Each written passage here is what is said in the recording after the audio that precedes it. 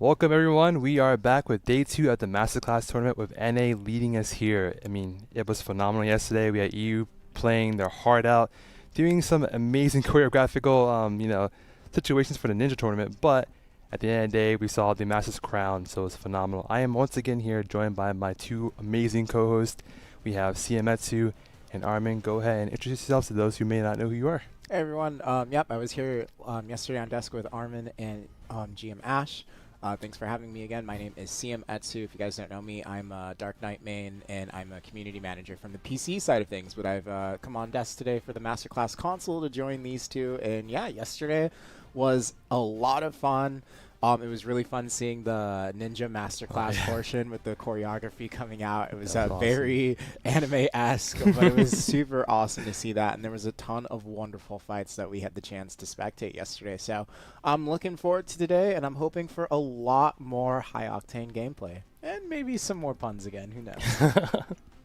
And we have Armin here on my left side. How's it going? My name is Armin. I stream, and I used to be a CM, and I do PvP. So. Yeah, I'm excited to be here, excited to do some casting, and lose my voice again for the second day in a row. So that'll be a good time. Yeah, Armin was phenomenal casting yesterday as well as that too. He was, I heard Armin just screaming his heart out with the way that they were just so, active with the combos and everything. It was super phenomenal seeing them play. But here we are again with the day 2 of the tournament here. But before we begin, I want to go over the stream format. Pretty much about how you're going to see the classes going. How you see the classes coming out today. We're going to have the first class be the Berserker class, and then we're going to go from Berserker, Sorceress, Deadeye, Dosa, Nova, Valkyrie, Lahn, Musa, Striker, and then we will have even more of the classes afterwards too, Archer and Wukong and so on. There's going to be a lot of classes here, so make sure if you are playing to be prepared. Make sure you're available. Get yourself ready for your tournament. I think it's about 30 minutes prior to your match. Just stay around in BA, practice your combos, learn your class a bit more, and then get ready for it. Yeah, because you don't want to go in there cold. People. No. Cold feet is like one of the worst things. Oh yeah, tourney, for sure. Definitely. And people were really nervous yesterday too. You can see even nerves in the matches. They were kind of worried about doing something, and the next thing you know, they got caught out with their habits, and then they ended up failing behind. But some of them, the initial nerves kicked in for a bit, and then they actually prevail at the end. So just take it easy, make sure you practice a bit more, and you'll do fine. With that said, I know some of you are looking forward to some of the rewards here, but let's go ahead and take a look. Our second place rewards, we had the 50,000 pearls. I mean, that's still a lot of pearls, a lot of outfits, a lot of cool costumes you can get here. And also 50,000 crowns as well too. Don't forget you get a nice new resident furniture as well, which is pretty cool. You can see the actual look of it on our notice as well. It looks pretty nice. It's like a little bit of a dimmer glow, but while first place has a bit of a more brighter glow. But we also have the amazing skin that everyone loves to see, the glorious Arsha Awakening skin, but it's only for 180 days. Don't worry, there's an option to get that by being first. Going on to the first place reward, you're going to see the 150k pearls, and then you can see 80k crowns as well too, with the winner exclusive title showing that you are the master of your class. Don't forget you get the newer or more so prestige look of the trophy as well for first place. The victor's diamond ring, get to flash it off like you're some NBA ring collector. And also the glorious Arsha Awakening skin as a permanent skin, so those of you can now continue to flex on your enemies as you kill them with your amazing, I'll say, exclusive skin that's only available through Arena of Arsha tournaments that we have here that are sponsored by PA. So we love to see all those stuff. Before we get into some other information, let's go look at the current rules for Master Class. As you can see, Arena of Arsha, it's a PvP tournament. It's going to be a 1v1 tournament here, best of 5. So we're going to have 3 rounds. 5 rounds pretty much total you can play, but best of the 3 rounds you will see will be the winner. So if you win 3 rounds straight, you're a clear win. If you win 2 rounds, 2-2, the final win will determine who goes on to be the champion here. But it'll be a single class tournament as well too, with the Arsha's Gear 3 spec of 375 AP, 435 DP. So that also means you must have your entire journals completed. That actually contributes to your AP as well and your DP. So make sure you are completely ready. I know I had a good friend of mine here who is a moderator and ambassador on our tournament, Nilatar, who completely forgot about his journals at the last minute, and I was wondering, man, we said in the notice, make sure you do your journals because it counts towards your overall AP and DP. But at the end of the day, he did make it before his match, which he was luckily able to have done or have completed. And with that said, I know you guys are wondering about probably some of the coupons as well too. We did initiate a coupon for the beginning match of EU yesterday, which is the kind of the Masterclass Star coupon. It's not for like, the initial coupon for each region there, but there will be a coupon for NA region towards the very end of the stream. Stick around, there's going to be some amazing rewards that come along with that as well too. If you saw yesterday, you may already know what the rewards are going to be, but it's a pretty decent amount of rewards. You love Crown Stones, I love buffs as well too, so that's exactly what I'm looking forward to. With that said, before we go to our next match here, let's take a look at the bracket and we can see who we're reversing here. We have an amazing 2 players here who made it to the finals. We have Berserk and this guy has the name Berserk. Yeah, that's not quite. Well, Berserk. it's almost Berserk. Yeah, Berserk. He was close. Well, close but no cigar, pretty much. Okay, Graves. But I heard that initially there was 2 Succession Berserkers, but one made a switch up towards the end here. I'm not entirely sure who did that. But there is. We do have an Awakening Zerg. Yeah, Awakening Zerg is really hard to. I mean, I'm not sure it's more of a challenging aspect to fight a Suck Zerg via Berserker. I mean, Awakening Berserker, but maybe. Well, in terms of the matchup, I'm actually not sure who like hard wins this matchup anymore. I don't think there's like a clear favorite. It's been a while since I've seen a Zerg 1v1 from opposing specs. Usually, every time we see Succession. Yeah, right? yeah. It's just become so common. I mean, it's the strength of the kit. It has so much mobility. It has the grabs. But that is the one thing that Awakening Zerg has is he has 3 grabs compared to 2. So he will have an extra grab in this matchup. We'll see if that makes a difference. Also, obviously, as well, they got a lot of recent changes with like their mobility. Range pressure in the matchup too. Yeah, range pressure is strong. You get a knockback from that. It is strong, but Succession has Weakling Hunt, which again gives them plus 20 damage reduction for 30 seconds. So Succession's pretty tanky. I don't know if the range pressure is going to be as oppressive as it typically would against another class. And Succession also has a ton of like free mobility too. Free mobility meaning it's not like strict on how they can move around. Like it's pretty fluid and they can just flow right into them. So I'm not really sure how this is gonna actually play out. I'm not sure either, but I am excited to see how the Awakening player performs. It's been a while since I've seen an Awakening player. In the original Best in Class, we primarily saw Awakening being played, and that was years ago. Yeah. 4 or 5, since then it's just been Zerg dominant. So maybe we see the return of Awakening. I don't know, who knows. The last time I seen like an Awakening Berserker in a tournament at least for console side was like I think the 2022 Arena of Arsha. That was like when Guido had initially won his Arsha's first tournament there, and he was rocking, I believe it was Awakening Berserker. But let's take a look at the gameplay here. Pretty cool. Match is gonna start. We got Berserk versus Murmurillo, something like that. Regardless, we're going to call him Mur. Round already starting. He's going to be going into his Predatory Hunt, going for the long stack. Looks like Berserk is going to be trading back over with an FD, trying to go for that slow where he can. FD is going to be one of the biggest slows that these guys can, not FD, Devil is going to be one of the biggest slows that all these guys can both land. Slows obviously have been nerfed over the years, but still will make a big difference in the neutral game. Obviously, getting that movement speed slow means that the Lava Piercers are going to be slower, the Giant Leaps are going to be slower. Also going into like a grab follow-up, although grabs are not affected by attack speed slows, the prior movement will be affected heavily. Berserk already playing the neutral game right here is going to be spacing away with that Giant Leap. Goes back in with a second leap right there, shooting mobility, trying to get a secondary CC. Uses his bomb stiffen, no connection unfortunately. Murrah is going to be dashing forward, went for the grab, did not manage to connect. Berserk backing away with that Magus, goes straight into the seismic, backs away with his Giant Leap, goes for the cannon shot from the long range, unfortunately not going to manage to connect. Lava Piercer, Berserk going forward, he's trying to go for the grab right there, did not decide to go for it, instead opts to go into the slow, but sorry, after spacing away with his Giant Leap again. Mur not going to be singing that Predatory Hunt, just getting multiple leaps off where he can. Now Berserk can go forward and try to go for a grab on those, but it is a little bit risky, especially if Mur comes down with his Rock Smash at the exact same time and not being put on the ground. Mur is going to be the first one to get a KD. Berserk's trying to go for the follow-up down, drops the Ancient Wave into the secondary damage, and he will manage to get the down smash on the flow of his Ancient Wave right there. Ancient Wave has a 2-parter. You can also go for an extra hit after it on a couple of skills, actually. And the down smash can be applied during those. Mur coming out of the down to about 40%. Needs to be careful of the grab. Berserk tried to chuck one out there. Did not manage to connect, though. But Murg went for the shake-off, and unfortunately it was unprotected. It's hit by the seismic on the Giant Leap by Berserk, and is going to get put on the floor. Awakening Zerk taking the lead. Wow. I mean, yeah, looks like Awakening was really impressive there. Yeah, no kidding. It's going to be interesting to see how this keeps playing out. You know, he was playing in melee range a lot for most of that match, which I was like pretty surprised. I thought I'd see like more range gameplay there. But no, the Awakening Zerk definitely coming out of the gate and doing a phenomenal job at just taking control over that match.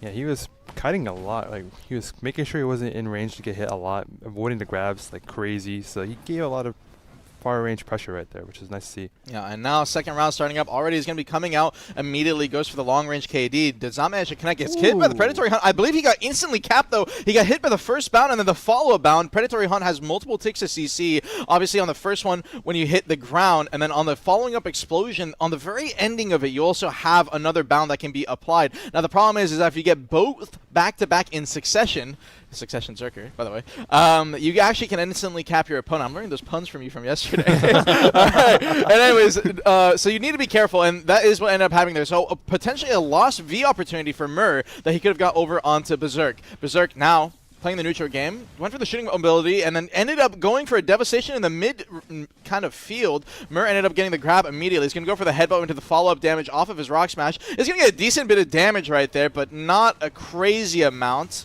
His FDs do a decent bit.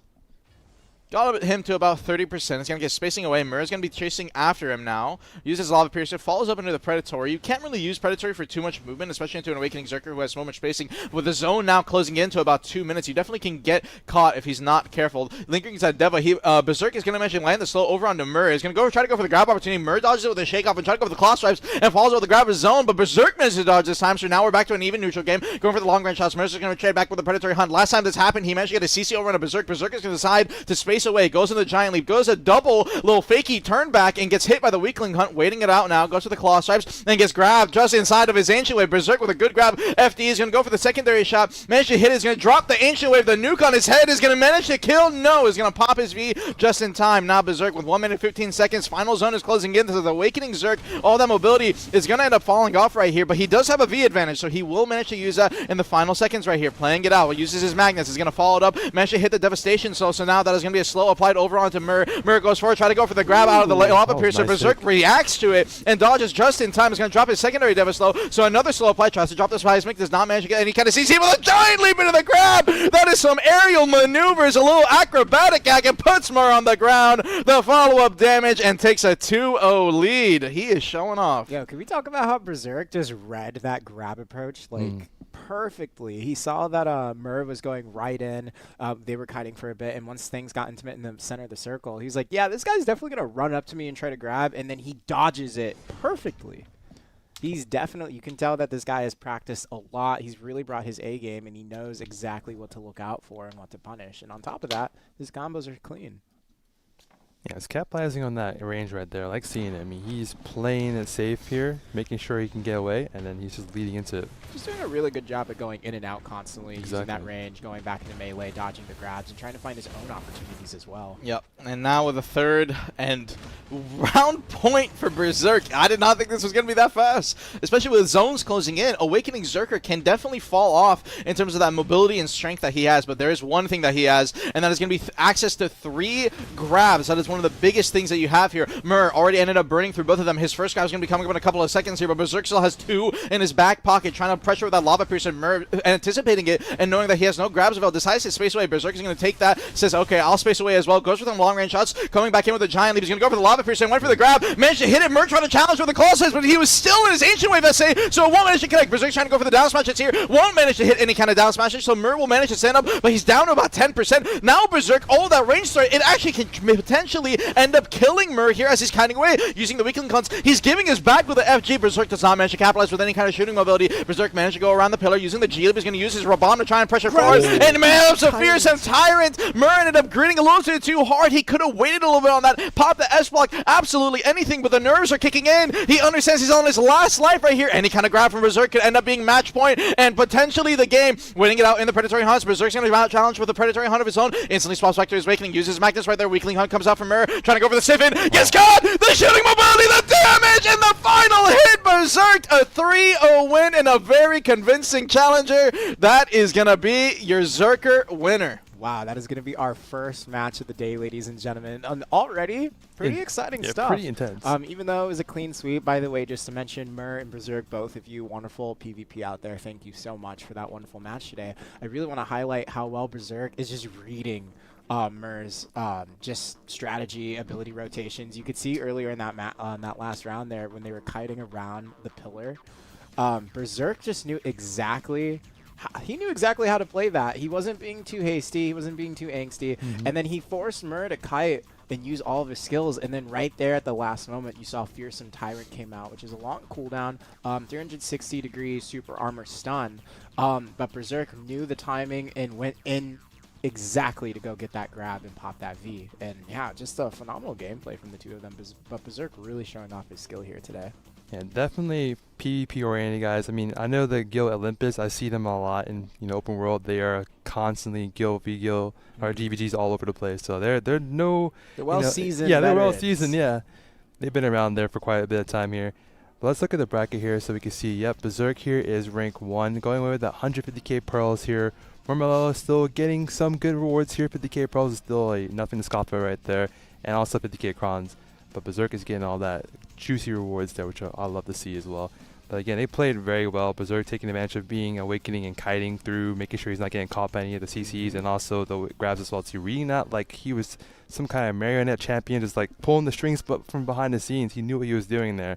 So definitely cool to see. Absolutely. But yeah, so I'm looking forward to seeing more of these matches here. I believe our next match here is going to be Biospam versus Jumps. Before we get into the bracket here, that sounded like Sork. Yeah, both for Sorks here.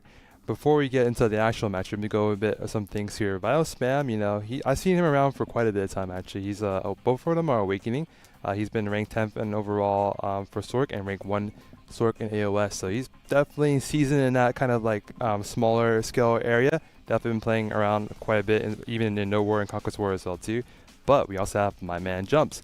He's our content creator as well, so I'm a bit biased here. I hope he does win, but Let's not jump to conclusions. Yeah, I hope he does. Well, he's also been. Don't forget, he's also been a 2025 Arena Archer champion as well too, and he's also been the 2022, I believe, as well too. He holds this guy's resume. Yeah, he's got the rings on there. He's been to AOA quite a bit of time. Gauntlet. Let's go. Yeah.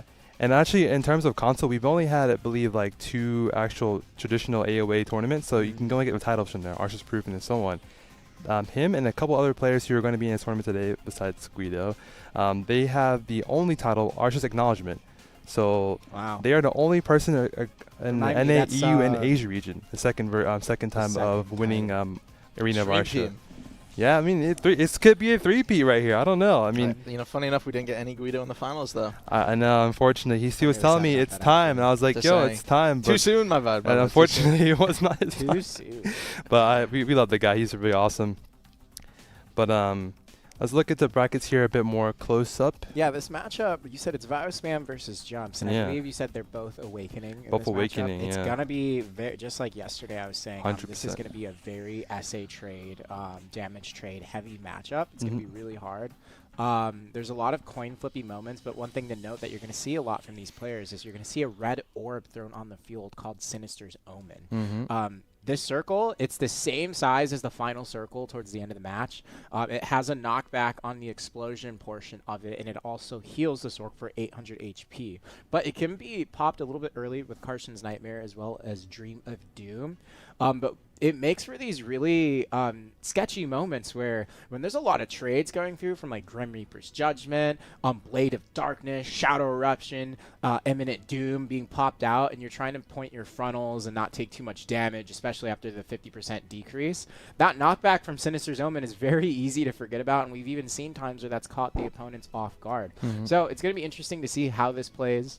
Maybe Biospam's running Viocore. I'm kidding. That's a joke, by the way. I was like, wait, what? But yeah, I'm interested to see how they're going to play out. It's really going to come down to who knows their trade, who has their trading patterns on point, and can really watch out for those very small moments to try and punish their opponent.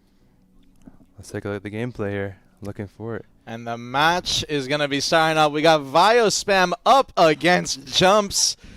This is going to be a good one. Obviously, streamers, you know, they end up being in tourneys all the time. On PC, we've seen Choice in multiple tournament finals. We've seen Divios. We've seen the likes of very known players. And in this scenario, we got Jumps. Now, if there is one thing I have to say, for some reason, there tends to be a curse on streamers where when it comes to winning tournaments and winning these finals, sometimes they choke. Sometimes they choke. For those... For those that have seen PC, I mean, we've seen, I've seen Choice, you know, the guild page open menu incident. Come on, man, he's not even here to defend himself. That's crazy. listen, but I gotta bring it up. So keep it in mind, you know, these streamers, when it comes to these tournaments, nerves can be a lot on the line because you're like, well, I might have a little bit more in play than this guy, because if I lose, a lot of people are going to be talking some smack about me. Oh. So we'll see. Regardless, 2-minute timer coming around here. I've stalled enough time that now the Sorks potentially have a chance of killing each other. You know, got to buy a little bit of time. Got to do a little bit of yapping just before the match starts off. And now the zone closing in. Obviously, Sork v Sork is going to be coming down to damage a lot of the time, but these guys can definitely still catch each other. But it's going to be kind of a lot of micromanaging, a lot of small things in play. Jump's going to be dropping his little death ball, his little ore ball, the bloody ball, is what you can call it sometimes, over in the side of the pillar. Now, you do want to kind of play these over in the middle, the Sinister Omens, just because it is kind of a little bit of multi-hit. It can definitely get a CC on the ending timing. It's like a 30-second duration, something like that, so you can catch your opponent off guard. It's almost like a self-peel tool just in terms of how it works. So placing in the middle is going to be super important coming into this matchup. Blades is going to be another thing that these guys have to watch out for. Nightmare is going to be coming out from Biospan. He's going to immediately go into the GRJ. No connection. Jump is going to be challenging with the GRJ of his own. He's going to use his Leap Singer, spaces away, goes into the tendrils. He's going to be getting a little bit of shards back there. Biospan is going to be using his Blades on that timing, but Jumps just decides to answer back with a little Nightmare of his own. He's going to wait it out. Biospan says, all right, well, if you're in Nightmare, I need to just stay in SA. So he goes over into the Crows. He's going to follow up with an iframe to another Crows just so he can't get caught. Although he did take a little bit of chip damage on that. It doesn't matter too much since 50% timers are now kicking in. Biospan is going to be using his Blades. Jumps counteracting to it. He's going to pop his Q block and backs up just a little bit so that the Blaze can't get behind his FG. Now popping his tendrils over in the corner. Biospan's going to push forward. Manages to get hit by it, so he's going to lose a little bit of shards. Biospan's going to take this opportunity where Jumps is in his Nightmare to pop his Sinister Omen over on the ground. Coming out, GRJ. Biospan could have gone for a punish if he popped his GRJ a little bit earlier. Jumps is going to challenge his Crows over with a little bit of damage. Chip is going to hit him in the back. Gets a little bit of back attack damage. Good damage going off. Biospan down about 40%. Needs to be careful. Oh my god! Jumps into the TBS, swirling one-shots. Jumps getting caught off guard. Doesn't even V. Unexpected damage. Jumps was just watching out for the Blade of Darkness right there. It kind of felt like Biospan put him in a checkmate situation with that Shadow Leap. Grim Reaper is just, yeah, no, that was, he was like at 25% HP, so I figured that maybe he thought he could have tanked that damage, but in that moment, obviously, it was just too much all at once. Yeah, I mean, nerves are high. You know, that's it. I mean, he's Arsha's guild master as well too, so people are going to be watching and say, hey, well, you know, what happened there? We choked. So being thrown out here right at the start of the match. Oh, finds a catch with Nightmare. Catch. That was very clean. Okay, if he goes for an, oh no, he air smashed him. He's standing up. Yeah, he's standing up. Ooh, but hey, I like it. He bioed. What's his name? What's his name? Bio spam. True. Now, correct me if I'm wrong, Etsu, as you are a Sork player. Now, I do know a lot about classes, but there's a couple of things that sometimes I forget. Violation is like one of the only DP down natural skills in all of Sork's kit, correct? One of the few. She does have, I believe, if I'm not mistaken, Absolute Darkness as well, but yeah. Yeah, that one's a little tough to get off, It's a little tough to get off. It's magic damage minus 20 for 10 seconds on Vio, but there's also a bleed being inflicted every 3 seconds for 9 seconds as well. I see, okay. Now, that's the thing. That's get an AP buff. I believe in terms of optimal combo, even in the EU tournament, we have not seen a fully optimal, like, 100% AP. Ooh. Actually hits a Blades. He's low enough here that the GRJ into the damage follow-up will manage to potentially kill unless he down smashes him too early. Oh no, you do want to down smash in the Sork combo, which but not that early. You can't control, but you can opt into skills that could potentially not use it. Oh, he got caught again. Wait, Jumps ended up being actually in this situation. Okay, so no V available. This match is actually going a little bit faster than I expected. Biospam getting a V early. The last round he ends, you get the kill. Jumps, despite all the accolades and all the people rooting for him. Like I said, streamers, man, you can choke sometimes. The nerves can get to you, and I think in this situation, Jumps might be falling under the nerves a little bit. Vio has been catching him off guard so often with those Blades, and Blades on Sork, if you guys are not aware, is unprotected on the cast, but it can catch you off guard for sure. It can penetrate your frontal guard depending on how the spacing is with the Blades. He's been throwing them on top of Jumps every single time, and we haven't really seen Jumps using Blades almost at all. I haven't seen CC being popped out, but the tendrils! Oh my god, the instant Nightmare block jump! Great timing, the follow-up damage, and it's gonna be enough! Great setup by Vioswam. He just immediately reacted to the tendrils. Jumps just getting caught off guard. It almost feels like Vioswam is intentionally spacing himself in a way where Jumps is forced to, well, not forced, but comfortable using tendrils in that location. But, you know, one thing I'm kind of not surprised but impressed by, Vio is getting the maximum range out of Nightmare, like, pretty consistently right there. He's done it twice now. I'm pretty surprised to see some Nightmare catches in this matchup, if I'm being completely honest. Well, you know, the thing is that it is, in my opinion, I think that Nightmare is currently Awakening's like strongest skill. It's very strong. I mean, SA going into it. It is SA going into it. It's almost instant. And in terms of distance, if we're talking about, like, let's say block jump on Ninja and Kuno, it's double the distance of block jump. Many people are familiar with block jump, but not many people are familiar with Nightmare as much. So, I mean, you can definitely get caught off guard, and you can definitely use it as a long-range CC tool whenever you see a frontal guard. So Jumps, though, being a Cirque player himself, he really should be aware of Nightmare going into this matchup and how you need to burn it before you end up using any skills like Tendrils in this situation. Now, one thing is that so far, Jumps has been playing very passive in this matchup. It almost feels like Viosman has been taking the more aggressive approach, playing his timings a lot better, and I think Jumps is hopefully potentially trying to turn that around in this situation, although, again, he's using Tendrils in some scary situations. I'm a little bit afraid now whenever he's using it, especially since currently Viosman still has his Nightmare available, sitting in front of that Sinister Omen right there. Viosman is going to be going into a Tendril zone. Jump still had Nightmare available, so he could have gone for the punish, but decided not to, popping out the blades right there, pushes forward, goes into that swirling. He's going to be holding his GRJ. Viosman is going to be challenging with a GRJ of his own, now holding the Tendrils right here. Viosman only needs one CC to pull for Savi, but another CC right after, and he will be winning this with a 3-0. Can Jumps turn it around? Holding off GRJ. We're pushing down now to the minute-and-a-half mark, and final zone will be eventually closing in here. Both players with still a V available means that we will likely be going to the final minute and that final circle. Trading out with the swirling right here. Jumps going to be going to the GRJ. Valsman is going to be using his Rabomb to space away and get over to that midfield. Dashes forward with the leap string. He's just going to be, actually with his iframe, he's going to be sitting in his crows the whole time. So maybe potentially trying to bait Jumps into going for an unprotected CC like a TBS or anything like that. Popping the blades. Valsman is going to be training it back forward. Goes forward with his SA. Using his Rabomb, just trying to go in a little bit closer. And using that pre-awakening Frontal Guard CC. No connection. And correct me if I'm wrong, what's the name of that Frontal Guard CC in pre-awakening? Shadow Eruption. Shadow Eruption. If you guys are not aware, it used to be SA, now is FG after a couple of balance adjustments. So you definitely can use it as a potential punish. Dashing forward, went for the TBS, got a little bit of damage over on a jump side, following it up into the swirling.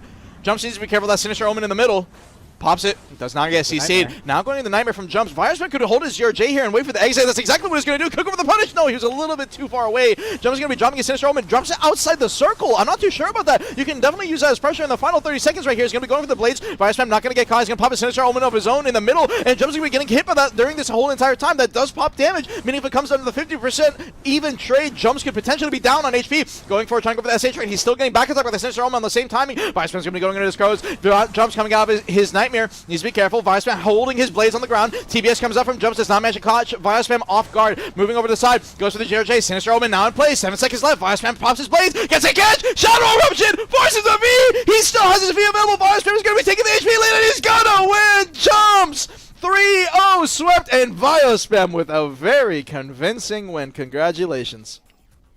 Wow. Yeah, no, Viosman is doing a really good job taking control of that entire match, utilizing every tool in his kit. Like we said earlier, he found some wonderful opportunities with Nightmare through several rounds of that match, but it just felt like I kind of feel like Jumps was kind of on the back foot there for a majority of that match. It really felt like Vio had control. Taking smart trades, trying to force Jumps to do something whenever he would go in with like Shadow. Vio would go in with Shadow TBS cancel, forcing Jumps just to move out of the way, use a few more abilities. One thing I did notice is I believe it looked like that Jumps was using Shadow Wave, like the third Rabomb, instead of Shadow Hellfire.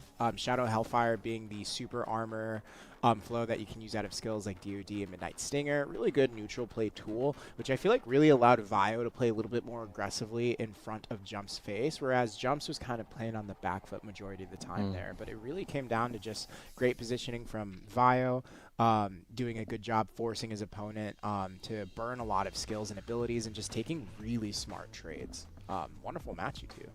Yeah, let's look at the bracket here. Yeah, let's check out the bracket. But yeah, like I said, like Biospam is a rank 1 Sorc. I've seen him before in like open world before. He's a scary guy. That you don't want to. No, it looks like it. I'm always on Warrior too, so I see him like, oh, I gotta get out of here. He's gonna kill me pretty soon. But yeah, he's definitely a good player for sure, and so is Jumps as well too. But Biospam does take the lead here as the winner overall for I best don't think class I of saw Sorc. enough violation spam. I mean, There's not don't worry, enough he'll work like on that. He'll work on that for you later on. Yeah, I did notice he was using not that it was like a deciding factor of the match at all, but one thing I liked seeing was I don't see a lot of Sorcs hold on to Karshans. Karshans being like that crow skill that rains a bunch of crows down. Usually a lot of it was Sorcs an interesting choice. Yeah, I would see him iframe, like not just Night Crow, which is the iframe for Sorc to the side to reposition and keep using it, which is really good by the way, because I'm noticing in a lot of these Sorc 1v1s that when they're sitting in Karshans, they're actually just taking free back attack damage or damage from Blade of Darkness, or not really getting much out of that trade, versus where we would see Biospam reposition even with Nightmare and hold on to the Karshans Nightmare and keep using it, getting rid of like that vulnerability to trade damage. Just something I thought was like really cool to see. I mean, yeah, they're both excellent players here. Biospam, you know, definitely a long-time Sorc player. I've seen this guy for years playing Sorc, so you know he's a veteran on his own right there. So he knows what he's doing, knows the bounds of his class completely in and out. So good to see him, you know, had that history back up and actually win this tournament as a master overall. So phenomenal job, both of you guys. But let's take a look at our next bracket What's our here. next match? We have Deadeye. Deadeye. Deadeye. This is your favorite class, right, Atsu? It's a cool class. Surprisingly, I'm surprised I don't play it more, just because you know I like playing Awakening DK, a kiting class, going in and out. Versus like Deadeye is kind of a little bit similar, but It's more a little of similar actually. A little similar. It's like the modern kind of DK-ish, minus all the iframes. Yeah, true. I need the iframe, so I can't go to Deadeye. But yeah, I feel like this matchup, it's definitely going to be a lot of trading. A lot of trading damage with running gun, a lot of like going in like with Deadeye's entrance. Mayhem, if you guys remember, it was WF on Deadeye. It used to have a stun, which was a really strong CC skill to use behind people's frontals, but now it's placed on Bulletstorm. So a lot of this matchup, I really feel like it's just going to come down to a lot of super armor trading. Can you take those smart trades? If you force your opponent into a forward guard situation where they have to be reliant on their forward guard, can you try and abuse that by using skills like Max of Pain? That's going to be their side R&B skill where like they kind of jump to the side. It's an iframe and it hits a stun as well. But yeah, it's going to be interesting to see how this pans out. I know at the start of the match, a lot of them like to opt into using a lot of rocket skills just for that range trade. And then it just turns into pure melee chaos, jumping around. Yeah, it's going to be interesting to see how this plays out. All right, well, let's take a look at the gameplay here coming up. And the match starting up, Sun God versus Ventrillix. I love when they jump in the air and just shoot down the rockets. It looks so sick. Yeah, you know, the thing is about Deadeye, it is just pretty much a heavy trade class. Every time we've seen the master class for both these, for this class at least, both the EU one yesterday and the PC one we had a couple months ago, it has pretty much just come down to most players dying really fast early, but not a lot of CCs. And speaking of CCs, Ventrillix already going to get the V out from Sun God. Surprisingly. I'm not too sure what he was opting into there. Most likely Sun God forcing a couple of FGs. You do need a FG a lot, actually, in this matchup, just to try and win out trades. Obviously, run and gun is going to be spammed a decent bit, since you can go for back attacks during that skill. Oh, wow. He lingered. He ended up going for the... He ended up going rocket, and yeah, Ventrillix is just going to take that win. Good stun. Although, keep in mind, now, compared to PC Masterclass, Deadeye has received a lot of changes, a lot of different kind of adjustments in terms of stamina, but the main thing is her main CC skill. It used to be running gun. It used to be running gun. Kind of toxic. And then it got changed to, was it Bulletstorm, or is Bulletstorm the current one? Bulletstorm doesn't have the knockback. It has the stun from Mayhem now. Yes. So a lot of different adjustments to the main CC, and it has made an effect for large scale specifically, where this class is the most popular. It's actually one of the most popular GV, especially Guild v Guild League classes currently. I mean, yeah, you get to be a range class with a ton of mobility. Yes. Really strong. And in terms of AoE damage, I mean, you're just pretty much hitting everybody in the middle of the ball, especially doing something like Guild League where it's uncapped gear. Does console actually have Guild League? We don't yet, but we are definitely going to be having that sometime in the future here. I can't spoil the exact date, but... That'll be a good one. But yeah, I've been having a decent bit of fun with that, and we have streamers like Norelio, who on PC has just been doing so much damage every single match playing this class. Although I will say it is pretty susceptible to getting ran down by things like Succession Berserker and those kinds of classes. So yeah, will be interesting to see. 2 minutes 15 seconds. Still trading. You know, something I noticed about this matchup is it feels like whoever that skill Trailblaze, where they jump into the air, and then I think the next skill is called Bombs Bursting in Air, where they shoot down the rocket. I always feel like the first person to use it usually loses out on the trade, because then the second person ends up using their combo chain with that, and they're actually able to hit the opposing Deadeye once they land on the ground. So it kind of feels like whoever uses it first is in a bad position. Yeah, and speaking of bad positions, Sun God down to about 30%, already ended up losing the first round. He has not popped his E-buff yet here, however. Ventrillix had already burned through his E-buff, and ticking right now, you can see the damage. Oh my god, he got back attacked way too hard. Yeah, he got back attacked way too hard on his kite out right there. Ventrillix just getting a couple of shots off. Like I said, this really does come down to just super armor trades and just just knowing how to take proper trades at the right time. And it's really tough. One thing I will say is we don't really talk about add-ons too much, but add-ons are actually super important when it comes to PvP, especially in 1v1 tournaments where every kind of neutral game buff can make a huge difference, specifically on classes like Deadeye in the mirror matchup where you're trading so much DPS constantly. Now, with human damage add-ons no longer being a thing, one of the biggest things that you can have is % damage increase add-ons like critical damage or back attack damage, and that is one big thing for the Deadeye matchup.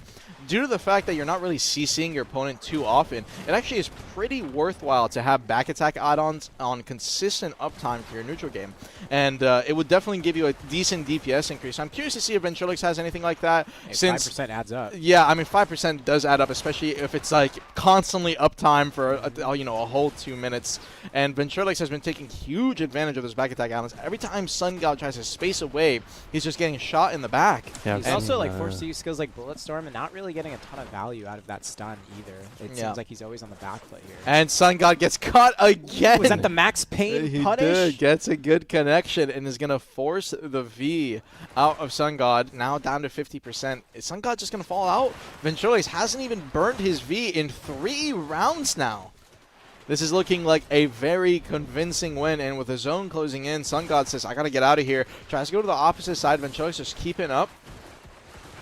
Going for some damage. It's a decent bit of chunk over on Ventrillix. It did look nice, yeah. Yeah. I mean, Deadeye kind of appeals to the Counter-Strike player fantasy, if I have to say so myself. Yeah, I can see that. Maybe a little bit of Red Dead Redemption in there. I'm not too sure, but either way, it gets a good decent bit of chip on Sun God, and it looks like this is going to be the final shot, some may say, to win out the 3. Wow, this guy's improving his puns. You guys weren't here yesterday for the 5 hours. Yeah. My end. Gotta have fun. That was amazing. You gotta right there. You gotta have puns. Yeah, puns are fun.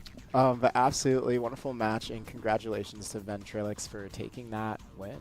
Yeah, no, you could tell there that he just really has that matchup on lock. It feels like he's really practiced that. And it forced Sun God to be on the back foot throughout the entire match. Like you said, Armin, not a single V was popped, unfortunately, from Ventrillix's side. But that just goes to show you how tough that kind of matchup can be. You know, when you're playing classes that can afford to sit in their protections, or if you're playing like an iframe heavy class, maybe like Sorc, where you can kind of just sit there and think about what's going on. You don't really have those opportunities when you're playing something like Deadeye, when everything's just high octane the whole time. Pedal to the metal, if you will, throughout the entire match, which really makes the situation feel that more suffocating, especially when you start running out of super armor, or when your stamina gets depleted over like a minute or two, and then you're forced to use frontal guards, and then that's where we saw those moments where Ventrillix was able to find punishes like with Max of Pain, that little barrel with a stun attached to it. But yeah, phenomenal gameplay from the two of you. That was a wonderful match to watch.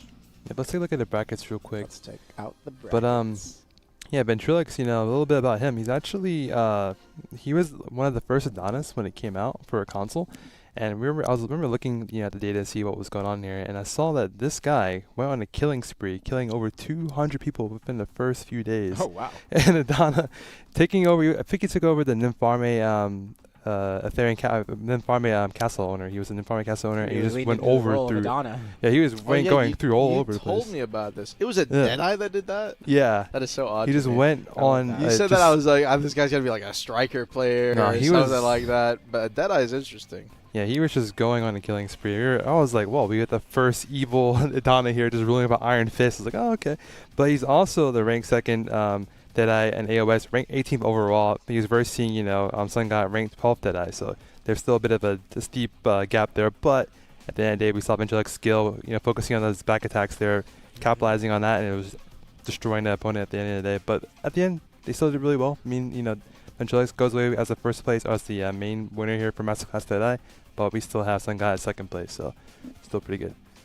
But yeah, definitely, like I said, I love seeing these matches here. Like, NA crowd is showing up here once again, providing this amazing kind of content for us to watch here and see as spectators and also casters too. We have audience here on Twitch and YouTube who are watching along with us. But wow, these gameplays here are really awesome to see, honestly. I think my favorite moment there was just kind of like seeing that last end where he kind of got them in midair. I was like, well, normally it's hard to really Well, aim what did I midair. sell? That's Trailblaze. If Yeah. you're already using Trailblaze first, it kind of feels like you're the one on the back foot and in a bad situation. And it takes Yeah. a bit to get into the air, which you saw. Ventriloquist ended up getting him with the Gunslinger's entrance, that little like slide forward into like the 3 shots.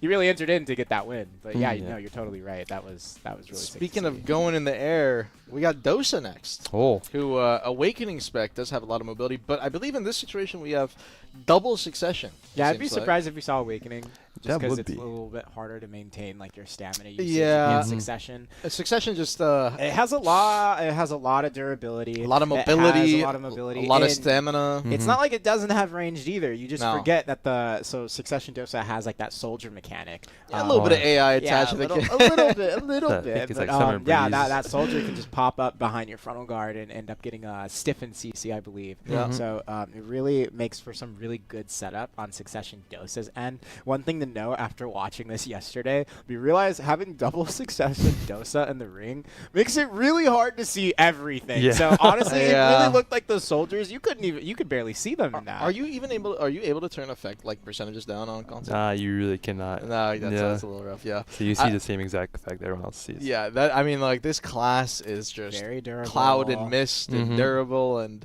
He's on cloud Um, 9, literally. He literally on Cloud 9. Literally. But yeah, I mean, Succession Dosa, if you guys are not familiar with it, does have kind of a mechanic similar to Succession Nova, where a couple of the Oh. soldiers can spawn behind, and Mhm. you can definitely get hit in your frontal guard. So it does give them a pretty big advantage into something like Awakening Dosa, where they do have to at some point space away, go for some range damage. And although Succession or Awakening Dosa can still go into kind of pre-awakening skills and use similar kits, you're using an Absolute versus a Prime. Exactly. You can obviously see like there's a damage difference, so it makes sense that we have a double Succession finals here, and this class is actually pretty fun to watch visually. I Oh will yeah, say it for looks sure. really nice. It Yeah. has a lot of HP sustain. One thing to note about its E buff, it gives all accuracy plus 80, all damage reduction plus Whoa, 20, that's down a lot. attack, air attack, back attack, crit hit damage plus 15%. That is a juiced E buff, Yeah. truly. A really a big difference maker in the matchup for whoever pops it first. Yep. Well, so we have Aori. His name is gonna be difficult to pronounce. Sorry. Versus Yagami clan. Rank 7 Dosa versus Love rank that. 6 Dosa. I mean, this is going to be pretty. You said rank 6 versus. rank 6 versus rank 7 Dosa. So they're Wow, pretty wow, much wow. side by side each other right now, seeing who can kind of ego this out. Let's take a look at the match here. Match in Definitely game. feel like these matches, from what I recall, are going to go down to HP a lot. They're definitely a lot going of to. Super armor And this trade. is another one of those matches where I can take a little bit of a back seat. Oh, let yeah. The voice get some rest, take my time.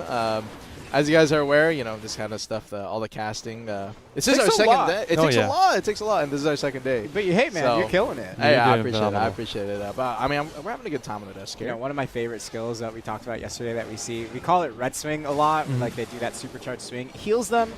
It's actually called Audible Blitz, Yep. by the way. That's but Summer yeah, Breeze too, right there. Yeah, there it is. Autumnal Blitz or Autumn Blitz? I'm pretty. Autumnal, yeah. Autumnal is A. Autumnal is an interesting So one. weird. Actually, I literally have it up right now. It's Audible. Audible. Yeah. Interesting. Audible Interesting. Blitz. The AoE is Alright, good. Summer Hit it with Blitz. another skill name. Let's see. What about the little 360 soldier spawn AoE KD? What Hey about man, that? what just happened on screen? That guy CC. That guy CC. Casting. Alright, he's gonna get the connection over onto Yagami. He's gonna end up forcing his V. Listen, I'm out here trying to get some knowledge from my little analyst on the side here, man. You gotta help me out sometimes. Hey, we know I'm- something. Hey, listen. I might know a lot of classes, but a lot of the newer classes, it is hard to keep up with this many specs coming into the game. It's about like 60, well, like 50, 52. Yeah, we're about at 52 specs if we're counting everything plus Shai. I don't tend to count Shai, so I say 50 or so around there. You don't have to count Shai. Hey, listen, no offense to the Shy players, man. It's just like in PvP, the only thing I was go to them having- for, hey, I just go over them for the really buffs. hyped watching them yesterday. All I gotta okay? know is bongos for PvP and Misty Haze. All right, I'm like, all right, well, I about don't 1, really 2, know 3? much else. I don't even know what skill that is. Over here. All right. Anyways, they do have like the little boomerang stun chuck that they can throw at Okay, you. we'll get there Oh, later. Good stun. Let's bring it back. He's to gonna force the Dosa. KD out. Nice, good connection by Yagami over onto. Is it like, was he trying to go for Airy, but the AI wasn't available, and so he went with Alri maybe? Could be. I mean, that's a possibility. That is a possibility. Anyways, Novi's available. We are coming down to the final minute right here, so it's gonna use his. I believe that is a Magnus actually used by Yagami right there. A little kind of cloud spit is not the right word, but he blows some soldiers out of his mouth. Yeah, that is the.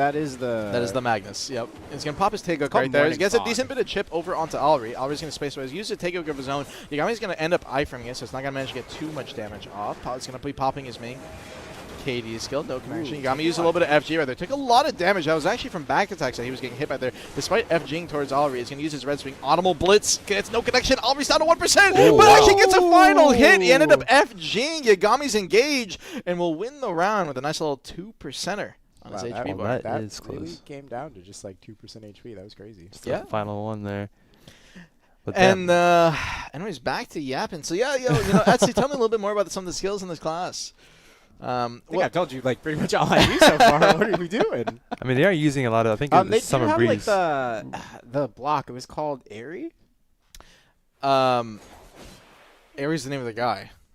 Or would you? I don't know what you. I'm You're talking about the thinking of, counter. You're talking about the the counter, counter, right? Yeah, the Airy Piercer. Yeah, this class does have like a unique counter mechanic where like. This is the one like with the range knockback, right? Yeah, Where if you take the third Rabam, Yeah. that gives you the range knockback. It's whenever you take, I believe it's called Loop Airy Piercer, and whenever it's off cooldown and you land the deflect, it can be a range knockback. And correct me if I'm wrong. Chat. You can also ask questions from chat. I got this pulled up on the side over here. I was gonna get a connection on Yagami. He actually V's instantly. I believe he would have stood up there.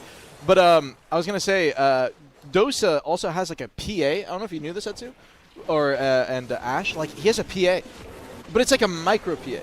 So when he counters, he gets like a little percent damage reduction that like kind of boosts him up and gets him a little bit tankier. That is actually a big reason for why he does get kind of tanky, is he can just also spam that off cooldown pretty often. We got Smash in the chat, one of the PC Dosa players. Yeah, Q blocking the heal as well. So pretty interesting mechanic on Select Dosa. It does mean that is a big reason for why chip damage is pretty hard to get You onto can't them. just recklessly spam it though back to back. Like No, you kinda can, no. I remember on release you could just keep spamming block, but if you do that, you might end up just getting CC'd. Oh, speaking of wait. CC'd by the soldier. Hey, listen, I told you AI class to some That's extent. so toxic. A little bit of AI in there. All right, it's not as bad as Seknova, but we got like Speaking as if it's Hoopla we got from like Tamer. GPT 2.0. Seknova got that GPT 5. A little bit of an older version for Sekdesa. But GPT-1. But 1 minute 20 seconds. We're coming down to the final circle right here. Both these players doing their best to kind of just do a little bit of chip damage, get some connections where they can. We have seen some CCs, which is pretty rare, and typically the only reason that these players will catch each other pretty early on is due to greeting a frontal guard and then getting punished while trying to damage chip with that FG. And I don't actually think it's worth it really to FG in this matchup at all. You have enough mobility to space away for that first 2 minutes, and you have enough SA to permanently rotate. So even if you take a lot of chip damage, you're not going to take enough to be at death or at a like levels of potentially dying in the neutral game. So you should just be running away until the final minute. And then in the final minute, that's where FGing, even the final 30 seconds, is going to actually become important. No You're gonna have Eidos to pop watch from either out. side right here. He's going to be going for the red swing right there. Agami trying to go for the audible what was it? Audible Blitz. Blitz, and sorry. It's not gonna manage any kind of connection. Yagami's gonna be spacing away. 20 seconds left right here. He's gonna go for the counter. He's not managed to connect. He's way too far away. Both players trading the exact same skills. Audible Blitz coming out from Ellery, pops it. He's straight into the take. Yagami did end up getting back attacked right there, and needs to be careful, going for the FG. Eric gets a huge amount of damage. He's trying to go forward with the SA chunk, but Yagami counters, and he got CC'd by the soldier after he died. Funny enough. Yagami tying it up 1-1. Yeah, I mean, one thing is like this class is really hard to see. You were mentioning earlier. I'm looking between this class. There's like so much mist and smoke everywhere. I'm like, which ones AI summons are which? Hard to tell at the moment. I'm looking through each one of them, but I know using a lot of Summer Blitz. And it looks like Cloud Pincer or what's it called? I think it's Cloud Piercer. Oh, Cloud Piercer. Yeah, for that knockdown stun, I believe, or is it knockback? Yeah, there's a lot of super armor trading, but like you said, like when we get towards the end where people are starting to use more funnel guards, you still have to watch out for that one ability where they hold down. I believe the skill is Blinding Slash, where they're holding down an F, where they can they kind of stab forward, but then teleport behind you, and it actually does a decent amount of damage if you allow it to hit. And Ash, actually, as a console noob, I had a couple questions. Go for it. So, are you able to rebind an input? So like, you know how on PC, like if I have my F key for like a skill that's Shift F, I can rebind it to like Shift R.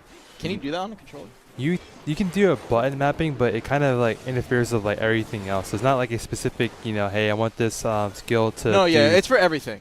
Okay, yeah, we have It's that as well too. There's a control set, I believe, that's available for console. You can do that, but okay, interesting. Okay, so you can to some extent. Oh, it's just like good not knockback. That is a full damage really combo off of a optimal, knockback. So good connection. Anyways, keep going. It's not really optimal though, because it just kind of interferes with everything. It makes it really weird.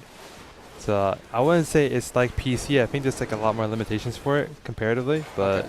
Interesting. Yeah. Yeah. That was something I was curious about because no offense to my console players, but as a PC, I know a lot of the inputs for Dosa and stuff. It's just when Etsu's like, yeah, you can hold down that F. I'm like, well, I wonder if these guys know. Like, oh yeah, my bad, you guys. I did say Flow Rising Slash though too. Hey, listen, you can't blame us. Honestly, I don't blame you. I mean, like, you can't blame us. I'm a controller like that. I think most of the console players, I think you guys can forgive us. Oh no, the soldier peels him.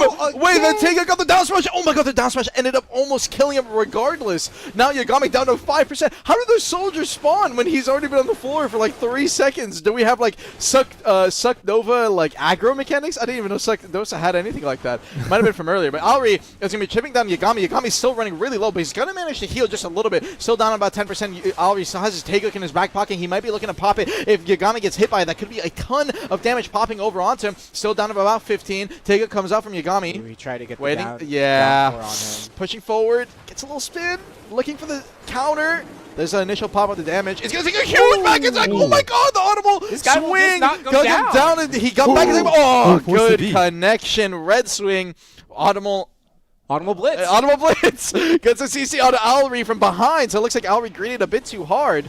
And now we're down to a Novi situation, although Yagami is still on the back foot, losing HP right here. Alri trying to go for the chunk. Audible Blitz gets a connection. Yagami chunked out too hard. Yeah. That is a huge skill from the neutral game trades. I won't lie. That is like both situations. These guys are getting CCs with it. They're getting damage off with it. They're winning rounds with that skill. So, yeah, can we talk about how Yagami almost just like 1% HP brought that back?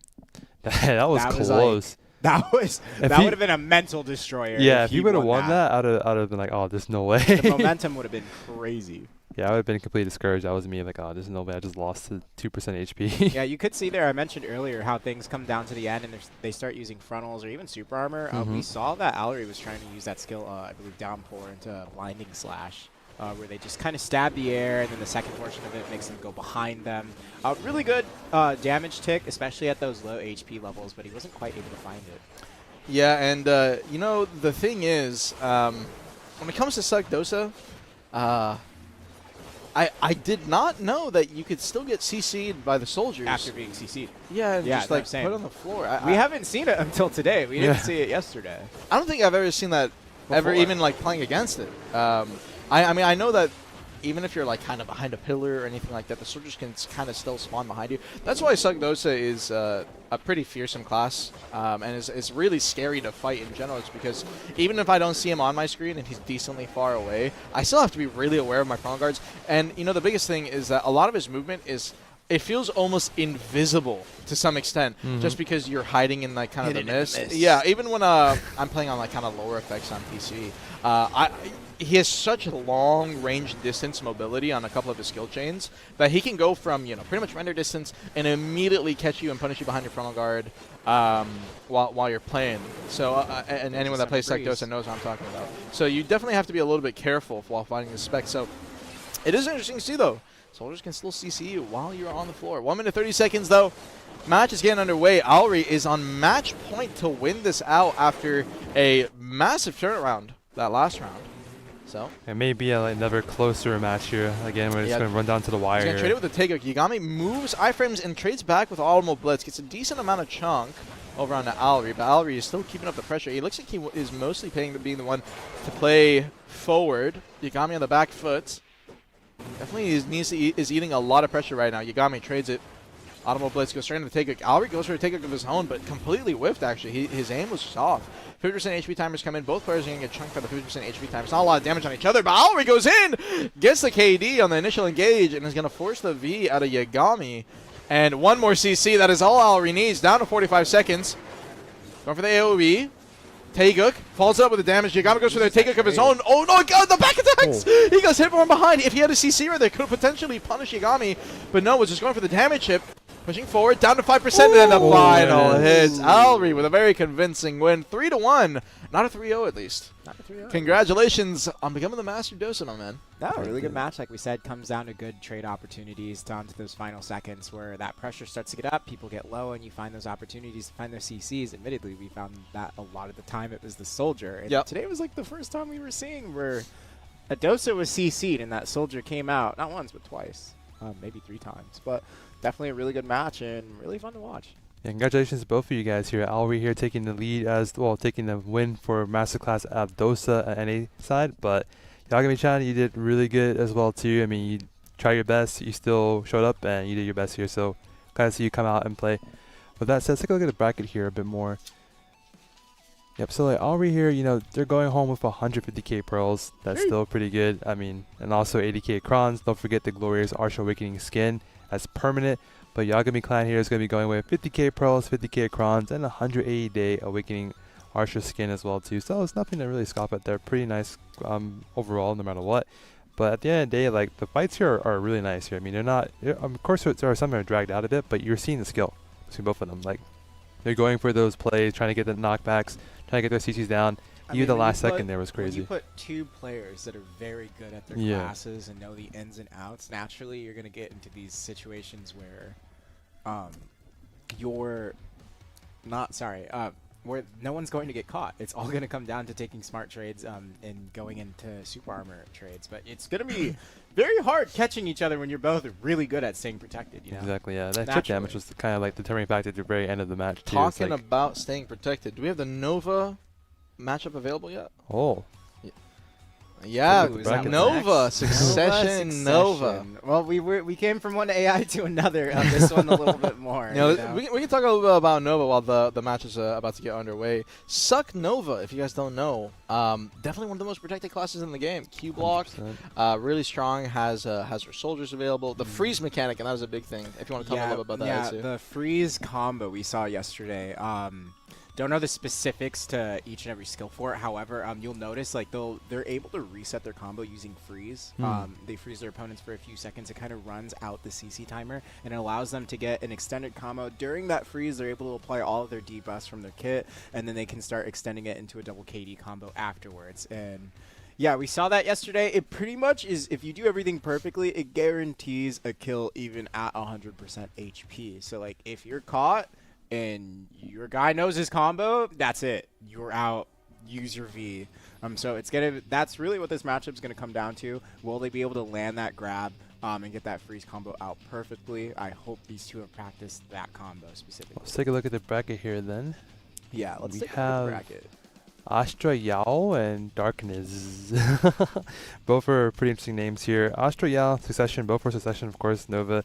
We did actually in prelims have a Awakening Nova, and he did win, but they ended up losing outright during, I think, the semifinals period, unfortunately, there.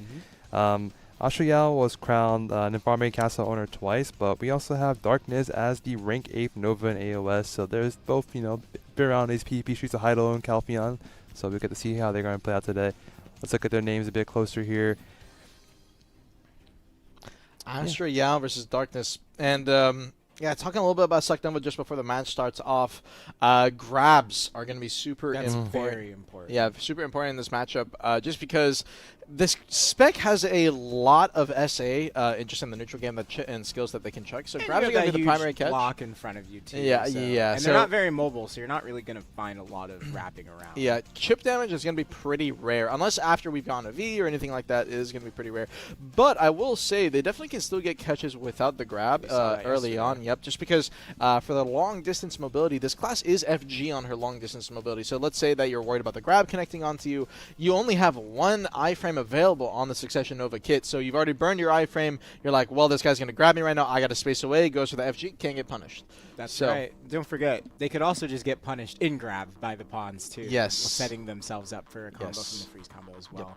And they have to look out for the 30% HP mechanic. Like once the Nova goes down to 30%, their little gargoyle or like bat summon looking creature will go on a frenzy mode. Or even if you heal above 30% HP after that, it's still going crazy and drops like a ton of ice on the ground and CC opportunities for you. So just something to keep in mind going into Let's get into the matchup here and I see believe what the happens. gameplay is ready, ladies and gentlemen, so let's check it out. Let's get it underway. Darkness versus Astra Yao. Darkness Hello, just Darkness, a little stroll outside the gate. Oh, yeah, I'm here.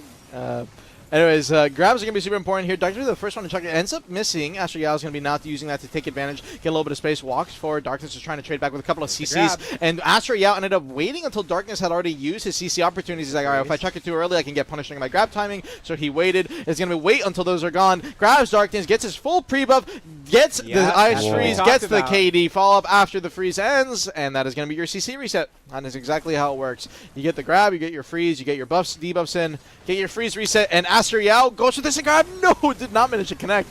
Darkness barely managed to avoid it just in time right there. So many pawns on the field. And both players now with no grab available, they're just content with chucking as many damage skills into each other as possible. Darkness is going to take this opportunity to reset, get a little bit of spacing, has his grab up in the next 2 seconds right here. 1, 2, looking for the grab opportunity. He's going to dash for it. Astra is going to actually use his aggression, is going to use his grab first. Darkness was content with spacing back with it, and is going to instead be the second one to throw his grab right here. Astra is already getting his grab cooldown back up. I'm curious why Darkness is playing so patient with it, but I mean, if it works, it works. He just needs to connect with his grab is the big thing, although he has no V available.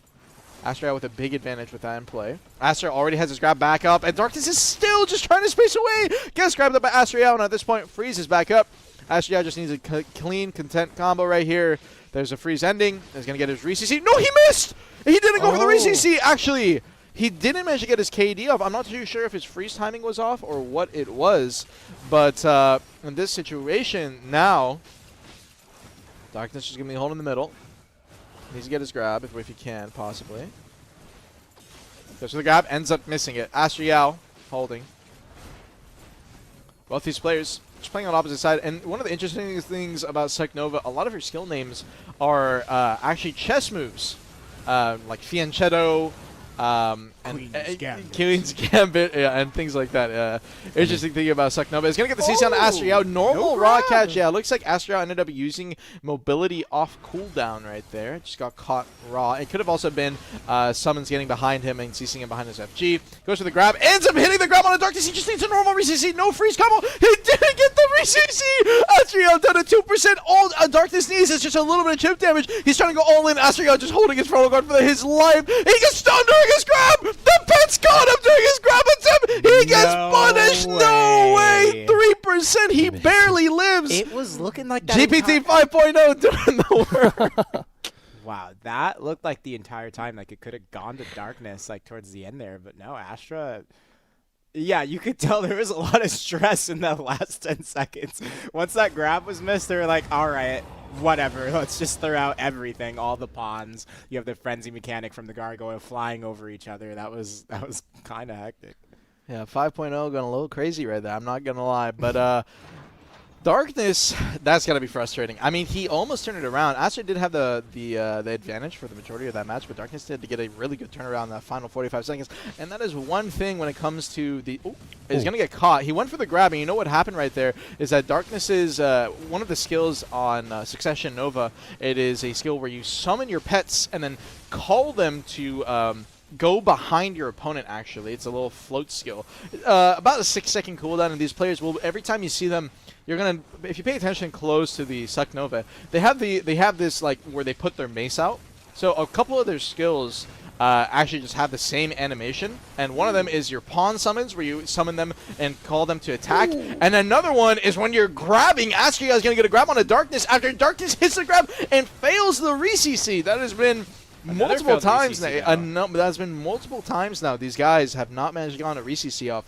Now, there's a couple of reasons for that. One, Succession Nova doesn't actually have a lot of raw neutral CC skills, but another reason might be that they're mistiming their freeze reset. If you want to get your freeze off, it actually does have kind of strict timing. Darkness, after getting the grab, decides to not go for the freeze combo, and I don't know if that's because he doesn't know the combo setup, or he might have his freeze already on cooldown. Got CC'd by the frenzy. Yeah, the freeze cooldowns are pretty long, actually. Usually like between 45 seconds to a minute on a couple, but she does have a few available, multiple available that she can use. Although one of them is the optimal one to go for the reset combo. The other ones, I think there's still potential to go for the reset combo. So we're going to see. Is Astria going to go for it here? He is, and Darkness decides to V early, decides not to wait. If you're in the freeze, and then you V, by the way, you actually can still be stuck in place, similar to a Berserker grabbing you and being. So it decides probably to V just before the freeze hit, so you can get a little bit of spacing. And that is going to be kind of unfortunate for Darkness, with Novi available. Final minute coming up, and we're in this last circle. Any grab Astro Yao hits, unless Darkness gets peeled by his soldiers, GPT 5.0 could come in clutch. It should just end up being a kill, and that's exactly what's going to happen. HP is low enough. He doesn't need the freeze reset. Doesn't have to go for anything unprotected. Just gets the protected re-CC, and the full combo is enough damage. Unfortunate for Darkness, but I really don't... I know he's down too, but the way he's playing, I feel like if he's just able to tighten up a few of his decision-making, like on how he approaches his fight, I feel like he has a pretty good chance. We saw him got some catches before, but unfortunately some dropped combos. Like you said, Armin, maybe he just didn't have the free skill available, but he should have access to more than one. But yeah, things are looking very strong for Astra. Yeah, and with our third and potentially final round coming up here, Astrial, I'm curious to see.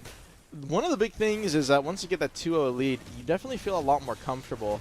And you potentially start playing a lot more aggressive, where you're like, well, I'm definitely playing better than this guy. I can just beat him. And Astrial is maybe potentially playing a little too aggro, but Darkness, every time he's hit this grab, has not once again gone for the combo. Get put away? No, he's in the freeze. You just can't see the freeze icicle animation. Has not. Oh, his weapons did get put away, actually. It looked like. Well, he pulled them back out, so we're fine. Has not gone for the freeze combo. He's not gone for the setup. I'm not sure why. Some people have not practiced it. We saw this on the PC Masterclass tournament as well, where one of the Nova players did know how to do the freeze combo, the other one didn't. Won the whole thing. Yeah, and he won the whole thing because he knew the setup for it. So, not too sure why, but Astrial taking good advantage of the knowledge. Has his grab back up. Is going to end up missing. He's going for that max range. Suck Nova grab and Awakening Nova. They both have the same grab. Has incredibly long distance on the grab range. Although the width isn't like anything super wide, you do have to kind of aim your stick to hit that. Gotta because the controller. Sorry, I'm more used to the mouse. You'd have to aim your stick pretty well to hit that, since it is kind of pretty thin on the grab range. It is go very far. We did just see a V pop from Darkness, by the way. Yeah, V popped. He has already popped his E buff. Astra will have his E buff coming up pretty soon right here, and Arctis just. Yeah, a bit too far away for the grab. Astrial comes in, tries to go for the grab. Darkness just spaces away. Should be fine. And I think this. I might just say that this is gonna go to Astrial. I'm not gonna lie. Darkness I believe in you, Darkness. I think he's got some potential, but Astra just has been so much more consistent with the combos. Final minute, final circle coming in here. Darkness going to be calling his pawns. Gets a stiffen off his pawns, actually. Astrial popped the FG right there. Got stiffened. Darkness went for the follow-up.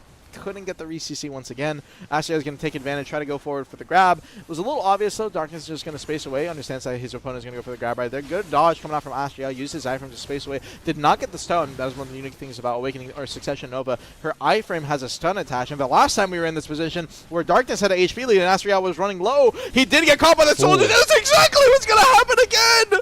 The soldiers ended up catching Darkness. The enraged gargoyle is going to put him on the floor. The damage is going to be enough on the following chip damage, and Astria gets caught again. I saw it coming again. I was like, this is the exact same situation as last time, and it looks like it's going to be a repeat. Congratulations to Mr. Astrial on your 3-0 win, my man. Absolutely. It just seems like Astro was very well practiced, brought his A game today, knew the combo exactly. Think he only dropped it about one time versus we didn't really see an opportunity for Darkness to really land it or execute that combo.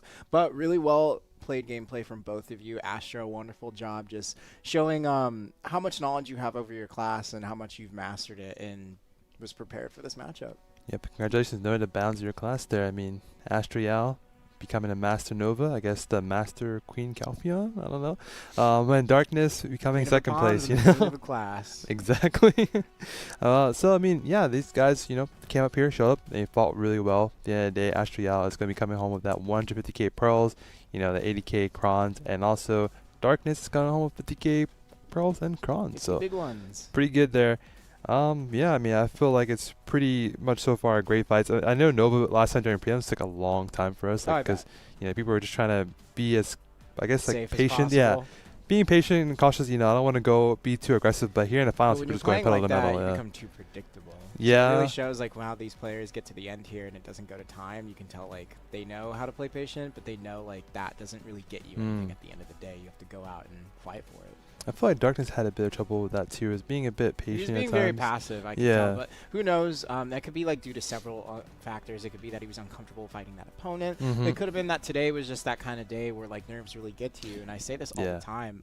Players like me, you, and Armin, we're no different. These like nerves can get to you truly. Oh yeah. And sometimes on the wrong day, it might get the best of you. I don't know about that one. I'm tend to keep a cool head in tourney. This guy's he's too guys. Multi-tourney winner here, all right? Listen. Okay, but one of those you played DP Ninja and I had to win an FFA with those bleeds, all right? That was a tough one. Anyways. You guys put that FFA just to try and kick me out of there. Not to bring any attention to Armin.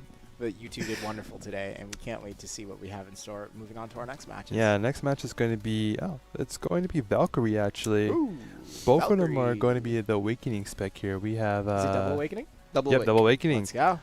You know, despite Suck Valkyrie being a pretty good class, it's just not popular. It is just not popular. People don't really like playing it. Yeah, I don't play shield classes, but I would play Awakening. You don't play? I love shield classes. What do you mean you don't play shield classes? I'm just kidding. I like Warrior. I love Warrior. That's my goat right there. Yeah, let's go ahead and show the bracket. Yeah, let's go take a look at it here. Next match. It looks like it's going to be Cougar versus Raguus. Raguus actually, you know, he was the first person on NA to get the Voltarian mount too. Ooh. Yeah, he was actually the first person there.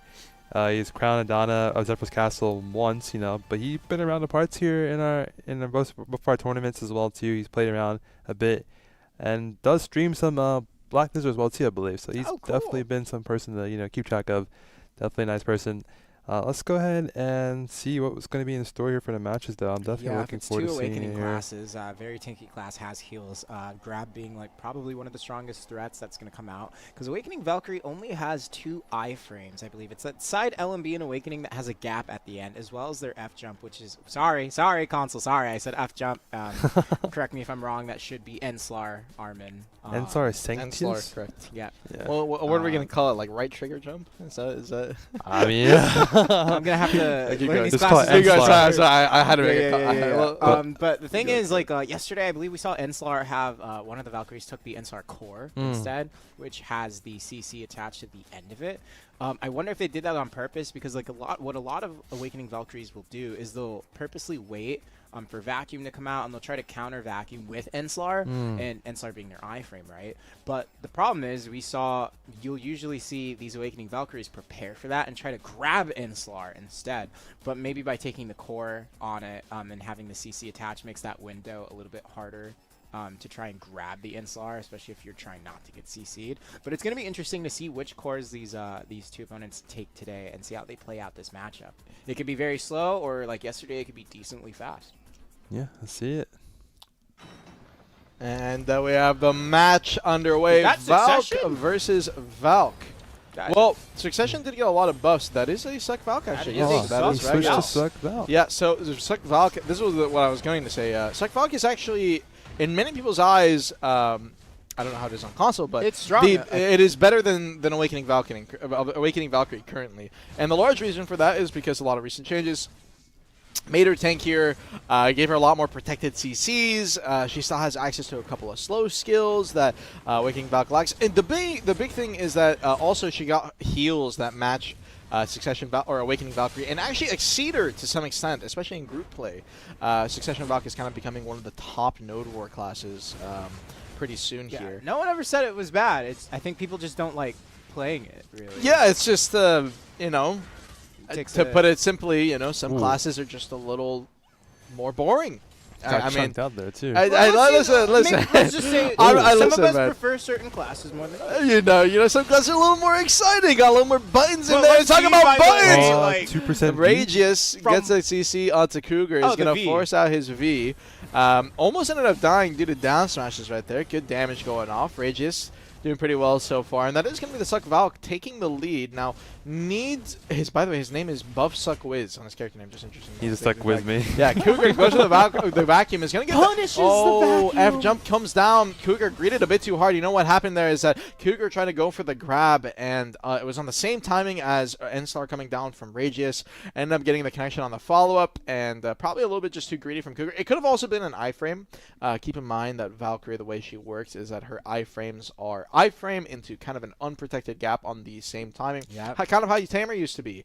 But for Valkyrie, it still has that gap in place.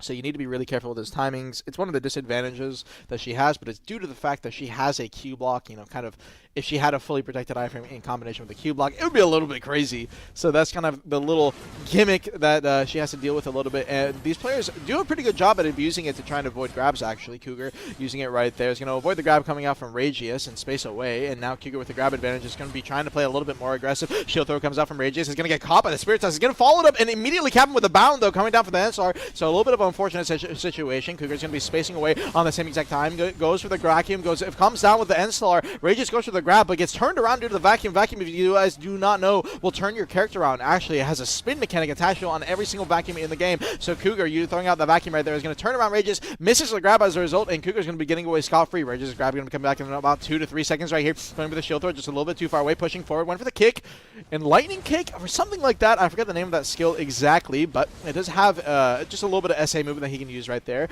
Goes to the iframe. He's going to be chucking his shield throw at the exact same time. His shield throw that does have a stun attached. Spacing away, coming back in. Rageous looking for what he can. Coming down for the N-Star. Falls over the shield throw. Cougar just holding his Q block through all of that. And I'm curious to see what core Cougar is running. It looks like he might potentially be running N-Star core. He's going to get a grab on Rageous. Good timing follow-up, and is going to be put on the ground. Going for the damage. Blitz stab is going to go for the down smash reset. Although Pre-Awakening did not manage to get it. No, unfortunate. Did not manage to get the down smash reset fully. He was very close. Got 2 down smashes. Only needed 1 more to get the full reset into the KD reset. And that's what's going to be coming down. He's going to get the grab over onto Cougar. Rageous with a good setup right here. He's going to look for the down smash reset of his own. Looking for the secondary. Did not manage to get the second down smash. And greeting so hard for that damage is going to end up being forced to be. This is one of the things when it comes to going for the down smash resets. If you greet a bit too hard, he can't get grabbed on the follow-up. And now immediately out of the V, both players shining N-Star at the exact same time. Rageous are trying to keep aggression, pushing forward. And Cougar now realizing the Rageous has no grab available. He's going to be chucking his vacuum in the middle. Rageous is space away from it. Does not get hit by it. Waiting it out. N-Star comes out for Rageous. Cougar doesn't go for the grab attempt. He's going to use his shield throw instead. Cougar's going to use the N-Star of his own. Rageous is trying to space away. Has his grab out in about 2 seconds. He's going to use his heal just before he gets grabbed. He's going to have that DP buff as a result of that. But Cougar just might have enough damage with the zone attached is here. And he's not going to be. He's going to greet it. Rageous 2%. Goes with the grab. Gets stiffened. He's not going to manage to be right here. He gets killed before. Oh, no. I forgot he actually had no V. But congratulations. Good round coming out from Cougar. Good connection. Yeah, he barely stood. Greeted a bit too hard for the damage after standing up with 2%. He could have spaced away. Could have tried to live. But just wanted to go for the CC attempt off the grab. And Cougar is going to punish immediately. Wow, a lot of back and forth coming in here for Awakening versus Sock. Loving to see Well, actually, I'm a little scared seeing Succession Valk because what if we see more now? After What if we this? see more? Because it is a really strong class, has really good heals, really good durability. By the way, their E-buff also gives them plus 50 damage reduction, and plus 10% casting speed, and 1500 HP upon use, and HP recovery plus 200 for 30 seconds. So definitely a really durable class. You can see here their version of Enslar automatically comes with a bound attached to it as well, unlike Awakening Valkyrie, who has to choose whether or not they want to spec into the core. But we did see that it was it kind of didn't help them out there, because since there's a CC automatically attached to Enslar, sometimes you might accidentally cap your opponent if you grab afterwards. And Rages with a grab attempt onto that Enslar. Speaking of Enslar, did not manage to get the connection of his own, and is going to get a CC of Enslar of his own. Yep, it's going to go for the down smash reset. Cougar will manage to stand up. Now, this is one of the things we talked about it yesterday. If you get down smash, you potentially cannot V during that down smash. It is one of the kind of two skills, either knockbacks or down smashes, you can have a little bit of trouble Ving inside of. So if Rages had gone another down smash right there, not only was Cougar low enough that he would have died, he would have not been able to V and would have died without Ving. So a little bit unlucky for Rages. Cougar's going to get a raw connection right here. But unfortunately, just with this nature of that catch and the situation where Rages still has his DP buffs available, will not manage to get the force of the V out. Rages is going to get a raw catch right here.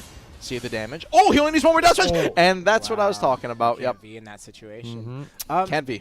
It looks like there was an original catch by Cougar with Enslar. Was he taking core Enslar this whole time? I could have sworn he was taking something different earlier, but I don't know. The only two real, well, there's three cores that Awakening Valkyrie can run. You can run Enslar core, you can run Hasty core, which is at the long distance dash that has a KD attached, and the third one is their, I don't remember, I believe it is SL and B on the input. I don't know. I don't know the console input, but that is the other core. It's it's a multi-hit bound. So that one's pretty good into like kind of rat classes and short sword classes as a counter potentially. Those are the three main cores. However, in Valk 1v1s, the popular core to run is specifically Enslar due to the fact that that is the main punish these Valkyries want to go for against each other. So running Enslar core ensures that it is much harder to go for that punish since you can instantly iframe after the KD is typically being applied. It's going to get a raw shield throw CC. He would need 3 down smashes to go for a reset here, so there is no chance of him getting the kill.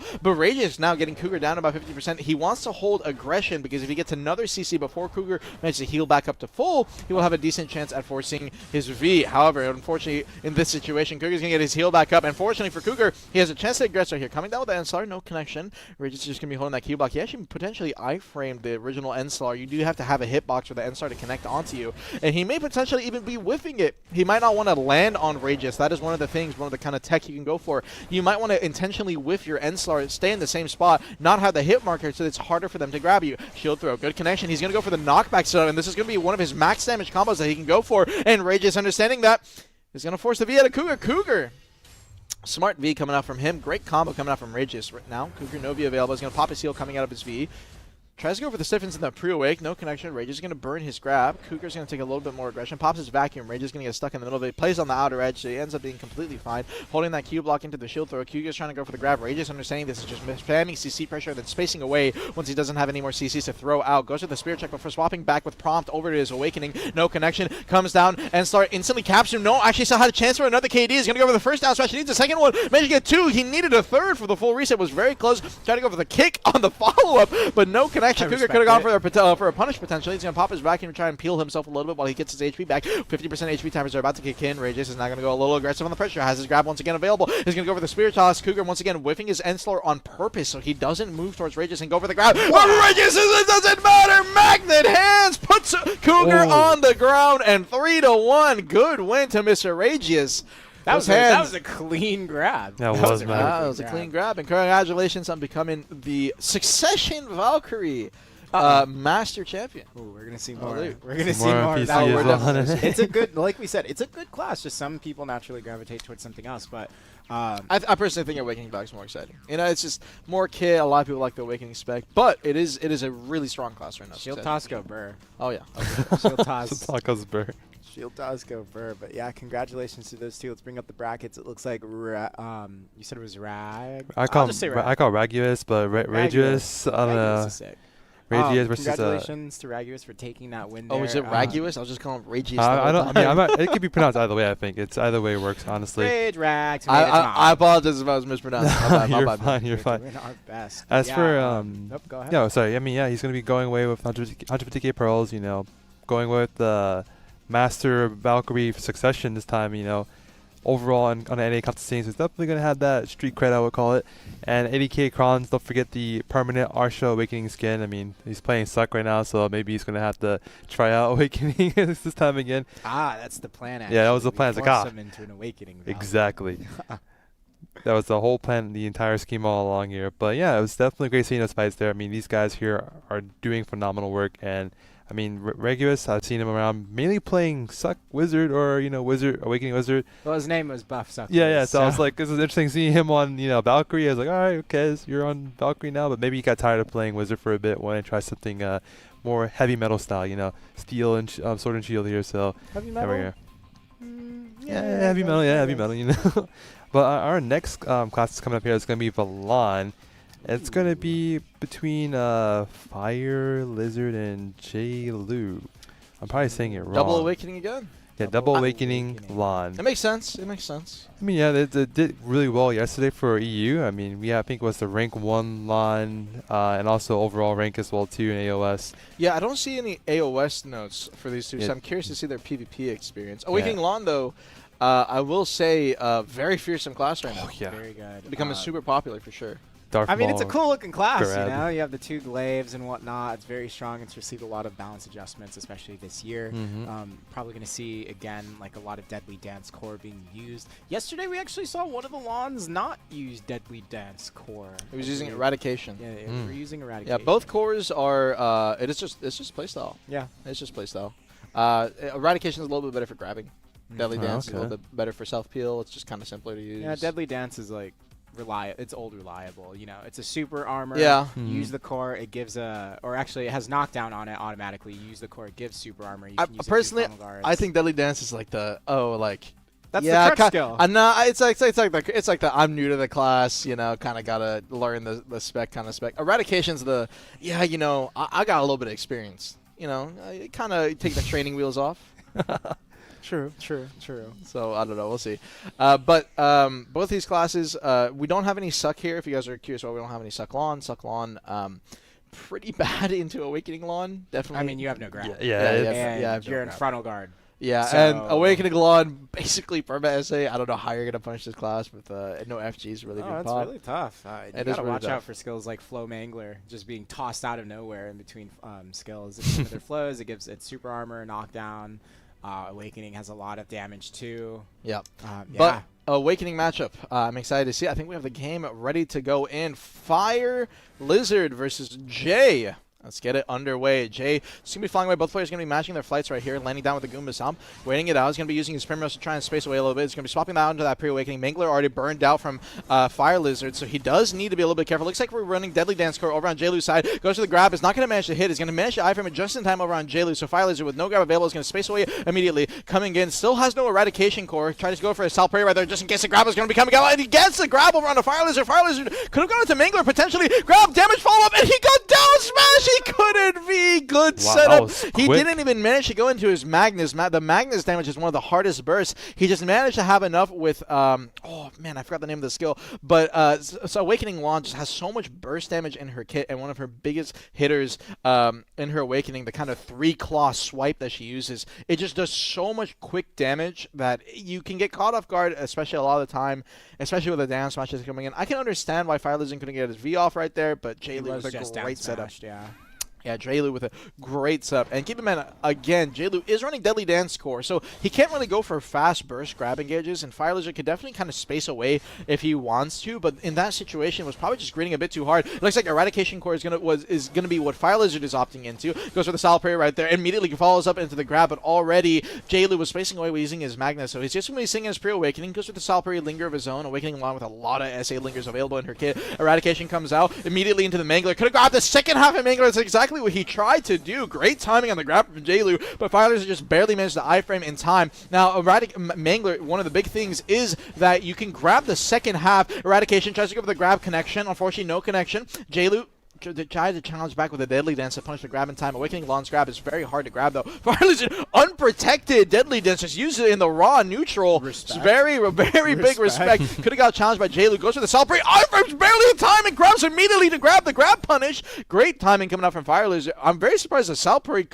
didn't get connected on by the grab. It seemed like he iframed just a little bit late. Eradication follows it up, goes into the Bleeding Heart. Still has Mingler available if he wants to go a little bit more aggressive, and I think it's exactly what he's going to do. Uses the unprotected stiff out of the flight. No connection comes out. Jaylu could have definitely gone for a punish right there. Goes for the attack speed buff. Gets the grab on the ground. He's going to go for the Mangler re-CC. Managed to connect it. He's going to go for the full damage burst, and he only needs his Magnus here, and it's going to be enough burst damage. Great match so far. 1-1, and we're tied up. Well, Absolutely. These games are going by quick. But this is like some phenomenal gameplay. It's like high octane. It really just punching each other. Yesterday, I love just every time I've been on a console PvP tournament stream, you guys are just all about just going in, you know, pedal to the metal. Just we're burning full it gas, bright, no man. brakes. We're burning it bright, setting the road on fire while we go through Glaze, it. W Glaze, that's you. Nice job, man. But I mean it though. It's really exciting. Both players are doing really well. Let's see how we do in round 3. All right, and 1-1. We're basically now in a best of 3. First to 2 wins at this point since we are tied up. So let's see how this goes. So far, Firelizard, he had a very convincing win on that last round. Good aggression. He's just been using Eradication. He's been falling a lot of the time into Bleeding Hearts. You know, this is one of the things about Awakening Lahn. Actually, it has very simple patterns that you can adhere to, and Firelizard is going to be reading one of those Salpuri, and he just ended up lingering. A hard linger coming out from Jaylu. Firelizard immediately dashes in and is going to get the grab off, following up with Eradication. Once again, Firelizard is going to immediately go into the Mangler.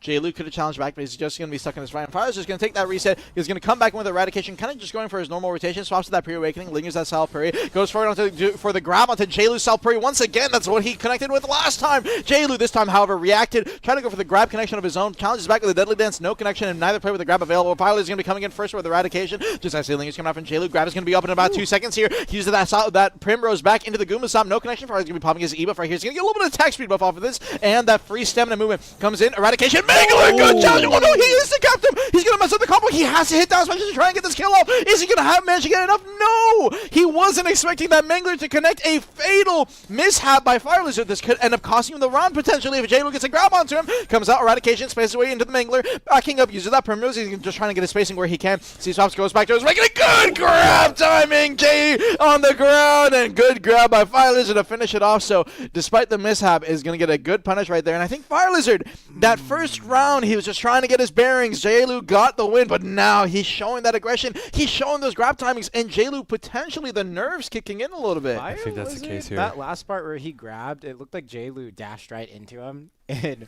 I could see the hesitation. Jaylu didn't really do anything after dash, or sorry, I believe I can't remember the dash skill name, but yeah, I'm almost wondering if Jaylu was predicting that maybe Firelizard would use Primrose Sprint or Phantom Dance to like kind of dash backwards and avoid like a grab, but yeah, Firelizard just instantly grabbed him instead. And let me hold you off from that, Etsy. This is a volatile matchup. Any grab can lead to a 100 kill. That is one of the biggest strengths of the Lahn. You have so much damage available in your kit. You can definitely burst somebody. Jaylu is going to be coming immediately out of that free buff. Tries to go for the Deadly Dance. Just whiffs the grab way too far away. Firelizard had already spaced out. Jay comes out from the pillar. Try to go for the flight into the stiffen through the pillar. Smart, interesting choice. Grab comes out from Firelizard. He's going to manage to connect during the dash. It was a little bit of decent kicking in right there. So Firelizard trying to go for the re-CC off of the Mangler. Did not manage to connect, so we're going to go back to our even neutral state. Firelizard resetting, goes into the Eradication. Mangler dashes out as he knows Jaylu wants to go for the grab on the second half of that. That is one of the biggest strengths of Mangler. Despite also having such a strong CC, you can still cancel out at any point. So once you know the KD is already gone, you just dash away so you know you can't get punished. Great timings from him, but his stamina is going to be running low right here. Try to go for the grab over on Jaylu. Jaylu was already spaced away at that point. Leaving his Salpuri over in the middle. Jaylu's going to take this as an advantage to grind and go aggressive and go forward. Firelizard has to dodge the grab just in time. Lingers as Mangler pushes forward. Reset in the middle. Firelizard's going to have his grab back up. Jaylu still with no grab. Bleeding Hearts pushes forward. Lingers the Mangler. Is trying to just kind of wait his essays out. Jaylu burning a lot of movement right here. Comes down. Gumasam out of the Primrose. Is going to challenge the Deadly Dance at the exact same timing. Waiting. So many dashes coming out from Firelizard. He's going to get caught again. The Mangler's going to manage to get the re-CC this time, however. Is going to have enough damage to force a B, though. No, unfortunately, he won't. Jaylu with 30% still will be available. Is going to be in a prime position to potentially try and turn this around. Pushes forward out of the Eradication. Goes to the Mangler. Lingers pre-awakening Rabomb right now. That could have been a grab time for Jaylu, but Jaylu was way too far away and was going to fire at the exact same same time, so he couldn't go for a punish right there. Holds a Mangler. Good iframe. Primrose back. Comes out from JLu, so he's managed to avoid. And now JLu has a good chance to try and turn this around. He needs to bait out the Eradication. That's Eradication, but no, you can't grab the second half. You can only grab the first half, or while he's in the middle of the double connection, it is really hard to get that grab off. So a very ballsy grab, some might say, from JLu coming out. Unfortunately, did not connect and work out for him. 1 minute timers left right here. Comes down for the Goomba Stomp. Goes to the Deadly Dance. Fire Laser wants no part of that. Spaces away. Gets that pre-awakening buff. He's just holding off right here. Primrose already burned through all of his iframes. Fire Laser has a chance for a grab on the Mangler. He doesn't manage to get it. And we're going to go to an even neutral state. Damage chip is now going to be pretty important. Eradication gets a lot of back attack. Bleeding Hearts. Gets a huge chunk onto JLu. JLu needs to use the pressure and go for it. Deadly Dance! It looks like he might have gone into his FG. Fire Laser greeting for damage a bit too hard. And JLu immediately punishes with that Deadly Dance. Great timing from him. Coming down for the fly. He's going to go for the Goomba Stop for the safe CC, so he doesn't get caught at all. He's going to go for the Deadly Dance while Fire Laser ends up burning his grab. He's trying to go to the Mingler. He punishes in the second half, and we're going to an even 2-2 match point for both. Game 5. You It's know, that first JLu one. doing a phenomenal job that round, just circling his opponent, trying to bait and switch the grab constantly. You could see that he got a few catches there with Deadly Dance on the come up. But yeah, really good gameplay. Loving to see a Game 5. It looked like Fire Lizard had adapted to JLu previously, but it looks like JLu is coming out swinging, saying, hey, I'm not a one-trick pony. I'll figure this out. And he's just doing a really good job playing these rounds. It's just going to come down to who's going to land that grab, who's going to not mess up their combo. And can we do a cool bait and switch in the process? And Yeah, the take it fifth away. and final round starting off here. Who is going to be your winner? Is it going to be Fire Lizard opting into the Eradication, or is it going to be JLu using the Deadly Dance? So far, Fire Lizard has had the upper hand for the majority of this match, but that last round was playing just a little bit worse. JLu was adapting to his playstyle. And so far, we've seen the timings that Fire Lizard wants to go for the grab. He's been grinding the Salpuri lingers from JLu. JLu has been adjusting and not lingering Salpuri for as long. Goes for the flight, and he trying to go for the stiffen once again through the pillar. He can't definitely connect with that. And JLu, oh my god, does not get caught off guard from the grab coming out from Fire Lizard. Fire Lizard just went for the double dash grab, trying to catch JLu a little bit off guard. Pushes forward. He uses the first half of Eradication. Doesn't go for the flow, obviously, as he's not running the core currently. That still has a Deadly Dance available here. No, Fire Lizard, he lingered too long. He just went for the bomb. That is a long SA linger you can use for 7 vision, but you are animation locked once you're going into the air like that, and it was a fatal mistake for Fire Lizard, and now he's just going all in.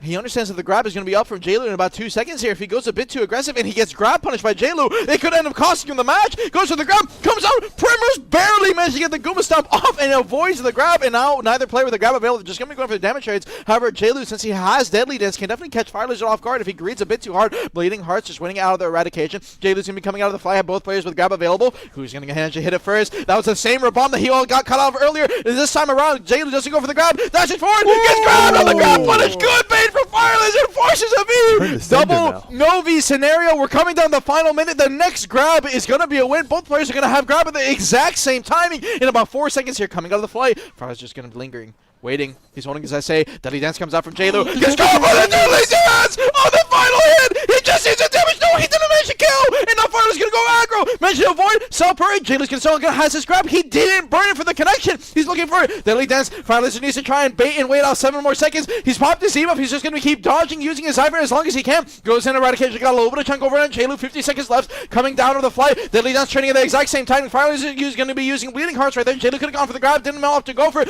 Using that pre-awakening bomb.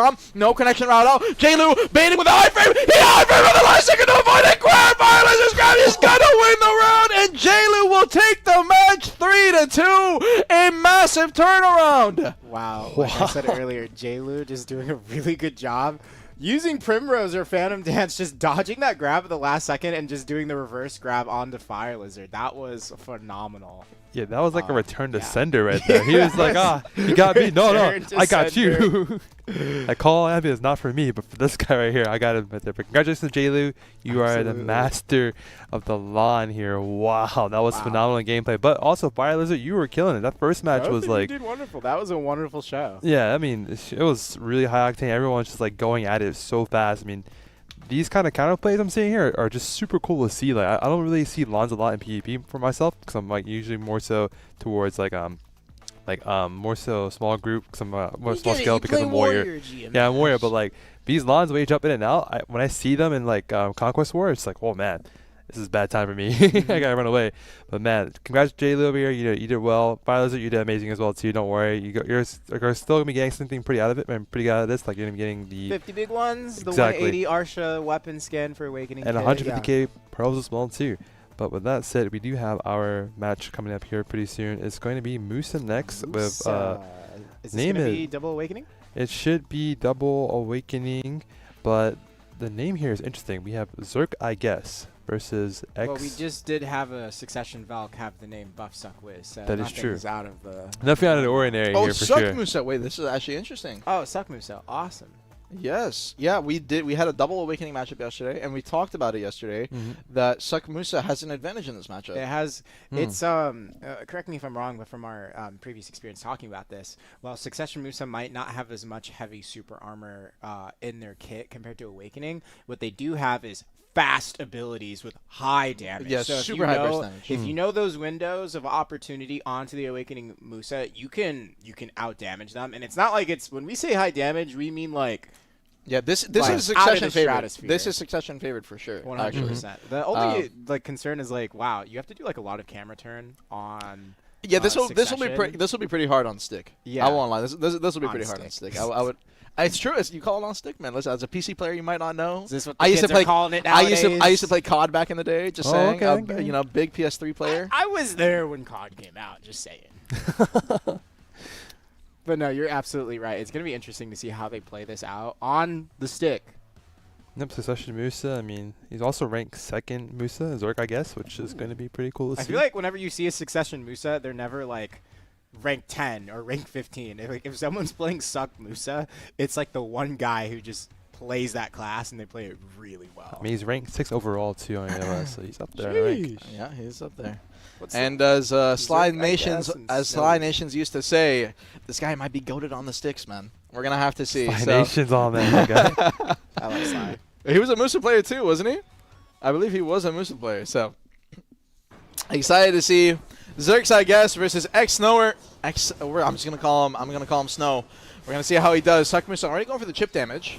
Carver is going to be one of the main things that he's going to be using very often in this matchup to kind of go for aggressive catches, but it is unprotected. So the way Suck Musa works, you have blue buff cancels. Any kind of these these prime skills that you use will give you opportunities to reset your skill cooldown and continuously spam them. So he can use his Rising Storm as much as he wants. He can use his Blooming as much as he wants. He can use his Gale as much as he wants, so long as he's using those blue buff skills like Carver, like his debuff, like his Shout, like his Rising Storm, and he's gonna manage to get the knockback and the counter. Uses the counter to get the CC and the connection right there. Oh, also another one of his blue buff skills is his counter, his Q block. Actually, out of his Q block, he can LMB for an extra auto. Mountain Slam comes out. Mountain Slam is another one of those blue buff skills. Uses his dash back. He's just gonna be using his Rabomb right there. Lingering, waiting it out. No, he tried to counter. He got hit by the fiery crevice just behind his frontal guard. Good aim and a little bit greedy from Zerks, I guess. And now neither play with the BO Babel. X is going to take that as an advantage. He pauses E-buff. Zerks, I guess, is just going to be trying to space away. Goes with the Gale. Dashes forward. Mountain Slam. Could have gone for FG from behind. Needs to be careful. Snowwork has a lot of chances to try and go for a CC punish behind him right here. Rising Storm goes over there below the belt. Just spaces away. Manages to get the slow over on a Snowwork. Snowwork now with that belt. With that slow onto him. It's going to be chipped out a lot. Went for the Infernal Slash right there. Zerks, I guess, actually took a lot of damage on that trade. Needs to be careful. D-Bite going for the counter once again. Almost got hit by the fire cards from behind. Mountain Slam. He's losing the HP trades. This is Suck Musa flavored, but Snower is doing so good on these trades. Using the evasive stub arrow is not get CC'd on the ending. That is going to be unprotected. Sees off back to his wake. Goes for the D-Bite out of his pre-wake. He knows he can catch the Suck Musa. So he's actually okay with going opportunities like this. Using his D-Bite. Using the CC skills that you normally would not use in the Awakening versus Awakening matchup. Slow cast over on that Mountain Slam. He definitely has the FG opportunity on there. He can return it to try to avoid any CC out of Zerks, I guess. But Zerks, I guess, could have definitely played a lot more aggressive on that timing. Waiting it out. Mountain waits it out. Tries to go for the D-Bite. No connection. Gale comes out from Zerks. I get the lingering the SA on the opposite side. Goes back in. Going for the Gale. The damage him is too much. And the below the belt to finish it off. It is so tense, but it's so fast. These guys have to make these micro decisions in these just 1 to 2 seconds on how to win these trades. And Snower just coming out on top. Yeah, like you said, very heavy SA from Awakening. Very little moments where there's going to be frontal guard, and when there is, it's going to be for a very short duration. Meaning it's just going to come down to recognizing those moments of opportunity for Zerk, I guess, on the Succession Musa to try and find those windows of opportunity to dump damage down. It looked like he was doing pretty good at the start of that match earlier, but towards the end, he kind of got a little greedy and put himself in a bad position. So let's see if he corrects himself. Yeah, and I actually wasn't paying attention to Zerk's E-buff. I didn't see him pop it. Oh, the Fire Crevice again, and he's going to use his re-KD. He definitely has enough damage in this situation. He's going to force the V out. And one of the big things for the Awakening Musa in this matchup, actually, is that he's going to have access to not only a double KD combo using his unprotected re-KD, but 10% BSRs that he can use to try and pop out that unprotected KD in his neutral game for extra chip damage if he wants to. It is a little bit risky, but it's very quick, and it can do a lot of chip damage, especially in those final seconds. So we're going to see if he uses any of those BSRs. He probably will in his combos. Mouse time comes up for Zerx, I guess. Could have got hit by the Fire Crevice from behind, but it may have been on cooldown, sorry, for Snow, or sub arrow from the long range. He's going to use his counter to try and deflect that. We'll get his blue buff back as a result. I'll step back in frontal. Comes out from Snower. Evasive stub arrow. Zerx, I guess, can be going for punishes on those, and he will! No. Gets caught in the seesaw while he's trying to go back to his waking. Zerx, I guess, got the I think it might have been FTB, FBT. Forward blind thrust. Yeah, I believe you still do use that on Succession Musa. Chat, correct me if I'm wrong. Waiting it out. Evasive stub arrow again. He got caught out of this situation the last time. He definitely needs to swap back to his wake. Fire Crevice, no connection below the belt, turning SA damage at the same exact time. Zerx, I guess, could go forward and try. He does. Goes for the Rising Storm into the Gale on the very ending right there, but Snower's just way too far away, so no damage chip. Zerx is going to be popping his Robomb heal. Gets a little bit of HP back. 1 minute 30 seconds. Holding off for now. C-swap. Back to his Awakening. Goes for the Fire Crevice. No connection this time around. Waiting it out. Crush Crusher on the long range. He can also get caught on these Crush Crushers. Show over the chip! And the Carver connection! He just gets punished in the melee range. Good CC from Zerx, I guess. And again, you can see how fast it is. In 1 second, he gets CC'd from 70% and dies so quickly. Like we said, I'm pretty unprotected, but if you find those windows of opportunity to dump all your damage, you can delete. You can hit the delete key on your opponent. Have we seen an E-buff from Zerx, I guess, yet? By the way, I don't think I've seen it so far. Yeah. Yeah, he has not been popping. Although Musa does have access to Tiger Blade, which he can use and cancel out of. So unlike Awakening Musa, where if they Tiger Blade, they're kind of stuck in it and they can't do anything during it. Awakening Succession Musa can pop it, just get a little bit of distance, and retain the buff. Actually, is how it works. It's a really strong buff. All evasion plus 24, attack speed plus 23%, movement speed plus 23%. So it really allows him to dance around his opponent. Yeah, yeah. So we're gonna have to see if Zerx ends up using that. Playing the neutral, goes for the evasive stub. Again, no punish coming out on these evasive stub arrows. You can get CC'd out of it. The iframe, it has an iframe on the positioning, but have to be careful. Mound slam, no connection. D-bite, backs up, just holds off. As forward comes in with a Gale into the Rising Storm. A little bit too far away to get any chip damage over on the Snow. We're holding. He's going to be looking for a forward blind thrust right here. Nope, pushes forward, went for the counter.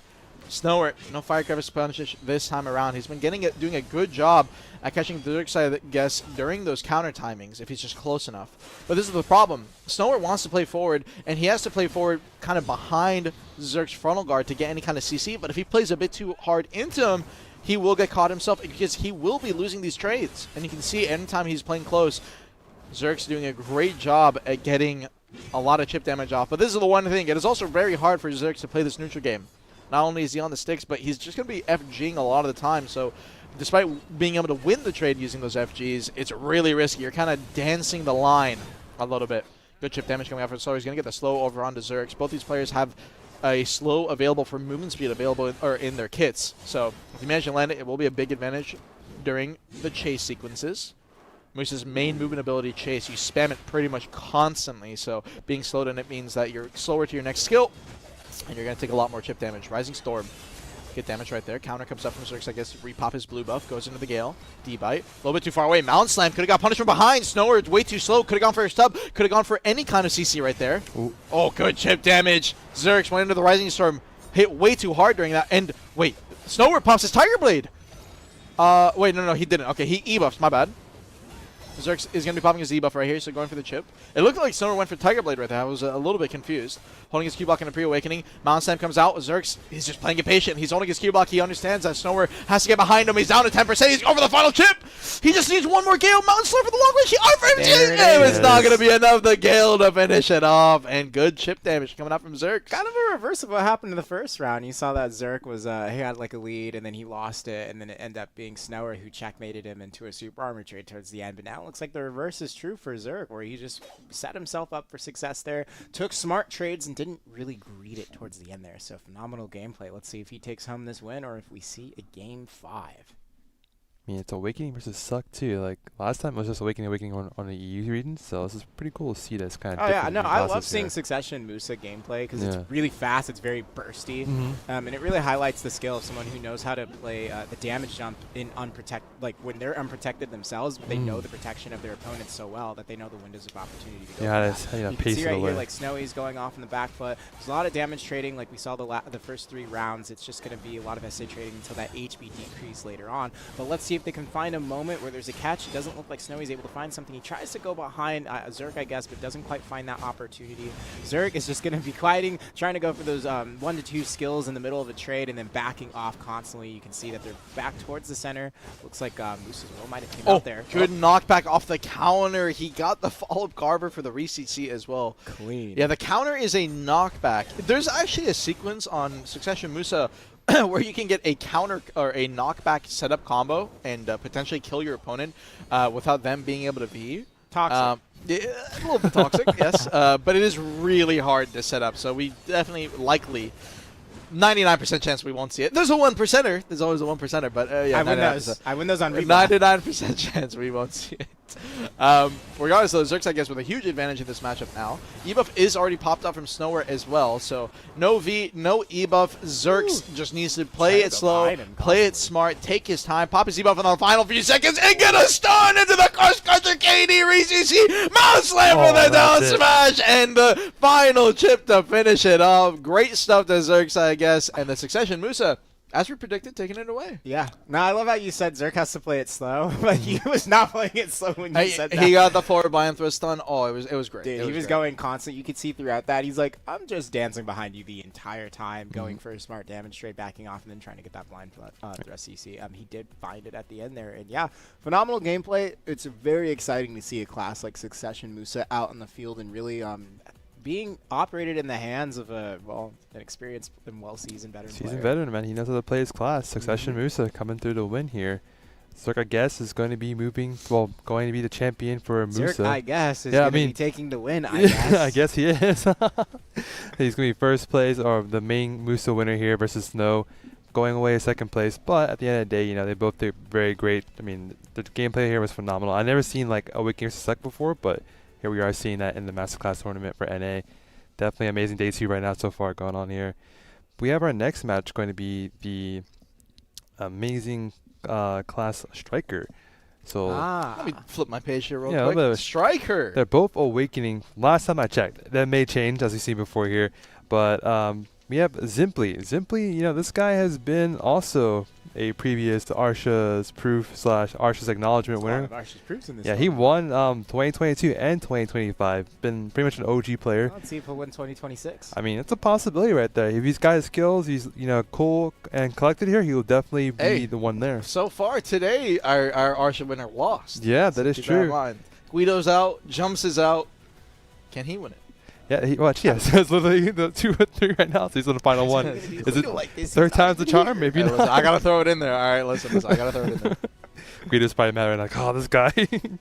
But yeah, you mean but why am I still angry? These PC players, man. Dang. Nah, everyone loves your guys' casting here so far. Trust me, you guys are doing a phenomenal job it's here. all Armin. Armin is. I'm putting my best in right here. I'm putting my best in. Caster, analytics. I'm just the guy, the host. At the end of the day, these guys for the here. music choice on the waiting screen. That was definitely Stars not there. That wasn't me. Trust me, it's his OG playlist for Nice playing back there. But Zimply, he's also Awakening rank 5th AOS. Rank 5th AOS striker versus Deficient. He is rank 4th overall, but the rank 1st striker on AOS. So he is definitely out there as well. He's going for blood here. I can definitely see that happening here.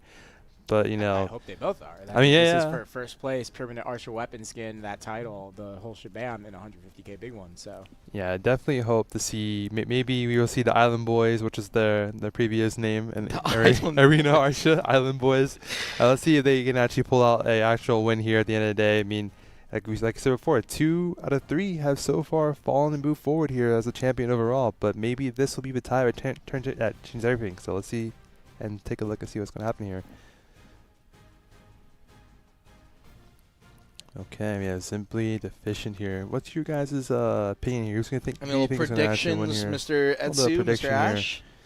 Honestly, I mean, it's kind of hard to see because, you know. they're both really cool names. Yeah, they both got pretty cool names here. I mean, Zimply and Deficient here both have a solid name for sure. But I don't know. I've seen Zimply before play in previous tournaments. He did really well too. But AOA is more so a 3v3 tournament, right? It's not like Simply a Huh? Simply put. Hey, you're hilarious. This guy with the puns. Hey, I didn't get the first I'm time. not deficient with the puns, you know. He's back again. This guy, man. But yeah, I mean, AOA is more so a 3v3 tournament, while Mascot is more so of a 1-on-1, so it may be a bit difficult There's no here. outside It is a big factors. difference. It's a I won't lie different to you. mindset. Yeah. It is a big difference. If you're playing 3v3, it's like it's a whole different skill set to some Oh, yeah. extent. There's a lot of people that are really good at 1v1s that I'm gonna be honest just suck at 3v3s. Yeah. And vice versa. It actually tends to be a little more rare, but nerves is the big thing. When you don't have teammates to rely on, if you might be used to playing aggressive because you have somebody backing behind you, it could make a big difference. Yeah, so I mean, Deficient, AOS, let's see what happens. And the match is going to be underway. Simply up against Deficient. Now, when it comes to Striker, they do have an optimal combo that they could potentially kill before the 2-minute and the 80% HP mark, but it is very tough and very situational to get off. So I'm curious to see if these guys will manage to pull it. And while we're waiting for these timers here, There's the battle cry. it is Battlecry. Let's talk a little bit about Striker for these next 30 seconds. Striker, extremely protected and has a lot of CCs. Very meta for a very long time. And Battlecry. It's a double stun CC attempt on the first hit and the last hit, correct? Yes, and that it is one of the strongest skills in their kit, and kind of their primary using it off cooldown. Yeah, that's the thing. Like it's one of their primary skills that these guys are going to be using all the time. He's going to get the Nimbus connection, but this is the problem.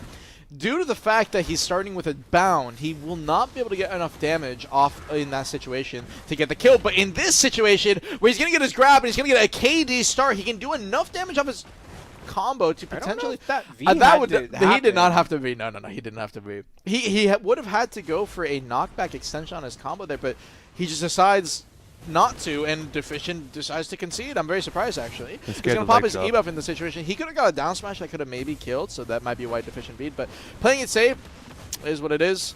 Popping his E-buff here. Deficient only has about 15 seconds left on his E-buff, and he's going to get caught by the Battlecry, but simply with no re-CC. Coming up, training Nimbus at the exact same time right here. He's going to be using his crash rolls to get his attack speed buff. Deficient is going to be already going to be using his spiral cannon into the leg drop. Could have got punished on that leg drop right there. Battlecry a little bit too far away from Simply on the opposite side. Deficient is going to be using that flow step back. He's going to C-swap back to his awakening out of his rebomb. Pushes forward. Deficient. Once again, no E-buff available anymore. Simply still has his up, and he's going to be popping in the final 30 seconds. Coming out, Nimbus, opposite side, a little bit too far away. Battlecry comes up from Simply, so Deficient can't grab immediately out of his Battlecry. Simply goes for the first grab. Attempts Striker with Awakening Striker, specifically with 2 grabs available. Succession Striker only has 1. Simply another grab in his back pocket right now that he can definitely be popping. So Deficient is going to be using his Battlecry. Trading Battlecry in Nimbus at the exact same timing has been the name of the match here so far, and Simply 15 seconds left. E-buff still in his back pocket. Is he going to pop it soon here? And that's exactly when he will. Guys go for the grab on the end of the leg drop. Deficient actually could have got punished right there, but did not. Was just a little bit too late. Coming back. 30 seconds left here. Leg drop comes out. Both players are trading. Trying to do his best. Comes down. Nimbus into the Battlecry once again on the exact same time. Tries to go for the Hadouken. A little bit too far away though, but he gets the grab on the ending of the uppercut. Came down. Lingered his SA a bit too long, and the leg drop to finish it off. Just a clean cut grab right there, and Deficient. I think some poor decision making this matchup. That leg drop, that bread and butter combo, I like seeing it every time in PvP. I mean, who doesn't like seeing a leg drop? Let's see it, like, It's my time, guys. I'm dead. I'll say, I wonder if either one of these two will try to go for the punish. I know it's really tough to do it, but maybe someone will attempt to punish Battle Cry with a grab. Like we said, there's the stun on the first and last hit, but the window is pretty short. But you know, the thing is, both these players, if they play it slow, if they play their timings correctly, they can go for grabs on things like Rampaging Predator, they can go for grabs onto the bite off, and I mean, you're going to be using skills like a Ferocious Assault during your movement chains as well out of your Spiral Cannon. Like in this situation, he's doing Spiral Cannon, he's going to a Ferocious Assault, kind of trying to go for that gap close. You can still go for really risky grabs on the end of those, but it's just kind of probably not worth it in this situation. The big thing, though, is that they definitely can grab Rampaging Predator if these guys are trying to go for it way too often in their movement chain. So we're going to have to see. We haven't seen it too often as of yet. Spiral Cannon already burned off from Deficient. He still can use Leg Drop if he wants to for a little bit of SA Linger, but can get grabbed by Simply, so instead he's just going to be using his full backstep, spaces away from the Battle Cry right there. He's going to be using his Nimbus to space away, has his grab back up in about 10 seconds here or so. Just SA Linger's coming out from both. Mass Destruction, training it out. He's going to get the stun off of it. He's going to use his Crashing Wolf and tries to go with the Somersault, but no! He was off on his aim. Simply was not where he thought he was, and so the Somersault did not connect for the re-KD, although he wouldn't have been able to kill off it regardless. He could have gone for a down smash reset potentially. 2 minute timer's now kicking in. Zone is going to be going closer and closer. Zone is going to push Deficient to go up a little bit, and Spiral Cannon, he tried to get the punish on the Deficient's grab, but Deficient was already going into his back iframe fail animation, so simply no connection right there. Comes down to Nimbus, opposite side, Valkyrie comes out from Deficient, simply closes the gap, forcing Deficient to cancel out of it early so he doesn't get grabbed. And once again, Nimbus over into the end of that Battle Cry goes in, Spiral Cannon leg drop. He understands that Simply was in the air at the time, so he couldn't get grabbed. Hadouken melee range, well, it was going to be an FG, so Simply could have gone for a grab or a potential punish, but neither player just playing it safe so far. Spiral Cannon leg drop once again, a little bit of bread and butter. If he does that way too often, Simply could get adjust to it and go for the grab timing onto the end of it. So Deficient needs to be careful with those kind of muscle memory chains that he's been used to. Comes down, Autumn Blaze out of the Nimbus, because a little bit of an SA Linger. Simply has another grab opportunity that Lee can go for right there. Rampaging Predator, no grab connection. Still has Spiral Cannon, so he was a little bit afraid. And the breakdance coming up from Simply, that is not the skill you want to go for in that timing. Deficient going to try to go for the down smash reset right there. Goes down, Spiral Cannon, leg drives, gets full damage he can, but with the 50% timers kicking in, he's going to be matching Simply's HP pretty close right here. Any kind of Battle Cry that he pops in melee range, Simply can simply regenerate HP off of it. If you guys do not know, Battle Cry is a multi-hit skill that also heals you at the same exact timing difference. He's going to be the first one to pop his E-buff right here. Simply's going to go behind the pillar in the zone and take a little bit of damage. Will pop it, challenge his E-buff on the exact same timing as well. So both these players, their E-buffs ticking is going to be ending about 15 seconds, so they need to get as much damage as they can before that timing comes down. Comes down with a fast Nimbus that time around, and then Spiral Cannon into the grab punish. Simply was too greedy with the grab. Deficient with a good grab timer. If he had waited Simply on the grab and grabbed the end of the leg drop, he could have got a punish right there for him. But now Simply Novi available, goes to the Battle Cry. It is being forced to iframe outright. That could have got back attacked by Deficient's Battle Cry himself. Waiting it out, comes down with the Nimbus. Yes, he still has to be available. He's winning the trades hard. And the Spiral Cannon to finish it. The Somersault for the follow-up. And Deficient tying the matchup 1-1. That was a close battle right there, man. Really close. Can't believe he was not used until like the last 40 seconds of that match, by the way. Just both players doing a really good job staying protected throughout the whole entire round. I mean, I say this a lot, but it's really cool when you see two players at high level gameplay and they're just using the same exact ability rotations in tandem. You could see how many times did they just battle cry at the same time too, yeah, like simultaneously, you know. But yeah, it's 1-1. Let's see who's going to take this next round. Yeah, I mean, right off the gate. Oh, yeah. Go on. Oh, I really feel like, you know, Simply will probably prove to be the winner here. I feel like his gameplay is a bit more solid. Just probably, maybe I'm being a bit biased here. I don't know. But from what I'm looking at, like, he's really kind of pacing himself. He didn't make a mistake before earlier where he tried to go for the grab in the middle of the stun. We all make mistakes. I mean, yeah, it's just a bit of the, I guess, the tournament nerves, right? You know, it kicks in and you're just like, oh man, what do I do here? And the next thing you know, you slip up and it kind of punches you really severely here. But hopefully he turns it around here. I feel like he could do there. Yeah, but we're going to have to see. Yeah, at the start of each of these rounds, you can tell that things play out like a little bit slowly. They're just trying to find those moments of opportunity. Using Mayhem while There's the dancing battle around cry too. into uppercut. No punish found right there. And we're just going to be dancing around in the center of the arena. Yep, there's the spiral torpedo. I just want to say, you guys do a great job at glazing. Great job at glazing. Hey, so do you, man. I love my console adventures. They're amazing people here overall. You know, casting in some sense it's just glazing, but like at a really fast speed. That's all it really is. You gotta hype people up, hype the players up, and speaking of hype, I mean this matchup, both these players with everything on the line were tied up.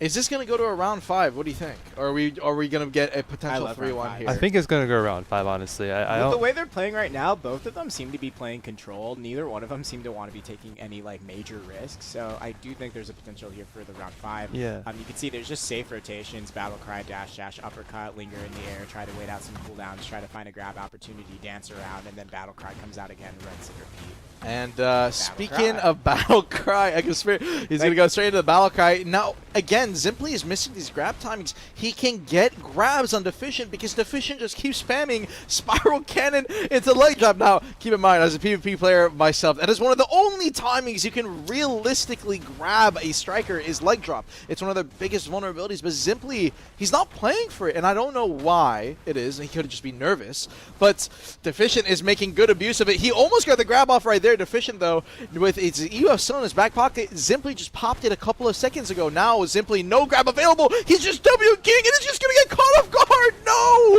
Deficient has gotten 3 Spiral Cannon connections now with the previous round and this one in tandem. And Deficient, 40 seconds left on the clock. He's going to pop his EUF. He has a V advantage. He has a chip HP advantage. A leg drop in the neutral game. Getting a live chip out right here. He's going to go for the Echo Spirit. Zimply trying to survive as long as he can. Comes down. Nimbus spacing away. Uses his flow backstep. He's using his crouching buff for his attack speed buff as well right there. Gets the grab finally! It's the same grab that won him the round 1! Is it going to win him the round 3?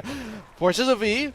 15 seconds. Both players are even. No A buff available on either side. No, Deficient still has his E buff running. He has it for the next couple of seconds. He will be winning on these HP trades if Zimply is not careful. Somersault in the middle of the neutral game. He uses iframe to avoid the battle cry coming out from Deficient right there. Goes in, uses Echo Spirit, goes for the Spiral Cannon into the leg jump. Down to 2 seconds. Who's going to win the final HP? Deficient takes the lead. 2-1. He's going to be taking the round advantage, and Zimply now losing. Zimply now losing? Yeah, Zimply exist.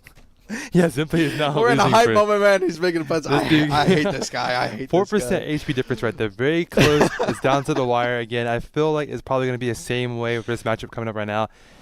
Or will it be the end? Will it be a 3-0? No, I think there's an opportunity for Simply to take this. I mean, again, this went down to HP. That's what won Deficient the round there. Both players playing extremely safe. We're just going to have to see what it comes down to. Is there going to be another Spiral Cannon, a random stray Spiral Cannon catching Simply out of frontal, or will there be more grab opportunities coming amiss into this match right here? But yeah, just playing the center and playing it slow. Looks like they're just aura farming from range right there. Just kind of waiting for cooldowns before they go back in. And yeah, Deficient, there's a battle cry, dashes out of it just in case Simply tries to go for a grab, but not quite. Looks like both of them. Yeah, you see that. It's kind of like they're flow charting. There's a Spiral Cannon, battle cry, jump into the air, dance around, land on the other side, go back in. That battle cry. Oh, but battle cry, grab out of battle cry this time. If he gets a knockback set up here, nah, he won't be able to kill off this. Yeah, he needs the knockback set up. I am curious why he isn't going for that combo extension. We saw it a lot on PC Masterclass for NA. One of the strikers from EU was using it, although he only got it off like once, I believe, so even he was kind of struggling with it a little bit, but that is the main combo you want to go for. Shoutouts to Pig, one of our PC streamers. He was one of the ones that I saw kind of work on it and practice it a ton. And that is one of the big things. If you guys are in this tournament, if you'll be playing in it later today, I really recommend just spending the next 40 minutes in BA. You don't even play neutral game, just practice your combos to the most extent, because it is one of the things that could win you the round very hard right here. So for example, if Deficient had set up that combo, definitely would have got a winning advantage. But let's get underway. Minute and 30 timers. It's time for me to start yapping again. You guys ready? Mike's out to you, King. Hey, listen, I'm okay with any little bit of help you guys want to give me. I won't lie. But minute 20 battle cry is going to be coming out from Zimply right here. Deficient. He's going to be playing over on the low ground. These strikers, they get so much height and distance. If you guys didn't know, when they made those falling changes, those falling animation changes, if you guys know what I'm talking about, Striker got an adjustment on Nimbus. So now it actually goes farther. It almost got like double the distance that you can travel. So these guys, when they come down from the air and they're checking out that Nimbus, that little kind of knee kick where they come down, it's an SA bound, they can go really far and they can catch you off guard. It is pretty fast, a little desync involved right there, so you can definitely need to be careful. 45 seconds left. E-buffs are going to be coming into play now. We have both Vs available, so the next connection, if you don't V fast enough, you could lose the HP lead and potentially lose the ground off of a mass destruction catch. Goes in, Spiral Cannon, link jump the break dance. Why is he not Ving? V so late now that he's going to be at a huge HP disadvantage.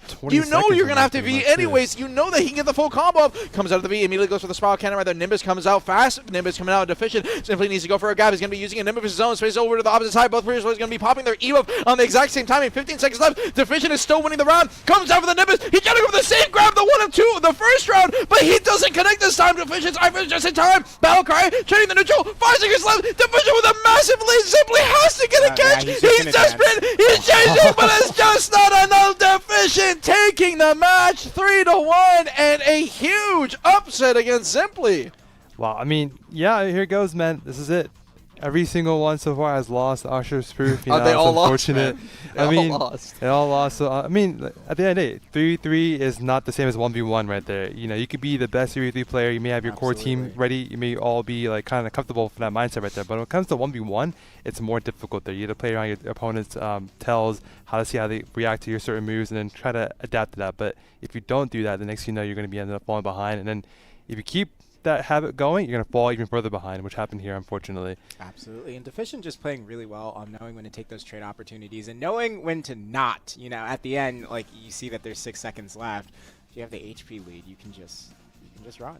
Yeah, he ran That's away, which is, I mean, yeah, that's the best thing knew you can do. immediately when he had the HP advantage, he's like, whatever, I'm just going to go from one side to the other. Simply just didn't V. I don't know why he didn't V earlier. Should have V'd sooner, absolutely. I feel like that was like a huge determining factor. If he did V a bit sooner, he would have a lot more HP to kind of play and kind of pedal it down. Late so that he could come out with low HP and tempt Deficient to come in and play recklessly. You know, that's the 200 IQ play. But Deficient wasn't taking that at all. He wasn't taking that at all. He was playing as smart because, you know, well, why would I go and try to challenge someone with like that much HP? I'll just go ahead and play around the corners to win the match outright through time, which is the best thing to do. I mean, it's a tournament here. You're going to be winning a lot of pearls, a lot of street cred, and on top of that, the permanent Archer skin. So I would just take my time and try to maneuver around to avoid damage. To be fair, like we said, high stress. Yeah. Certain things happen. You never know. Maybe he was clicking B. I mean, nerves are a big thing. Yeah, I mean, tournament nerves are definitely it. Wonderful gameplay from the two of you. Again, we can check out that winners bracket. Deficient. Congratulations to Deficient. You are walking away with it. All that money right there. That's all yours, man. And the street cred. And don't forget that Arsha Awakening skin. We're going to love seeing that for sure. Calpian and Heido are all going to know about you. But that's it. We do have our next class coming up pretty soon here. We have the Archer class, which is the next one. Archer. I mean, we saw some Archer gameplay yesterday. It was pretty good. It was a lot of meteor strike catches. Yeah. A lot of meteor strike catches. Dive. Or meteor. Is it meteor dive? Meteor dive? It is meteor dive. Yeah, You're it's right. meteor dive. It's like the difference. Diving in the air. You know what it is? It's like the difference between like warrior players, where some people will say grave digging and some people will say grave digger. Oh yeah. Okay, yeah. I get that. Chat, if you know which one's correct, type in the chat which one is correct. But meteor dive, a lot of no, it's cool. Archer, I mean, it's another matchup. A lot of these matchups are going to come down to trading. But contrary to like what people usually suspect that Archer will play from range, actually a lot of these matches are going to be heavy melee focused in each other's faces. The gameplay pattern usually looks like it's going in melee, doing a lot of trading. I'm trying to find those catches with Meteor Dive or counter Meteor Dive, and then going off to range and playing like with the abilities like Luthergon's Call. I know there's several different cores that they can take. Usually what's strong in 1v1s is the Luthergon's Call core, grants forward guard to it. You can also take Radiant Explosion, which is usually used more in like the 3v3 contexts, like small scale. Or they could be taking Uproot, which gives them super armor to a knockdown ability, which we did see. I think the final win from yesterday's match, the final catch was actually with the Uproot ability. It was a raw Uproot. I'm not sure if they took the car on that, but yeah. Interested to see what we're going to take today, but I believe that match is ready, so let's go ahead and check out the brackets first. Yep, we have Smoke the Woods versus Frog 7. Frog 7, that's his home. He lives in the woods. He's smoking the woods. I don't know. Well, unfortunately, Frog 1 through 7 is going to be fighting Smoke the Woods here, I guess. But yeah, I mean, it's going to be a pretty good fight. Like you said before, they were playing a lot of close quarter gameplay for a bit for that stuns, and they were going towards the long range to kind of go for the final knockdowns or kills. But we got to see how it plays here. I mean, that was EU, and they will play a different way most likely. But absolutely, I feel like it's all going to come down to smart trades, how cleanly one Archer moves over the other, because movement is a big thing about this class. Archer really is the strongest when he's able to freely control like spacing and punish like whenever his opponent is hesitating. But match starting off. Looks like we're coming out playing with a little bit of range right here. Yep. There's the calling backwards. They're playing like a little bit slower. Here we are back in melee range. Shooting out like the radiant explosions. Not really finding anything just yet. There's the meteor dive. Okay, so I was correct. Yeah, Uproot is a SA core. So these guys most likely for neutral will either be running Luthragons or Uproot, as we were talking about Etsu. And there is one thing, though, about Archer. A lot of changes have made this class really protected. And funny enough, I actually think that Archer is probably pretty good for the sticks. I mean, like, compared to mouse and keyboard, some classes are a little bit harder, like Suck Musa on a controller. But on Archer, it's actually probably pretty decent to play it. Its inputs are pretty simple, and the connections are really smooth. And Frog7 already showing it off, forces the V out of Smoke the Woods. Luthragon's Call, I believe, was a connection right there with a knockback. Playing over behind the pillar. He's going to be trying to space away. He needs to be careful anytime he's running out. Things and skills like like Righteous Smite can definitely catch you off guard with a long-range back attack damage. And Aberson Timer's kicking in right here are going to even the playing field a little bit. Smoke the Wiz trying to go for the Luthragons. Cancels out of it so he doesn't get punished. Oh no, he auto attacked for a second right there out of the tag strike. That could have been a little bit risky, but no punish came out. Yeah, he was stuck in the animation of Radiant Explosion. Radiant Explosion is an anti-lock right there, so he got a lot of damage off in terms of chip. Meteor dive over, gets the RCC. No, he got knocked back, but the damage is just going to be enough for the chip. Frog7 taking the first round. And yeah, but talking about Archer, it's probably pretty decent on controller, I have to say, just with the way its skills are work, its inputs. It is a pretty chill overall like APM class, I'd have to say. But in terms of kind of the mobility and everything, you don't really need crazy fast camera turns. I think it would be pretty fun to play. And actually, funny enough, the reason I bring that up is because I know a guy who grinds on PC with controller only, and he uses Archer. It's one of his favorite classes to grind on for some reason. I believe it. Next to Guardian. I mean, Guardian's it's one of the classics. Can't sit there. Ooh, Smoke's really taking a lot of chip here. One thing to note is these players right here, when you're playing Archer, there's a lot of CC skills in their kit, meaning if you leave even just a second of unprotected moments in your ability rotation, it's a high likely chance that you will get CC'd and punished by it. Yeah, and a big reason, goes for the tax strike, he got punished on the ending of it. Great timing from Frog7. Yeah, tax strike, one of those really fast, like you're going from an iframe kind of, and you can go into an unprotected KD on the end timing. That was a really good timing from Frog7 to get that punish off right there. You typically are going to be using that as your re-CC in your neutral game for your combo if you need to. So using it for your neutral, like just going for a raw catch, can be risky at times. And Frog7 showing that experience kicking in. Playing on the opposite side, Smoke the Wiz tried to go for it. Went for the KD, did not manage to connect. Trading it back with the Radiant Explosion. Frog7 is going to be using the Luthragon's Call right there to trade over into Smoke the Wiz, knowing that Smoke the Wiz couldn't go for a CC follow-up to try and punish his Luthragon's Righteous Smite from the long range. Smoke the Wiz actually ends up eating the damage on that from the SH chip. Meteor Dive trying to push forward. Luthragon's eating it as well. Radiant Explosion. Frog7 managed to eye from it just in time. Using the Lights Call, backing up with that Righteous Smite. He's going to cancel out of the ending hit right there. Smoke the Wiz trying to take a little bit of aggressive pressure. It's going to be spacing away. Drops that FG, a little shotgun blast out of the one hand. Such cool animations on Archer pushing forward.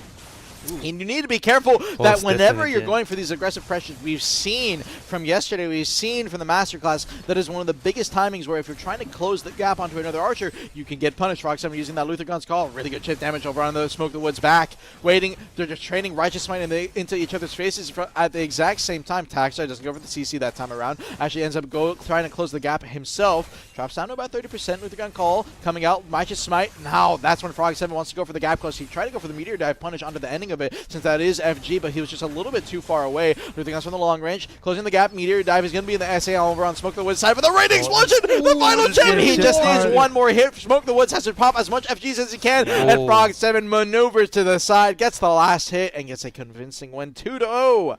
Taking the lead. I feel like I'm seeing like Smoke the Woods frontal guard get blown apart. Like I'm seeing him kind of stagger back, and then he's just like wait a second, and he takes like a bit of time to fall way back in the end, and just kind of hide it back.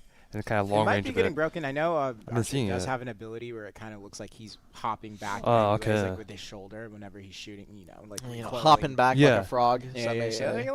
Like a frog. So I'm seeing like he kind of like once it happens, he just kind of leans backwards and runs away for a bit, and then he engages afterwards. I'm like maybe his frontal guard's got blown apart. I feel like the puns have dropped in quality today compared to yesterday. We got more. You're the one that made it. You're the one dropping the quality of the puns. Hey, listen, my bad. Anyways, next round starting up. Smoke the Woods. Crazy. He's going to be popping his debuff early. Now, if he takes a really good damage advantage here this could be worth it, but he has to play super aggressive and try to pressure out Frog as much as possible. And Frog is doing a really good job at spacing away and using that Luthergon frontal guard, using that Righteous Smite frontal guard where he can. Smoke that was going to be popping a Righteous Smite of his own. He does absolutely no damage, and at this point, his E-buff has run out, so By the way, all that that time... is very strong, by the way. Very strong, but ends up being absolutely zero value until he dashes in, gets the Meteor Dive CC, gets the Re-Stiffen, and gets the KD off. Frog 7 decides to V immediately, obviously Awakening Archer. Meteor Dive and punish again! No, he couldn't get the Re-KD just in time. He was so close. He was already preemptively out of the Meteor Dive, going into an SA animation log, just because you want to stay protected. Obviously, those skill chains, that kind of flow chart that people are used to. He couldn't get the re-CC off it. Wasn't expecting any kind of connection right there. So Smoke the Woods getting away scot-free out of the ending of that.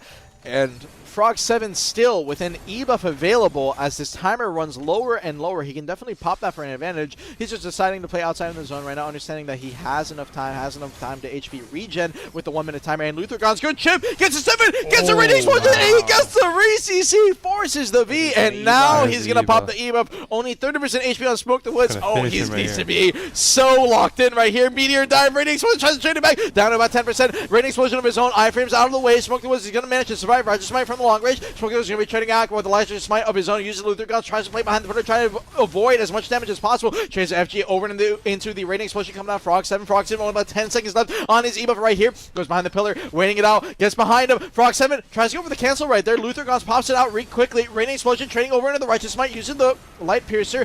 Oh, long range! Luthergon gets the punish, and Frog 7 3-0, a convincing win, and congratulations on becoming the Master Archer, my man. Master Archer. Frog was catching him a lot out there. I don't know. I've been seeing him getting stiffened and knockbacks like constantly back to back. He's definitely playing the class really well, pacing out, waiting for those gaps and taking advantage of that and just going straight at it. So definitely well done to Frog right there. I mean, smart decision making, really good use on the E-buff timing. Waited until he popped Smoke the Woods out into his V before he used it. But which, by the way, we did say that E-buff is very powerful. Gives you 20 AP, 48 accuracy, and then all special attack damage across the board. So really strong ability, especially for damage trading. But Frog 7 really coming out of the gate today swinging and did a wonderful job taking that win. But let's go ahead and check out that winner's bracket here, ladies and gentlemen. And yeah, Frog 7, congratulations. Master Archer, NA. There it is. Frog 7 coming out there, and Smoke the Woods just behind him at runner-up for second place. Well done to both of you guys out here. But it's definitely great seeing your fights. I mean, Frog was just, the better archer this time, but there's always a next time. Don't worry about that. We will have more of these tournaments as we go on through the years. Definitely come back and play with us here again. With that said, we do have our next class coming up here in a bit, but we are going to go, our next is going to be the Wukong class, but we're going to take a bit of a break here just to get everyone, the casters here, a bit give me a little bit of tea, try to help this guy's voice out. We don't want him to keep shouting all day. He's going to lose his voice for sure, but honestly, it's not too bad. We're doing pretty decent so far. All right, let's just keep going. No, I need the break. I need the break. We're going to take a 20-minute break here. Just hang around for a bit, go to the bathroom, do some errands real quick, get some food, and we'll see you back here.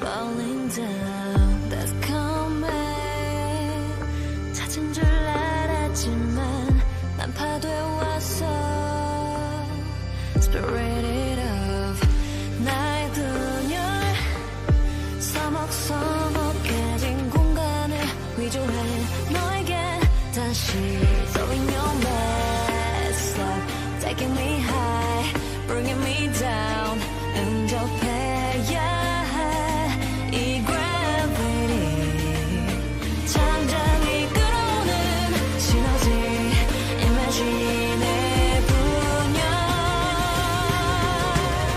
Finally I got to the answer pop to the mark star 여기에 turn to the other side 끌려오는 순간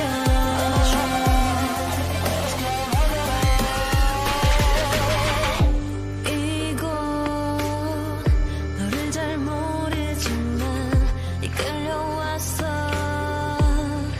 검은 죽음 너의 중년 잠식당했던 나 새롭게 기원해 to the light 다시 throwing your mess up taking me high bringing me down 응접해야 해 이 gravity 잠잠히 끌어오는 시너지 imagine의 균형 Finally I got to the answer pop to the mark star 여기에 turn to the other side 끌려오는 순간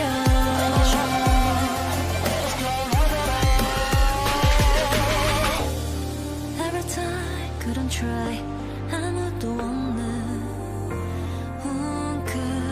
웅크렸던 sometimes 다시 혼자 되어 심장이 멈출 때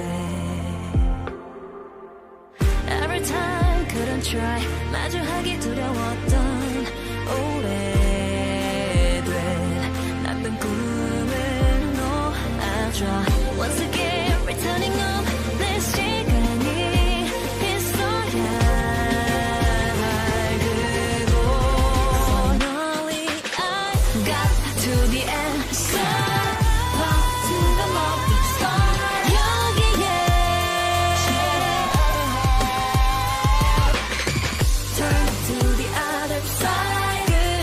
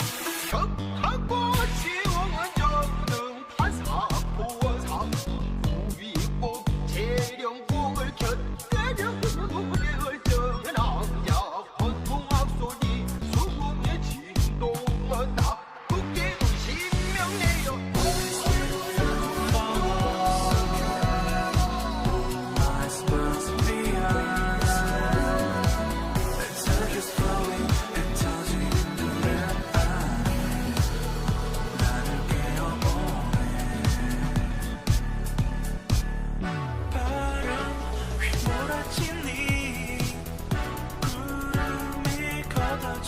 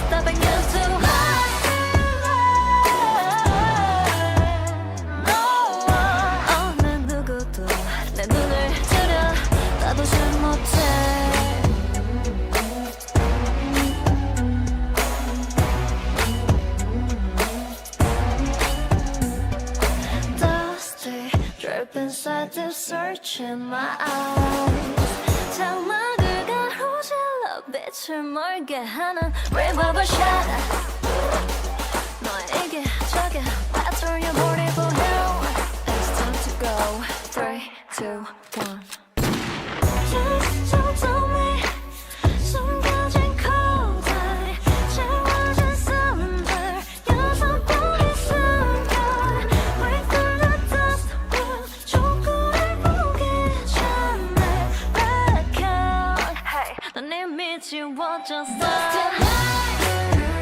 피어난 power I'm cold Deadeye 난 untouchable stepping into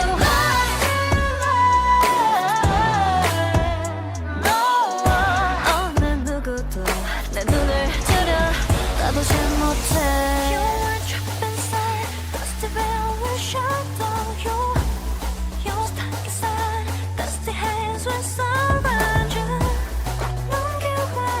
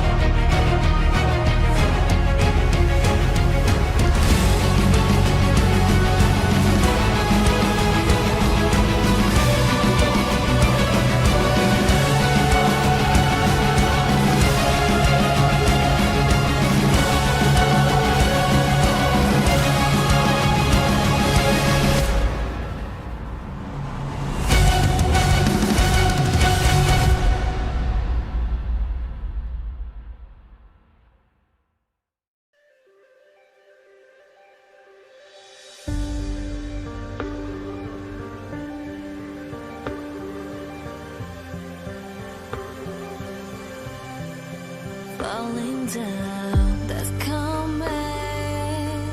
찾은 줄 알았지만 난 파도에 왔어. Spirit of 나의 그녀 서먹서먹해진 공간을 위조해 너에게 다시 throwing your mess up, taking me high, bringing me down.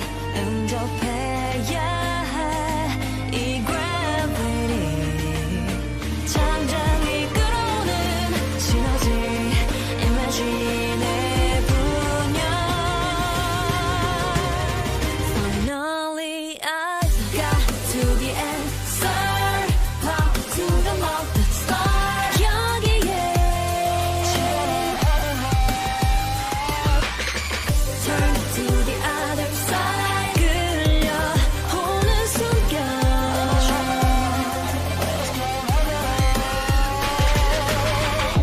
이곳 너를 잘 모르지만 이끌려왔어. 검은 죽은 너의 중년 잠시 당했던 나 새롭게 기원해 to the light 다시 throwing your mess up, taking me high, bringing me down. 응접해야 해 이 gravity 잠잠히 끌어오는 시너지 imagine의 균형. Finally I got to the answer, pop to the mark, the star 여기에 turn to the other side 끌려오는 순간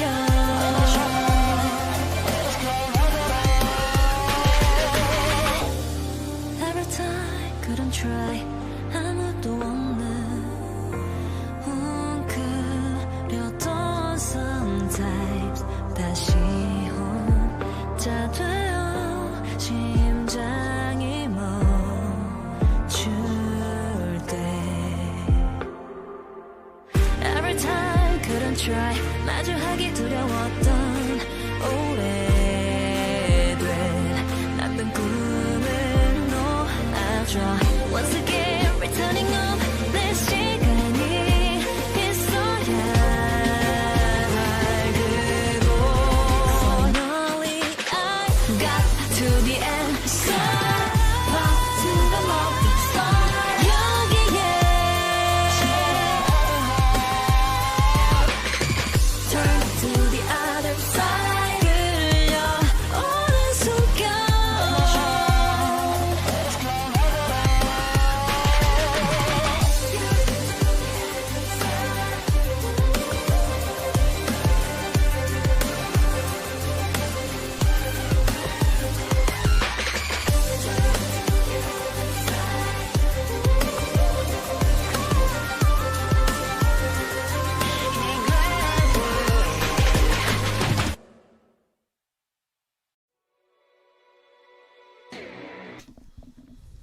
And we're back.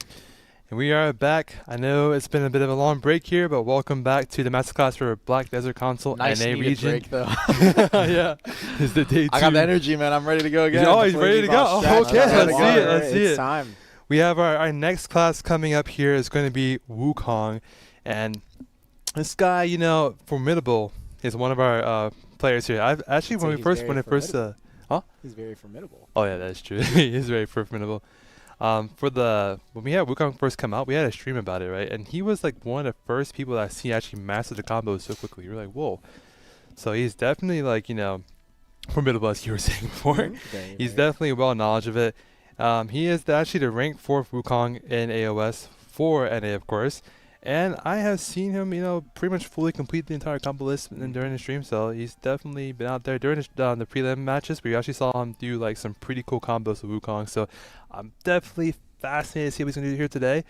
But Wukong has been more so notoriously a kind of slower paced class, I would say. Like, you know. It's very protected, very SA heavy, so Yeah. it's going to be hard to find those opportunities for catches. Exactly, yeah. Yeah, it's probably going to rely heavily on that grab or just randomly getting catches behind frontal, like with a skill like Scorch and Exactly. whatnot. But yeah, I suspect this time around is going to go on a little bit longer than our previous ones. But I'm interested to see how these two players play today. Nice, same here. We will see. I mean, we did see on yesterday on EU, we had like some decently fast rounds, I would say, for the Wukong. But yeah, it's still one of those pretty heavily protected classes where we'll likely see some pretty long rounds. Well, it also has like a lot Exactly. of heals. Going into Buddha form gives you, it's a really long iframe. You can heal up, and they have like a lot of mobility skills. Like they can The sit aura in- farm. Yeah, The the aura aura- farm. aura right? farm with the We saw, fighting you know, Buddha. it was really cool for those of you who were here yesterday in the Wukong match. There was a point where one of the Wukongs dodged grab. Yeah, by using just sitting the, in the Buddha stance. Oh, and it right in looked front of his so face. Sick. Yeah. He's like, get that off me, peasant. I was like, okay, this But I'm guy's gonna too be good. interested to see how what Peasant pans is out for today. crazy. Do we have the brackets set up? Let's take a look. Yeah, so, I mean, I still feel like the class is going to be pretty much a long fight here. But at the end of the day here, Wukong is a really nice class. It's really flashy. You know, to me, it looks like it's like a mixture of like golden light and this like purple Really sick flame. school effects. Yeah, exactly. Purple, red flames. Yep, and with that said, like, you know, this is a tournament here, and this is the Masters class for sure. This tournament is all about, you know, those who have made it to the finals, right? And during this tournament for Masters class, we have actually Twitch drops enabled here for console exclusive ones, though. So that means if you're a console player, Come on, man. if you're, I mean, hey man, you got got enough. you can You've had definitely enough join the drops, console. We will dude. Hey, love I to don't- have you here, Armin. I'm gonna be honest. I don't hit many mobs, so you know, I appreciate anything I can get. I appreciate anything I get. But I understand. I mean, hey man, Really? like, if you want to join console, you get these console exclusive Twitch drops. I've You're been more close welcome. to playing some console. You It'd be know? cool to duel them. Dude, that'd be pretty good, I like- did that back in the day. At some point, I tested out like Suck Ninja. I was trying it out on the sticks. It's Mhm. hard. It's tough. Mm. Doing all the inputs, and we're gonna have Ninja up here soon, so I'm excited to see that. But for now, the Wukong matchup.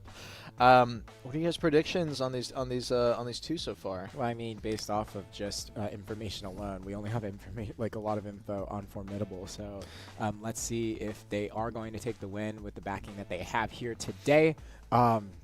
I'll just put my bet on Formidable. Okay. Yeah. And Ash. I mean, I think Formidable is pretty good too, but you know there are upsets in you know the way I thought before. I thought, hey, you know, Arsh's Proof was going to be the one to win. Looks like that was not the case in this moment here. You know, thinking about that, we've had a decent amount of upsets today. Yeah, Actually. We've only been seeing upsets, actually. Yeah, it's the underdogs rising ahead. Yeah, and you New know, era. again, it's a thing of nerves. Tourney nerves are just some of the like hardest things to deal with. When we did the PC Masterclass, we did also see a lot of upsets.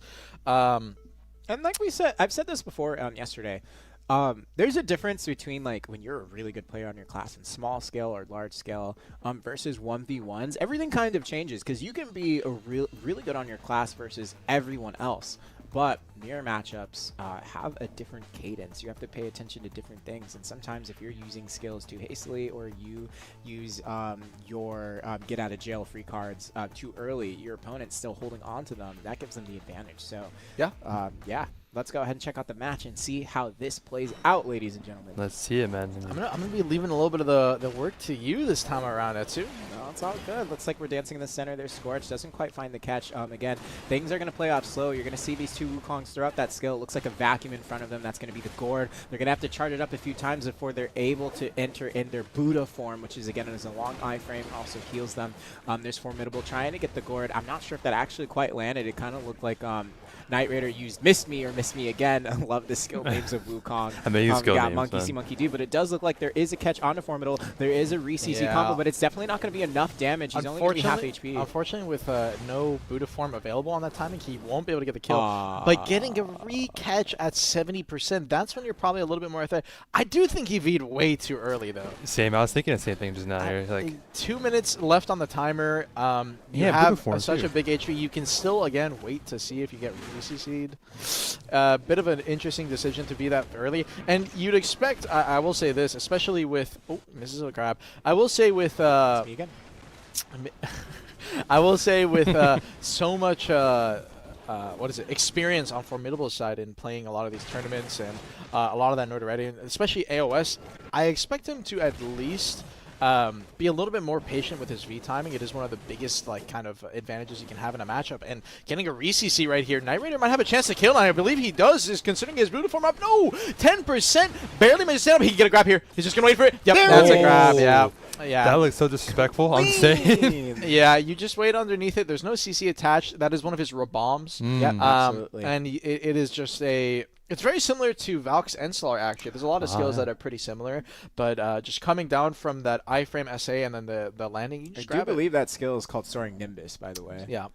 Which does have debuffs on it, minus attack speed, casting speed, movement speed, all around the board. But like you saw primarily there, he used it as a chance to stall for cooldowns, regenerate HP, and stay out of the fight. But you could see that a Raider knew exactly to grab that as soon as he landed.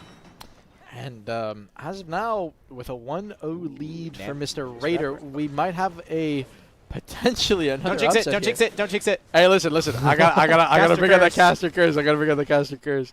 We'll see. He might have another potential reset here, but we have seen so far in this tournament when the leading players, I mean, this has actually just been a reoccurring thing for many tournaments that I've casted. When the player that has kind of the advantage in terms of experience and stuff, when they end up losing the first round, they actually kind of lose a lot of their nerves. They're like, okay, I'm kind of locked in now. And they start playing a little bit better. So we're going to have to see if that sticks to the script for Mr. Formidable here. I mean, it's all intentional. You have to teach your opponent humility. You know, you lose the first two, and then you start getting in their head. That's definitely a strategy. I'm kidding, by the way. Do that if you can. But he is versing Wukong, so I mean, he's pretty much Wukong. Who? Yeah, Wukong. Wukong. It's a very nice name. Character names. Both players, they both missed their grab. It looks like Formidable was trying to grab punish Wukong's grab, and he actually had the. He gets hit by Scorch. There it is. Yeah, There's he's a gonna have a knockback. knockback. Oh, that's a full extension combo. Yeah, he definitely has to be. But that's the thing. Formidable actually had the correct grab timing there. He would have got the punish, but the spacing. Wukong's grab is so. It's very melee range. It's not really a lot of range attached to it, like Nova, like Sage, like Awakening Ninja's grab, like Guardian, like Skull. Actually, now that I think about it, there's so many range grabs in the game now. And Wukong, one of the classes that doesn't even need it. Formidable puts him on the ground. Yeah, that combo should go. No, he doesn't. He actually he should have had enough damage. I don't know if it was the routing or what, or maybe he had a couple of skills on cooldown. Goes for the gourd right there. Almost got punished behind the FG. Knight Raider tried to get behind him just in time, but was just a little bit too far away. Formidable's going to be using his gourd right there to try to avoid any bit of that chip damage. Coming down from the pole, out of his form goes to the gourd again, and the gourds are going to be something we have to pay close attention to. Formidable, I think his gourd duration ended. Yeah, he's back into normal stance. Yeah, he has to get back into it here, and Raider still. He gets punished trying to use gourd right there, and you have to be careful. Yeah. It's so easy to, I could tell, he's getting desperate there. He's not in Buddha form, but he tries to use gourd in a bad opportunity. And again, you can see a lot of them closing the gap, going into Scorch to try and get that stun or knockback, out of the front. Oh, he tried to grab the ending, and Raider, I almost think, wasted his grab on the timing right there. Now, this is the thing. When you come out of gourd, you don't have to sit there in super armor. You can just instantly iframe. So trying to go for the grab punish on the ending of that by Raider, I don't really think that's a high success grab. But as you've seen in these matchups, when it comes down to, especially lower time, you stop thinking about things like that, and you start thinking about, I just need to get a catch. 15 seconds left coming up on time right here. Trying to go for the chip. He uses the gourd for a little bit of FG. Goes for that Scorch. Hard trade's coming in. He gets a stun off of it on the ground. We're taking a 2-0 lead, and Raider winning convincingly. Neither player with a V available, but Raider just ended up turning that match completely around. Yeah, now doing a really good job finding those opportunities where Formidable is using a frontal guard skill. We saw it earlier at the start of that round where he tried to use gourd, got punished behind with Scorch. And Knight Raider just found another catch throughout that match towards the end there. But yeah, a potential upset 2-0. But you don't underestimate the 0-2 hidden secret passive. For those of you who don't know, when you're down 0-2, you got nothing to lose and you start playing like a straight fiend. So let's see if Formidable can regain his footing. We'll see. It has not been the case. So, yeah, but not for today.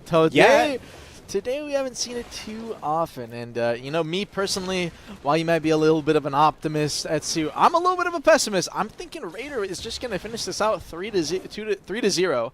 He's shown already that he knows what he's doing. He's been keeping calm, and yeah, that is the biggest thing. I haven't seen any real nerves from Raider. caster curse. Speaking Oh, of yeah. nerves, seen what? He You haven't calls up seen there. He's what? like, wait a second, hold on. You haven't seen what? I'm about to take this guy right now. Oh, 2 power spike. the caster curse is actually crazy. He jumps at the exact keep time you gotta talking. say that. All right, well, What's gonna happen speaking next? of nerves, Raider might be kicking in with a little bit of nerves, so close to winning. He's like, man, I need to finish this out right now. And he's Looks going to like get Raider's- stunned as well. Formida's going to get the resees. He goes for the knockback. He needs to go for the KD reconnection. Oh, I think he ended up double stunning him there. And agreed, it's a little bit too hard for the damage, and Raider's going to be the one to get the recc. I believe Raider is no longer, is he in Buddha form? I think he has. Yeah, looks like he's not in boot out form of it. anymore. Yeah, it looks like he's out of it, so he needs to repop his Scorch. Oh, good grab. Raider was greeting a bit too hard, and Formida's going to be Both forcing the these V are down. right back. Yep. And last time we were in this position, Formidable ended up greeting his gourd a little bit, trying to pop it off, and got punished out of it. And Raider almost got in the same, put in the same situation, like right Raider's exactly not there. in Yeah, good he's form. greeting the gourd really hard. He needs to go back in Buddha, but he's just gonna get rock edge. Can he kill him in Oh, this no. situation? Gets a KD. I think his damage is too lacking with no Oh, not gourd. that. He But that's is. the grab. Well, got up, immediately He dodged burns the the grab. That was grab. great. Yeah, so Formidable is gonna be a little down. He's grabbed. Oh, yeah. I think that's it. I think That's he's dead. it. That's wrap right 20%. there.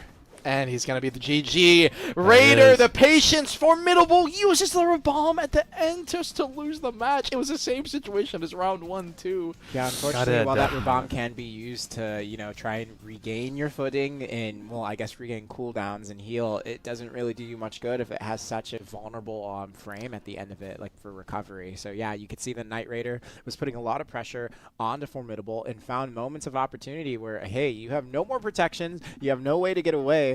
I'm just gonna hop in the air, and guess what? Unfortunately, those were the moments where he got punished the most. We saw that 2 times this match. It was like seeing a speeding train oncoming. Like, Oh, you yeah. knew He was gonna- we already knew he was dead, man. But It's I rough. believe Raider won that. Well, he got that combo at the end. No gourd for him just yet. Yeah, I mean, he was low enough at that Yeah, point. yeah, that he was could've low killed. enough. But Enough for that. But yeah, Knight Raider here is the Crown Master Wukong. Formidable, unfortunately. He is going to be second place. I think I'm the curse here. I'm giving these people this hope. And next thing you know, I'm like, I give them the worst luck possible for them during a tournament. So unfortunately, that happens. But Knight Raider here is number 1, going to be Wukong overall master class for NA. And then Formidable is going to be obviously number 2 with 50k crons as well. So pretty good. pretty good. Overall, these matches here are still great to see. Like, the NA crowd is still doing some skills here. I do wish, like, the habits they had before, I mean, using that skill, forgot what was it again? They go up in the air and they come back down. Oh, it was like Nimbus. Yeah, Just Nimbus. something. But you know Just what? something. I'm going to cut you guys off. It's enough talk about Wukong. It's Well, time Time for his ninja? for Ninja. My favorite Okay. matchup. We got Laws of Motion up against Suken. Now, I'm not a console player, so I'm not familiar with either of these players, but I'm sure that 2 ninjas who, regardless of who they are, coming to the grand finals, both on Awakening. I'm excited to see what they got. I mean, Absolutely. yeah, they're both pretty good ninjas here. I mean, I would say Suken is ranked 16th ninja at AOS, so he's still, he's still pretty ranked high in there in that regard there. But I've seen him around before. His name goes by People's Champion, character name wise. So he's People's definitely, Champion. yeah, he Champion. loves that name for sure. What a goated name. Kensui, I believe, is his family name. Definitely, or one of his names here. Definitely a interesting fellow for sure in the console community. I know a lot of people have known him before during, both our previous streams as well, and even just around in the match. You know him like pretty memorable, pretty person that he's got like a lot of connections in games. So yeah, looking Absolutely. forward to see how he plays here against Laws of Motion. Yeah, it is double Awakening, I believe, for this matchup, correct? Yeah. Awakening Ninja being one of the strongest 1v1 classes, yeah. definitely has a lot of tools, has a lot of strengths in its kit, and really good combo damage. We're probably not going to be seeing a lot of super armor trade gameplay like we have been from these previous classes. While they do have like a lot of super armors, most of their damage is going to come from catch opportunities once they land a CC, and use there's like abilities like you're gonna have to correct me, but it's like the one where like they swipe twice on them. Corrupt And- Sword Dance. Yeah, Corrupt Sword Mhm. Dance does a lot of damage if they're able to land a CC on their opponent. So hopefully both of these players have practice on their combos efficiently and know how to play this, but it's going to be really interesting. Awakening Ninja is definitely one of those classes that is just really exciting to watch, an aura farming class for sure. I mean, speaking of aura farming, are you thinking we're gonna see another choreographical I don't know if display like the you same did? place twice, but we'll have to see. That was still the funniest one. I think even across all regions, that has never happened before in an official tournament. Like where we have 2 sides walking up, doing a bit of a or a check. You say, just staring them By the way, down. for those of you who don't know, GM Ash is referencing from like yesterday Yes. for the EU tournament, 2 Awakening Ninjas. They like walk towards the center of the arena. I'm sure we'll post it It's somewhere on later. socials right now. Actually, you can check it on Black Awesome. Desert Console Twitter. You can see that it's super awesome right It's there. really cool. It was like I didn't think it was gonna be like an actual thing until like when I saw them walking. I'm like, why are they walking? What's going on here? And then next thing they started doing the entire combo behind each other. I was like, what?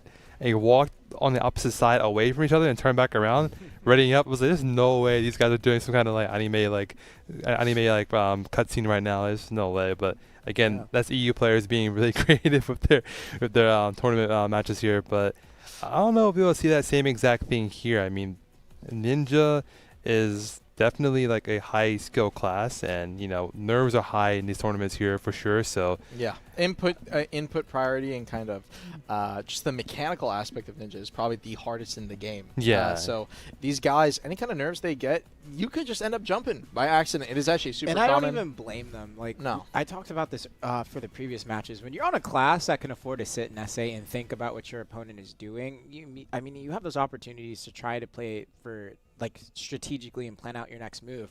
But when you're playing a class as fast as Awakening Ninja, where you're not just doing 1 to 4 inputs, but you're doing like 5, 6 to 10, and you're tracking your own cooldowns, and you're trying to track your opponent's cooldown. Sorry. It can get really stressful, and like Armin said, you can find those moments of opportunity where you might just jump. Yeah, so that mechanical aspect, definitely super difficult. And talking about Ninja for a little bit, just give you guys a quick rundown on this Let us class. know. In terms of the neutral game, stamina is going to be a factor to some extent. It depends on how aggro these guys want to go, but a big thing is C-swapping. These guys are going to have to C-swap a ton, going from their Awakening to their Pre-Awakening. But it's optional. That's another thing. They actually have hotbar skills that can take them to their Awakening. So I don't know how it is on console. On PC, you actually don't have to C-swap at all, pretty much, for this kit, which means that you're reducing your gaps and stuff. But based off what I saw yesterday for the EU stream, it seems like you might have to on console on the sticks. I'm not too sure about the mechanical difference on that aspect. As for a bit of their neutral game, these guys are going to be opting into Murderous Intent Core. That is going to be an SA stiffen on a 5-second cooldown. So they're going to be spamming it pretty much whenever they can off cooldown. It's mobility attached to it as well. They can follow it up into Q-Slash. That is one of their KD skills. That's also full SA with a linger at the end. I just want to say Q-Slash is a really strong skill. It Super gives strong melee AP plus 20 for 10 seconds. Its super armor has knockdown, air attack, and it has no stamina costs and only a 6-second cooldown. So the amount of times you can throw that out in a short duration or short trade, it's a lot. I mean, Yep. So definitely one of the stronger skills in the kit, and it's going to come to be a big part of their neutral game. They're going to be using skills like Cutthroat to swap to the Pre-Awakening, that's their Magnus, and then use their Shadow Stomp. So 3 main CCs, that's going to be the 3 that they rotate, and outside of that, they don't have any real unprotected CCs, so you're not going to see any kind of like fast throws or anything besides Malice, one of their ranged CCs. So that's the 4 main skills of the kit. That's the ones you guys have to keep an eye out for. And obviously 2 grabs. And grabbing a ninja is incredibly hard, even more so on another Slippery, ninja. man. So we saw yesterday in yesterday's matchup, a lot of the catches that ended up happening to them was because they would go for a grab and then get punished on it. We actually saw, I believe that was how the tournament winner ended up winning. Catch out of I think the tournament winner, it might have been the last round. Yeah, the last round, he got punished on block jump. Yeah. Yep. As you you're can exiting punish. block jump, you are unprotected, so you got punished out of it. So curious to Really see hard how to this do. one goes. Playstyle differences are going to be a big thing. These guys, just due to how Ninja is, it has a wide variety of playstyles, so these guys will have a lot of different options, a lot of different ways they can play. I'm curious to see how it goes. I don't have any predictions for the match, but I'd have to say I'm definitely very excited. You know, I will say one of my favorite things about classes like Ninja, where they have so many different skills where you can see different play styles, it really allows for such a unique moment of skill expression.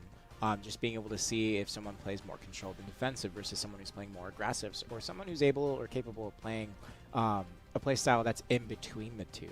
But let's see how they're going to play it out. I believe the round is ready to watch, so let's go and hop in game. And Armin, take it away. Laws of Motion versus Suken, and this is going to be one of the most exciting matches of the tournament. Hope you guys are ready. Early match starting off right here. Already going to go Murderous Intent over into the 7. He's going to linger the Q-Slash over in the middle. Laws of Motion is going to Katana Shower on the backside. He's just going to Katana Raw. He could have got grabbed out of it. It looks like Kensu is actually is going to be running Drastic Core, which is a difference that I was not expecting. Laws of Motion is going to be using his CSD to space away right there. Drops a Drastic in the middle. Laws of Motion using Drastic Core as well. We have a double Drastic Core matchup. I was not expecting this. Wait, unless it's Katana Core. I just saw no, Katana it Core. look no. I believe that is Drastic Core. That is just Katana's raw animation. So both these guys with Drastic drastic core available. We might see a raw CC in the neutral game. Is it Katana core? It's hard to tell just because of the raw red.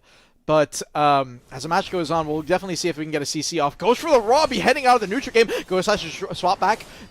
Just do Awakening, lingering the severing right there. You're going to have a drastic hold over by Sukin. Now, when you're in that drastic, you can animation cancel to the side using Ghost Slash, but you are just straight up grabble. It looks like, yeah, he is running Katana Core. Actually, that is not the choice that you typically would want in the Ninja 1v1, and he's C-swapping Blitz, punished by the block jump after seeing a fatal mistake. That is not what you want to go for. Goes for the combo. CSD, definitely not an optimal combo. Could have gotten a lot more damage up, especially with a stiffen extension if Laws wanted to go for it using Cutthroat over into the Malice. So, interesting to see right there. Gets caught by the Ghost Grading just before the stomp animation. He was not expecting to get the punish off of that. It looks like Laws is running the drastic. Oh my god! Block jump into the grab! Kensui ran into the grab out of the block jump. So despite missing his block jump right there, Laws, Kensui just ended up running into it. Gets punished. Terrible situation for him. He's going to be lingering the Mach Explosion right there, trying to get a little bit of stamina back. C-swaps over in the neutral game. Blazespin comes out, try to go for the grab on the Katana Shard. No, he just waits and doesn't go for it. That is 100% a situation where he can get a grab punish. So Laws definitely needs to keep his eyes open for that, and Kensui needs to be really careful when he's using those katanas. You can definitely get a punish off of it,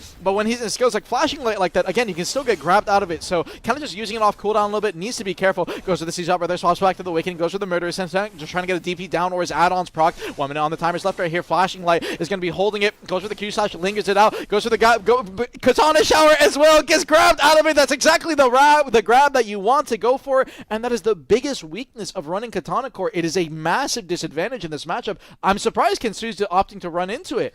I was going to say, in my experience, because I remember back in the day, Armin, I don't know if you remember, you taught me Awakening Ninja.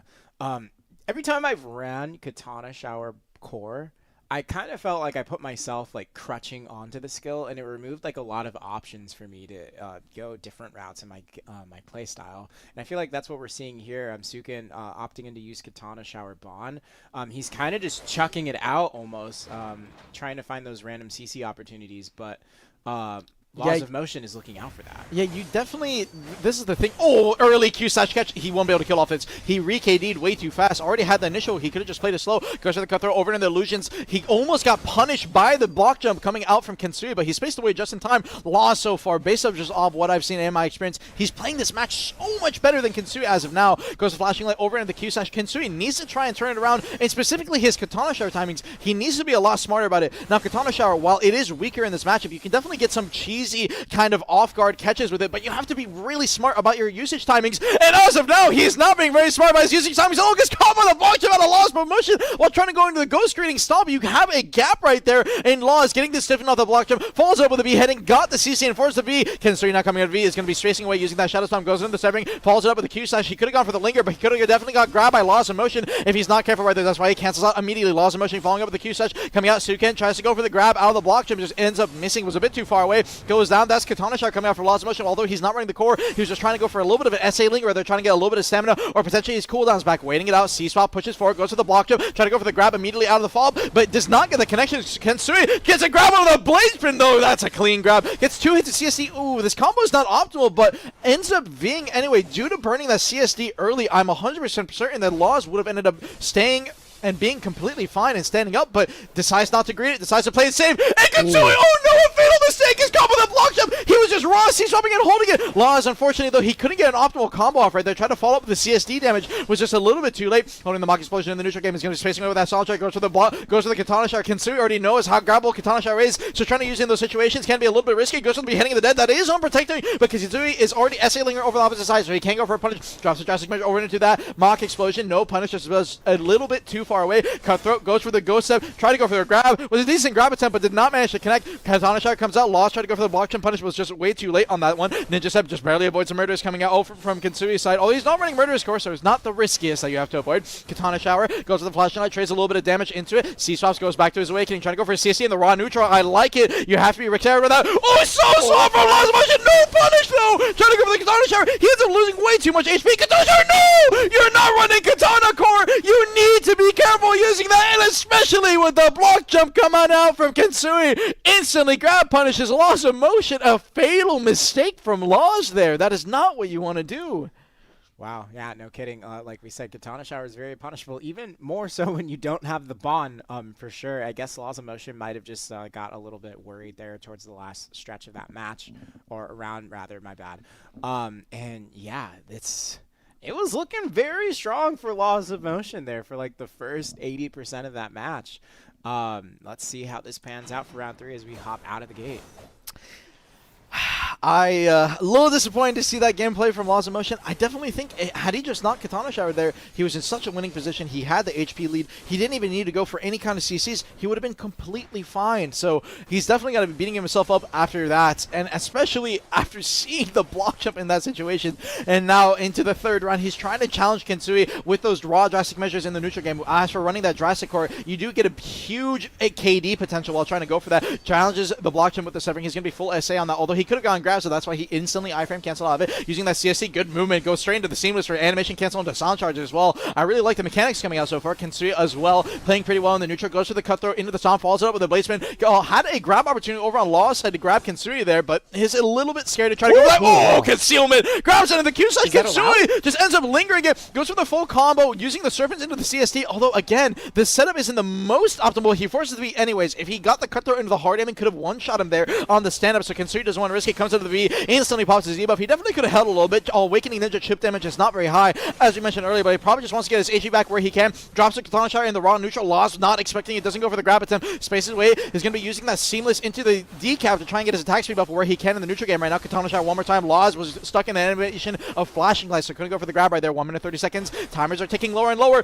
Lingers that murders over to that severing. Could have gone for a C-swap punish right there. Drops a boss slaughter. I really like it. This guy has shown up some mechanics. Goes to the back essential of the run. No! He went for the solid charge. Ended up lingering the frontal guards way too long, and the block jump is going to end up catching him. Kensui with a good connection right there. Laws now no V available on either side. Suken again. Kensui trying to go for those Katana Shower catches. None of them have worked out so far, but Laws is just not going for the punishes. Waiting out in the neutral. Goes for the severing straight in that Q surge. Goes for a little bit of the linger. Laws could have gone for a grab, but he doesn't want to risk it. Kensui is already countering that move. Waiting back up.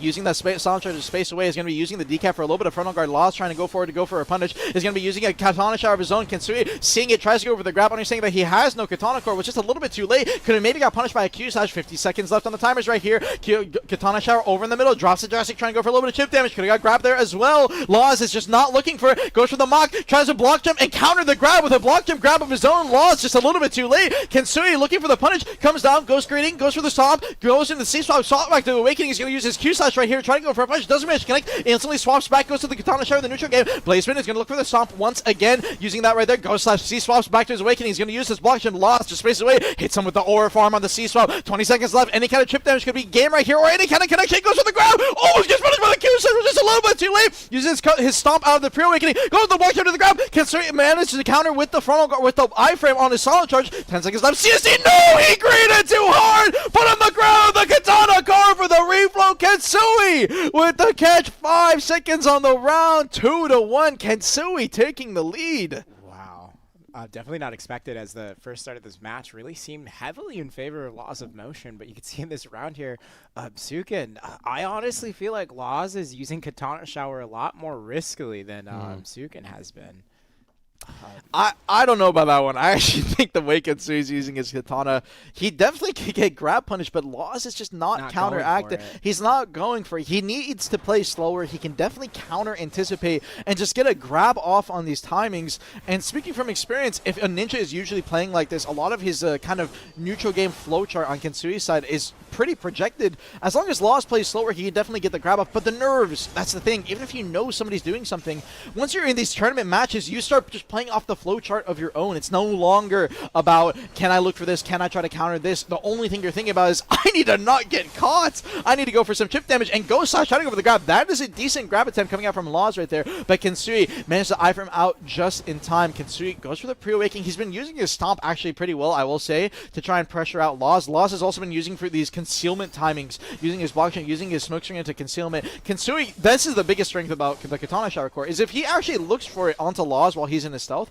Katana core is really good at punishing stealth on those timings. So he could look for Chaos Spree, he goes for the Q slash out of it. That is anti-locked, goes for the grab, and that's exactly what ends up happening. He's going to hit the block jump, hits the grab, and that's the grab timing that he needs to look for. Kinsui, a little bit greedy, trying to go for the Katana punish right there. Was probably hoping that Laws would exit out earlier, and that's why he checked the Katana, but Laws played it patient, played it smart, got the grab off, and now Kinsui with no V. Katana once again, the same timing is going to get the CC, is going to go for the full combo, just needs a CSD, and the damage is enough. That's the round that Laws needs, and that is the weakness of Katana core. Those are the punishes we wanted to see in the previous round where he wasn't going for the Katana Shower punishes, but we saw that now this round he was able to find them. Kind of almost feel like he was intentionally making Sukin go into Katana Shower a little bit just by dancing around him, going on the outer edges.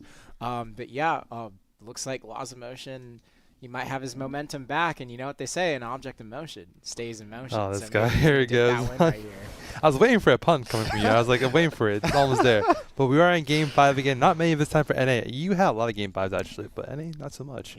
Well, we did have it Game 5 for the Ninja match on EU, and we now have one for the Ninja match on ANA. Laws of Motion. Can he finish it out after winning that last round? Is going to be playing that Concealment, or can Sui finish this out after being the first one to get onto match point? Is going to be using oh my god, I actually really like the mechanics coming out of Laws. He just needs to play more consistent. So despite his mechanics is so far visually being a lot better than Suken's, Suken has just been a little more consistent about trying to get these punishes. His block chips have been a little bit better, and his Q slashes specifically is going to be the one to get a catch. But he didn't have to V. He definitely did not have to V. He was CC capped. He got capped immediately, and Laws, this is the problem. I think he's just nervous. Is going to do this is grabbable. Once again, this right here, there's no reason you shouldn't just be going for a grab punish onto the end of that. You're fully anti-locked, and he's going to get caught with the top! Oh my god, no, Serpent's Raw CC. No KD right here. Laws will definitely stand up. He could have E-buffed potentially even for the kill. That was a winning situation. The match could have just ended for Kinsui. It might just be, again, nerves. This class is nerve-wracking to play.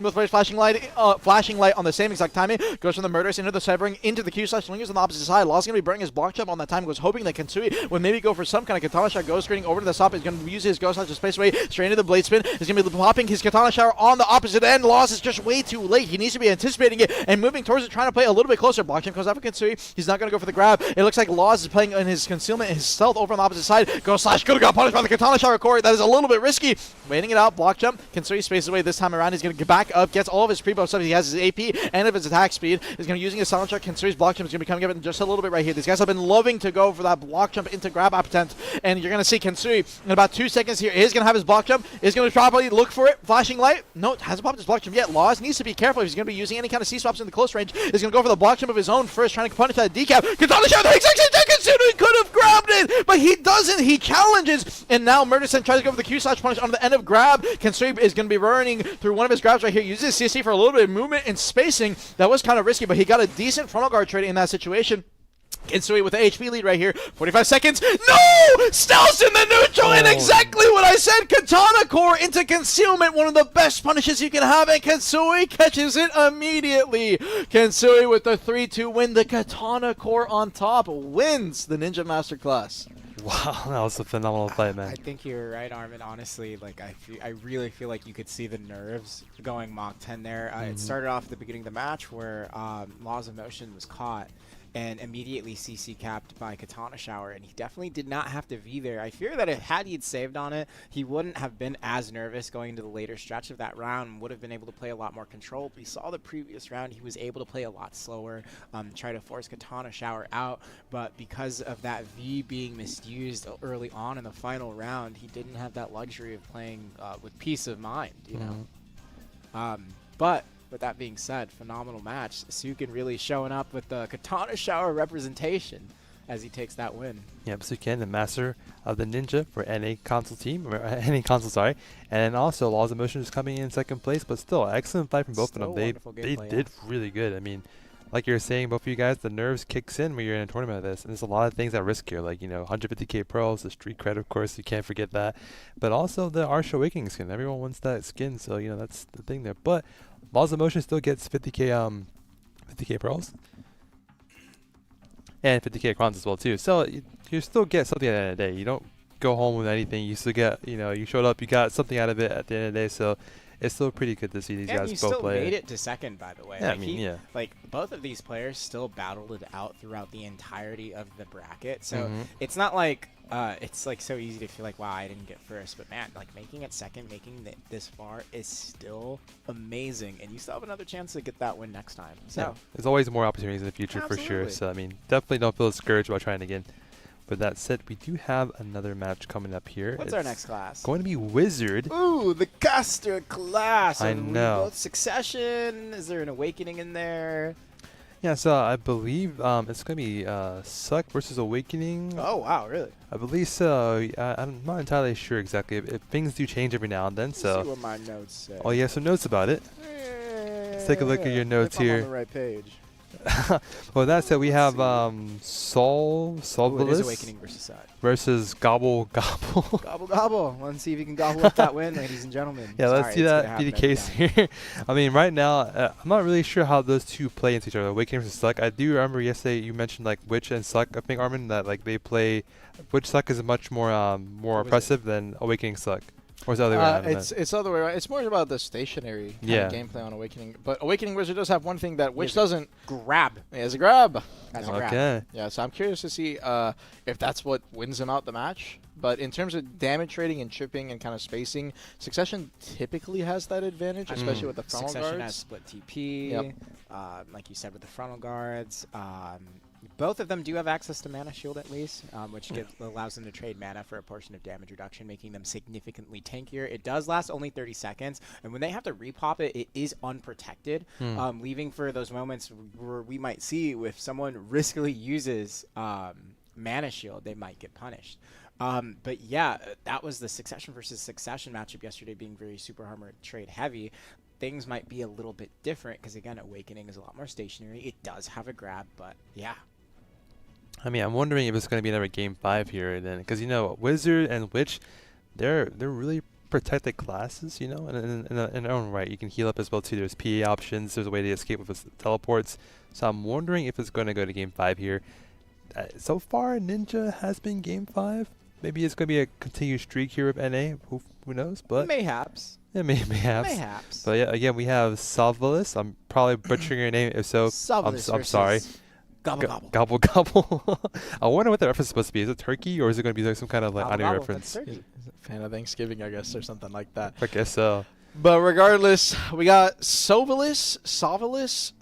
I'm just going to call him Sov. Sovereign Weapon. Yeah, sounds pretty good. Up against Gobble. So going into this matchup, yeah, Awakening Wizard definitely does have one thing, and that is going to be the grab. He does also have, like, pretty decent movement after a lot of the changes. Oh, immediately TPs. I think he went for the grab attempt right there. That is one of the things about Awakening Wiz. You try to go for those, like, kind of cheese instant TP grabs from long distance, especially in match modes like AOS. But, yeah, the one issue he will have in the setup is that even if he TPs on top of Gobble, Gobble has two chances to just space away from him and avoid all of the damage from the Awakening Wizard. On top of that, he just has more ranged pressure. Gobble has to get melee, so the earlier this round is, Gobble will have a much better chances of getting any kind of connection, and as the later this round goes, the Succession Wiz will have a much better chance of getting any kind of connection. And as the later this round goes, Sov will have a much better chance at getting some kind of CC or damage up, especially in that final circle. So Sov for now playing a really aggressive, tries to go for the TP into the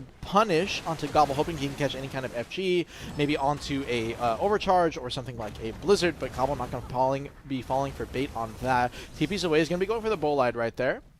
Just using his Earthquake evade as he can.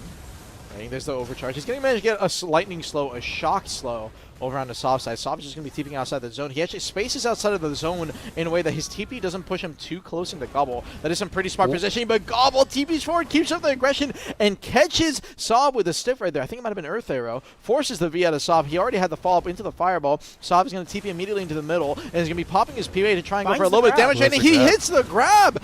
A little bit of damage greed coming out from Gobble, so now we're in an even situation. Ebuff's already burned on both sides. Sav's going to be popping his heal right there, trying to get a little bit of HP back, uses Aqua Jail. Meanwhile, Gobble's going to be transferring back immediately with the Earthquake. TP's to the opposite side. He's going to be going for a Fireball TP and a CC. No connection. Sav uses a double TP to try and space so he can stop with his stun, but no, Gobble was a bit too late. Did he try to go for a dagger stab, re-CC off the tip? I don't know, but he went way too close. Maybe he couldn't get the re-CC there onto Sav, and Sav was going to get another chance to win this game out. He's going to be training Bowline into Bowline, Awakening into Prime, doing as much damage as he can, but it seems even so far. 50% HP timers will be kicking in. Gobble TP'd away. It looks like he managed to get his mana shield back. Sav is going to be holding his Aqua Gel right here. Using a monetization to just TP back in, using a little bit of that movement. Has his grab attempt still available, using Hellfire right there. Aqua Gel one more time, trying to hold the spacing. Gobble doing his best maneuver around the arena and get as far away as possible from this Awakening Wizard. He's going to be sitting outside the zone though with those TP. He needs to be careful. It's going to be a TP outside of the zone by Sav. Oh no, he's taking a little bit too much damage for it. He's going to be using his Master TP to try and survive right there. Gobble just going for the Heart SA trade. He's going to be using his Overcharge. He's going to get TP behind by Sav. Was just a little bit too late. Couldn't get the punish on the Lightning. He's going to be using Focus Mirror. He's turning his camera, using the Blizzard. Just saw a second of FJ, but no, outside the zone. Sav ended up getting just damage chip on top of the zone HP to win by 2%. Gobble ends up falling. Wow. TP out of the zone to the barrier, which, you know, again, the barrier does damage you quite a lot. If you're not paying attention, you're going to get killed by that thing pretty quickly. So I think both of them kind of TP'd into that patio too towards the end there. Yeah. The last TP follow up. He was able to kind of get back out of it, and then once Sav saw that, Gobble had teleported right into that patio area. He just got caught right in that zone and got stiffened, and that was it.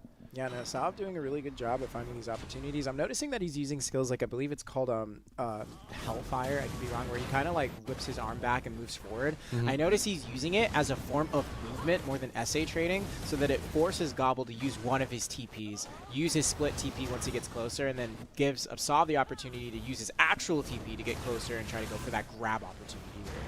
It's a smart play then. Yeah, the thing is, you do have FG attached to that movement skill, so you do need to be a little bit careful while you're using it. Absolutely. As Gobble can TP behind and get connection. That may have been how he got the stun earlier with the Earth Arrow potentially, or the initial catch that he couldn't reconfirm.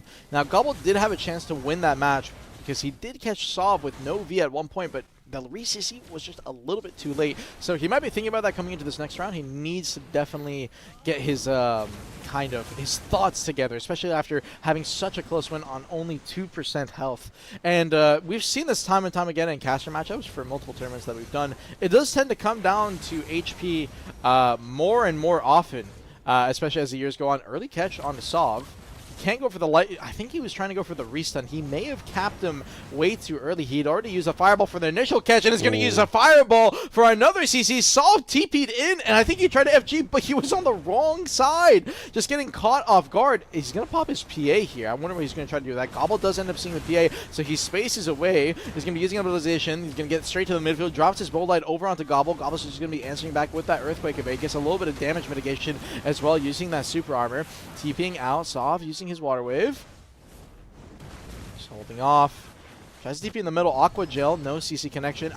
He may have tried to go for a grab right there, but Gobble answering back with a bow light on the same timing. I'm not too sure if Sav ended up even going for it. TP again.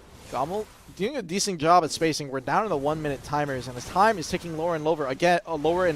Again, Sav on the Awakening caster does get an advantage significantly in this final circle. So despite Gobble having access to 2 TPs, the thing is, the TPs don't have much use if you have to play on the very edge of the zone and try to not TP outside of the zone every single time you do this. And as you can see right there, Sav himself ends up TPing outside of the zone for just a little bit. It has to use his evasion just to try and get back in. It is SA on just one of the dashes if he wants to. He's going to be using his damage right here. Gets a decent amount of burst over on a Gobble. Gobble's going to be using his Master TP one more time. Has to TP in the pillar to try and survive. He's going to be popping his speed spell and it'll take him a heal. Wait, TP's outside of the zone again. Gets a catch with a fireball though. Needs a re-CC just for the reset. He doesn't connect. No, and he dies. Punch in the face. He had V available as well. He just didn't get it off in time. He's getting the connection. He's getting the CC. He's struggling. I think he's capping him.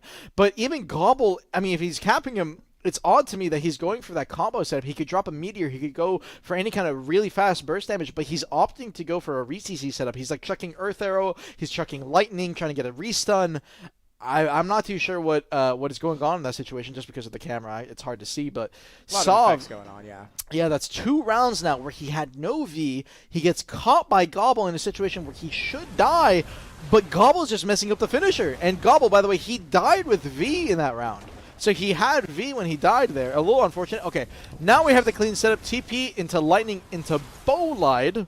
Not the most optimal setup. You would ideally want to go for a fireball there, but he did still have magical shield upright in on that situation, so I don't think there's any chance of Gobble managing to get that kill there. And maybe if he popped an E-buff, he would potentially have enough damage, but it's not really worth it. You'd prefer to save your E-buff for that final circle where you can definitely play for that chip damage. Focus Meter in the neutral game right here. He's going to be doing his best to avoid and move away using that Earthquake Evade and those evasions. Drops a Bolide over onto Sov's head. Tries to go for the fireball right there. A little bit too far away. That was his punish timing that Gobble could have gone for. Earthquake Evade trying to punish any kind of frontal guard off the stiffen of that if Sov ends up dropping it, but no connection right there. TP's forward. Sov is trying to close the gap. It's already burned through his TP and his elementalization. He's going to be just using his evasion now to try and keep up with the Gobble. Gobble definitely gets space away farther if he wants to, but Zone is now closing in. He's going to get the TP behind, and that's the connection he wanted. Earth Arrow gets a stiffen. He's going to be following it up immediately into the fireball, forces a V out of Sov from the KD. Could have gone for a fall CC combo connection, and now Sov no V available as we playing the midfield. Oh, he ate full back attack damage off of that focus meter. Gobble's just going to be using that as an opportunity to walk up because he knows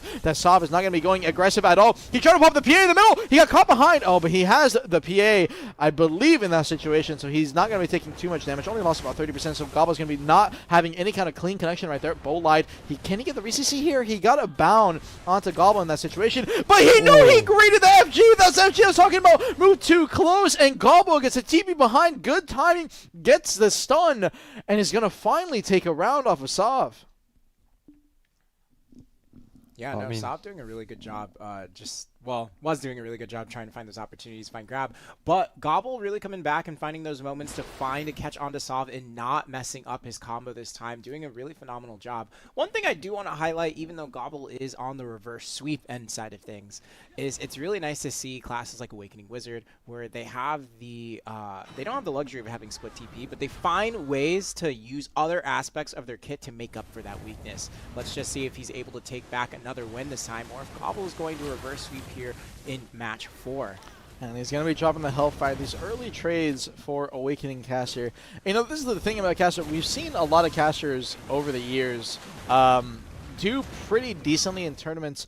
And specifically in these 1v1 tournaments, we've had pretty much SA trading on every single patch. But in terms of Awakening Casters, we haven't really seen any win too much over the years. The only time we have was on, I believe, PC EU Best in Class 2021, nearly 5 years ago, when I think Horsey won PC for NA using the Awakening Caster.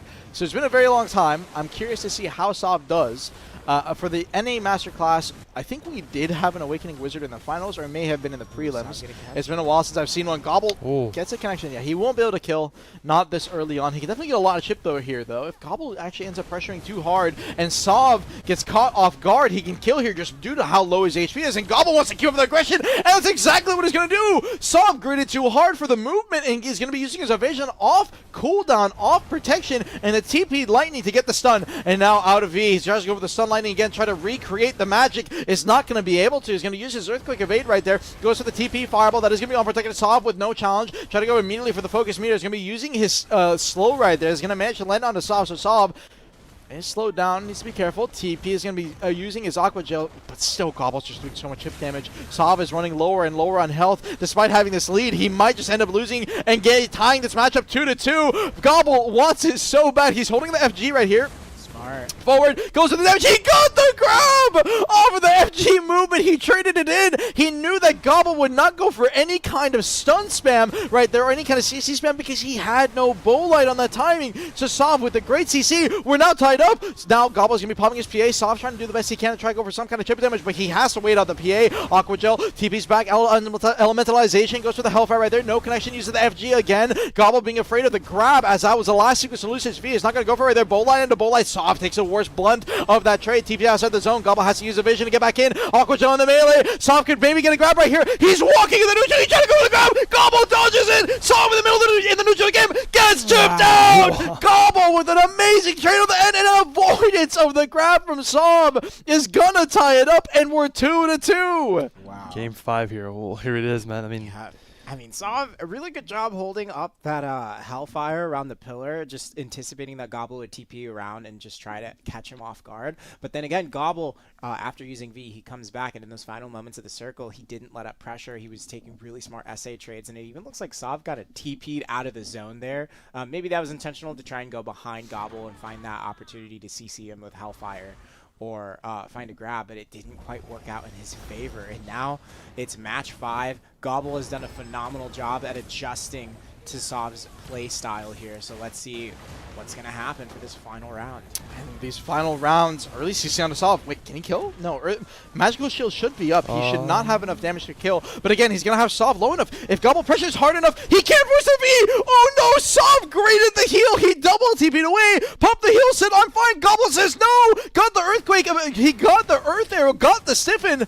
And Sov now, he's going to try to pop his heal now, but it's already too late. You've already lost your V. Gobble's playing really aggressive. No V available on Sov. Sov has to hit a grab and try to force a V out early here. He's going to hold the Meteor. This is absolute Meteor. So it has a stiffen into a stun. Gobble says, I want no part of that. TP'd away. It just walks back in. All right, now I can play the game a little bit. TP tries to go for the Fireball. Not going to manage to connect. And we're back to 2-minute timers. He's going to Speed Spell. Really good Speed Spell timing. Sov almost came in. So now with that Speed Spell up, I think Sov might have popped his own as well, but we'll have to see. Good trade on the Bolide right here. He's going to be using his Magnus. Get a little bit of FG off. Earthquake evasion. Try to get behind Sov. Doesn't manage to connect. Sov trying to look for a grab timing where he can. He's going to be playing behind the pillar. Dashes forward. He's going to go for the grab timing. No! Opts to not go for it. Gobble played it patient and could not get punished at all. Focus Meteor, a lot of FGs coming out from Sov. He got a decent amount of chip damage on him. Possibility to try and trade it back. Overcharge going to get a slow on a Sov. Slow off. Trying to trade back as well with his own Aqua Gel. No connection. Gobble TP's behind. Went for the Earth Arrow. Sov runs away to the opposite side. Overcharge. Tried to go for the slow. Was still behind the pillar, so it's not going to connect. Weighing it out. There's the Aqua Gel. Elementalization goes behind. Gobble uses his mana drain. Getting a little bit of mana back where he can since he has that mana shield running right now. Aqua Jail. Still playing it slow. And ECC could be death right here for Sov. Trying to go for the FG right there. Gobble almost got behind him. Needs to be careful. Aqua Jail. Once again, he's trying to trade. Sov is just trying to get close to Gobble. And he catches him. The Bull Line Raw. It looks like Gobble greeted too hard. There's no connection off of a stiffen there by Sov, so he just got hit by the raw Bolide. Maybe it's the nerves, I'm not too sure what it is, but we're down to an even match. Novi available on either side. Gobble, he says maybe it's not over until it's done, but can he pull back this reverse sweep? It'd be the first one of the day that we've seen. Aqua Gel trying to get the stiffen off of it. Gobble's down to 10%. He's getting traded way too hard. He needs to try to get a heal if he can, but Sov does too much damage. 3-2 after the near reverse sweep. He finally managed to finish the job. Wow, I'm not going to lie to you. After Gobble started coming back, I really thought he was going to win that. It was so close. I thought he was about to pull it off. Yeah, no, I mean, no kidding. Phenomenal gameplay from both of you. Sov really taking initiative in that last final circle moment. Unfortunately, once things get that intimate in the center, it kind of works out in Sov's favor. I was low-key kind of hoping for some random TP into zone from Gobble and like throwing like a fireball behind potentially, but he just didn't have enough HP to play make risky moves like that. And Sov just coming out on top and winning from a damage trade in the last few seconds. Well, at the end, I mean, it paid off for Sov. You know, he is now the Master Wizard for NA, and but at the end of the day, Gobble still came up second place, but the performance we saw was really solid. I mean, they did really good. Game 5 win right there. I mean, that's a lot right there to go through. And as Armin said, if we're not mistaken, this is the first Awakening Wizard winning a Masterclass in almost 5 years. Wow, I mean, that's phenomenal right there in its own right, you know. We had a lot of Awakening Wizards for the PC Masterclass in like kind of top of 8, but no, none of them managed to make it to the grand finals. So this is the first one we've seen in a very long time. And again, Sov doing just a phenomenal job making up for the weaknesses that his class has. It doesn't have split TP, but he can use skills like Hellfire to try and move himself with Frontal Guard to make up for that weakness, and then landing himself in good opportunities for back attack damage trades. Honestly, what was really crazy that last round there was the raw Bolide. Oh yeah. I don't know how he got, I mean, it's hard to see with all the effects. I don't know what ended up catching him there, that the Bolide got the punish. I couldn't see it either. Yeah, I think he might have greeted a lightning, he might have gone for something unprotected, tried going for a CC, but it's Awakening Wizard you're fighting. Unless you're getting behind him, it's not viable. So a bit unfortunate, but congratulations, Awakening Wizard. Yeah, that is a awesome. big one. That is a big one. We have our. He'll see those. He'll see those archer weapons. Yeah, you will see those. It's better than ninjas. That's all I gotta say. It's better than ninjas. Corsair though. Yeah, we have our next class, Corsair, Next coming class. up. Here. Ooh, Thorn Got Thorn. versus Gug. Gug? Gug. Yeah, That's Gug. a Gug. What? That's a Gug. That's a Gug. For Corsair, I believe we have an Awakening versus a Suck Corsair. It may have changed as well in this case right here. Interesting. But for Corsair class, I mean, I think yesterday we saw the same kind of scenario setup. It was Awakening Double versus Suck. Awakening. Oh, Double Awakening, Yeah, actually, yeah. Double Awakening. I heard that Suck was more so the popular class to play, at least in terms of meta, but maybe it's turning around here. For Awakening, this is the rank 1 Corsair for our NA AOS, and they also crowned, you know, Theron Castle once, but Gug, you know, only thing I have about Gug right now is that they've actually been to the Adventures Oasis, actually. You know, in person, they saw us all in person, I think it was a couple months ago, actually, for the first one we had here this year in 2026. So let's see how they actually play here, you know, during our masterclass for NA. It's going to be Gug versus Thorn 000. I don't know. What do you guys think is going to be the prediction here? Who's going The to thing is, come out? Suck Corsair is like really protected, Mm. like super armor up the wazoo. But Awakening does have the grab, albeit the grab isn't like one. It really isn't the best. It's very slow, very risky to use. Honestly, Awakening Corsair excels at punishing like a lot of frontal guard classes because of its Sea Mist core, but I don't know how much value that's really going to give it in this matchup against Succession Corsair. If it comes down to HP trades and time, I feel like it's going to go to Succession Corsair. I think it's going to be, maybe it's probably going to be dual Awakening this time. I don't know. It's been Yeah, we'll have to see switching once we get back in and the forth here. But let's take a look. We do have Awakening Corsair coming out the gate here. Gug rocking that. Taking a lead here. we are Oh, at they're the both gate. Awakening Oh, Corsair, and it yeah. looks like it is double Awakening. Looks like he already gets caught off the rip, but there's no CC follow-up from Thorn. We're going to be dancing around in the center. There's the Sea Mist coming out, trying to find that opportunity for a catch behind frontal, but doesn't quite find it. Looks like Thorn does find the CC on the Gug into the corner. He's going to try and get a combo. Let's hope that wall doesn't eat up the damage. Dumps damage down, only gets him down to half HP. Missed that Gug grab trying right to wake there. up grab, but doesn't quite find it, and now he's getting chipped relentlessly very low. All right, here's Thorn finding another catch again, getting a my. double CC and popping his V. Gug kind That of holding onto that V a little. 2% V. I mean, 2% V is that's crazy. a bit too little right there. You need to kind of conserve your HP. It's still 2 minutes to the round, and there's that's the that's trade, it right yeah. there. Yeah, I mean, you have a V. I mean, obviously, there are times where you can definitely survive the combo. I'd say the first two catches, yeah, it was cool. Yeah. that Gug held on to it, but after that third one, if you're below 80%, I wouldn't risk it. I would Yeah. just try to keep your HP advantage. But You have 2 minutes on the clock right there. You want to at least expend your HP or have your HP kind of last for quite a bit long time, so you can trade HP with some damage chip and hopefully prevail at the end. But here that wasn't the case. It's kind of just left at the end. It's very odd. Yeah, with Awakening Corsair, you're dealing with not only Corsair, but the Otters, ladies and gentlemen. Yeah, others. I don't know which team you're on, Papu or Otter. Team Papu. But anyways, yeah, the artillery support from the Papus is coming in clutch. Looks like Thorn holding the center of the map right here, just doing a little shimmy, dancing around. Gug on the back foot, we're trading range damage, and yeah, let's just see if they can find one. Thorn getting Not shot from bad. another ranged catch. Trying to recover here still. Nothing connecting at the moment. They're just chasing each other down. I'm kind of getting the feel for how they're going to play here, but hopefully Guggen can turn this around. I have no idea how he's going to play here at that first one, but Definitely feels like Thorn is favored here. Looks like he knows the matchup pretty well, but we'll see. Going underground in the well, pre-awakening skills from Gug, just trying to buy some time, get some cooldowns back, and here we are. There's the Sea Mist, comes out, doesn't quite find a connection, but he does manage to get some trade damage onto Thorn. Thorn healing back up just a little bit. And he Guggen does gets find that stun hit. from Sea Mist right Yep. there. Manages to put Gug on the ground, but doesn't find the re-CC, unfortunately, so it's not going to be enough. I think he down smashed him too fast. It's a little unlucky. Oh, yep. Looks like Gug on the back foot. Thorn just really keeping his footing here, going back towards the center as we have the HP circle decreasing. It's going to be a lot more intimate here in the center of the map. Let's see if Thorn finds a Sea Mist what catch, and he is- does find that Sea Mist catch. Gug, but he doesn't find the re-CC for some reason onto Gug, but it doesn't matter because he's going to win by an SA damage trade I think anyways. I saw him just like running forward just now too. Maybe the weapons got put away, but he got caught with that kind of last second moment there. And I also feel like Thorn's kind of capitalizing on the back attack damage a lot there. I see him running behind, kind of focusing on his back while Yeah. Gug is trying to run I feel away. like that's all, You pretty could- much all you can do. You could say that he's being a thorn in Gug's back. You know? Thorn on his side, yeah. I mean, Thorn is the rank 1 Armin AOS takes for a little, Corsair. little break, and he's like, let me think of some puns. Hey, listen, it's easier when you're just sitting here, man. I'm just saying. He is being a thorn in Gug's side, but let's see if Gug can bring it back out for the win. Here we are. Here's the range damage being thrown out at the start. Up, we're going in towards the center. Love to see that jump in here. Shotgun attack.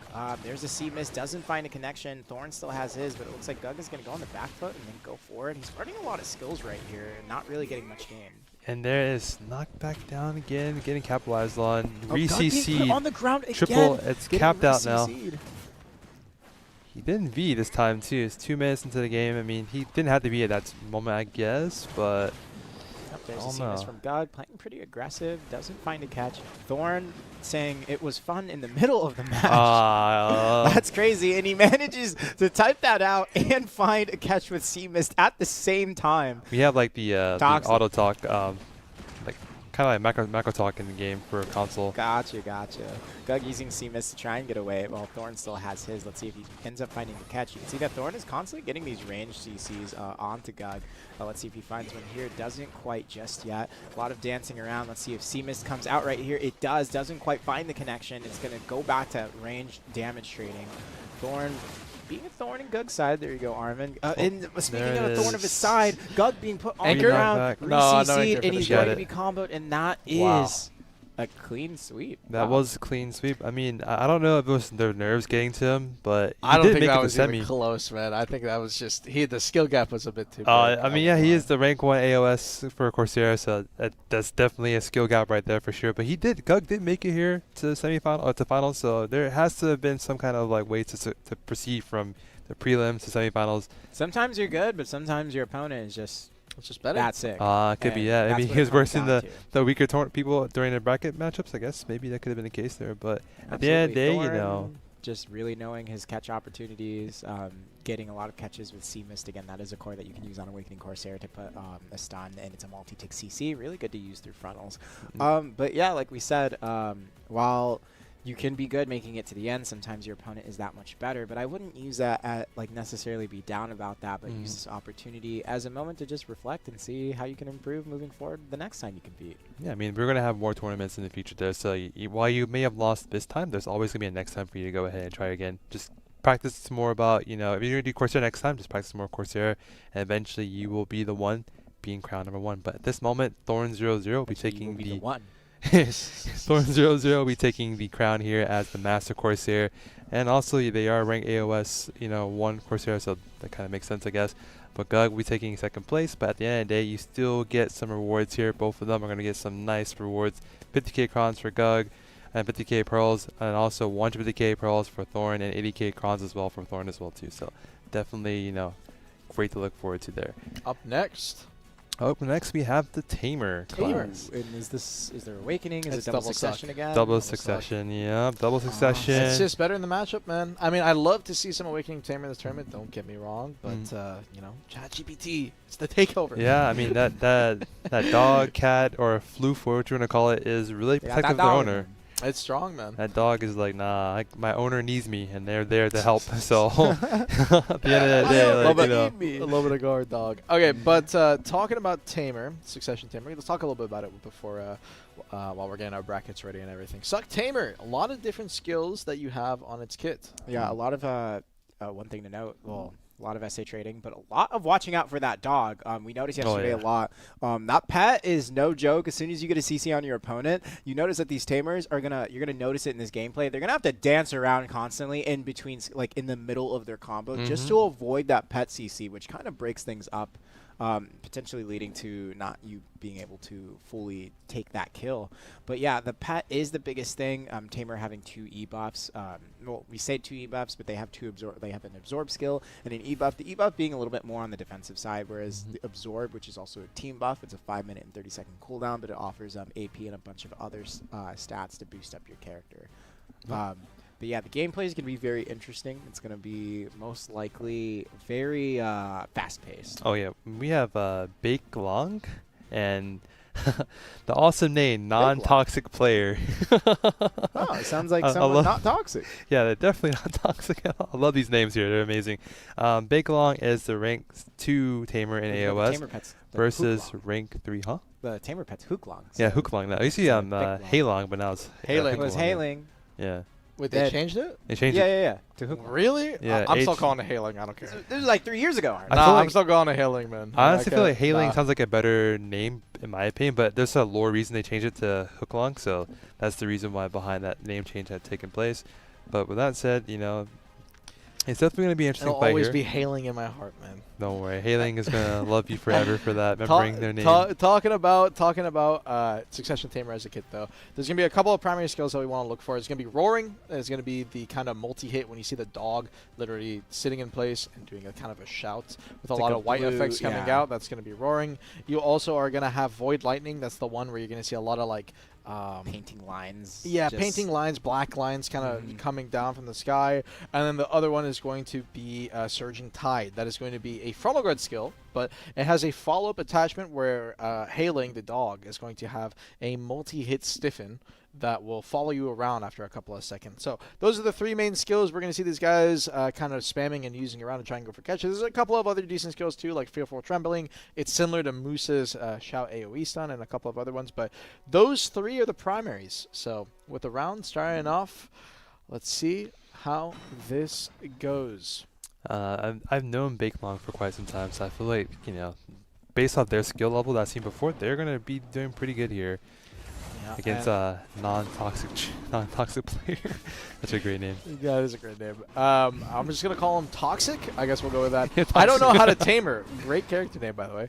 I'm a The trash other guy's name tamer. is I'm a trash tamer. I don't know. These guys, this has to be coordinated. Early CC, he's going to manage to use a trample to get the re-CC, and it's going to have enough damage to instantly force it.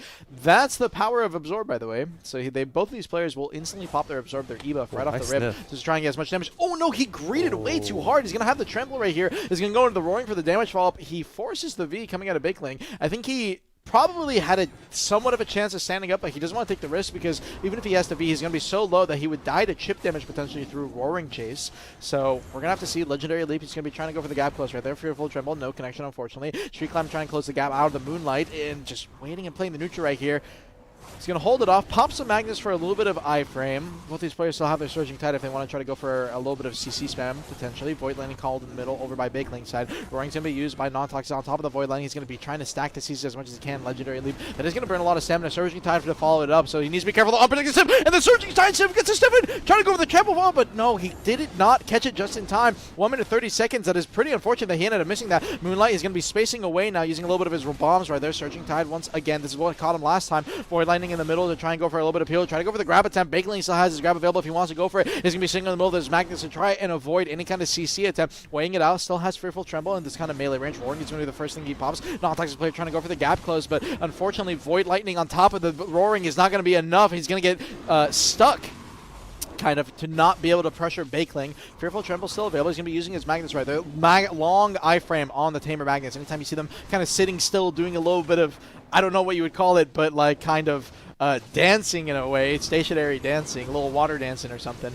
That's when they're going to be in iframe. It's about a 2-second long iframe. They also regen stamina during it, so crazy strong Magnus, and you definitely need to be wary of that. Every probably 9 seconds or so, I believe, is a cooldown. They have to be careful out for it. So waiting it out. Void Lightning call in the middle. Bakeling is also be calling his Roaring, so Non-Toxic player is going to be spacing away. Oh, he got the catch! Does he have this Ooh. trample? It doesn't even need it. The combo damage is going to be enough. I'm not sure what ended up catching them there. Actually, he didn't use any kind of trample for the initial connection. It may have just been a raw CC. Yeah, I don't know. It's kind of hard to see there because there's all the Void Lightning effects going on. Yep. But yeah, Bakeling just doing a good job in that first round, finding those CC opportunities. There's a lot going on in this matchup, to be honest, but one thing to highlight is the Succession Tamer damage is no joke, huh? Oh, yeah. Yeah, she actually has a lot of burst damage. The main issue that she has, though, is just her combo damage is really unprotected. She does have some pretty decent chips. Specifically, Roaring is her biggest chip skill, and it does do pretty decent damage, to be honest. She also has some like kind of raw bombs she can fall back on for a little bit of chip, but overall, most of her burst damage is really unprotected. However, if she can get it off, use her jolts or anything like that, those are her combo skills. A lot of burst, a lot of air attack as well. She's pretty good at getting air attack damage off if she wants to, so something to keep an eye out for. Nice dodge on that grab right there last second. That grab attempt coming out. Legendary Leap trying to use it for movement. He gets caught in the void lining to stiffen, but no secondary CC came out from Bakeling there. So playing the neutral. Surging Tide comes out from non-toxic player trying to get a connection on a Bakeling. Unfortunately, he ended up Surging Tide the dog. So this is one of the things about Tamer versus Tamer, or just in general. Fighting a Tamer, you can get caught randomly in the neutral, and he's going to use the Tremble to get the re-CC. But this is the big thing.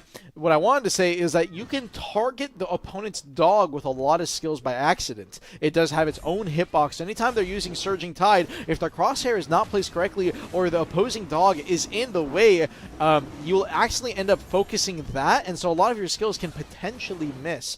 Definitely need to be aware of it. Definitely need to try and play around it, and it's a bit hard. Bakeling is going to be the first one to go for a grab attempt, and now non-toxic player with Novi available and already down and round. He's trying to play as safe as well, using his fearful trembling in the middle of the neutral game right there. He's just using his WW evasion iframe, although in this case he's using his AA or his DD. It is essentially just their evasion, and Tamer's evasion is protected. Just go for the scratch out of that leap forward right there, but no CC. It was just a little bit too far for the scratch to get any kind of stiffen. Weighing it out, goes for a good grab. Managed to connect onto it, but I believe his dog still might be able to peel. No! He did not have any of his commands running, neither Roaring nor Void Lightning in that instance, so non-toxic player will manage to get the full combo off, uses Roaring to finish him out, and is going to force a V out of Bakeling. So now neither player, a V available. Surging Tide is going to be the first one pop, and end up targeting Bakeling's dog, so he's not going to be able to connect on Bakeling as he's trying to space away. Non-toxic player using his W evasion iframe. It's going to go into the Roaring coming out for Bakeling, so he's not going to go for any kind of grab and tap. Uses his Surging Tide. Bakeling trying to go for a grab onto the end of it, but it's not going to manage to connect. Non-toxic player trying to counter with the grab of his own. Ended up grabbing Bakeling's dog right there. 50 seconds left. Hailing doing a lot of damage over on non-toxic player. Needs to be careful of the Roaring right here. Try to go for the scratch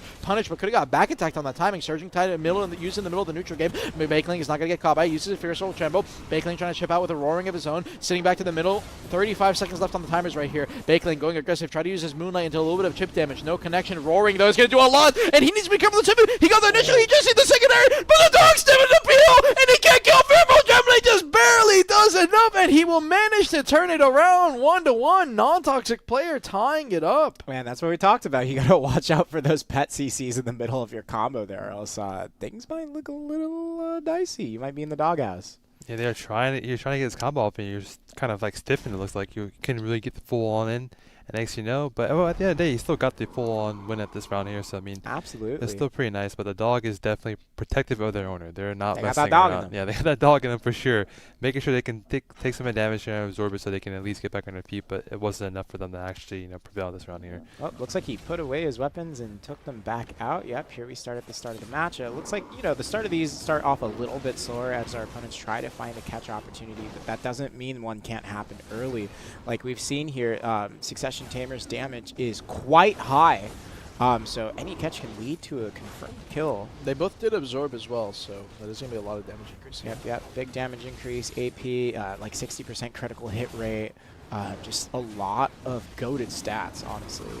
Right, just like looking for the right moment to get that combo out, but again, the dog is literally just the dog's just on jumping it. on them It's constantly. It's so hard to deal with, honestly. Yeah, Like if we're just quiet for like 5 seconds, all you hear is like the roars going on. The roars.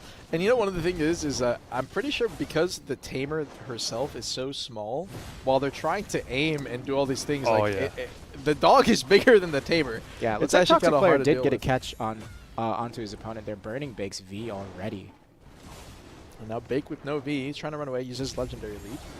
It's a cool looking skill, by the way. It is. It actually is so sick. Use the Void Lightning there as well, and to the Roaring. That is kind of the main rotation you want to go for. Void Lightning, and then iframe way, and then you use Roaring, and then you iframe way, and you can use your Magnus, and then you kind of can just rotate as much as you want. You will eventually run out of stamina, so you do have to check Surging Tide at some point in the middle right there. But generally, as long as they're keeping that rotation up, they should generally be pretty safe. Now, that's if you want to play passive. And non-toxic player has been the one aggressing largely in this match so far. Bakeling seems to kind of be playing for a lot of chip damage, if you guys have noticed so far. And it's kept it interesting for sure. A little difference of play styles. Non-toxic player trying to close the gap right here. He's going to be using a scratch, a little bit of gap close, Surging Tide. Bakeling could be countering those timings when using Surging Tide. It is frontal guard. And keep in mind, he can instantly cancel out like he did just then so that you don't even see the animation. But it is still a micro gap. So if Bakeling is keeping up the pressure, he definitely can go for a punish. He goes for the Moonlight into the Roaring right there. No connection. Probably hoping that non-toxic player will go for some kind of grab. And instead, Bakeling is going to be one going for a grab first. It's going to end up missing it. And now the Roaring in the middle. Non-toxic player is going to be trying to go for on the forward foot. Both players, now keep in mind, non-toxic player still has his V, and Bakeling with no V is just going for the raw chip damage. Says, I don't care if you have V, I just want to kill you standing. Roaring in the middle of the neutral. But non-toxic player down to 10% again. He's going to throw the Roaring. He gets enough chip damage. He's going to force the V. 8%. Good V. I think he figured out the cheat code. Just jump in and Roaring when he can. Roaring And it is looks such like a he strong finds skill. the sniff. Oh, there the it is. fearful tremble. He got the stun actually on the V You exit. know how hard that is to pull off? Like, the timing that you have to do that has to be like... Well, the thing is that there's not actually any kind of gap there unless you use specific skills. So in this instance, if non-toxic player had gone for like a grab right there, there's a chance that that's why he got stunned. It almost feel like I heard a flash go off. But when you come out of V, you always need to use your iframe. But this is the problem. Tamer's iframe out of V, her evasion, has an SA on the ending. So maybe he's afraid that he'll die in the SA, so he's like, oh, I have to go for a play. He also can't use his Magnus out of his V because that will have a micro gap. So a lot of like small technical things in that situation for decision making, but it's rough for non-toxic player. He was winning in that situation and just ended up losing the round. Roaring, initial catch. He's gonna have a long... Oh, wow. He's got unfortunate. chunked. Yeah, he got chunked. Didn't get the re-CC there. I think he tried to go for the trample re-CC, but couldn't get the follow-up. Looks like is there an e-buff going on right now from non-toxic player? That is an e-buff, but it only really gives like kind of DP stats and It's some pretty other things. defensive. Yep. So maybe he can use it kind of in a way to pace himself a bit more. Oh, catches him with a fearful tremble. That's going to be a stun. He couldn't get the re-CC. Well, the e-buff gives damage reduction, evasion, movement speed, and plus 500 HP. So yeah, purely defensive. Yeah, and as a result of that, most of these Tamers don't really care to use it too often. It does help to some extent, especially on those final circles. So typically that's why they do save it, try to go for those chip trades. Still missing that grab. Fearful Two guys tremble. missed. Oh, he almost punished the grab. Was very close. That is a too perfect. AoE stun. So this guy CC. It's hard to tell if he was CC I because know, in the the middle of dog all is the just pets. in the way. That's the thing. That It also is actually really hard, I won't lie. That's also a problem for a non-toxic player too, because he can't even see what's going on behind all that. Oh, good grab attempt. He tried to grab the Surging Tide, but was just a little bit late. Grab attempt comes out from Toxic. Doesn't manage to connect. Oh, Roaring. Good damage on a Bakeling. He was using his Rabomb. That little kind of like jump in the air back. It's an SA Rabomb on Tamer. Has some damage attached, so you can use it for chip, but mostly just a SA neutral skill. He'll use it to regenerate some stamina. Roaring comes out. Could have punished Bakeling, but I'm surprised it didn't hit. E-buff comes up from Bakeling now. Interesting timing to pop the e-buff. Why now? I'm not sure. It's definitely had a little bit of time, but maybe just decided, well, I have a little bit of spacing. I might as well use it, but the Void Lightning! Void Lightning. Void Lightning gets a stiffen onto him, and is going to force the V.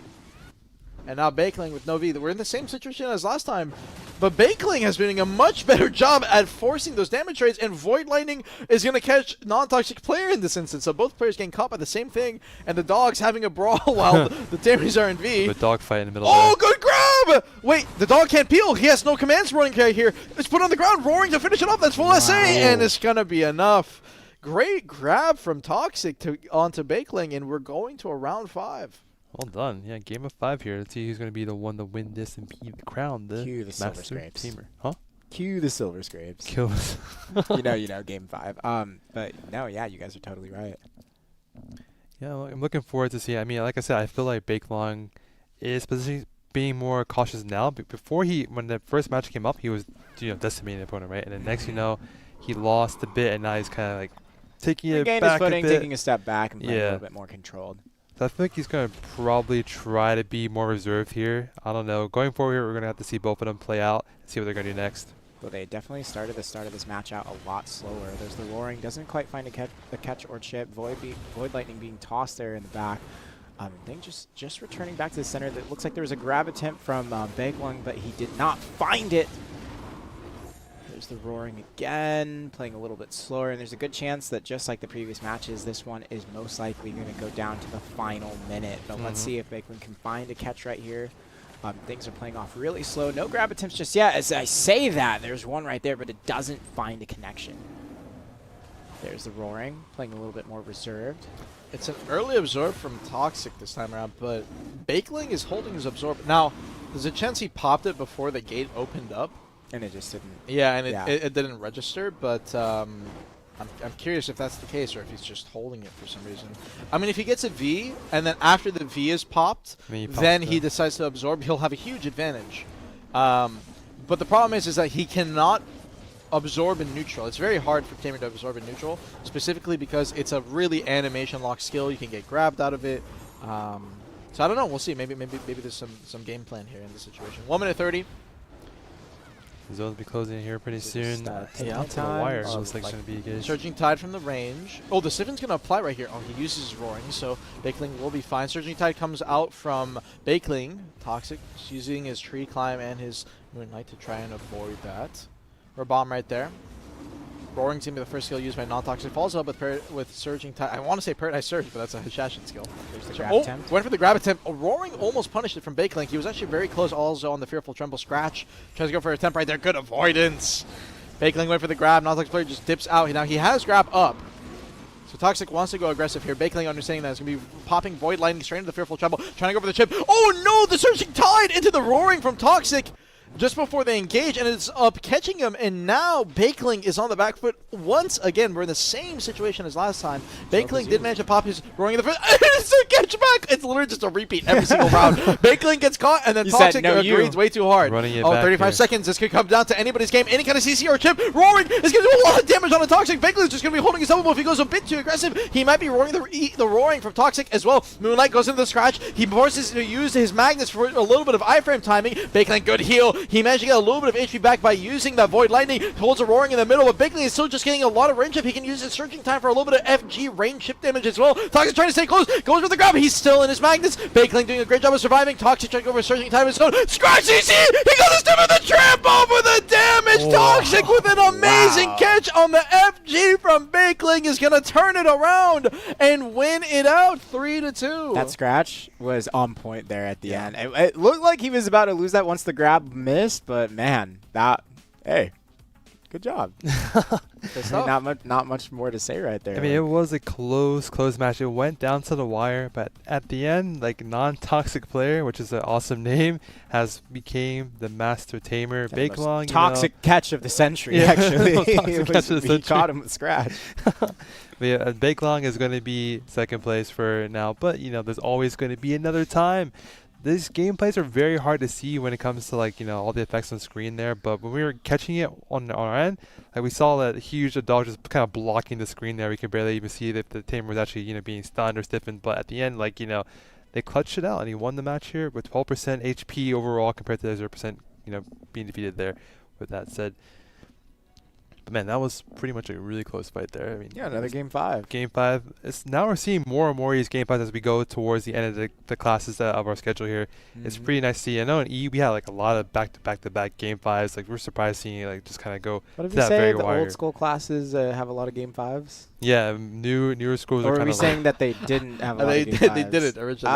Just because the skill gap could be bigger. Absolutely. I mean, Could be, Succession yeah. Tamer, though, it's pretty modernized, I would say, compared to a lot of the old school classes. But still, it was a pretty good match. But Was next a pretty up, good match. speaking Next up we of got new gen, Draconia coming up here next. Draconia.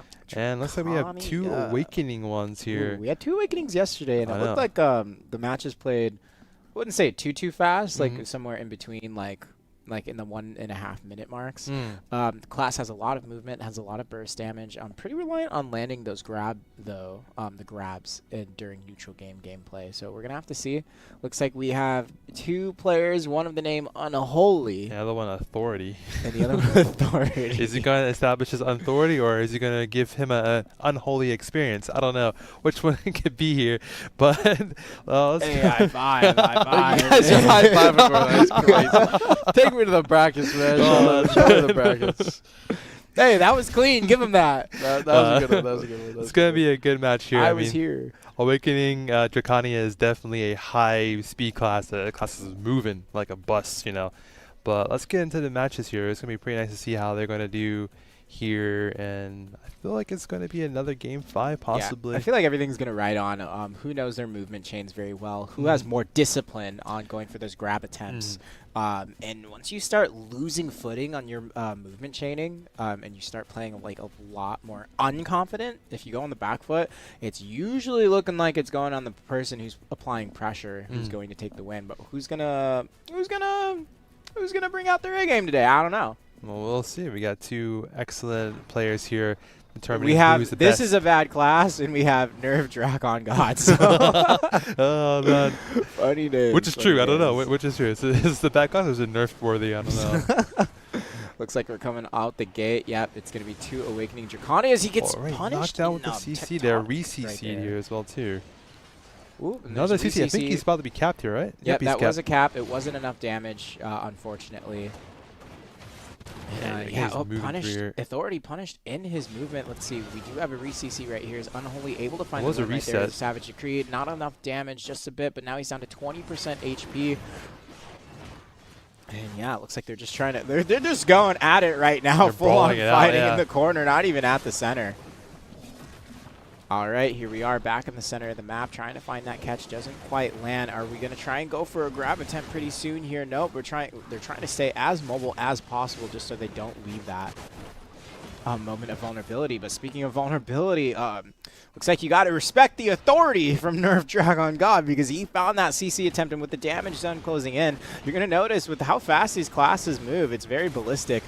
They might end up sending themselves outside of the zone pretty frequently if they're not too careful. Yeah. All right, it looks like Unholy is put onto the ground. Can Authority finish out this combo? It looks like he might have re-CC'd a little bit too early. Oh, missed the Manages to grab, dodge the grab, my bad, from Authority using Doombringer. Using his movement chaining, he does find the CC onto Unholy and takes him out in the first round. That was a nice one. He was definitely pacing himself a lot, and then at the end, he essentially got the victory pretty much at the end. Like, he really caught that right nicely there. So, Yeah, like we said, a lot of this comes up to movement rotations, and in their movement rotations, they ended up CCing each other. Honestly, feel like they're just tossing it out there and seeing who they lands were that at that CC gate. They were first just straight up. brawling it out there like no other. They're pacing out their essays. Hopefully, do some essay trading and move it, and then do some more I saw a movements. single grab. Yeah, this is a grab. The grab I was saw a grab missed. attempt. Yeah, it was a grab attempt, but he didn't get the connection, unfortunately, there. But here we go again. This is going to be game 2. Yep. Game 2. Let's see how this pans out. So just trading out, getting a good feel for each other here, but nothing getting Yep, there's connected the at grab the moment. attempt. Doesn't quite Get find chunked, though. What just happened there? I didn't even see it. it. There's Tectonic. Ooh, gets CC'd, but doesn't find a follow-up, unfortunately. There's the Doombringer.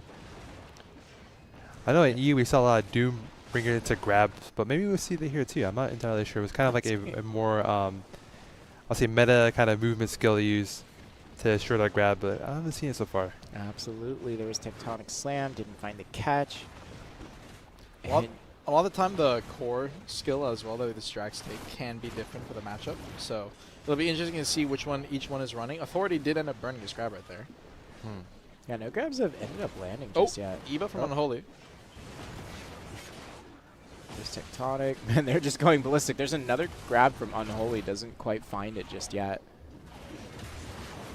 And yeah, here we are. 1:50 seconds left in the match. 80% decreased timers on HP. Another missed grab from Authority. He tried to go for the grab on the ending, and now he won't have it to grab the end of the Doombringer and gets a raw catch, though. He says, I don't even need it. He said, "You will respect my authority," And right there. This guy, man. He could have waited until at least he won or something. Anyways. I believe. I've been loving the puns, man. It's actually good today. It's good. It's good. So now it's fun. Now it's fun. Okay. I can make more. I can make more. Sometimes they're good. Sometimes it's a little corny. Name I one won't bad lie. pun I made. All right. Anyways, Authority now with a lead, but neither player does have their E-buff. I feel like Unholy popped his E-buff just a little bit too early. But yeah, the core difference is going to be interesting. Tip of the scale to kind of use as a gap close as well is going to be important. When you used to run that as a core, I'm curious after the CC changes and the protection changes if they still use that, but it doesn't really matter. Authority says, I'm going to get a raw catch. Unholy's put on the ground, 2-0. This might just be another 3-0. I guess you can say he's establishing his authority right now. I said that. Oh, I is said it? that one. Guys. Is someone- oh, I said that one. I mean, I think I said it twice. Chat, do you see what I have to deal with, man? This I is what think have. chat loves the puns, actually. Well, yeah. Chat, you guys liking the puns? You I guys mean, liking they've the been puns, pretty chat? chatty. well, I mean, this is going to be either the final round or it's going to be a 2-1 special here. But let's see what's going to happen here. The gates are getting ready to open up here with Authority just eager to go. He's ready to go. Like, you see it.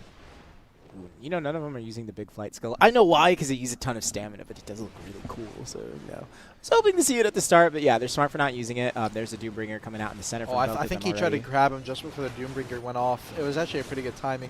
It was just a little bit too late. It is a feast out here for Authority, getting multiple CCs onto Unholy. Unholy's just been getting caught raw in the neutral game, and we saw yesterday a lot of the connections were grabs. Raw CCs were like not crazy common. Good stuff, and no! He thought he wasn't going to get the connection. He got the stiff, but he wasn't ready. And using that Azure Onslaught, he can use it for a little bit of movement, but there's no more stiff on that skill. Scale coming out right there. Doombringer, no grab attempt from Authority. I mean, right now. Oh, he went for the grab. He was so far away, though. Yeah. Spacing out. He wants to come back in, but with no grab, I'm surprised he's playing this aggressive.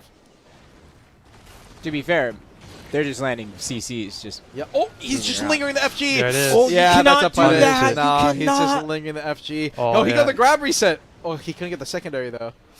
Unfortunate. Authority, though, he got Unholy down to 1%. I think this is going to be the final tick. Authority has just been showing throughout this match that he is just so much better at getting these connections, and maybe the nerves, I'm not sure what it is, Finds but another Unholy match. is going to have a very non-holy ending. Authority with a 3-0 win. There we go. to Everyone made take a it pun. over. Let's Go. go. The pun was made. Let's go. The 3-0 very for unholy the 3 puns. All right. I do And, believe that was a catch with Storm Maul, it looked like. Yeah, it looks like that. Yeah. And but yeah, a fast match, much faster than I was expecting. Yeah, but very quick. Draconia tends to be a very volatile matchup. So Yeah, I think every time Draconia has been on the screen, it's just been a really fast it's been match. pretty fast. Yeah. It's a lot it of can have it. damage. It's a fast class. Mhm. Has a ton of movement. Has the grab. Although we didn't see any grab catches today, surprisingly. But Yeah, we actually, a lot of them were missed, unfortunately, but yeah, I was gonna say every single. I don't think did a single grab land. I think they hit one. Okay. I haven't seen it myself. I may have missed it. But at the end, you know, Authority has established a dominance here. They are, you know, ranked 1 master class Draconia with Unholy behind them. But that was still a great fight overall. I mean, it was pretty fast. Like you said before, it was a volatile fight. Sometimes the Draconia can go a bit slower, but it can also be really quick as well too, depending on how skilled they are. And they are very skilled players here. So great job, both of you guys, Unholy and Authority.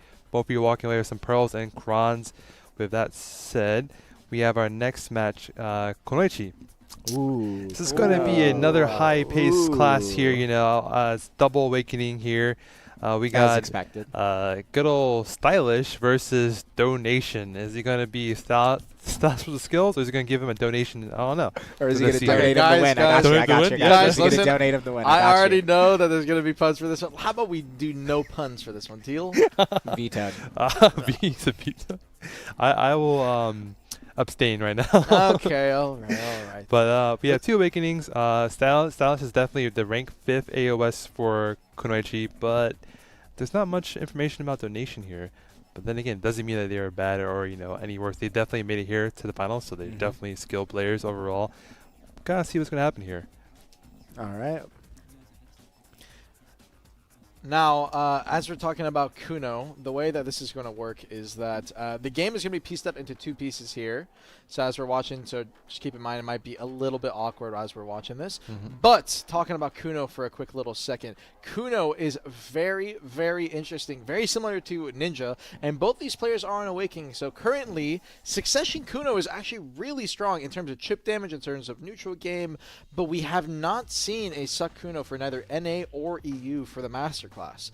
Now, why that is, I'm not too sure, but I will say something about Awakening. Very hard to catch. These players are going to pretty much, almost guaranteed, be taking it to the final minute for every single round. I was going to say, with Succession Kuno in mind being a lot more stam dependent compared to Awakening, that's probably why we don't see it too much in the Masterclass environment. But yeah, looks like Stylish versus Donation. Yeah, we're gonna It's see about how to commence. well they do. I mean, Kuno and Ninja are both like high-paced classes here, so let's take a look.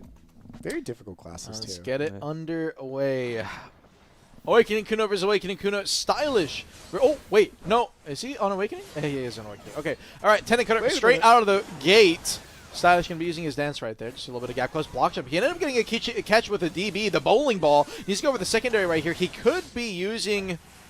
I think he actually did not have enough damage to force the V there, but Donation, I suppose, just trying to play it safe. Roll around the corner, trying to go for a CC off the stick. Was just a little bit too far away. Flash Slash comes out from Donation, trying to go for a little bit of a punish, but it's just going to be a spin coming out. Ooh. And the DB this time around, the bowling ball the other way around. He went for a full combo. Is that going to kill? It barely does. I think that actually would have finished. So that one was a good V. E-buff comes out from Donation here. Not too sure about this E-buff, but Salas says, whatever, I'll match it myself. And now they're both going to have their E-buffs back on the final 20 seconds. So no matter what, keep in mind, Awakening Kuno E-buff is 2 minutes with a 20-second duration. The only E-buff in the game to match that timer. Gives them a little unique mechanic where they pop it twice a match. No V available on either player. Dance is going to be the first thing in. He gets HCC off the DB. He has a raw on protected KD that he used for. He just needs a little bit more damage. Trying to go for a use in front of him. No, it's not enough. Barely stands up with 5%. Could have been a little bit more optimal on the combo, but he went with what he had. And now with 5% left on Donation, he's going to be going for the spin to try and go for a little bit of damage. Salas is going to answer back with a little bit of a Sanuka. Comes down out of the pre-awakening using that target. Some goes for the ghost here. Gets a knockback. Raw catch into the DB. Great CC from Stylish.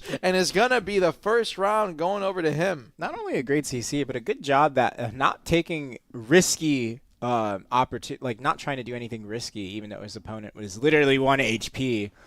We all know how that feels when someone's just 1 and you try to greed the catch. But good job just staying composed and controlled for Stylish. Yeah, and you know, that's the thing. I'm pretty sure these guys right now, their combos are pretty solid, but they're not using Discus in their combos. Discus, if you guys don't know, chat, it's a unprotected knockback with a lot of burst damage attached. It's actually what ended up getting Stylus that catch on the very end right there. You can follow it up immediately into Dance Macabre, which is an SA movement, so you can do kind of an unprotected brain CC, followed it up with a little SA movement, hide the gap a little bit, but they could definitely be chucking it in for their combos and ensure a lot more burst damage and a guaranteed kill in that situation, for example, for Stylish, but didn't end up needing it. He should be fine this time around, but they definitely should try to make that adjustment if possible. Now, Discus is going to be coming from the long range. Comes out, blocks and trying to go for the grab over on the spin. Is going to be just a little bit too late. Sashari was in his ghost step. Is going to manage to dodge it with his iframe. Comes down. There is the Discus again. Stylish, you can see he's using it in the neutral. He follows it up immediately into the dance. That is a chain that you typically want to use. Tendon Cutter is going to be used out from Donation, trying to go for a little bit of the gap close. Waiting it out. Drops his DB. Is going to be looking for the vacuum and the CC off of the bowling ball as Donation is coming out of his block jump. Unfortunately, does not manage to get any kind of connection. So going to be dropping a grab in the middle. Is going to get punished by the flash slash coming out from Donation. He's going to go for the full damage combo off the end of the Musa. He gets a down smash on the Indignation. Is going to manage to force the V as a result. That is what you call an optimal combo. And Donation, good start, but no, Penumbro gets a catch to the step in, and he will be forced to V. No, was just a little bit greedy coming out of the V, and the Penumbro, he managed to get behind Donation's frontal guard. So he's going to take this as an opportunity. He's going to pop his debuff. Donation sees it. He's going to pop an debuff. His zone comes down. Flash slash is going to immediately go into the shadow self. Space away. Block jump comes out. He chucks it to BB. He actually could have got punished behind it if Salish had thrown it behind himself, but he did not go for that. Instead, he's going to be answering Penumbro into Donation's Tendon Cutter, spacing away. Target Stomp. He's going to use it and get an edge to land a slow over on the Salish. Salish now, seeing that he's slowed, is going to use his Flash Slash, uses a Tendon Cutter, spaces away, using his Lunar Dash, comes back in over with the dance, tries to salvages the Stomp with his DB. It's just a little bit too late. Blocked him, spaces out, goes for the concealment out of the smoke screen. Donation playing a little bit slow. 1 minute timers are kicking in. Moonstorm goes for the trade. Gets a grab onto the spin. He just needs a follow-up combo. There's the DB. Needs a little bit more damage. Indignation, the spin, and the ZC to win the round. Great stuff from Donation. That was phenomenal right there. And with that, as we're going into this third round, both of these players have been playing phenomenally. Now, something we have to keep in mind is, again, this class is so protected, so landing that grab like that, like how Donation did, that is one of the very few and only grab timers that you can hit as an Awakening Kuno onto another Awakening Kuno. Spin. It is almost a must to go for a damage chip in the middle of the neutral game, but is also one of the biggest weaknesses as you are animation locked just for a little bit in the start of it. Now, they can save their Tendon Cutter, that kind of long dash movement skill. This one right here that you see Donation was in just now as he was kiting away from Stylish, to cancel cancel out of it, but a lot of the time these guys are using it so preemptively that they can get punished. So a little bit of a gameplay style swap that they can try to switch up and maybe go for a grab punish on. But as of now, they're playing pretty decent. Stylish has been using his Discus so well into his Dance Macabre to try and go for a little bit of CC pressure, and Donation has been doing a really great job with his DBs, his bowling balls. As you can see, they're sliding around the screen to try and go for a punish. Now, keep in mind, DB, that little bowling ball that check out, it is a KD that is moving. The range is... Sorry, the range is very deceptive. It goes extremely far, and it is only a 5-second cooldown. So you can spam the skill as much as you want, but how you aim it, trying to move with it, playing around it, it is the most important and essential part of Awakening Kuno's kit. And as we're talking important essential card, a great grab onto the end of Donation's spin. That is exactly what the kind of grab you want to go for. Donation greeted way too hard. He tried to go for the flow off his spin. It has a little damage flow that you can go for that you can use as movement, and he greeted it so much. Assange just gets a great read. Now Stylish with a V advantage is going to be trying to go for the damage pressure. He's going to chuck his spin out right here. He's going to be using his target stomp into the Tendon Cutter to try and go for a little bit of movement, try to catch Donation off guard, but Donation just challenging back with a spin, goes into the stomp, could have gone for a grab right there. Stylish with answering back with a spin of his own. C-swaps over into the DB. C's running straight towards his face. He says, I got to get out of dodge, and I got to get a grab. Gets a grab with Donation, gets his DP down prior, gets the KD of the bowling ball, and is going to take the second round off of 2 consecutive grabs. That was a stylish grab. So Yeah. it looks like we have some kind of technical issue with one of our players here. They have experienced a bit of a disconnect at the moment here. I guess the combo was too stylish and ended up having a bit of a, a difficulty there. I'm going to drink some water, man. High five, high five. But no, seriously, that grab, like if we memes aside, that was a crazy grab, honestly. That was a really crazy grab, I did not expect that to be thrown out. All right, so well, we're going to go back into the gameplay here. They're now back and ready to go. So let's go ahead and take a look at this here. I believe the score is 2-1. 2 stylish, 1. So keep in mind, donation. the scoreboard looks a bit weird, but it's 2-1 stylish, 1 donation here. And Stylish on match point here, and potentially the final round to just win it out.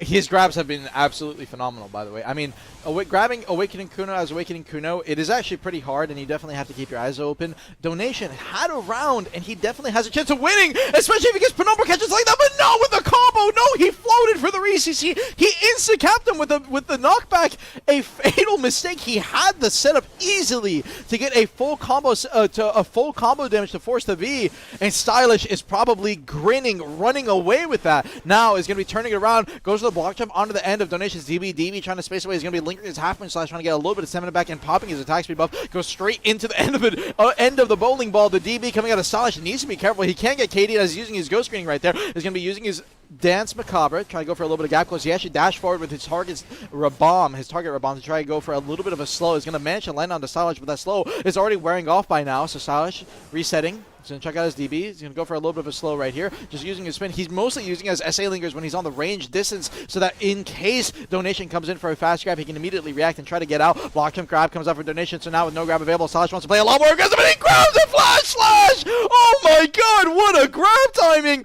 Puts him on the ground, forces the V. Stylish, he wants to finish this out. He is not nervous at all. He is playing so amazingly. Block jump, looking for it out of the block jump. No grab attempt. He understood that he had no grab possibility right there, so he's going to be using his target. Rabomb gets a little bit of a slow on a Donation. Donation coming out of the flash slash, goes for a slow stop. The nerves are kicking in for a Donation. You do not want to be slow stopping like that. Half-minute slash goes in the block jump for the cancel. DB on both sides at the same exact timing. Donation's going to be running in the DB coming out from Stylish, but it was just in his spin, so he's going to be completely fine. Flash slash comes out from Donation. Right now, lands it.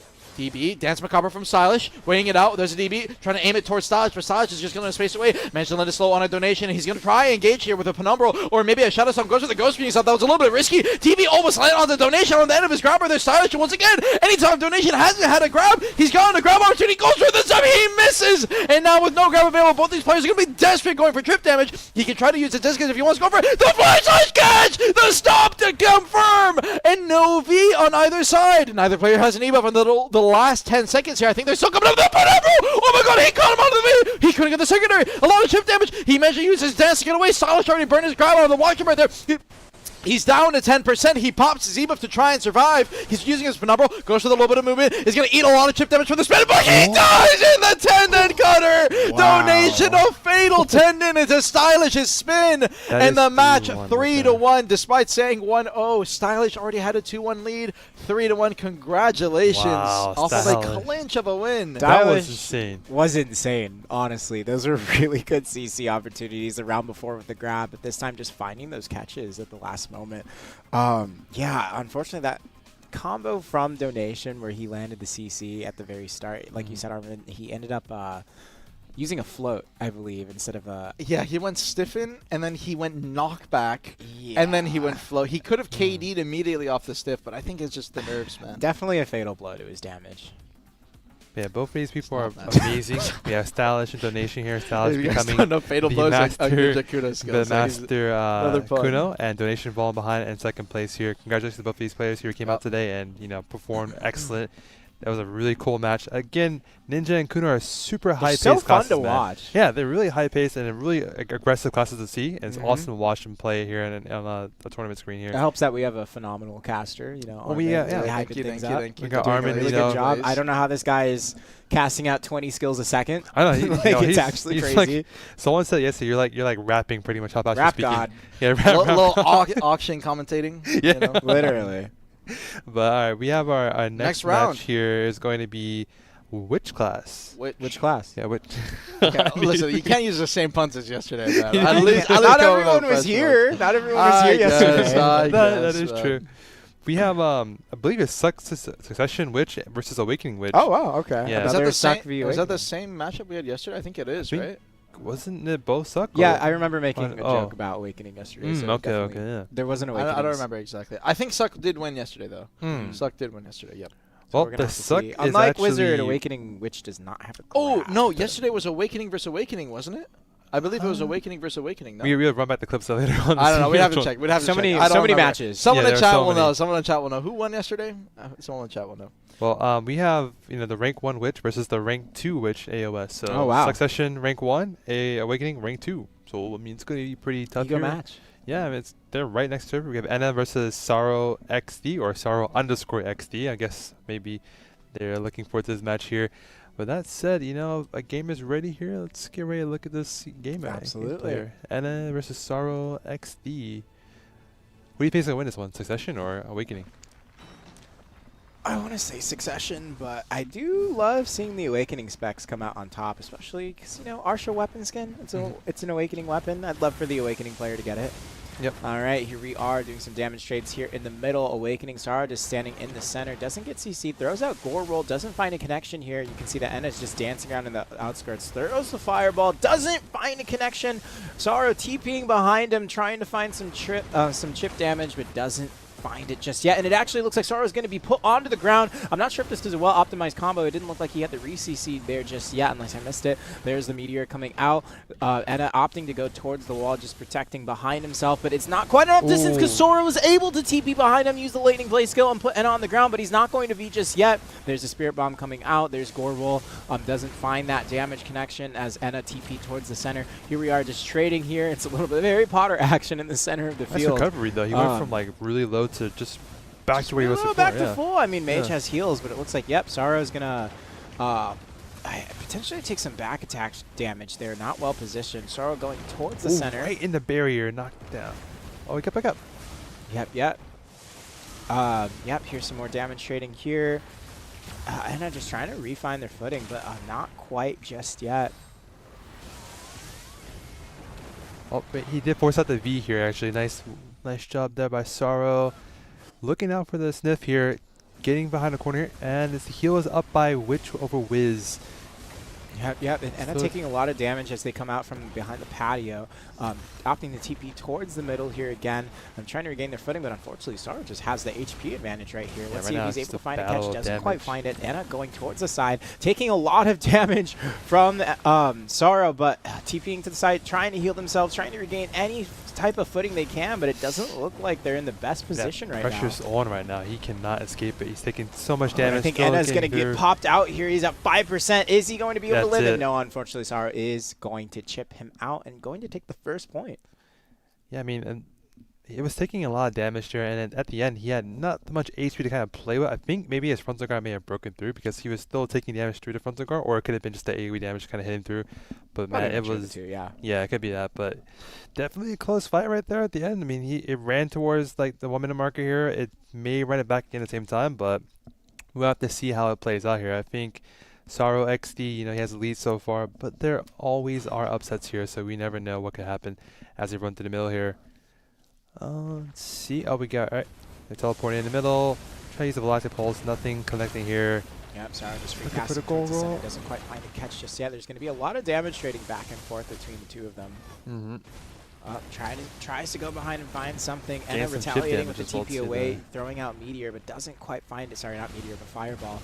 But there's the Gore slowly walking up to Enna. Enna going to TP to the side to try and get a CC behind the frontal of Sorrow, but doesn't quite find it. Sorrow getting a lot of trade damage onto Enna. I think he was actually CC'd there and rolled back up, and I'm not quite sure. Enna TPing behind Sorrow's frontal, finding that catch with Fireball, but doesn't find the re-CC, and actually gets put onto the ground himself. Enna getting re-CC'd by Sorrow. It looks like he's going to be forced to V right here, and that's going to be the first V of this round with 2 minutes left. There's going to be the 80% HP decrease timers coming out here in a few seconds. Enna trying to opt in to heal themselves, just trying to regain their footing here, but Sorrow just not letting up the pressure, doing smart trades towards the side. Enna TPing away, trying to re-heal themselves back up, but it looks like they are on the back foot. Yeah, it's a match of like positioning here. Who can position themselves better to kind of capitalize on the damage? And when you're teleporting with Witch, one thing is as it gets closer and closer towards the end of the match period, the barrier gets closer. It's hard for you to TP around. Yeah, you can notice here they're TPing constantly outside the zone. And when you're low HP already, that's just not what you want to be doing. I think I noticed from the PC side of things that usually what they opt in to do is just TP right into the pillars to stop it. So we're going to see if they adjust that way. Sorrow just trying to find some more trade opportunities. There's the Gore roll. Doesn't find a connection. TP's back towards Enna. Enna going back towards the patio, throwing the Fireball and Ice Skills behind. Doesn't find that connection either. And it's now Enna's looking like they've regained their footing. They're almost close back to half HP. There's the trade with the double Fireballs from both of them. Doesn't quite find it. Enna going to heal themselves. And it looks like with the 5 seconds left here, it's going to decrease to 50%, leaving both of them on an equal playing field. Enna trying to throw out a heal horde, doesn't quite find it, but he's taking a lot of trade damage outside the zone, not something you want to be doing. Sorrow noticing that, TPing and not letting up pressure, trying to trade onto Enna. Enna TPing back towards the center. It looks like they might have gotten PA off. It was kind of hard to tell. Let's see if it helps them out here. Sorrow just casting more damage skills, TPing on top of Enna, not finding that connection, but is trading damage. There's that Spirit Bomb being tossed on his head. There's the guard from Sorrow, trying to trade lightning skills. And look, there's the Fireball damage from Enna. Enna just trying to find any opportunity, but it looks like Sorrow's just doing a better job at staying protected on finding those damage trades. And Enna is forced into a 5% HP, and yeah, that's what we kind of expected. It happened the same thing again. He had ran out of HP and also ran out of times to kind of get away. And then next thing he's kind of playing through damage here. You're just trying to chip damage away, and then he finally got the full-on kill there. Sorrow XC is definitely unrelenting with the oppressiveness right there, just kind of chasing him down, making sure he's got no breathing room, giving him no way to kind of react to it, and positioning himself really nicely too, because he's going behind, kind of going behind towards the side. Or towards the side. Yeah, the thing is, when you see a TP, you might be scared. You might automatically assume oh, they're gonna go behind me, but then if they go to the side and you've already looked behind you, you're kind of breaking your opponent's ankles visually. Yeah, you're just oh no, now I just opened myself up right here. behind, right up the start at the gate. Enna trying to back foot towards his side of things. Took some back already damage taking a lot of chip damage here, down to 80%. But that's, I mean, he's not out of the fight just yet. Yeah. He's gonna need to be CC'd before he's forced to be. I feel like it's a habit with Enna right now. It's kind of when he goes into to try to fight. Oh, never mind. Right there, he just gets knocked Sorrow's down. done it again, where he TP's right behind Enna and finds that catch. There's a re-CC right there, but it shouldn't be enough damage just yet. It's going to leave him down to 10%. Enna opting in to heal, not using every tick of his heal, but bringing himself back up to 50% HP. Trying to find that catch onto Sorrow, doesn't quite find it. Sorrow backing up, holding guard, trying to heal, comes back. There's the Magnum, and yeah. Sorrow, right I've noticed, just playing it very slow and controlled. Catch. That was a really good catch. And there's a V right now forced V out. Advantage. Yeah, 2 minutes. V advantage, 2 minutes. Sorrow already up 2. This might be a clean 3 sweep, but who knows, ladies and gentlemen? There could be a chance for a reverse. I mean, Awakening Witches, look, it's showing some power right now. I will not lie. It's Awakening v Awakening, but yeah, no, it's hey, that class is actually pretty good. Yeah, I mean, it's mostly just the mobility that I'm noticing is so strong here. Sorrow, TP's forward. Early PA did come out from Enna right there. Or sorry, no, it was on Sorrow's side actually that he popped his PA. I'm curious why you would want to pop PA in this kind of instance. I imagine you'd want to save it for chip instances, but I think he just wants to play aggressive for that few seconds. Keep in mind, PA only does last about 5 seconds, chat, so it is something to keep in mind. He didn't lose that trade though. He popped PA and lost trade immediately. Yeah, he did lose the trade actually. So it's kind of weird. That is Enna's debuff though. Oh, okay, I guess he absorbed that one. Said. There's the trade up close. Enna losing out on the trade once again. Sorrow here with a slight HP advantage up by 10%.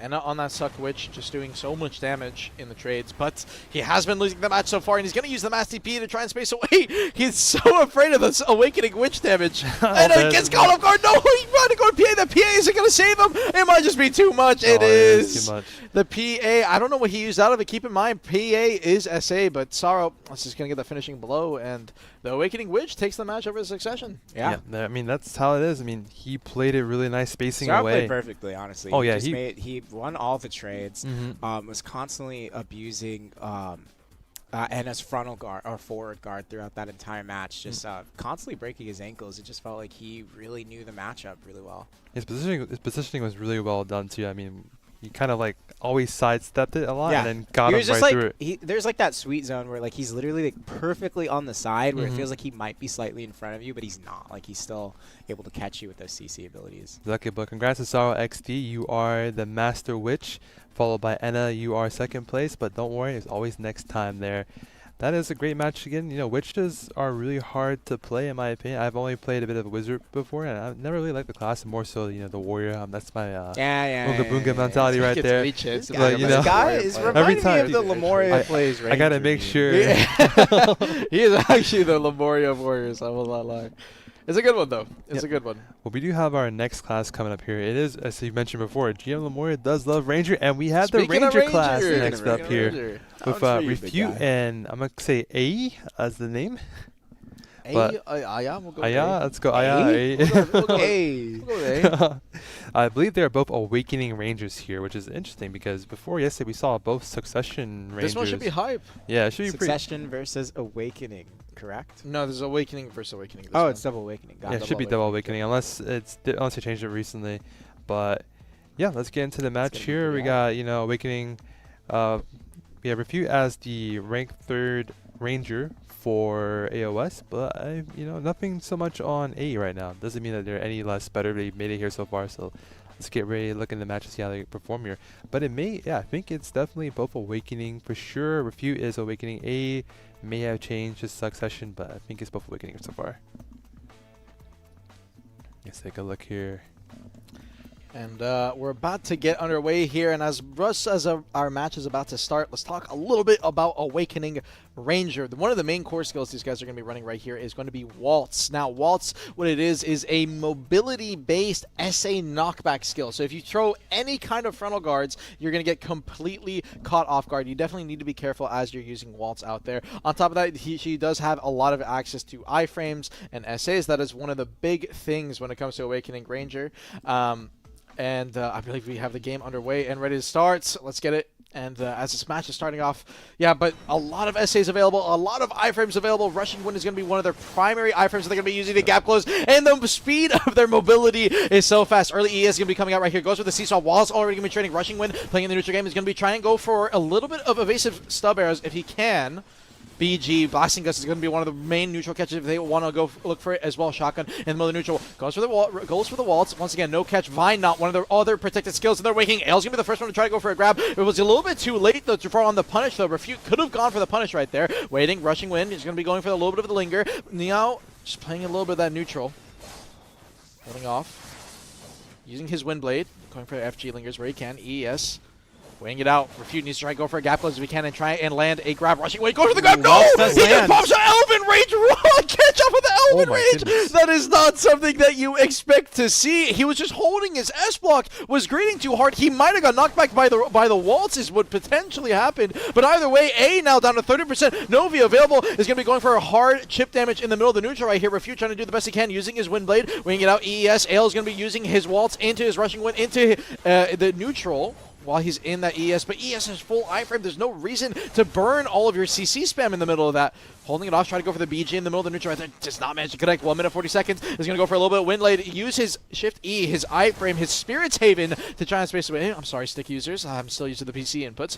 Ring it out. Fine. EES backs up. A little bit of a waltz right there. Good grab timing! Oh my god! He used waltz into an SA linger and grabbed, and Refute was trying to go for a crowd grab. Oh my god! He hit him with the BM grab. That's crazy, actually. That is crazy. I'm proud. That is something that I'm a big fan of. And backs away, now using that evasive lane trying to get a little bit of space. EES, C-swaps immediately, using his iframe dash. When a Ranger Awakening uses her iframe dash, she'll immediately swap to Awakening, so you don't have to C-swap at all in this class, but it does burn your iframe. Now Refute trying to go for that linger. He tried to go for the Punisher. Oh, once again right there. EES couldn't get punished because now EES is no longer Stefan. A little bit of a change they did a while back, and now Vina is going to be the main save that these guys have to look for. He's going to go for a little wind blade right there. Waltz gets the connection. Why did he go for the range, Katie? He tried to go for the grab ECC. Sorry. He could have gone for Elven Rage and got the reconfirm onto the Waltz connection off his core, but he didn't. Backs up now. 40 seconds. The Waltz catches him. Elven Rage with the confirm. That's what you should have done, is what Refuse says. A, with the exact same position. Choke didn't confirm, but Refute does not fail to fall up to the things that he has to do. He wins the first round 1-0, and a convincing lead for my man. Yeah, no, Refute did phenomenal right there.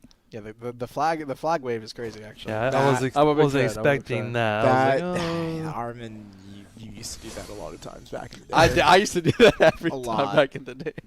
You know, I one of my Actual chat rage emotes, my baiter. sub emotes, is literally a flag with a 1-0. I still have it, so yeah, good stuff. Anyways, I'm a big fan. Something Hey, he's playing better. I mean, he got the initial catch. He's doing a good Oh job. But he my gets grabbed. God. Good grab by Refute. Cold Blade tries to go for the re-CC, and he's going to use a little bit of his pre-awakening damage right there to confirm. Although, again, that's kind of BM. He actually doesn't even need to. He has more than enough damage in his awakening by using things like his Gold Blade for his pre-buff, and then following up with even Spirit's Haven, his iframe for damage, using his Waltz, using any of these skills from his awakening combo. You also have so many down smashes in your awakening kit available, using things like Wailing Wind that you're going to have more than enough DPS. Refute gets a catch. He didn't reconfirm. Sorry about that. He did not reconfirm, and Rushing Wind now trying to space away. So A is going to get away with murder right here. He's going to have another chance of potentially returning and winning this round. Spirit's Haven could have gone for the grab on the ending. It's a little bit risky. You definitely want to be primarily grabbing off of the end of Rushing Wind. It's going to be linger against Rushing Wind right there. A is trying to challenge it with a Waltz just in case he wants to go for a grab attempt.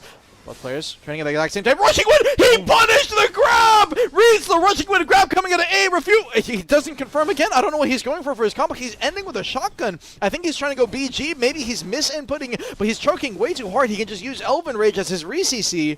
Maybe he's playing with his food. I don't know what Refute is doing, but regardless, doing a decent job so far getting connection. That's 2-3 in this round as of now. Waltz, Vina in the middle of the neutral game right there, out of the Waltz, weighing it out, Rushing Wind, trying to go for a raw Elven Rage. That is unprotected. Eyes, or A with no punish. just Weighing throwing it out, out abilities. BG goes for the FG right there. A trying to trade it back with his FGs in his Awakening kit, but Really it's not aggressive getting right a now. lot of Definitely damage off. giving him no room to Evasive breathe. landing shot, moving closer. Waltz goes for it, going for the grab, the a little grab. bit too far away, pushing forward. Waltz again from Refute, no connection. He's using it off cooldown. You can actually use it off CD, but there's no CC attached when you do, and it's unprotected. Trying to go for the knockback right there, doesn't manage to connect. Vinot came out from A, trying to challenge. A little bit too far away. Evasive landing shot, trying to go for the BG on the end of it. Weighing it out, lingers the Rushing Wind, took a little bit of chip damage. Oh, good unprotected Sivit attempt coming out from Refute. Goes for the Waltz CC. Age responds back with a Waltz of his own. Went for a grab on the ending, trying to challenge it with BG on the grab fail. Was a little bit too late. Lingers it out. Cold Blade. Now, just once again, Elven Rage comes out from A. Lingers the FG. Shotgun from Refute on the opposite side. They're running low on stamina. Both players are pretty much on 0 stamina. You can see that's why they're chipping now with all their FGs. Trying to go for a little bit of damage. Doing the best he can. A's trying to get behind the FGs to go for a punish, but he doesn't manage to, but he does! Evasive landing shot into the BG. Forces the V, and A now evening up the playing field. Goes for the Waltz immediately out of the V, hoping that maybe Refute would get caught off guard. Now using his Spirit Saving, trying to go for a little bit of chip damage. There's the Vine up, follows it up. Rushing Wind in the end of the neutral. EES trying to stall where he can. Trying to go for the grab right there. No, he's still holding off, playing it patient. BG comes up for Refute, follows up with his FG out of the Wind Blade. Follows up into Spirit's Haven. Hitting the middle of the neutral. Elven Rage, he tried to challenge with the damage. Regen Ron in the neutral. Spirit's Haven once again holding it off. Rushing Wind went for the grab onto the end of the Rushing Wind. Refute did not get hit. Evasive landing shot, and the chip damage is enough. Refute, despite almost failing at the end, still wins off the HP, takes it 2-0, and we're going to potentially match point.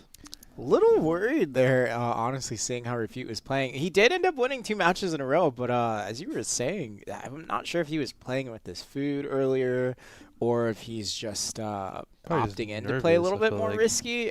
I don't think it looks like he's playing He nervous. dropped 3 combos. Yeah, he I mean, dropped, like- but I don't know if he dropped 3 combos out of nervousness or if he's just trying to do a BM combo or not, you know. I'm not sure, but as of now, I mean, he could be going for a down smash reset, but there's just no need because he still has a secondary CC available. But Refute definitely showing irrefutably that he is the best. Hey, give that high five. That's great. That's great, man. You guys can see that we high Irrefutably that he is the best as of now. Doing a great job. He can definitely turn it around. I mean, he's been going for some decent grab times. He's going for like Windblade, backing up using Winds of the Prairie. That little back flip that they do is Winds of the Prairie. It's an nice iframe, I grab. say. Good grab timing from Refute. And again, yeah, this is the combo he wants to go for. Oh no, he messed it up. You can go for a Waltz re-CC for a knockback. That's if you're trying to go really optimal if you want to.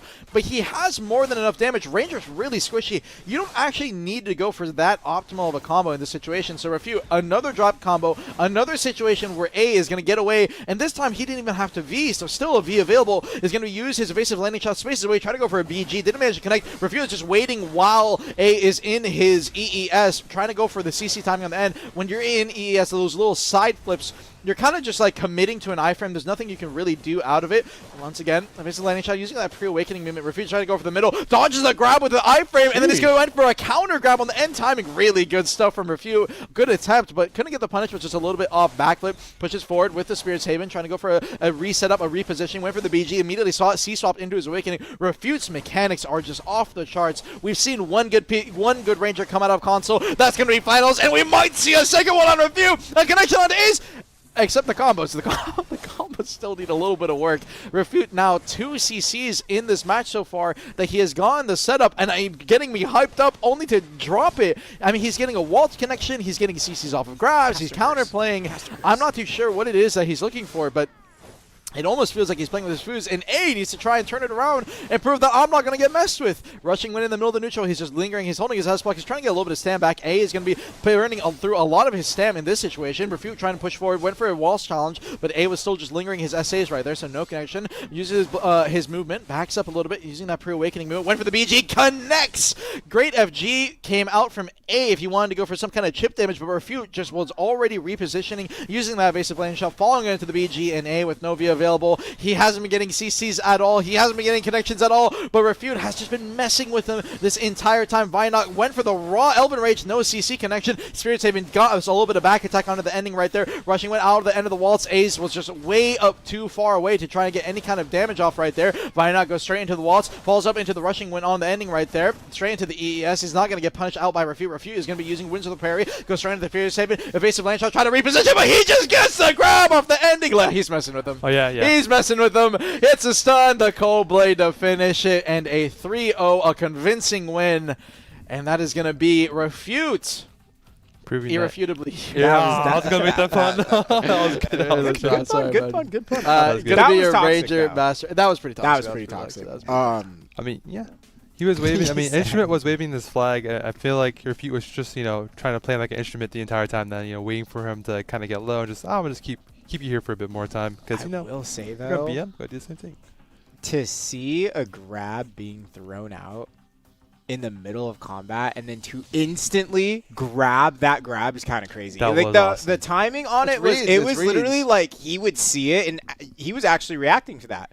I'm too old to do that now. I have to I have to predict that it's happening. But to see that kind of level of mechanics come out of a player, it may be toxic, but you can't hate him. That skill is there. And like I said, we've seen one good Ranger come out of console. Flannels used to be originally a console player, and I'm not going to lie, it looks like Refute. Those were some good mechanics. I was pretty impressed. Flannels was a console player? He was originally a console player. I didn't know that. Yeah, he came from But console let's not to take PC. away from. Hey, listen. Yeah. I'm just saying, It's not Refute players. is matching I'm up to going the to GOAT. refute you and bring it back. Refute. Congratulations, too. Also, taking that one. keep in mind, A was the first one to BM. He BM'd flag it. waved. He did flag wave. He flag waved first. Ooh, wait. You know He what? was the first one to fire the Yeah, shot. that's why, yeah. Not toxic. Never mind. I take it back. It wasn't toxic. Hey, He was just responding to him He being was toxic by he the was end of that, yeah. defending his own honor. And you know Exactly. what? He did do that by winning. Well, Refute, is now the master He refuted ranger the flag. for NA. Yes, irrefutable. Yes, he irrefutably All right, no more won that puns, no more one. puns, guys. Back. Yeah. Okay. But congratulations, that was an amazing game right there. I mean, like I said, these are some top level players right here from our Mhm. console players, and they are really great. I mean, they rival PC players in my opinion. They can definitely run with the top dogs anywhere. That would But- be pretty fun to watch. That would be But like- speaking of watch, well, let's watch the next match. I believe that Yeah. one might be underway. We Pretty. do have Shai next. It's Oh, Maegu. sorry, my Maegu. bad. Maegu. I'm looking at the wrong. He says with confidence. It's all right, Ash. It's been a Maegu. long stream. It's okay. No, you, You're good. You're good, man. You need more. Oh yeah, we have Maegu first. Then we have Shai afterwards. Both of them are gonna be rocking the Awakening class. We have Seo, Kage, and Weavy. So I Seo read, Kage I is read that ranked- that's a Y. Is it? Oh, wait. Way. Way. Yeah. Weavy, wavy. I'm not entirely sure exactly the pronunciation for that one there, but it's going to be the 8th ranked Maegu versus the 5th ranked Maegu in AOS in terms of like the ranking right there. But as we saw yesterday, Awakening Maegu has a lot of damage, right? Has a She lot of can just- damage. Even their E buff gives them a 10% air attack damage passive. Yeah. Decently durable in E buff. They have plus 25 AP, 30% crit, 1000 HP, plus 60 evasion, and 10% air attack. This class has a lot of damage trade opportunities. You're going to see like a lot of spinning through with I forget the name of that ability. I believe it's Twirling Rhapsody being one of them. That spin ability that you'll see. You'll see a lot of Fox Flare Ambush. It's going to be that block jump skill. We But saw, yeah, we saw it yesterday in the E match. It did a lot of damage to that player. Does a I lot forgot of who it was exactly, but they just got obliterated. We're like, whoa, he got chunked out really quickly. So gotta be careful about that. We're gonna see how that plays out here in a moment. But these are some definitely good players here. Yep. Definitely going to see a lot of, probably a lot of CCs with twirling or either the block jump ability, but a lot of the gameplay pattern is going to be damage trade and awakening. Mhm. And then when they need to stall and get stamina and cooldowns back, you're going to see them use a lot of pre-awakening skills again. Exactly. Yeah, Seo Kage versus Smurfing. All right, here we are out the gate. Kage, what are we going to do? There's the pre-awakening abilities. They won't do too much damage, but he can sit in protections with them. All right, there's the twirling. Doesn't quite find anything. Will there be a Fox Flare Black? Back into pre-awakening. Just taking it a lot slower than I expected. Oh, here we go, going back towards the center. And it looks like Seokage is just looking for a moment, maybe to use Fox Flare. Both of them kind of taking it slow. Nas getting punished by Palafinic in Valencia, unfortunately. But yeah, it looks like a lot of like simple trades here, and they're like going in and out constantly, not really even fighting in a way. Dancing around each other Yeah, pretty they're much. just like dancing around each I other. think just once trying to look for a the moment. arena gets a bit smaller, it's gonna be harder for them to kind of do this dancing around gameplay. They're gonna kind of focus about being more defensive here. So I mean, I don't still blame seeing- them either, because Awakening uses a ton of stamina, Yeah. especially like when it's all gas, no break. So, yeah, they're probably just going to take it slow. You can see that back zone coming back in, 80% HP decrease. And Mhm. yeah, chances are this is going to go to time. it But may go a ton. maybe, That hey, damage is maybe sneaky. Wei can show us the way. Maybe he'll be smurfing throughout this match. This guy's looking for every bit he can get out of it. Who knows? But I mean, yeah, the damage here is very sneaky. Yep. I mean, we're seeing it right now. He's taking a lot of damage, even just by just twirling. Where you're I mean, using there's a reason Rhapsody. why they're playing it safe, because that Yeah. damage is no joke when it Oh, comes yeah. out. There's the twirling, doesn't quite find the CC connection on there. They're playing around the patios, just trading damage. Seokage actually getting CC'd and forced to the use V. V already. Guess Wei is smurfing, and he is But going to the pop E that is E buff gonna there, so he's going to be a lot more durable, have a lot more damage as well, too. It looks like on the return there, Seokage is also going to pop his E buff. Both players will be slightly more tanky. Doesn't find the Fox Flare ambush punish just yet. There's the trolling coming out from Wei. Doesn't find that either. And yeah, things are going to play a lot more passive again. But again, 50% HP decrease has commenced, and the zone is going to close in a lot smaller. So someone is going to get caught here pretty soon, and you're going to see Awakening primarily be used right here in this small area. There's the trolling. Doesn't quite find it from Seokage's side of things. But both players are getting extremely low. And again, Wei is taking that win. And what did we say earlier? When they're forced to fight each other like that in Awakening stance, there is a reason why they were playing passive. Oh, There yeah. is so much damage being thrown out there. Yeah, and there's a lot of opportunity to get the back attack damage too. And depending on your skill add-ons, it's gonna do a lot of damage because that 5% or 8% it adds up a lot. So this is definitely gonna be, I think, more so as you mentioned before, towards time where that barrier gets smaller and smaller, and you're able to really open up and capitalize on that back attack damage. So we'll see more of that as this game goes on here, I believe, because I feel like that's the way to do it. You know, you don't want to kind of run out there and play too aggressive, and the next thing you get caught out and get damaged really quickly. Absolutely. But And be on the end. let's see if they change things up here. The match has commenced, ladies and gentlemen. There's the twirling. And it looks like they're just throwing out twirling, Fox Flare ambush, and going back into pre-awakening seems like the loop that they're going with. Up here we Being are. more careful, you know, taking it easy, pacing themselves. Probably the best thing to do is this is the Masterclass tournament, the finals. You know, no need to rush it out. Kind of just take it at your own pace, right? Absolutely here. It looks like Wei's opting into play towards the center of the map. They're probably going to be dancing. Like I said, it's going to be twirling, Fox Flare ambush. Oh, there's the twirling actually finding the damage. And look at how much damage that air attack from one spin did. That's why they have to play careful. Yeah. That one spin did like 40% of his HP bar right there. So that means like he's technically in kill range. Not anymore right now, but he could be when he gets in a low rent, it's technically kill range pretty much. Well, it's going to depend because unless they're doing standing trades, which isn't going to happen until the last few seconds, it's going to be hard to find those opportunities to just kill off of a damage trade alone. Both opponents being 50% HP The now. barrier closes here. Looks like Hokage doing a little bit better of a job maintaining his footing here. Maybe that first loss is kind of like his way of like, all right, I gotta lock in, I gotta be ready. But it doesn't mean that Wei isn't locked in either. He's ready to play. They both are. So sometimes the best thing to do is not to overthink and lock in. Sometimes what happened was just a one-off, and you don't have to get too much into your head. There's the trolling from Wei, not finding connection there.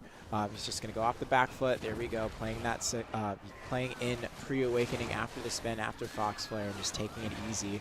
But like we said earlier, as soon as things go down to 1 minute, 50% HP decrease in the last 40 seconds, there's going to be heavy trades here. There's the Fox Flare ambush, doesn't quite find it. There's the spin from Hokage's side of things, doesn't find that one either. And here we are, ladies and gentlemen. Final minute. Final minute. Trades are going through Hokage. Pretty decent so far. He's at 30% HP, but with V available on both sides, you can't still die instantly standing. What did we talk 1%. about? Oh my god, he's down to 0. He barely lived. That means he was on 1 HP. If he V'd at 0% on the left-hand side, he comes out of V. He just hits him. He needs a re-CC. Okay, all right. Well, I mean, that's just a bit unlucky. Fox Flare ambush catches him immediately off guard. And now with 20% HP on both players, any CC, any kind of chip damage could be the final hit. So Hokage trying to avoid iframe with iframes as much as he can. There's a twirling Fox Flare. He almost got chipped in the back. He took a little bit of back attack damage. So VA needs to run away. There's a twirling Rhapsody coming out from Hokage. He's going to end up missing. He's going to be alive. 5%. Wea's going to look for a chip right here. He still has Fox Flare ambush if he wants to go for it, but he's running outside of the zone while he's going for the chip scenarios. So Hokage's going to be using his iframes alone. Twirling Rhapsody, the final hit! The Fox Flare ambush to finish it off. Way 1%. Barely wins. It's hard to What did avoid we say? Rhapsody, The man. moment that circle closes. Oh, yeah. Like they're not doing damage the whole time because they're trying not to get hit the whole entire time. Yeah, Rhapsody does like a lot of damage on it. That Hits him once, and Rhapsody- I feel like it's easy to get back attacks off of that because you kind of twirl right around them, and they're just trying to react to that movement, and then if they don't do it just like perfectly, they're gonna hit with the back attack damage and just take a whole bunch of front load damage right there. So Absolutely. it's definitely hard right there for them to kind of maneuver around that. I mean, skill. it has air attack. It has 52% damage and like AP applied to the skill, which is that is a lot. Yeah. It also has, like I said, it has air attack, 30% crit. It's a very powerful skill on top of having floating. Well, it floats if you take the core skill. Here we go. Back again. They're kind of still pacing themselves, trying to get enough damage out without taking some of themselves, but they're just relying on that outside field at the moment until everything starts to kind of close in more, and then you have to be a bit more aggressive without trying to take that much damage, which again is hard when it comes to Rhapsody, just kind of going right behind him each time. And then there's a but Hokage being put onto the ground with twirling Rhapsody. Early V. Early V is definitely going to give Wei some more opportunities to play it significantly more aggressive. But the only issue is Hokage could just play purely defensive the whole time. But let's see what he chooses to do here. Tries to go for the Fox Flare ambush, ends up finding it, and now he's going to force Wei to use his V as well. Honestly, the fastest we've seen Vs being taken out of the equation this early into a match. So let's see. I believe they can kill from 80% here, assuming they get even a decent combo. Absolutely. This class has so much damage that you don't need to be incredibly optimal for combo steps to get a kill. Just largely due to the air attack damage. If you guys don't know, Awakening Musa or Awakening Maegu just has a lot of air attack modifiers that give you increased bonus damage, especially on their ebuff. It gives about 5 or I believe 15%. It's 10% on the 10%, yeah. So big difference maker now. So Hokage trying to go for the trades right here. Twirling Fox Flare needs to be careful of the Rhapsody coming out from Wei. Holding off, just going for the range neutral trades. Can't throw a lot of spam. They're just mirroring each other on the Raps. Yeah, And right here, just totally throw crunch it out. But Sokage, though, he's getting back attacked on almost all of these instances at 5%. One more mirror trade, he's going to be losing. So he understands he has to keep moving, keep on the mobility, and especially the iframes. And went for a trade right there with his trolling Raps. It was just a little bit too far away. He still has Fox for ambush. He wants to go for it. Sokage gets out just in time. So he's still got the movement off. Needs to be careful. He's going to go for a pre-awakening trade. Trolling Raps, he got a decent amount of damage on Sokage. He's down to 2%. Any final hit could be a kill right here. He's going to look for the Foxtrot ambush. Sokage knowing that it's going to be the first one to engage, but it's not going to be enough. He needed to play back if possible. And Wei with the 3-0 win to win out the Maegu bracket. Yeah. I mean, I said it a bunch throughout that entire match. Awakening Maegu does a lot of damage, guys. Like, sneaky. it does so much damage that they can't even afford to approach each other until the circle gets lower. Even without a CC from the air attack, you could see with that back attack damage, it did a lot. Phenomenal job from Wei, though. You know, at first you could almost say it came down to luck with those trades, but honestly, I think when you take 3 wins off the table, he just knew the pacing. He was more comfortable with the pacing in that matchup, especially with the final seconds and finding those catches onto his opponent. But wonderful job, you two.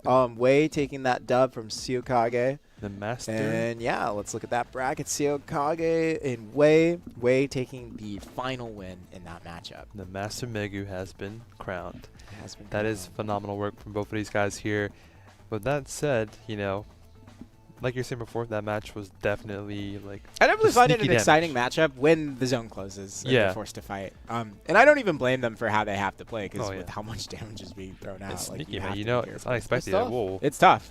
But with that said, we have our next class coming up here. It's definitely, as I mentioned before, a bit of a spoiler from the previous time. I did say Shai. It is Shai class coming up here next. Oh, I know. What are your about favorite spoiling classes? it, Huh? What's that? Oh, nothing. Oh, One of my favorite classes. Yeah. I mean, it's a good class. I know, like, you know, back in the day, like, Meldor used to play Shai before, too. And I actually have a Shai as well, too. I'm trying to learn a bit more about how it actually works in terms of, like, you know, being useful in Node War, because people really need Shais a lot. So, yeah, I mean, definitely good class overall. We do have the persons here named, this is a very weird name, TFFEBNB. This is like some kind of button combo, I don't know, or keyword combo, versus Cribsy. I'm going to just call him TT, I guess. Let's go with that. Rank 2 Shai AOS versus the rank 7 Shai. But Cribsy is actually a very well-known PvE player. Like, they were the first person to get all Calamity 7 done when it first was the highest difficulty for Black Shrine. And then they were also the first to get all Calamity, I think it was Calamity 8 and then 10 for all the newer mobs as well too. So they're pretty up there. What about the Post-Crown Prince? I'm not sure if they are the Post-Crown Prince. I wouldn't be surprised. They are definitely the PvE guru here, that's for sure. But this is definitely... I love it's actually a lot of fun. Yeah, it's actually a lot of fun. Yeah, I mean, but this is a PvP tournament. One thing is Cribsy is playing from the OCE area, so there may be some difficulties on their side when they're playing on the NA still server. made it this far, though. Yeah, they made it this far. They're playing from Australia here, so it may be a bit of a difficulty for them, but we shall see. I mean, let's see if they prevail. Yep. Let's take a look at the gameplay here. All right, and we're out the gate. War bongos, I love it. Bongo. Whoa, and Cribsy already out the gate towards the center. Did he even buff? I'm not sure, but he does get stunned. Doesn't find a follow-up from TFF side. Bongo at the looks same like they're going to time. Bongo Mirror jump out of that. And yeah, a big part about this matchup is you're going to notice once they get an initial CC, especially with Bongos, they end up opting in for a boomerang throw stun and then a full back attack, just like right here. He should go behind. Oh, no, opts him to put him on the ground. Still going to do a lot of damage, but there is a specific chain, combo chain that they can do that just obliterates their enemy. And we saw EU, they're just like out of nowhere. I think it was a knock-up, and then straight up into the, I think it's 1, 2, 3. That just decimated their HP. We're like, whoa, it was a lot of damage. Spam. Oh, looks like he finds that CC. There it is. Some puts him on the ground, and he is going to be forced to V right there. I think that's the bread and butter combo right there, the little knock-up. Well, the Florang throw into knock-up just as well. a little boop in the head. Yeah. There we go. But yeah, Cute this is definitely, you know. sound effects. This class is really awesome, actually. I like the bongo effect. Ooh, and there's also the bongo spam. little spirits has as well. Doesn't kind quite of find it. Oh, Cribsy finding another CC. You said Cribsy was the one playing with a high ping, right? Yes. They are High ping. playing very well. So I mean, I'm surprised they made it this far because you definitely want to have a decent ping when you're playing here because it's like playing from. Imagine you're playing from the NA, playing in EU. It's a bit difficult there, playing on opposite turf here. But they're doing so well making it this far here. Oh, TT finding that catch, but not a follow up, unfortunately. And again, TT is already they've already used their V, so one more catch from Cribsy and they might be killed. And speaking of catch, Cribsy does find them, does put them with the stun, put them on the ground, throws the boomerang, but not quite enough. I almost wonder if they would have been able to kill him if they did full back attack there. I think they were trying to get the back attack damage, but they said like they should just focus on straight damage because it's already knocked down anyway. So just focusing on that straight damage when they're down would have been a better idea rather than just trying to position yourself to get that back attack damage there, because could have definitely killed him there, I believe. Absolutely. But for Shai, like as we can see, the BSR range is almost 100%. And speak of that, Crisby has taken the first win here. That is the first round for Shai. But yeah, Shai's get their BSR back pretty quickly, and it's almost 100%. So we may potentially see 100% being used here. I mean, that is one big skill. There's a lot of damage, a lot of hits as well too. So that could be a possible thing to see in the matchup. I think you're 100% correct. Thank you. See, it's that easy, Armin. The puns. Yeah. He's doing great. See them again. I'm just sitting here enjoying it. The game buffed up right now. Crisby, I guess, going for the tried and true. Who's gonna bust out the boomerang Bongo skateboard right out the gate? Is anyone gonna do it? I'm curious if after they get an initial stiffen catch and the initial stiff catch, and then let's say they follow up into the flooring stun on the boomerang, if they have enough time to pop a debuff. And a self buff, and then immediately hit the kick for the follow-up combo. Because I believe Shai, a lot of her damage skills, regardless, have like a stiffen or something attached. So it's a kind of hard to go for damage extension off of the stun. That's why they typically normally kick. So I am curious if the debuff is possible to get off in time. That's probably like your maximum optimized combo if you want to go for it. But not too sure. Regardless, though, Cribsy is doing really great so far. Caster Curse! He got put on the ground! I think, I'm not sure if there's a way for them to extend their CC combo. I know, like, with Olvi Academy, I believe they gave them a down smash, or was that a knockdown for one of the skill assessments. So possibly they can extend the combo, but it's a bit difficult for Shai. That range, I think it was Cheer or Twinkle, sorry. Just being booped into the head. Cribsy going for another attempt. Coming up, if he lands the stun, is he going to have to kick? Kicks them onto the ground, throws the boomerang, forcing him to V. I actually don't think he had to V there. But I guess better safe than sorry. He's coming right out, throwing out the bongos. Doesn't quite catch Cribsy. He is low. He's going to mirror the bongo battle. Battle of the drums here. He's actually getting chipped and losing out on this, but he does find that stiffen onto Cribsy, puts him on the ground. Not sure. He's going to take it as an opportunity to pop his buffs. Smart. Actually, the correct thing to do. Unfortunately, it's unfortunate for him that he couldn't combo there, but it is got good opportunity. Oh, Looks like he did find a CC onto Cribsy, but he does miss it right there. Bongos come out, nothing quite yet. Here's the return bongos from Cribsy, and TD is just going to walk up slowly. Menacingly, yes. Menacingly. There's the bongo third. Doesn't quite land. Both of them. 1 minute timers. There's the bongo drums. It's like watching a band performance right now. Who's gonna out drum honestly, the they're just other ore person? farming in front of each ore farming. Looks like TT is put on the ground, there and it there's is. that full back attack damage. He has enough time. HP values are low. He can just throw it behind. And Crisby is definitely doing really well. I mean, they did make it to the finals, but like I said, they're playing from the OC area, and that was actually one of the worries this morning. They mentioned me saying, hey, I'm playing from OC, as you know. I have a bit of a network issue. Will I get DC? I was like, no, you'll be fine as long as you don't DC during the match. Then it's like a really a loss per our rules here. But so far they're doing really well. You'll be fine. They're Source, establishing. trust me, bro. Source, trust me, bro. Yeah, okay, I trust you. I hope they do well. I hope there's no issues on their end and they're able to compete this tournament without any kind of worries. So far they're doing really well. 2-0 so far. Is it going to be a clean sweep? We shall see. Oh, what? Cribsy playing dead to dodge the bongo stiffen, actually. Well, that was actually 2,000 IQ play, except that's a long cooldown. So yeah, I was going to say, it's a long cooldown for it. But he hasn't gotten low yet throughout this match. So, yeah, but then again, when will you actually use that skill anyway, right? I feel like super low and it's the end of the circle and you just feel like there's a lot of pressure on you and you're selling the cooldowns. You probably will use play dead in those contexts, which we did see on the EU tournament. Fun fact about Tamer, or I said Tamer almost, about Shai while we're watching this match. Let us know something. Shai is the only class in the game to have a main hand Arch weapon. Mm-hmm. Because she That's does not true. have an Awakening spec, so the Oh, yeah, full true. ring, her main hand weapon is the Arch weapon. I Like bring this up because I want Succession Arch weapon, so... Yeah, just I saying, mean- just saying, I wanted to bring it up. Well, one day, man. One day. Hey, Who knows? hopefully. We I'm may looking see forward that. to it. We may Give me even my see- Arsha short sword, man. I want her so We may even see Arsha armor. I mean, armor skins. That'd be pretty cool, right? Who knows? Yeah, I guess. Yeah, that'd be cool. I mean, I prefer the main weapon, but you know. Yeah. At this point, gentlemen, how about Arsha class? There we go. A little class. I mean, I don't know. Potentially, there's actually one that's definitively not. Looks like TT is Just kind of walking. banging it the down. drums in the center of the circle. Just, Yeah, he's taking I damage. think he's just doing that for fun. He is landed there's the back attack Oh, there- damage. oh. Forced to V. There we go. Gripsy damage finding was a a lot, wonderful too. catch there. I do believe this is going to be a clean sweep from Gripsy. I It think looks just like I'm it. standing right here. The Straight up, PvE yeah. master is going to be the Pinks PvP. was saying in chat earlier, Cribsy's the GOAT. Yeah. Gripsy is the go. And I trust Armin, Pinks. stop saying that. Every time you say something, he gets CC. Right, Every time you you're literally right, have said actually. anything, he gets CC. I'm going to need you to calm down for like a second. Save it for after Which is the actually match. crisy, by the way, considering the delay. Like, it's actually Oh, yeah, true. insane. This is a delay. That is actually crazy considering the delay. I can read the future, man.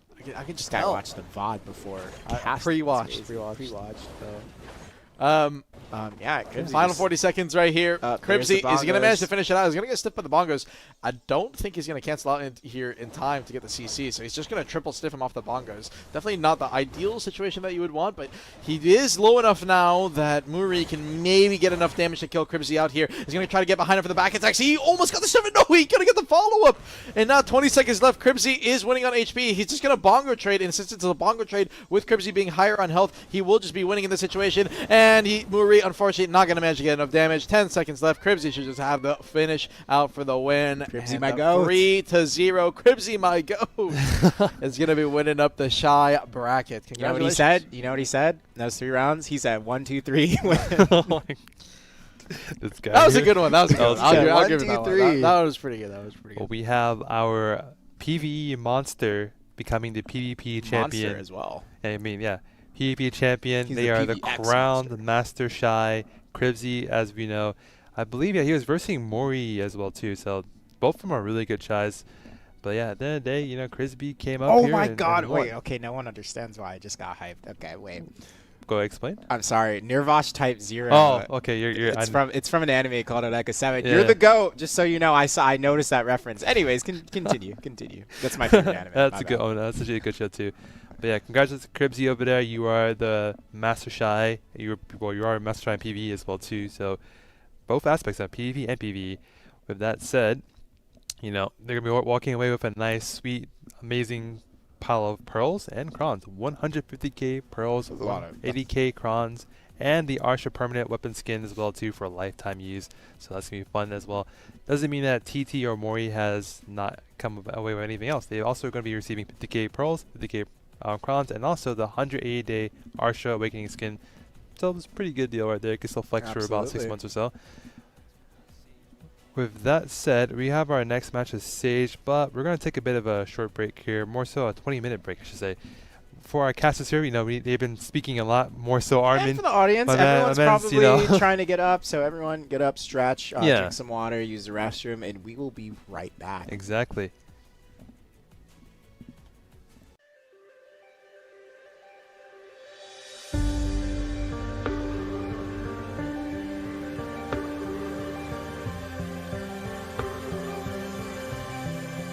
Falling down, that's coming.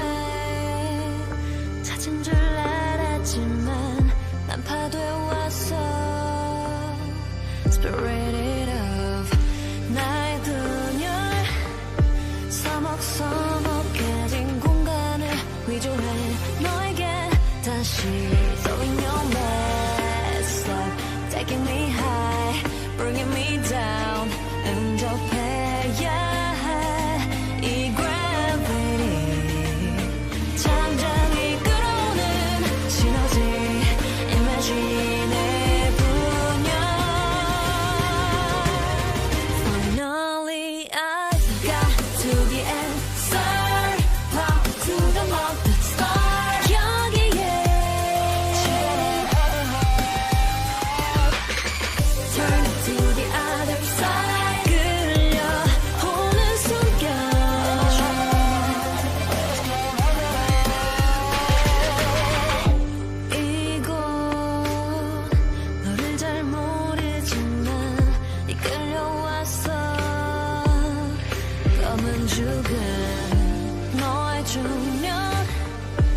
잠식당했던 나 새롭게 기원해 To the light 다시 throwing your best Taking me high Bringing me down 응접해야 할 이 gravity 잠잠히 끌어오는 시너지 Imagine의 균형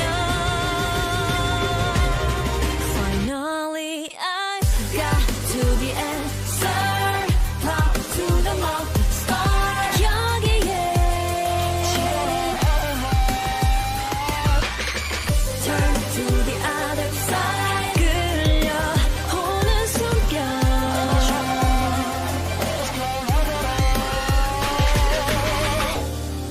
Every time couldn't try 아무도 없는 웅크렸던 sometimes 다시 혼자 되어 심장이 멈출 때 Every time couldn't try 마주하기 두려웠던 오래된 나쁜 꿈을 놓아줘 Once again returning up 내 시간이 있어야 할 그곳 Finally I got to the answer Pop to the molten star 여기에 Turn to the other side 끌려오는 숨결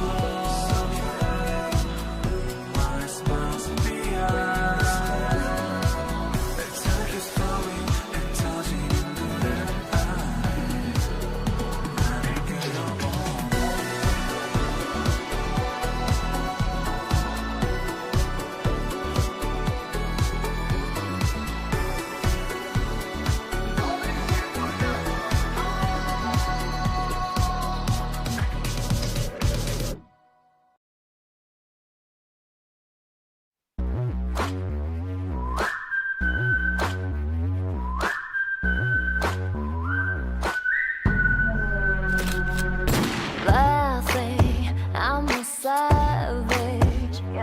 누구도 건드릴 수 없는 모래 위는 세계 침략될 불빛을 느꼈어. Just don't feel me. 감춰진 Deadeye. 차가운 눈빛으로 꺼내겨줄 불래. Step through the mist. 난 알아챌 수 없어. 나의 show. 날 봤을 땐 늦었어. 이제 멈출 수 없는 내 차원으로 걸어가. Dusty light. 피어난 power. I'm cold Deadeye. 난 untouchable. Stepping into light. No one. 어느 누구도 내 눈을 들여 따보지 못해.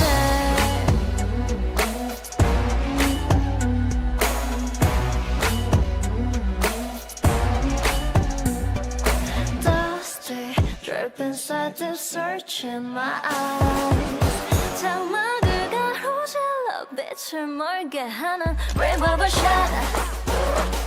너에게 저게 빠뜨려버리고 now. It's time to go. 3, 2, 1. Just don't tell me. 숨겨진 코드에 채워진 순들. 6번의 순간. Break through the dust. 초콜릿 보기 전에 back out. Hey, 난 이미 지워졌어. 피어난 power. I'm cold.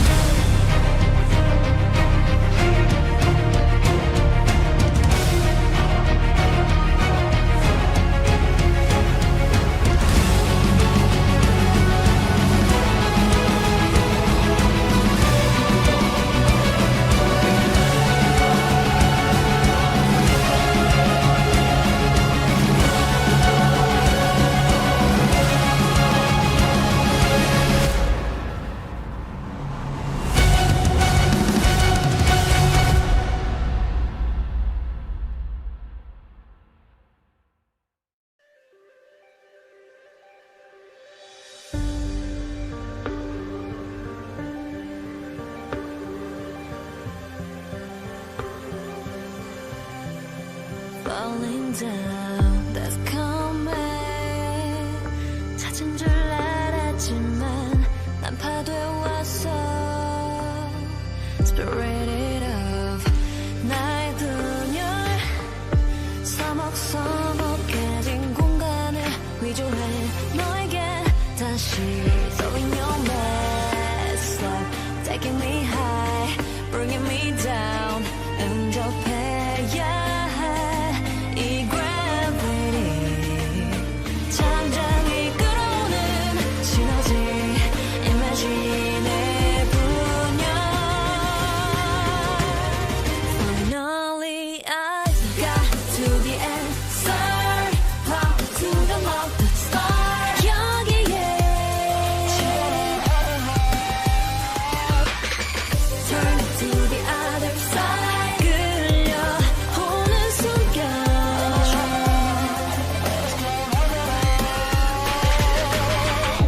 이곳 너를 잘 모르지만 이끌려왔어. 검은 죽은 너의 중년 잠식당했던 나 새롭게 기원해 to the light. 다시 throwing your mess up, taking me high, bringing me down. 응접해야 해 이 gravity 잠잠히 끌어오는 시너지 imagine의 균형. Finally I got to the answer, pop to the mouth star. 여기에 turn to the other side. 끌려오는 순간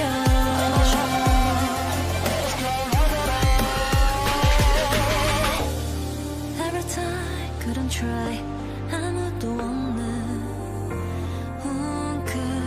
웅크렸던 sometimes 다시 혼자 되어 심장이 멈출 때 Every time couldn't try 마주하기 두려웠던 오래된 나쁜 꿈을 놓아줘. Once again returning up 내 시간이 있어야 할 그곳. Finally I got to the answer, pop to the mouth star. 여기에 turn to the other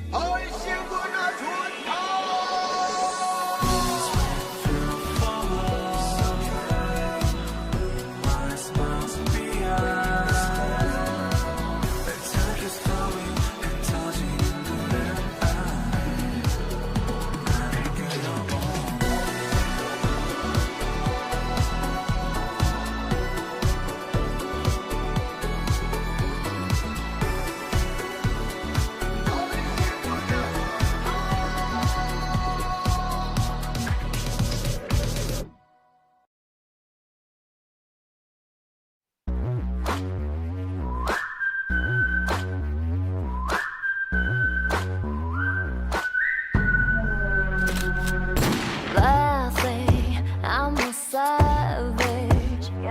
누구도 건드릴 수 없는 모래 위는 세계 침략될 불빛을 느꼈어.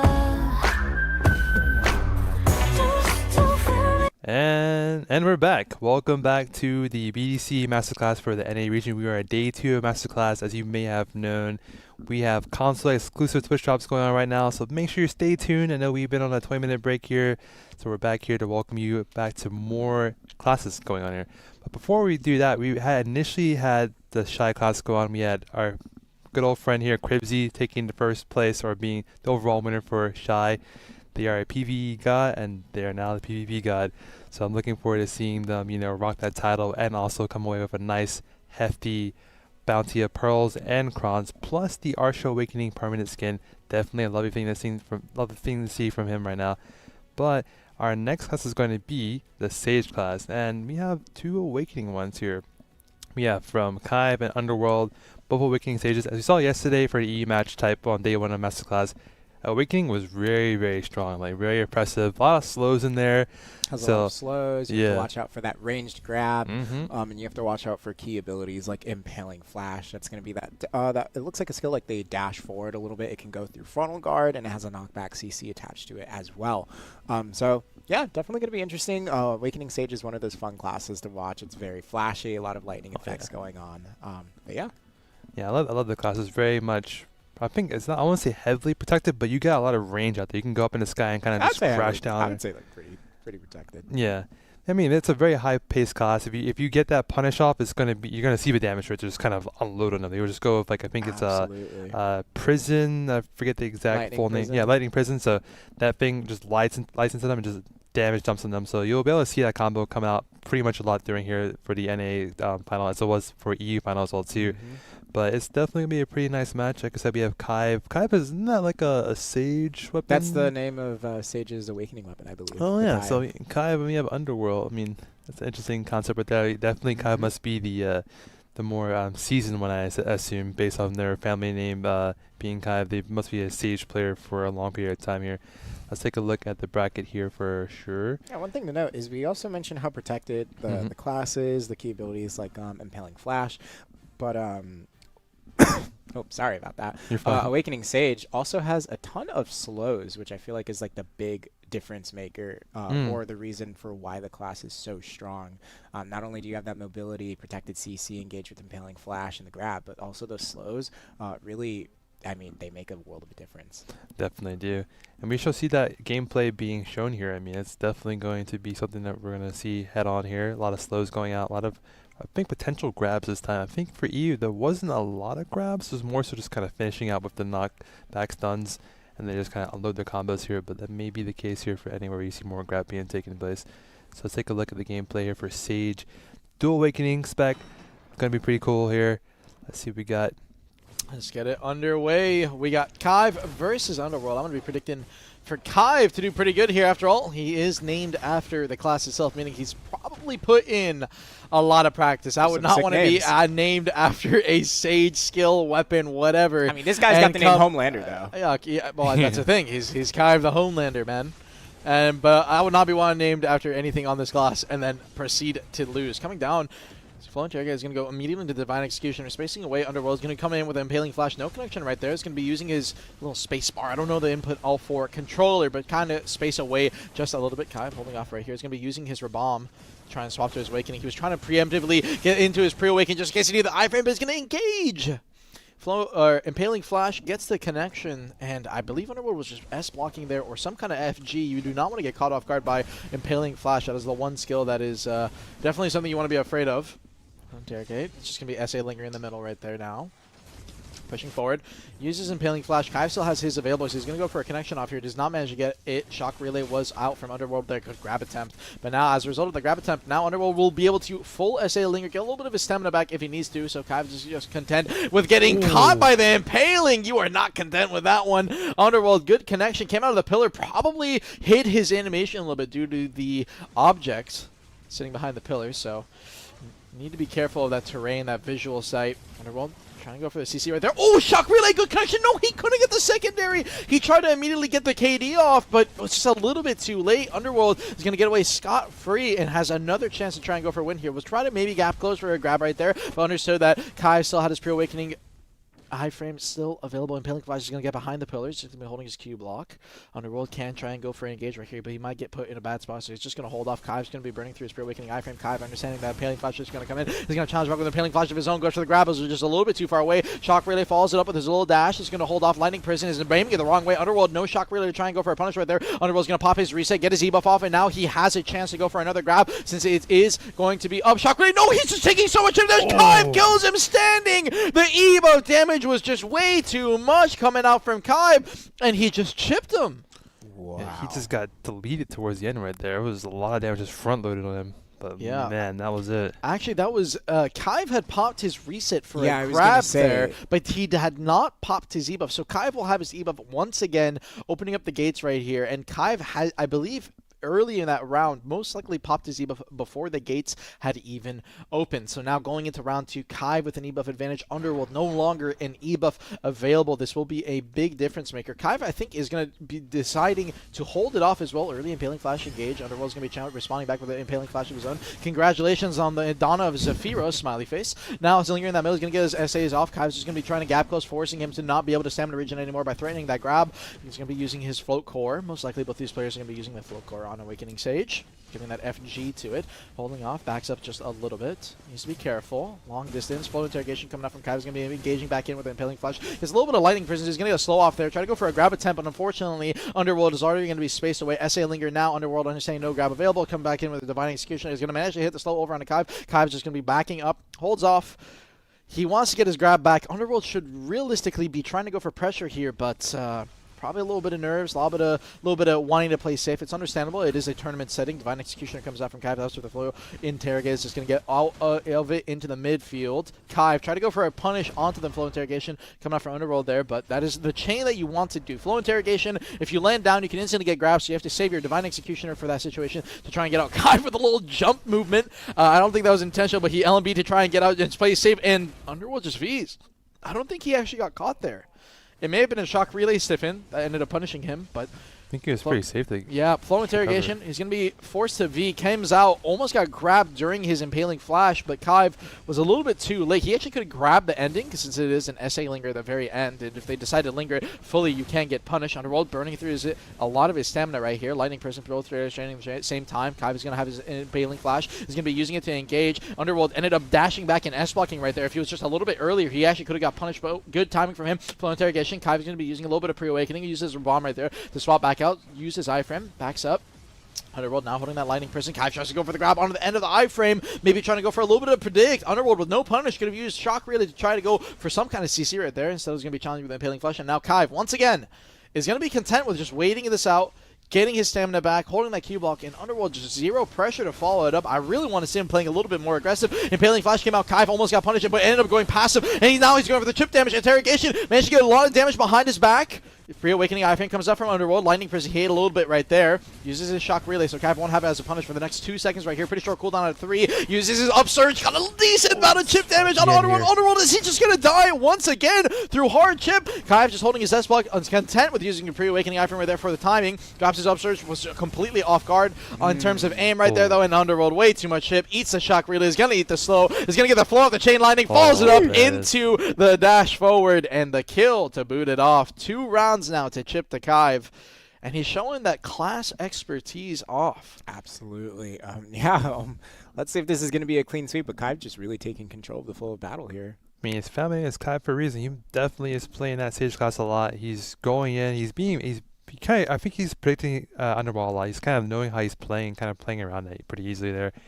That's what it looks like in my opinion there. I may be wrong, but I feel like Underworld is a bit too nervous. You know, he already lost the round 1, so it's kind of, you know, maybe the morale's a bit low here. He's got to keep up and kind of try to recoup this momentum for him, because at the moment here he's on a losing. But he gets hit out with the Impaling Oh Flash my god, immediately. early connection no. from the long distance. That's the thing about the skill. It has so much range. You can get caught off guard immediately. And now holding off, Flow Interrogation comes down with the Divine Execution. He's not going to manage to land the slow, but I don't think it matters too much with that V advantage. Uses the Upsurge right there. Try to go for a little bit of chip. It's just a bit too far away. Underworld had already disengaged. Waiting off right here. Goes immediately in using his Impaling Flash. And it feels like when you use Impaling Flash first, to some extent you have a disadvantage unless you manage to catch them off guard, since your opponent can just simply respond with one of their own. You're not getting any kind of grab attack off. Underworld is already going to burn his first Lightning Prison. Try to go for a grab onto a Kai, but just a little bit too late. Underworld immediately follows up with that SA. Resets. Is going to go back to the middle. Is just going to get a little bit of stamina back where he can. Long distance, Flow Interrogation for the engage. Kai just wants to use that kind of skill if he can for long distance engages. It's actually a pretty decent skill for that kind of situation. He's going to use his Pre-Awakening iframe to dodge the Impaling Flash coming out from Kai.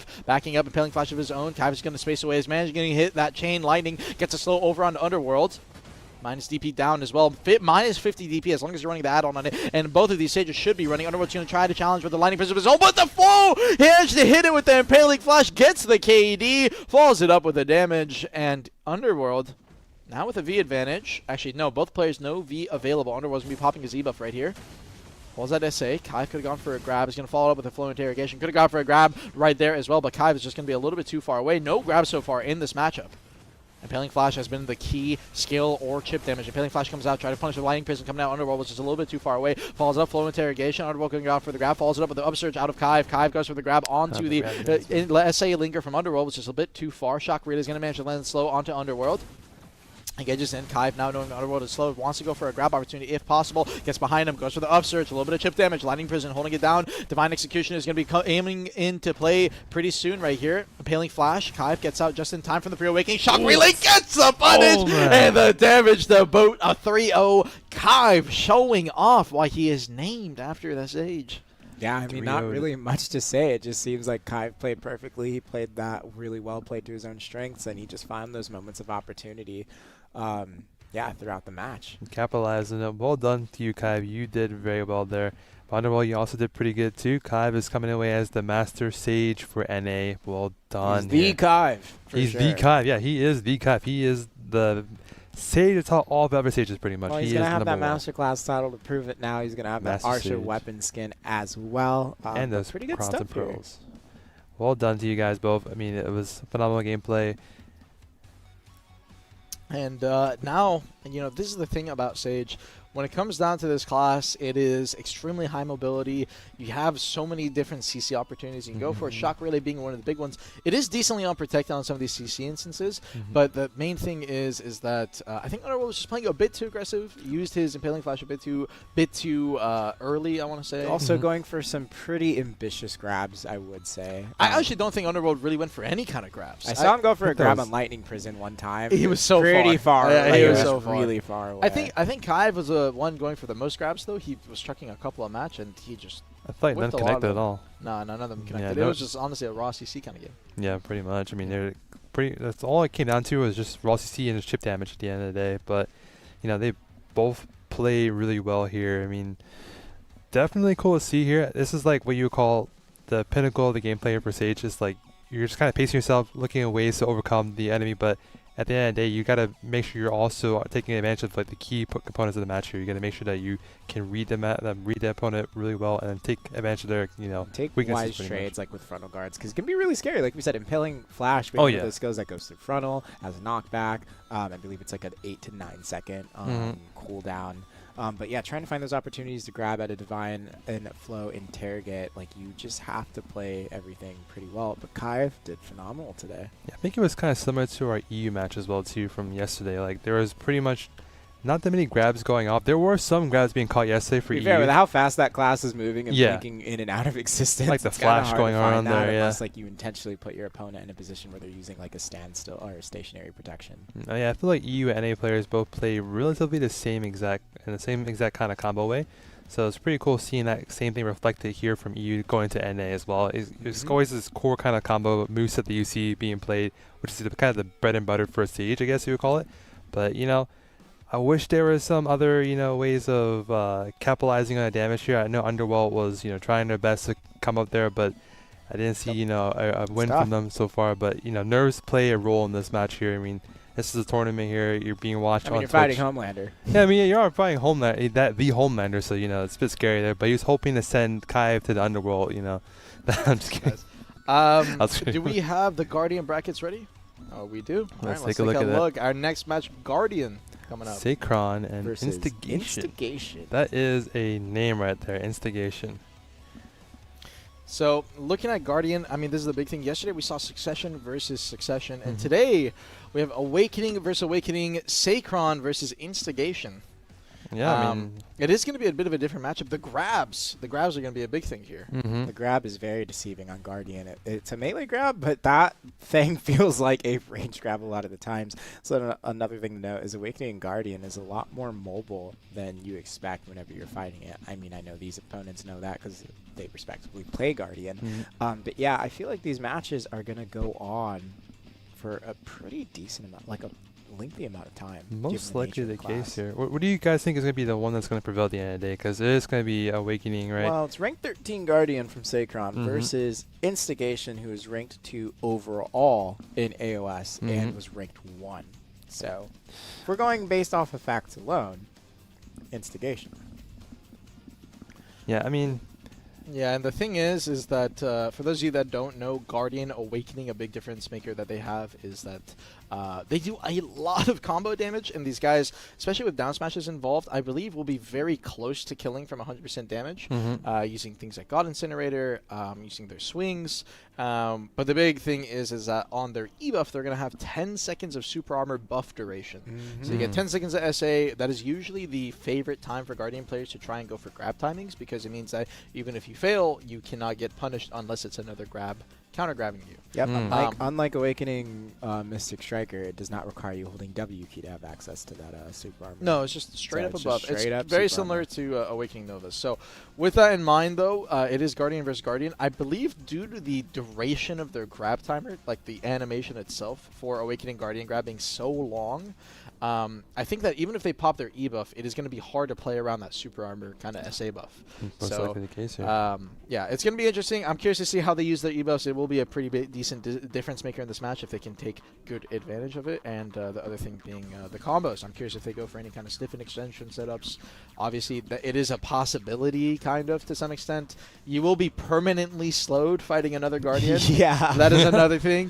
Guardian has a passive where almost all of her skills apply slow effects to you. So imagine comboing while you have a slow on you on a Guardian. Oh, yeah, man. of all classes. while you're already slow. Yeah, while you're already As slow. a Guardian. So it is a little bit tough. So I'm Well, curious to let's see take a how look they at do. this.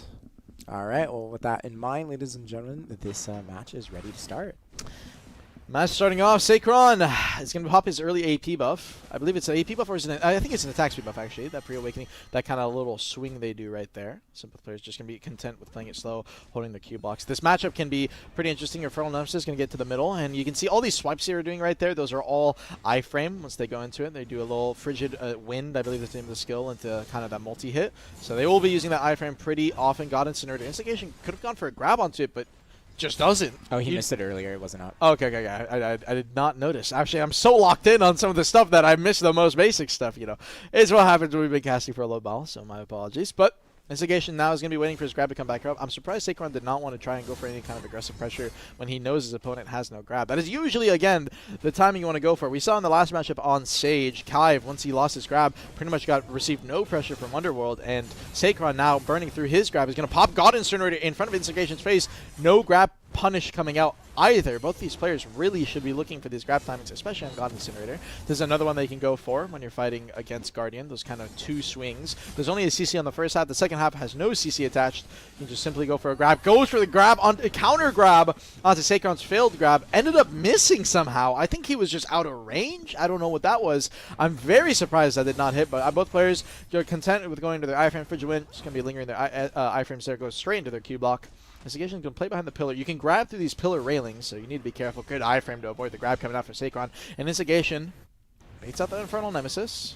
There's the iframe follow coming out from Saquon. He's going to walk up a little bit. Tries to go for the grab. Just misses. Way too far away. And Saquon with his grab now coming up. Chucks his Magnus. Manages to land the slow over on Instigation. If Instigation goes into God Inserter or anything like that right here, he will be in a pretty rough position. Uses his Pre-Awakening iframe and tries to space away just a little bit. Saquon has about 2 seconds until Instigation's grab comes back up. And he manages to hit it a little bit too long of an SA link coming out from Instigation. He didn't manage to hit land it slow right here. And he goes for the re-CC setup. Uses his Magnus. He's using a Pre-Awakening combo. Interesting. I'm not sure if that's the most optimal setup you can go for. Infernal Nemesis comes out. So he can't grab out of the end of that, so you have to be careful with your positioning and everything. Pushing forward, using his Pre-Awakening iframe, that little side cleave that he does. Goes for a little bit of a pre-buff. Nice grab attempt coming out from Saquon. It's just a bit too far away, though. Infernal Nemesis. Good, that's it. Nice grab. Instantly Vs. That is what you call a good V. That is what I wanted to see in so many matches today. And this is when Instigation pops his E-buff. He has about 10 seconds here where he's going to be in full SA, but he doesn't have his grab yet. And now Saquon is going to respond back with a E-buff of his own. And the thing is that Instigation hits a grab right now. It won't actually amount to anything because he won't be able to get the re-KD. But HP is going to be a massive factor here. 10 seconds left. Instigation is going to miss his. He's going to pop Infernal Nemesis, trying to kite away and survive. If you run outside the zone, he will take a lot of damage. He's going to throw his Magnus. God is just going for a raw trade. That is not the play, but he's going to manage to pop his E-buff, and the grab actually does enough damage. You do take damage during grab animation that Saquon will end up winning it. Wow. The God Incinerator, I think it was just too heavy of a greed. He could have gone for a lot of different skills there if he wanted to. I think his plan was, I will take a damage trade and then V and then win off of the damage trade that he loses during my my V skill, but the grab, he read the God Incinerator instantly and got grabbed. So yeah. Yeah, I think Instigation knew that he would be there. I think he's just trying to get a damage trade before he has to. It's kind of hard because if Saquon just holds his Q block, he's FG'd and then he's insta grabbing you. He's not going to take any kind of damage realistically. So interesting choice. Instigation is going to miss his grab. Instantly cancels out into his iframe. Saquon was way too late on that reaction right there. So back to a normal neutral trade. Happy. Neither player is going to get caught for the next 10 seconds. This class is extremely protected. I would be very surprised if anyone gets caught without a grab.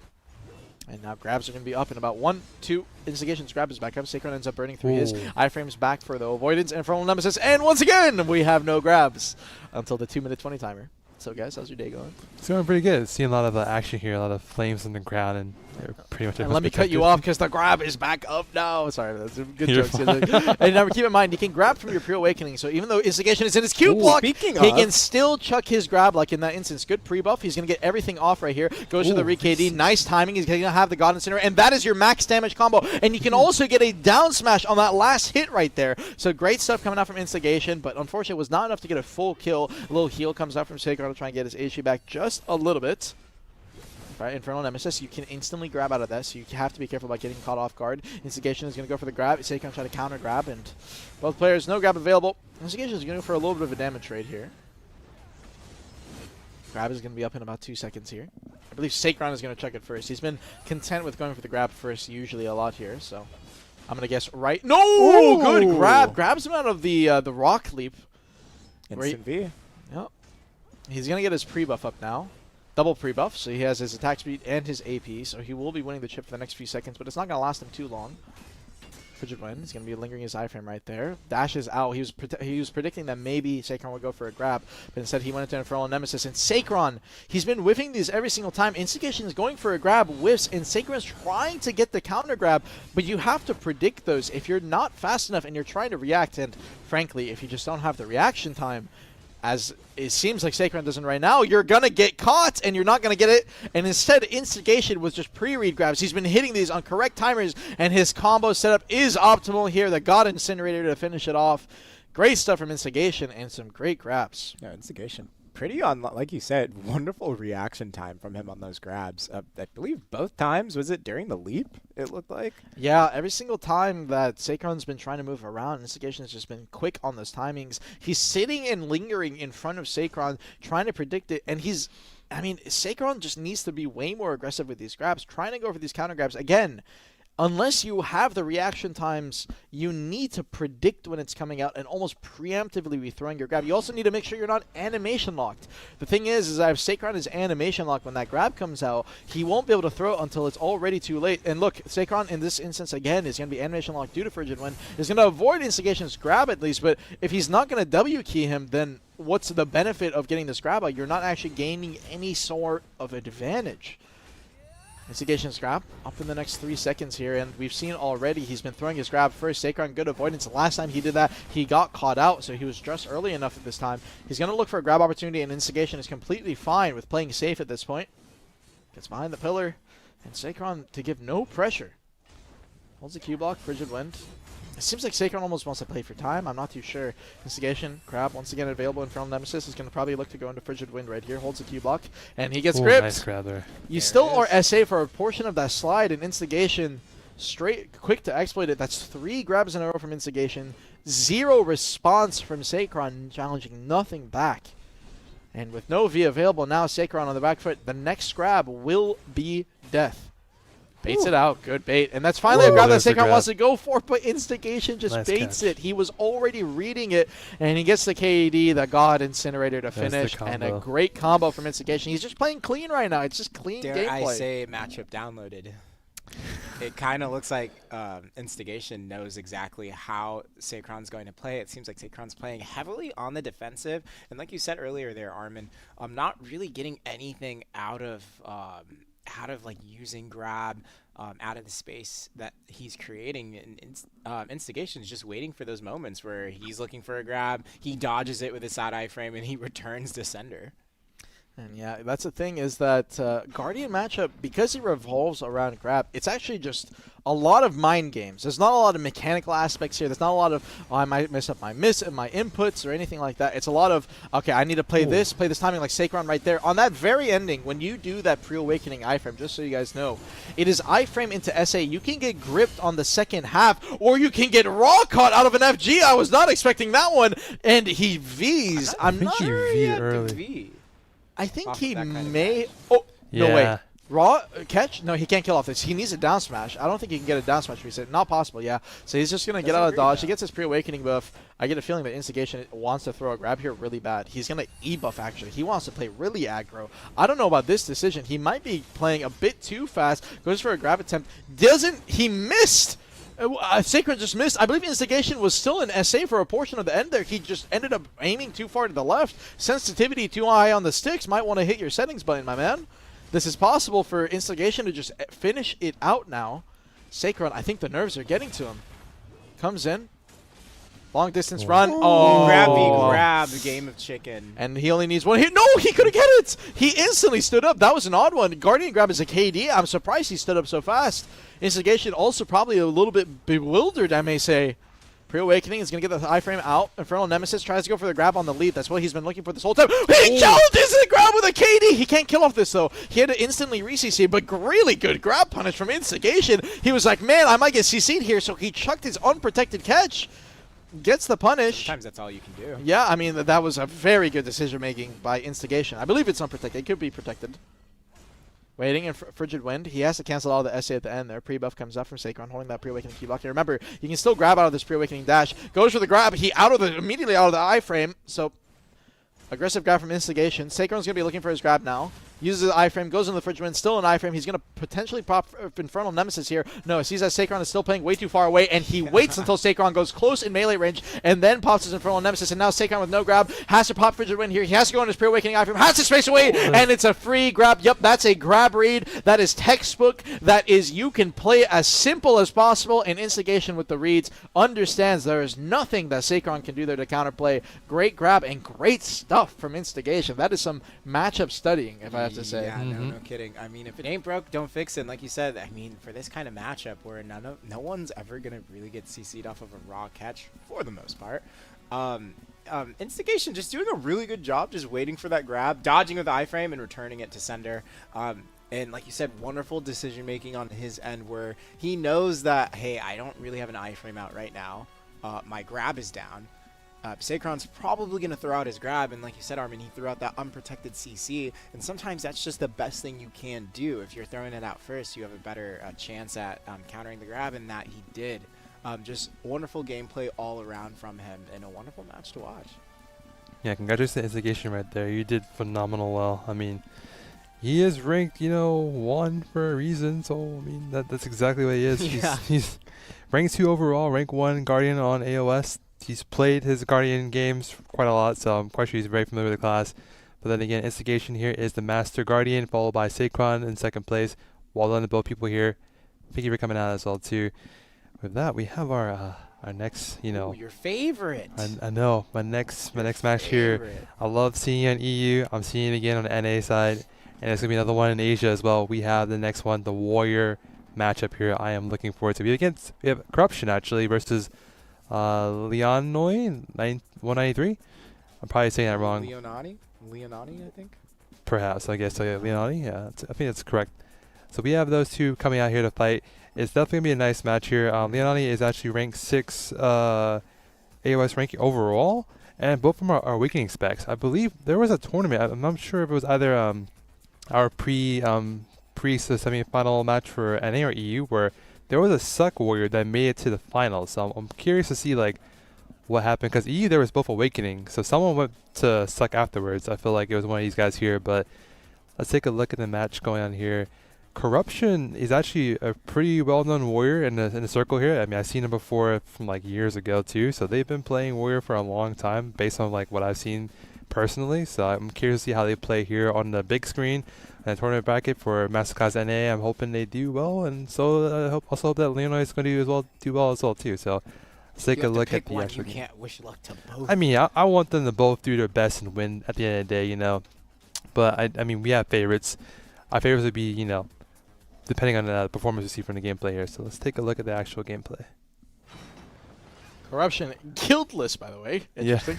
All right, match is going to be starting. I believe guild buffs do apply in AOA. I'm pretty sure that matters a lot. So yeah, he has a disadvantage here by not having guild buffs. Gives him AP, gives him DR, gives him some evasion, and goes for the grabbing. Is going to get a shield charge, armor break here for the KD into the Reckless. He won't have enough damage to kill here unless he gets triple down smash, so he won't, unfortunately. It's going to make him put him really low, and that's the guild buffs coming into play. You normally would not do this much damage, but those guild buffs, you gain HP from them, you gain DR from them. It makes a huge difference. And Leonati's Solar Fire goes for the overwhelm, is going to be a bit too far away. Spirit Toss from the long range. Corruption could go for a counterplay if he wants to. Manages to get the grab, is going to put him on the ground. Is going to go for the Heaven's Key for a little bit of damage extension into the Solar Fire. Grave Dig goes for the slashing. Needs to down smash off the ankle break, and it's going to get a massive combo. That is optimal if I have ever seen one. Pops the E-buff. He wants to go mega aggressive out of the V right here. He's going to have his V grab available in the next 3 seconds. Goes for it. Does not manage to get it off of the Frenzy Dash. Waiting. Goes for the shield charging thrust. Shield charge follows it up straight into the overwhelm out of the Solar Fire. Grab head chase. Good dodge coming out. And now Leo is going to be on the back foot. He understands that the Corruption is going to have his grab available coming up. Shield charge is going to be a good counter for him if he wants to try and use it. Frenzy Dash is going to end up missing. Try to go for the grab for the follow-up. Grave Digging, slashing. You can grab that, but Leonati was just a little bit too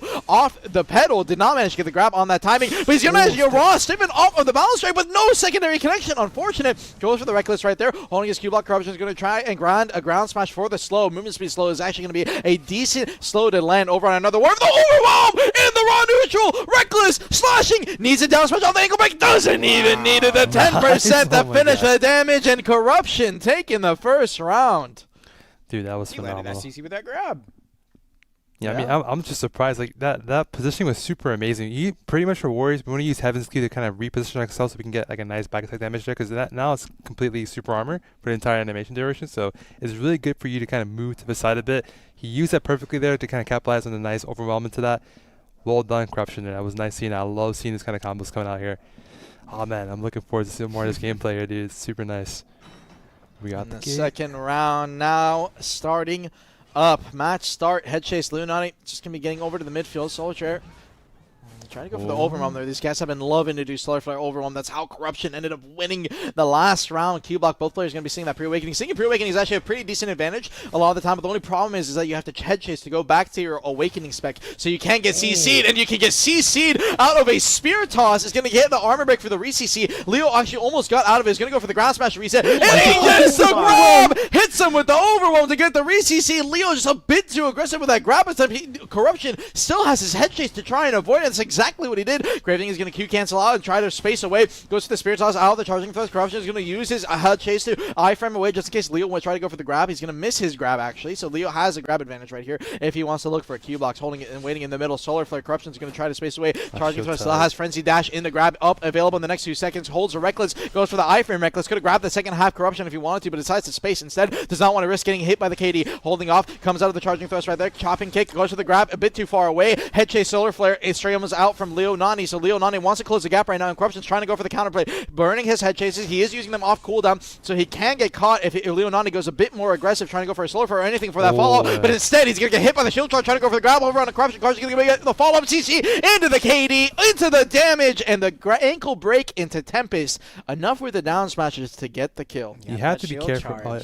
Oh, no, go ahead. You have to be careful with shield charge. It's a micro, like, I'll say vulnerability there, where you're able, when the frontal guard does not actually show this display correctly, where you're seeing when you do shield charge, you frontal guard, but there's like a micro gap between those two right there. So what he did was he did like armor break right into that, and he got stunned because of that, and then he got full on damage dumped on that. Gotta be careful doing that. Absolutely. And one thing to note, like, we got to be careful with doing wake-up grabs after you've been down smashed, because he was definitely used to just being vulnerable for another 2 seconds to throw out grab, but because he was down smashed earlier, that CC timer ended up running out, and that's why he got CC'd instantly upon grab wake up. And with the third round starting up, Leonati is going to have to learn from that slashing. He didn't get grabbed right there. That's one of the biggest grab timings you can go for, and that is also one of the biggest CC timings you can go for. It gets punished out of the spear toss, and you can see, by the way, the tankiness difference between Corruption and Leonati. Those guild buffs are making such a big difference, but he's still winning 0-2. That was a half-baked combo from Leonati. He didn't even get into the second half, and he's still forced to be. Goes for the Solar Flare, gets grabbed out of it. No grab E-buff available right here, though, but this is a optimal combo. If he gets double down smash here, he can force the kill, and he managed to go for the first one, going for the ground smash for the second one. Leonati actually would have stood up there. I'm surprised he did not want to go for the greed, but it's fine. Understandable. E-buff pop from Leonati already ran out. Corruption still running over and ticking on the E-buff. One for the spear toss was really risky in that close range. Slashing, going for a little bit of damage. One for the grab. Corruption is going to end up missing. Leonati is going to space away. Gets hit by the spear toss. Out of the head chase. Gets the follow-up damage. He needs a little bit more damage, and then slashing to finish it. Corruption. No guild buffs, not even needed. 3-0. That is a smash if I've ever seen one. Dude, like you said, those guild buffs actually mattered. You could see, like, Corruption was going to die like an under one combo. But that just goes to show that's exciting that we got to see, hey, even without guild buffs, he still won that. So Gillis, I am still #1. At the end of the day, Corruption here moves to become the Master Warrior. Well done, man. That was some phenomenal gameplay. I love seeing the warrior gameplay there. The combos were on point there. Positioning was on point. It was super nice seeing it. As a warrior who spent days in BA, seeing it on the big screen here by tournament players, super awesome to see. I love that. You made GM Ash very happy. I mean, I love Warrior, man. I've been playing it for so long, and I love seeing people who are at high levels play. It's definitely a fun class to watch. Oh yeah, I mean, it's so combo heavy. You know, it's all about animation canceling and knowing how to play your moves correctly. Learning your SA trade completely like on point. They did it correctly right there. And we have Corruption here, you know, moving on while becoming the Master Warrior. So it's definitely great to see here. With that, you know, of course, all that excitement is still gonna be carried on with the next class. You know, a favorite for you. You had your favorite Etsu. class. I know, now right? It's time for mine. It looks like Dark Knight is going to be the next match. Yep, we have No awakening this time again. yeah, dual succession. What's Blackest. Awakening to be meta is so bad. That's I understandable. don't want I to get be it. meta. I like to see Awakening played like at a high level. But if I'm being honest, if I remember on controller, that would actually be kind of like really hard, the kind of stuff you have to do, because it's not traditional cancels. But yeah, here we are. We are going to check out some Succession versus Succession Dark Knight gameplay. Checking out the bracket. We have Black versus the Strong Meat. Yeah, the strong. We have it's rank 11 Dark Knight versus the rank 1 Dark Knight, which is interesting to see right there versus the for rank AOS. So I one. mean, that might make a big difference. it who might. knows? I mean, the gap right there is pretty big right there. But we shall see how it plays out in the actual 1v1. As you said before, AOS is a 3v3 gameplay. 1v1s are completely different. Absolutely. battleground when it right comes there. to Succession versus Succession, you're going to see that these matches, or at least the gameplay style from these two, it's going to be very, very fast. But they're not chucking out skills at random, although sometimes it may seem like that. There's just going to be things you have to keep in mind. Nocturne being thrown out from Vidir Strike or Lunacy of Vidir. You're going to have to watch out for that. You're going to have to watch out for Phantasmal Snare, the flowers that lay on the ground. It lays stuns per each flower, and Dark Knight can actually dance in between the flowers for like an additional second in iframe. They're gonna have to watch out for range slanted balance. It looks like they swipe their sword upward onto their opponent. It's a range float, and they're gonna have to watch out for Twilight Comma as well as Wheel of Fortune. Now, when it comes to this matchup, there's gonna be heavy super armor trades, but depending on how each opponent reads each other's gameplay pattern, if someone makes one mistake and takes the wrong trade, someone might be throwing out a Spirit Legacy forward guard DPS skill and winning out that trade. So things are going to definitely come down to the wire and be very fast paced when it comes to this, but let's go ahead and check out what actually happens as our match is ready, ladies and Let's gentlemen. get into it. Let's get it underway. Blackstreet versus Strong Meat. There's some interesting names. Round start. Twilight Comet comes out. Strong Meat is going to be challenging over with the wheel. Comes out of the Nocturne. Instantly go with the wheel. He needs to go for the fall. Enforcement is going to go for the damage fall. I don't know if he can kill off this. He needed the down smash off of the... Oh, no, down smash off the orb right there. Comes out. Lunacy is going to get the down smash on his end, though, and that's exactly... I don't think he had to view. Yeah, I don't think he did now. And Strong Meat is going to be popping his debuff right here.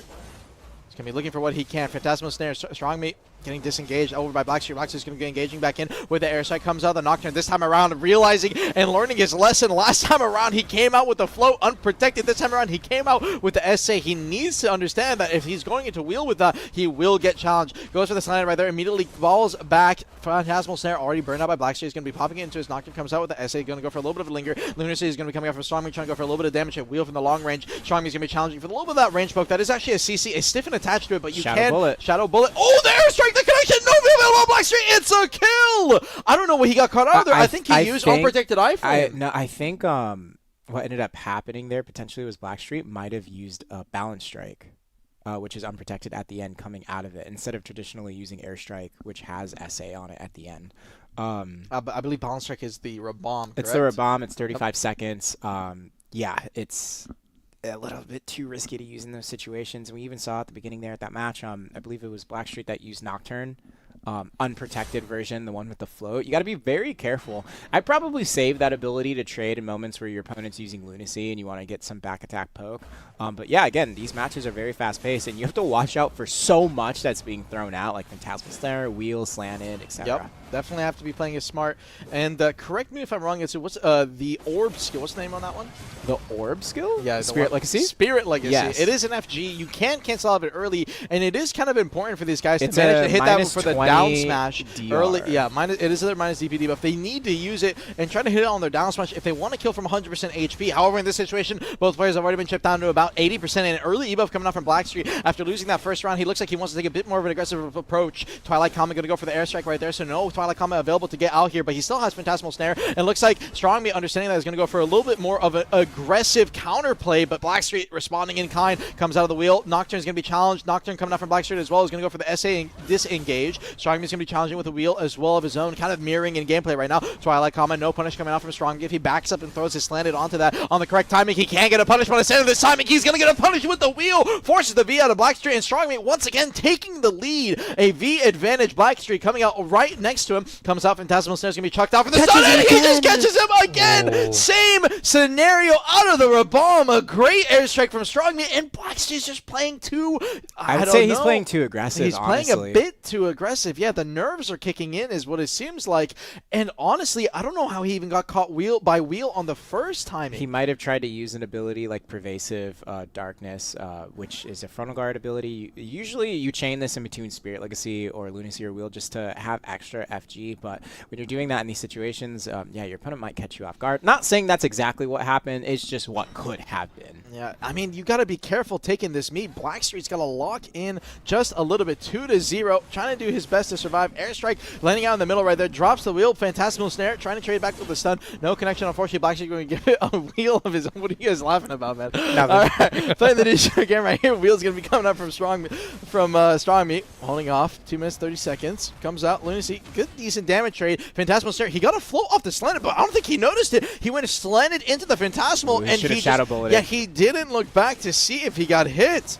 Waiting out right here. He holds an S block. Oh my god, this is so risky. You can definitely go instantly into Nocturne and come out with a float. If you see an S block like that coming out, you have instant CC options for back attacks. So definitely needs to be careful. Phantasmal Snare is going to trade it with a Nocturne. Airstrike is going to be coming out on Can't punish that. Yeah, needs to be careful. Twilight Comet trading into the Lunacy. So a little bit of decent damage trade. And Strongmeat is just lingering in his SA. He's going to trade it back with a wheel. Coming out, there's...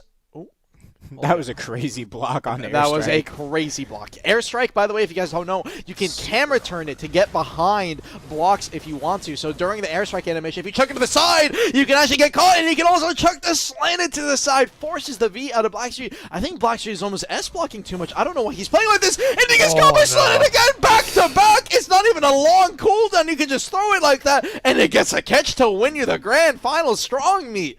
Oh, that was match 3? Yeah, that was match 3. That's over. Quick. It was just so quick. Oh. I mean, I'm going to be honest. It was just I do think that strong showing. Strong definitely showed. yeah. Blackstreet, you could tell he was definitely playing a little bit, a lot on the back foot. Especially when you start seeing S block, I kind of feel like that's kind of like the deciding factor. You know, Strong did get a ranged slanted balance catch earlier that we saw that was dropped entirely. Just so you know, if you ever want to follow that up and you don't have anything like Airstrike, you can actually throw out Shadow Bullet on the wake up to stiffen them, Smoky Haze forward, and then use Unveiled Dagger to continue that stiffen chain into slanted balance to continue that combo. But yeah, definitely Strong Meat coming in strong. Like, Yeah. Strong Meat I has definitely taken feel like this matchup, it is nerve-wracking. There is a lot of stuff being thrown out, so it can feel pretty oppressive. But you have to just, if you're going to play offensively, I would not hold block for sure. I would try to use more super armors. I would use S Nocturne and hold it to sit in SA because it has an SA linger at the end of it, and use Phantasmal Snare defensively. Sometimes what I notice, and it happens to me sometimes when you're doing Succession v Succession, is you get into this misunderstanding that you always have to be doing something, or you always have to be chucking out a skill, and that might end up putting you in those rough situations where you're like, wow, I spammed Airstrike way too much, and now I'm out of stam, and there's nothing I can do. So yeah, but wonderful gameplay from the two of them, and congratulations to the Strong Meat for taking that strong win. Yep, I mean, I hope So he we said took that some 3 notes. times. I hope he took some notes. I had to there. hold mean, that's back some good so hard with knowledge. this name, man. Yeah. That was a good one. It was a good day. It was a good day. All right, Yep. and Next next one. up, It's gonna be the Maewa class Maewa. here, but it's gonna be Ooh, Dies Maewa. versus Panda TV. I'm guessing Panda TV maybe is a streamer. I don't know. That's gonna be interesting to see how that plays Assume out. it's both Succession v Succession again? It looks like it. Yes, it is. Gotcha. Well, I mean, you said Awakening before was like not more so the meta class to play, right? Why is that though compared to Succession? Like, I think they both kind of has their ups and downs in terms of class value. I mean, Succession and 1v1s just has like more trading power, it seems like, higher damage, but they can also benefit from skills like Tiger Blade. Like Tiger Blade for Succession, they're able to pop it for evasion, attack speed, movement speed. And Yeah, they for can those- actually exit out of Tiger Blade and still maintain those passive buffs at the same time, something that Awakening cannot benefit from, which is a real difference maker in these 1v1s. and you know, the thing is that Awakening Maewa just a little outdated, maybe a little outdated. I see. So you're saying they need some nerves? I mean, some buffs. Why Wow. are you Sorry. saying maybe, that? maybe a little bit. Yeah, a little bit. I mean, I've never really played Maewa before. I play more so the Musa class every now and then, but I actually like Maewa. Yeah, I mean, I heard it's That's pretty a cool good. It's pretty cost, good, yeah. yeah. I loved when they put the red moon into blue moon. You Mm. could, like use red moon from. I know Wukong. It's pretty GM sick. Stars End plays Maywa, actually, Succession Maywa for, I think mainly for PvP and PvE, some Black Shrine stuff. I saw him play, I think it was Bamboo Legion against Maywa, so he's doing pretty well against that right there. But unfortunately, we don't see another, Awakening Maywa chance here. It looks like, of course, in the finals, it's going to be the meta that's going to win out here, which is Succession Maywa. But we have Dies versus Panda TV. Let's go ahead and take a look at these guys here. Yeah, I mean, I think our last tournament for EU as well too. Yesterday, day one of Masterclass for EU, it kind of ran the same way with Succession Maywa overall, and it was Very high. fast plays. Yeah, very fast plays. Like blink and it's almost over in some cases there, but generally everyone was kind of like dashing through, trying to open up for some damage and just kind of run back and forth, kind of like you just go in and go out. Similar to the Musa matchup, it's going to be a lot of reactive gameplay. Yeah. Trying to find those moments of opportunity to punish them in the gaps, especially with the stub arrow spam that you're going to see uniquely with Maywa compared to Musa.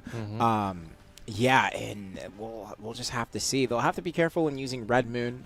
It is forward guard. Correct me if I'm wrong, Armin, but in E-buff, it should be full super armor for Succession. Correct. Yes. No, not in their E-buff. No, just their pedal buff. And their pedal buff, They can absolutely. perpetually maintain it, but in yesterday's finals, we did see one of the Maywas failed to maintain it, and then he And they Red got Mooned. punished. Yeah, and he was FG, and he got punished. Yeah. So you do need to make sure that you maintain that buff going on.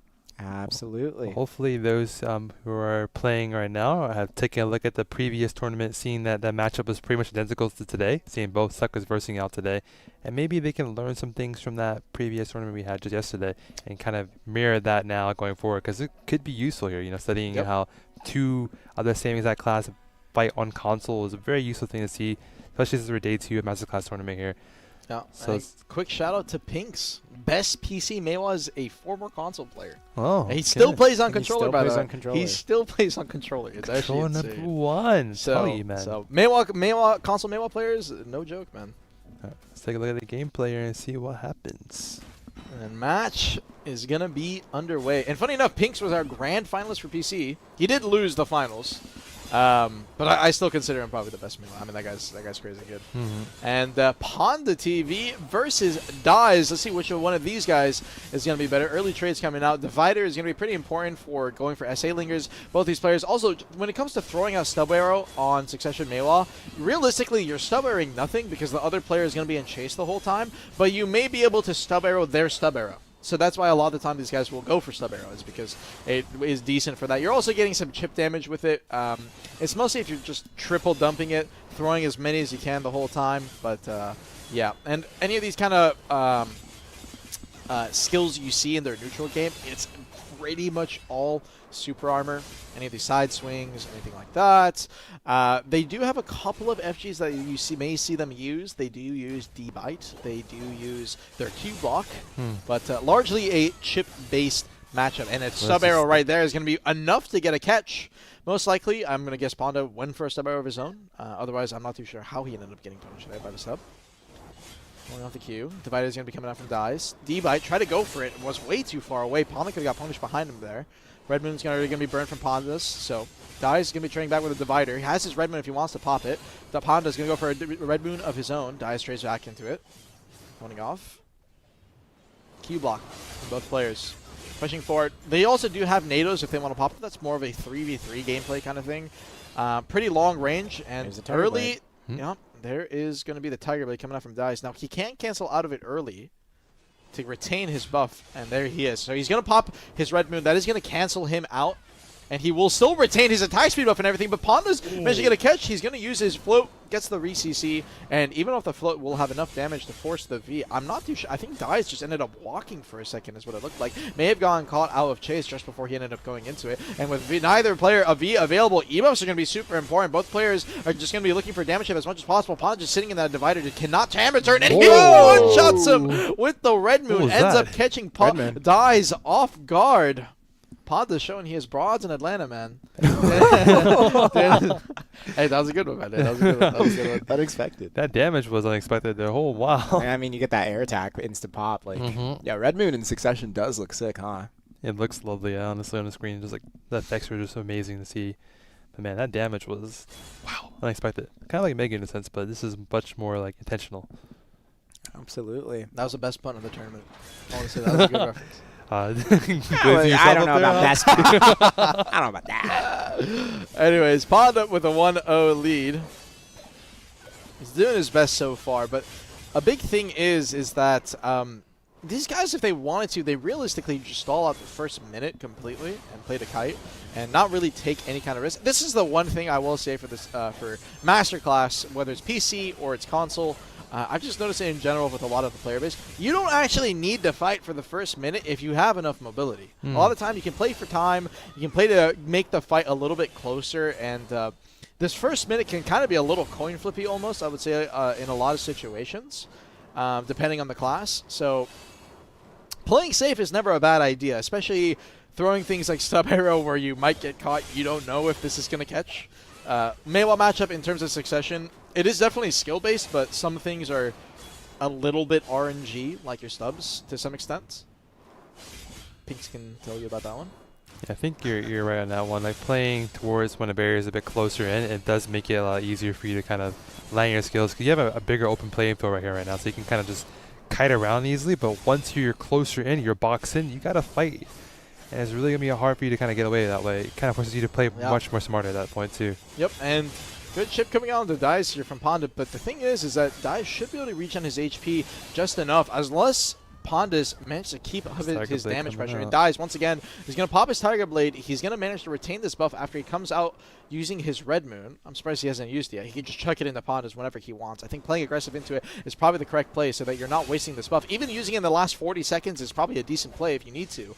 And now with 10 seconds left on his buff, last time Dice got caught out during this buff timer, so he didn't get a chance to make good advantage of it. And he will this time. No, he didn't manage to get the connection, but he will. No, the stub arrow long range connection. I think he caught Pondas on the engage, but didn't get a proper re-CC. He can go for the kick KD. That is one thing about Meiwa Succession. You actually have a KD. It's just an unprotected kick, so you never get a chance to use it. Dice trying to go behind Pondas' vulnerable guard right there, trying to go for a stub arrow, was just a bit too far away. Trades the Red Moon over back into Pondas. Maybe trying to catch a divider. I think divider's just trading. 40 seconds left on the timers right now. Good trades. Ponda running low.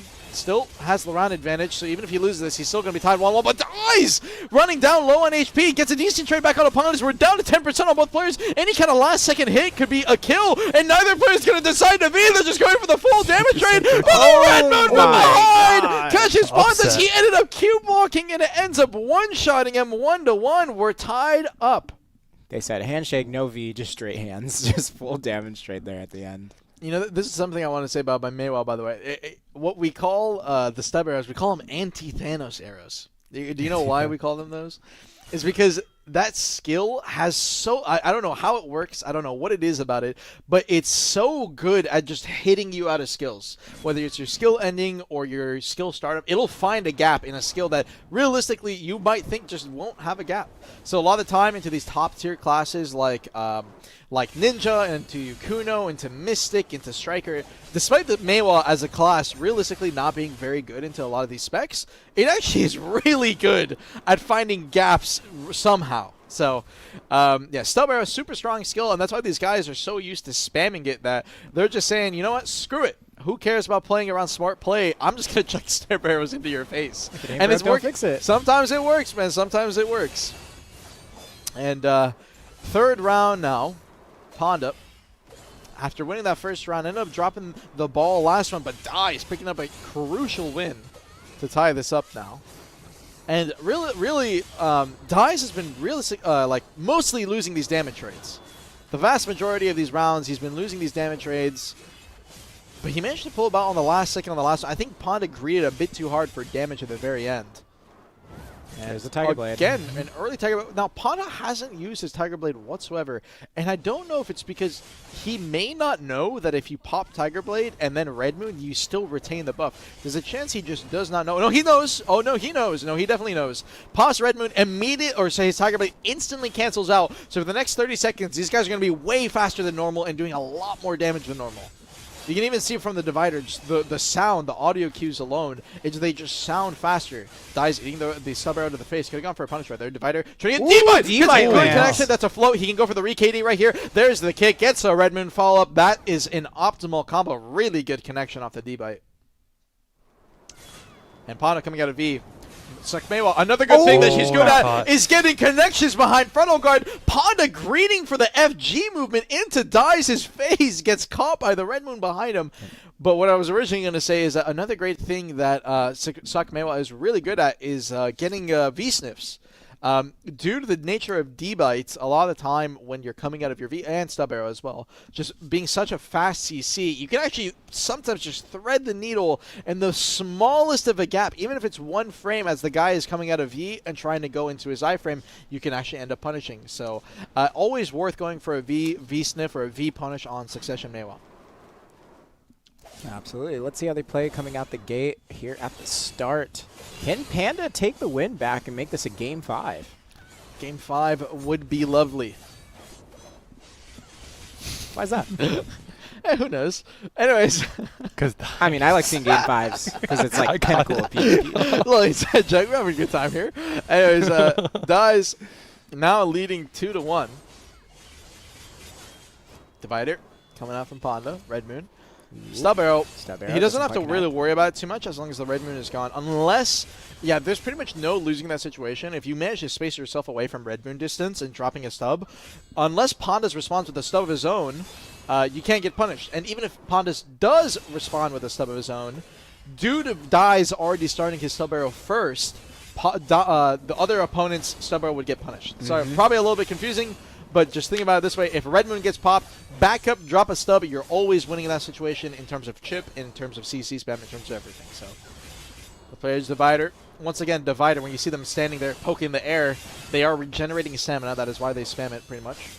And there is basically no cooldown on the skill. You can use it indefinitely and as much as you want.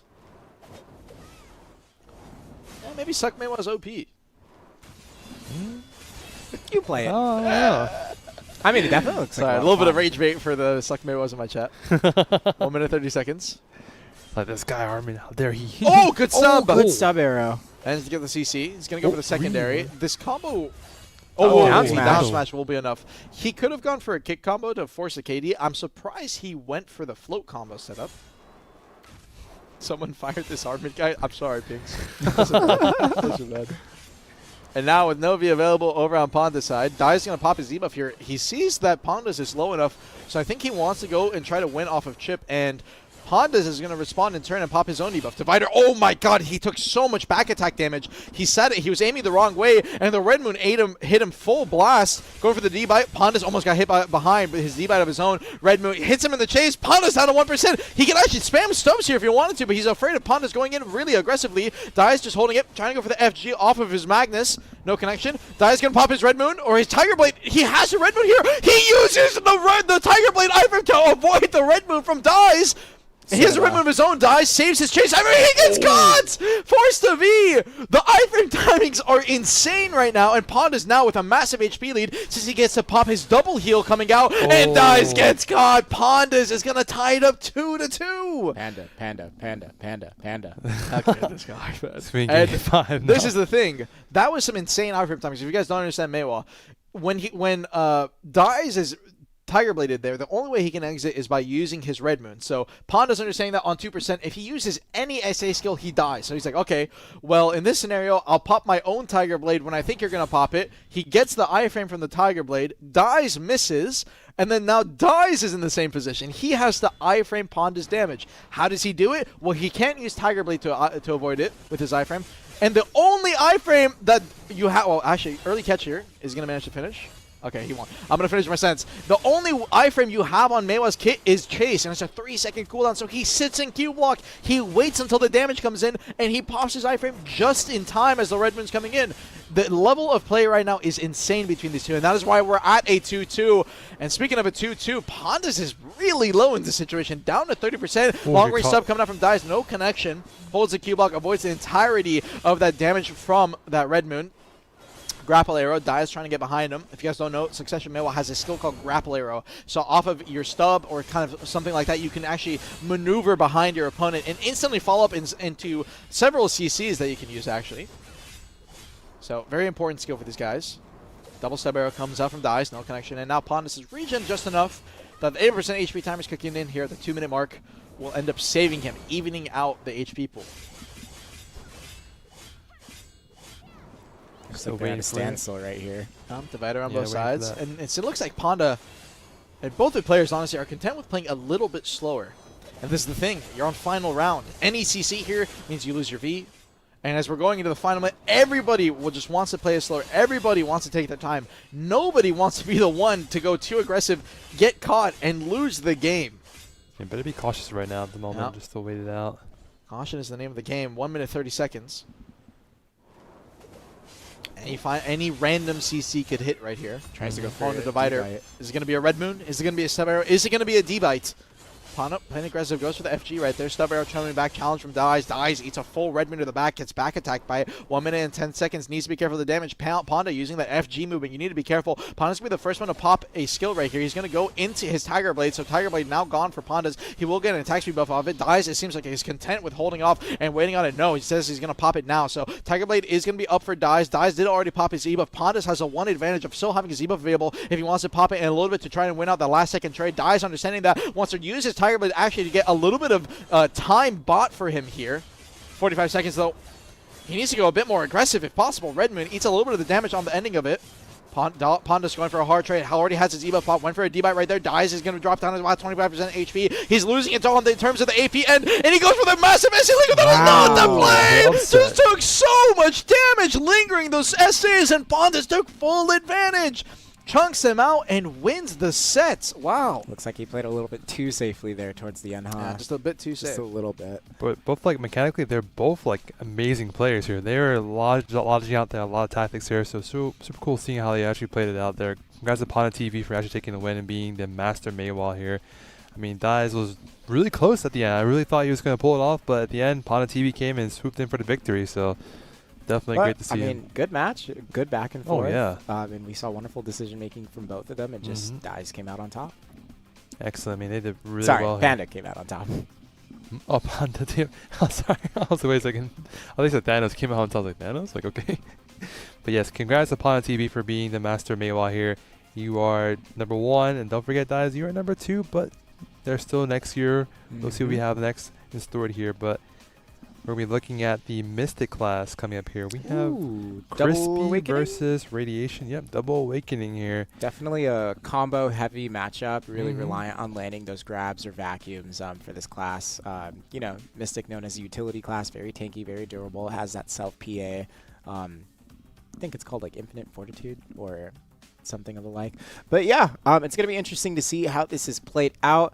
Similar to the Striker matchup, you know, you're going to have to really watch out for those grabs from your opponent. So let's see how that plays out. But I think our match actually is almost ready. Yeah, we have our rank 3rd, you know, Mystic overall. So he's overall on AOS rank 3rd, Crispy, and then rank 1st as a Mystic. So he also was the 3rd place in the 2022 Arena of Arsha Championship. So he did place pretty high last time on a 3v3.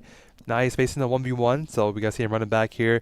Also, Crispy, you know, it's one thing in NA scene. There are like there's a few top guilds out there like Elite, Arsha, and so on. There, I believe Crispy's like one of the top shot callers for Elite's guild right here. So it's pretty cool seeing him actually. On the notes, it says Elite shot caller, Yeah, so yeah, I thought it meant like no, he's actually his shot calling was Elite. No, he's actually like one of the shot callers for the guild Elite. So it's pretty cool seeing him like take on the 1v1 challenge here and see how he's going to actually play it out here.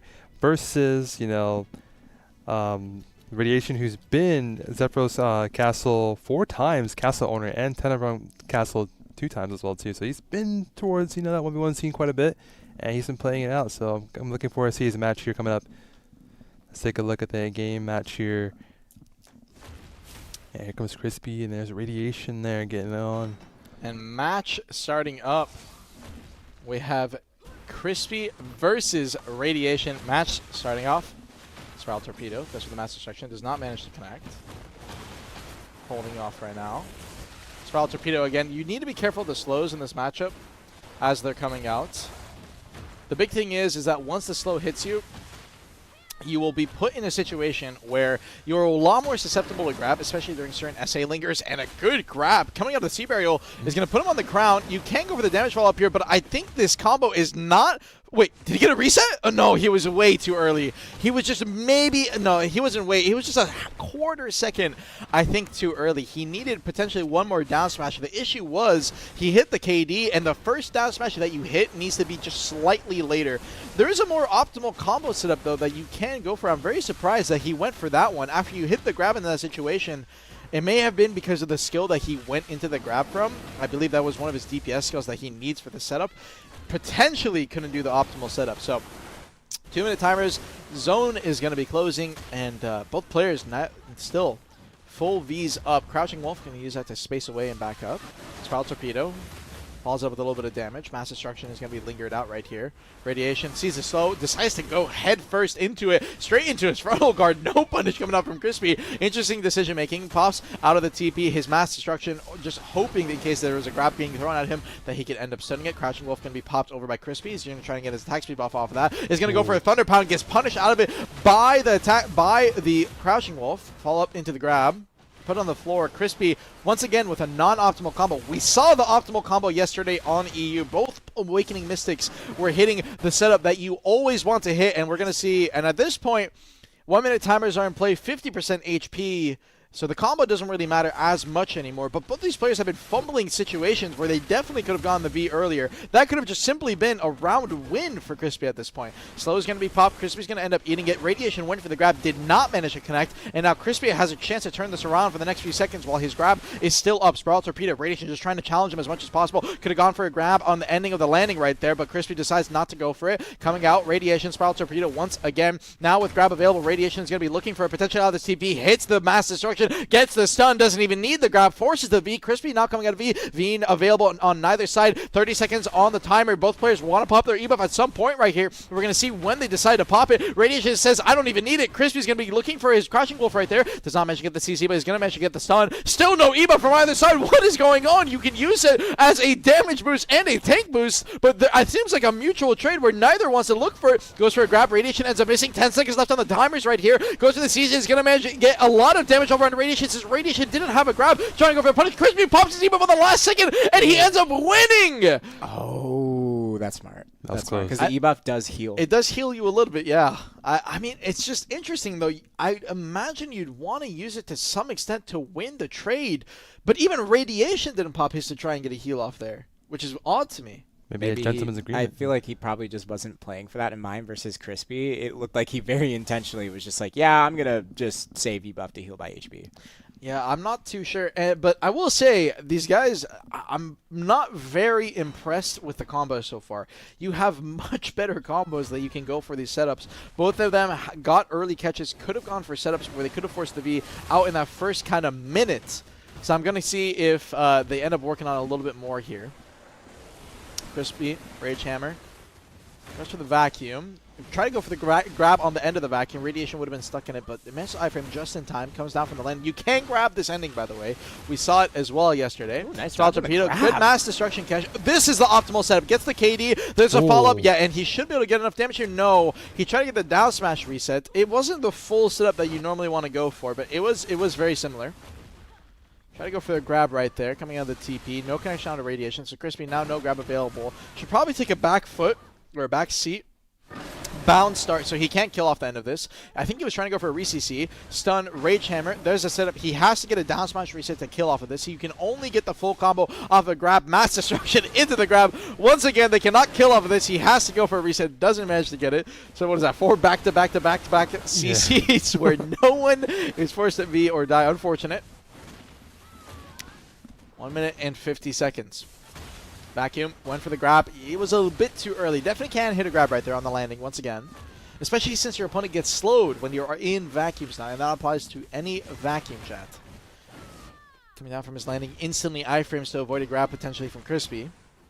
Crispy, lingering that Mass Destruction. Comes out, gets a good grab. Radiation, just too much SA linger. Yep, and this is the combo setup that you want to look for. This should be a forced V. Ideally, no! 12%, still not enough damage. He's going to pop the PA. Understand that Crispy's grab is open about 2 seconds right here. Crispy now with grab available. Vacuum. He's been loving to try to go for grab attempts on the end of it, but he didn't decide to go for it that time. Radiation goes aggressive into the damage. He pops his TP to avoid the grab coming out from Crispy. Good read. He can grab the ending of this. He's going to pop the vacuum and then try to go for the grab, but the flash step still enough. He had enough iframes to try and get out, and he managed to space away. Crispy's grab is going to be up first in about 5 seconds here. 3, 2, 1. Now with grab, Crispy's going to want to play and look aggressive. Spiral Torpedo, Mass Destruction is going to be the... Sorry, not Mass Destruction. Thunder Pound is going to be the trade back from Radiation. Crispy could have gone for a Spiral Torpedo, but he had already used it prior, so no punish there. Slows from top in the middle. He's going to vacuum on top of it, so he's going to eat a double slow, and now Radiation massively debuffed. Crispy wants to take the forward advantage. Looking for it. Crouching Wolf. He used it to space towards him. Pop the Z-buff now as well. Radiation, E-buff, pop, Crispy. Any kind of grab he gets here, his combo is going to have to be pretty decent, even on 50%, because Radiation will be very tanky. But Crispy, still with E-buff available, he's going to go for the heal tech again.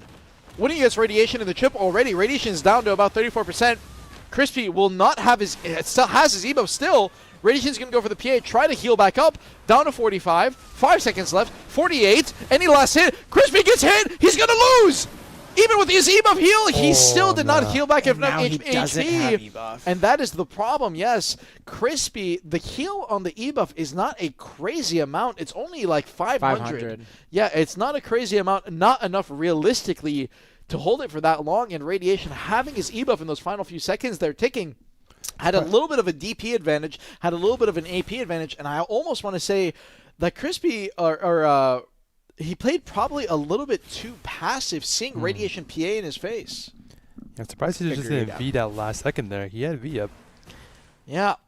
So, interesting decision making. Could have even gone for a draw, by the way. Draws are not even the worst thing to play for. It would just cancel out. Yeah, if you've already burned through your cooldowns and you don't think you're going to win, burn your V, play for a draw. It's completely fine. A lot of people just want to play purely for the win, but in the long run, you should be playing to keep your advantage, keep your momentum. Ooh, that was nice. I don't know if he can kill off this. Secondary KD has to go for a down smash reset. Gets one. Not a second one, though. 20% on Radiation, though. He's low enough that if Crispy gets a connection here, like with his grab, he will be able to kill. But now at this point, Radiation, Thunder Pound. He gets caught off. No, he lingered that. That is not the play. You know that Radiation. Oh, wow. That is some interesting decision making. Crispy has Spiral Torpedo there, but no grab, by the way. So Radiation, understanding no grab available on Crispy, all he has to do is linger essays, eat the chip damage. It's completely fine. At least he can stall it out and get some HP back. Probably go for your vacuum or anything like that. But decides to FG in that situation. The only way he can get caught with no grab available. And now with the Mass Destruction, Rage Hammer goes for the KD fall. He can kill here off of a down smash. Oh, the RNG is not in his favor, though. So unlucky. Radiation ends up missing the grab. Crispy is still with his grab available and a V. Oh, Crouching Wolf gets a step in. Thunder Pound. That's the KD. Needs a little bit more damage. The down smash to follow it up. And Crispy with a clean connection. Radiation, I feel like just some poor decision making in that round. The nerves. It's adding up. I mean, he didn't win that round before, but now it's just kind of like Crispy's game momentum. I feel like he knows what his game plan is for the most part for these matches, and he's just playing into it. I think he's been playing like really well so far. Crispy's been playing doing really well. Wonderful, getting really good catches, even punishing grab at times too. Let's see if this is going to be another win for Crispy. If you can keep it as well, he definitely did. But 2-1. Crispy, I mean, he's just keeping it simple. He's keeping it clean. He's playing Mystic. He's playing it the correct way that you should be played. And I feel like Radiation is just taking risks that aren't really necessary. And sometimes when you're in these tournaments, that's a lot of the time all you need. If your opponent is just deciding to make mistakes and you're just playing to not make mistakes, you will over time just end up winning. And Crispy, he's doing exactly that. He's keeping it clean. He's keeping it simple. He's keeping it safe is the biggest thing. Although I will say the E-buff tech he's going for, I don't know if it's the play, but the grab tech, really good grab here. Now this is the optimal combo he should try to go for. Spiral Torpedo needs a down smash here if he wants to go for it. Doesn't manage to connect. I swear there's a higher DPS combo you can go for, though. I've seen it on PC. I've seen it even on the EU console setup. There it is. Secondary CC. He should have his KD. This is definitely a V. The Rage Hammer. Oh my god, he almost did it V. I don't know if he wasn't expecting the burst damage there, but after that second KD, you got to hit your V button now. And Crispy, he can just W key Radiation. He might even be able to kill him standing or force his PA out. Chip damage on Mystic, surprisingly, people don't know this. You actually have some decent chip damage on this kit, but Radiation is actually healing up pretty fast. He's going to pop the vacuum down to 40, and he should be fine at this point. Crispy only needs one more catch, though. He's low enough that it's going to be even an easy combo, even off of a poor catch like a Mass Destruction where you're caught in a stun, and you only have 1 KD's worth of damage. Crispy can still kill here, and he's going to get the slow, and he's going to get the vacuum, and he's going to put Radiation on the ground. He just needs a bit more damage, and it's going to be the round, the down smash to finish it. Crispy keeping it clean and crisp. 3-1 ends up winning the set. Well done, well done. Hey, high five for that one. Hey, high five for that one. Yep. No, like you said, Crispy was playing really clean, very crispy. And he was just finding those grab opportunities, just playing to his strengths. Like you said, a little bit questionable having the E buff playing for time. But as you could see in that last round, it didn't even matter. Nothing came to time.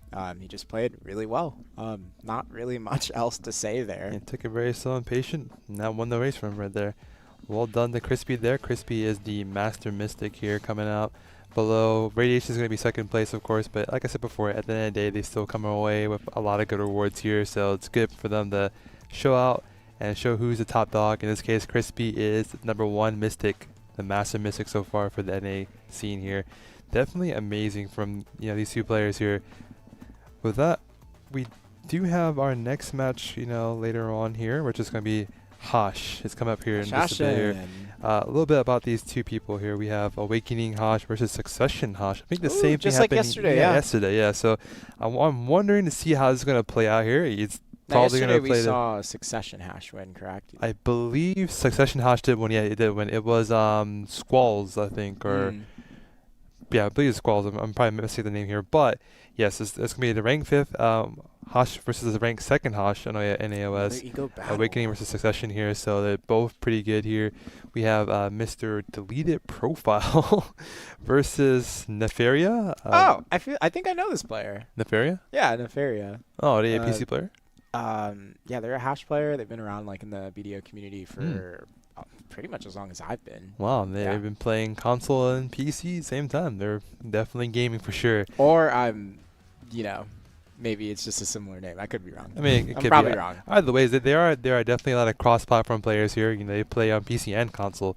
Even that goes for NAEU and Asia regions. They play on PC and console for all regions so far. So a lot of people are definitely playing on multiple platforms. With that said, Leader Profile, I think he's going to do pretty well here. Nefaria as well too are both highly skilled players from what I see on the list here. I'm looking forward to seeing how they run this out here. Awakening Hash versus Succession Hash. It's gonna be a pretty interesting game. Yeah, I mean Awakening is really strong. It has a lot of movement. Strong core CC called Sin Splitter Core. It has a multi-tick bound CC in its kit. And it also has Constriction, the ranged grab, if they're able to land it. Now, yesterday we saw the Succession Hash was easily repeatedly dodging Constriction and just winning off of pure damage trades. So let's see if it's going to see the same gameplay pattern today, or if it's going to come down to Awakening taking the win. I'm loving this guy's name. PA approved name. what a guy. Deleted Profile. I like this guy. A Deleted Profile. Early perch catch. Oh my god. Oh my goodness. Caster Curse. All right. Well, let me take the reins here as you guys are yapping about the name. Listen, guys. Come on, guys. The round started already. We can't be yapping about random stuff. Don't lock in. You could come in anytime. I'm just messing with you. 2 minutes and 30 seconds. Nefaria already with a V-Force. It looks like Deleted wanted to go for a Purge, but Nefaria matched with a Purge of his own on the same exact timing. That is one of the things that you get as a Prime skill when you are playing in succession. Prime Purge, big damage difference. Swaps back to the Wicking. He's going to be going into the Dune Slash, follows it up with his LB flow. Waiting out. There's a little bit of Holiday Assault. I'm not too sure. I believe you cannot tap swap on console. I don't even know what it would be called as instead of tab swapping, but R3. R3 swapping, I don't even know. But playing the neutral right here. Goes into the descent, cancels out, backs up to the side. Goes for a little bit of crown kick in neutral. This is some interesting decision making by Deleted. Comes out, Hourglass goes to the Linger. He's going to be sitting in an Hourglass of his own. Nefaria over on the back end. Pulling out Piercing Tornado, no connection. Deleted is already gone in, out of there. Recall, try to go for the grab. He's going to be using his recall to cancel his grab animation so he can't get punished. That is one of the benefits of playing in this arena. Your recall is so nearby, you cannot end up missing your grab on those timings. Serpent's Coil is going to manage to get a slow over onto Nefaria's side. Most likely running a Serpent's Coil right here, so Deleted can't punish any kind of purge if he goes a bit too aggressive with it in melee range. But it looks like most likely he's running Dune/Core, which is an interesting choice into the Succession Hash. Pin neutral. Serpent's Coil right here, but Ensnaring Sands, no, unfortunately, no connection with the slow. A lot of Waiting trades out, here, C-Swap, isn't it? auto attack. Nerves potentially getting in for Deleted here. He's going to pop his Crown Kick buff. That way he can use Descent if he needs to try and get a block jump off in case there's a Q block or anything coming up from Nefaria. Goes into the Tornadoes. He tried to grab him during the Hourglasses. No connection, though.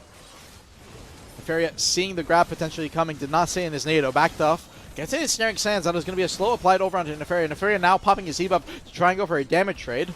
Serpent's Coil just going for a little bit of chip, but it's just nowhere nearby. Eats the Descent completely, but a good grab. Halliday assaulted out of his Descent. The poor decision-making, Deleted immediately capitalizes, and now with an even V scenario, Deleted actually is in a really good position. One of the big strengths of Succession Hash is that you have so much mobility, but it doesn't matter. Piercing Tornado, the Doom Slash to follow it up. I don't know what it was. I think he C-swapped and got caught immediately. Piercing Tornado, if you guys don't know, it is a moving frontal guard. It is a moving float. So if you FG into it and he slides past you, you're still going to get punished, as it's a CC or a frontal guard bypassing skill in that sense. So Deleted a bit too greedy with the C-swap. Definitely could have just gone for an SA trade there, and he would normally guaranteed win.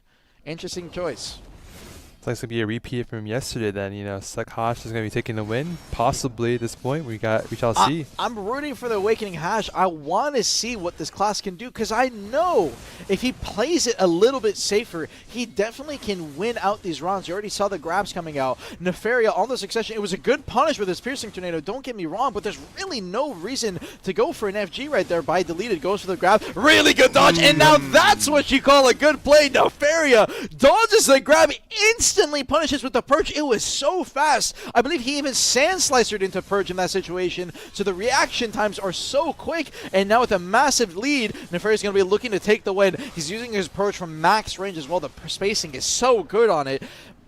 And going into the NATOs, goes for the long-range Prime CC. Doesn't manage to get it. You can actually punish behind any kind of frontal guard with a stiffen using that skill. And if you aim your camera to the right slightly, the left NATO will stiffen and hit first. So some small tech that you can use while you're playing Succession Hash. And then you can cancel out the second NATO, because the second NATO has no CC. So curious to see if Nefaria wants to make any kind of use of that, especially with Deleted using his counter in that situation. A little bit unprotected, but seems like it's going to be completely fine.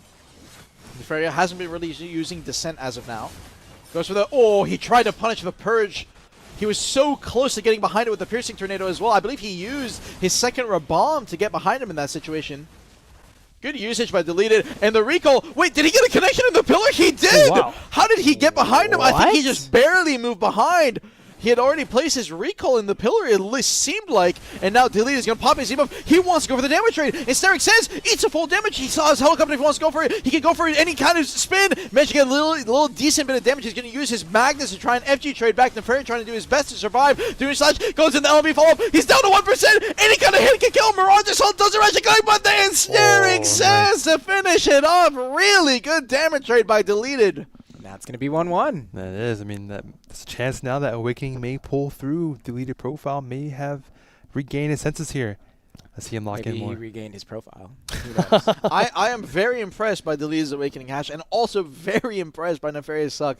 Both these players are playing at a top level. Oh, yeah. 100%. Absolutely. Yeah. And as of now, I have to say Deleted, his grabs are much better than what we were seeing on EU yesterday. He's been catching Nefaria decently off guard. He already got one grab, and his grab times have mostly not been going punished. But Nefaria did hit one. And that one is all that matters. If he can get one more, again, that's a Force V. I don't know how Nefaria ended up getting caught in the pillar, which kind of see with all the tornado effects, but that was kind of a situation where if he ends up avoiding, he still has a massive V advantage, and especially going to the last circle, he can definitely damage him. Ooh. And it's exactly the same situation as last time. He's baiting Deleted into trying to grabbing his Descent, and Deleted is eating it up completely. Goes for the grab, gets punished immediately by the Shadow Slicer into the Purge.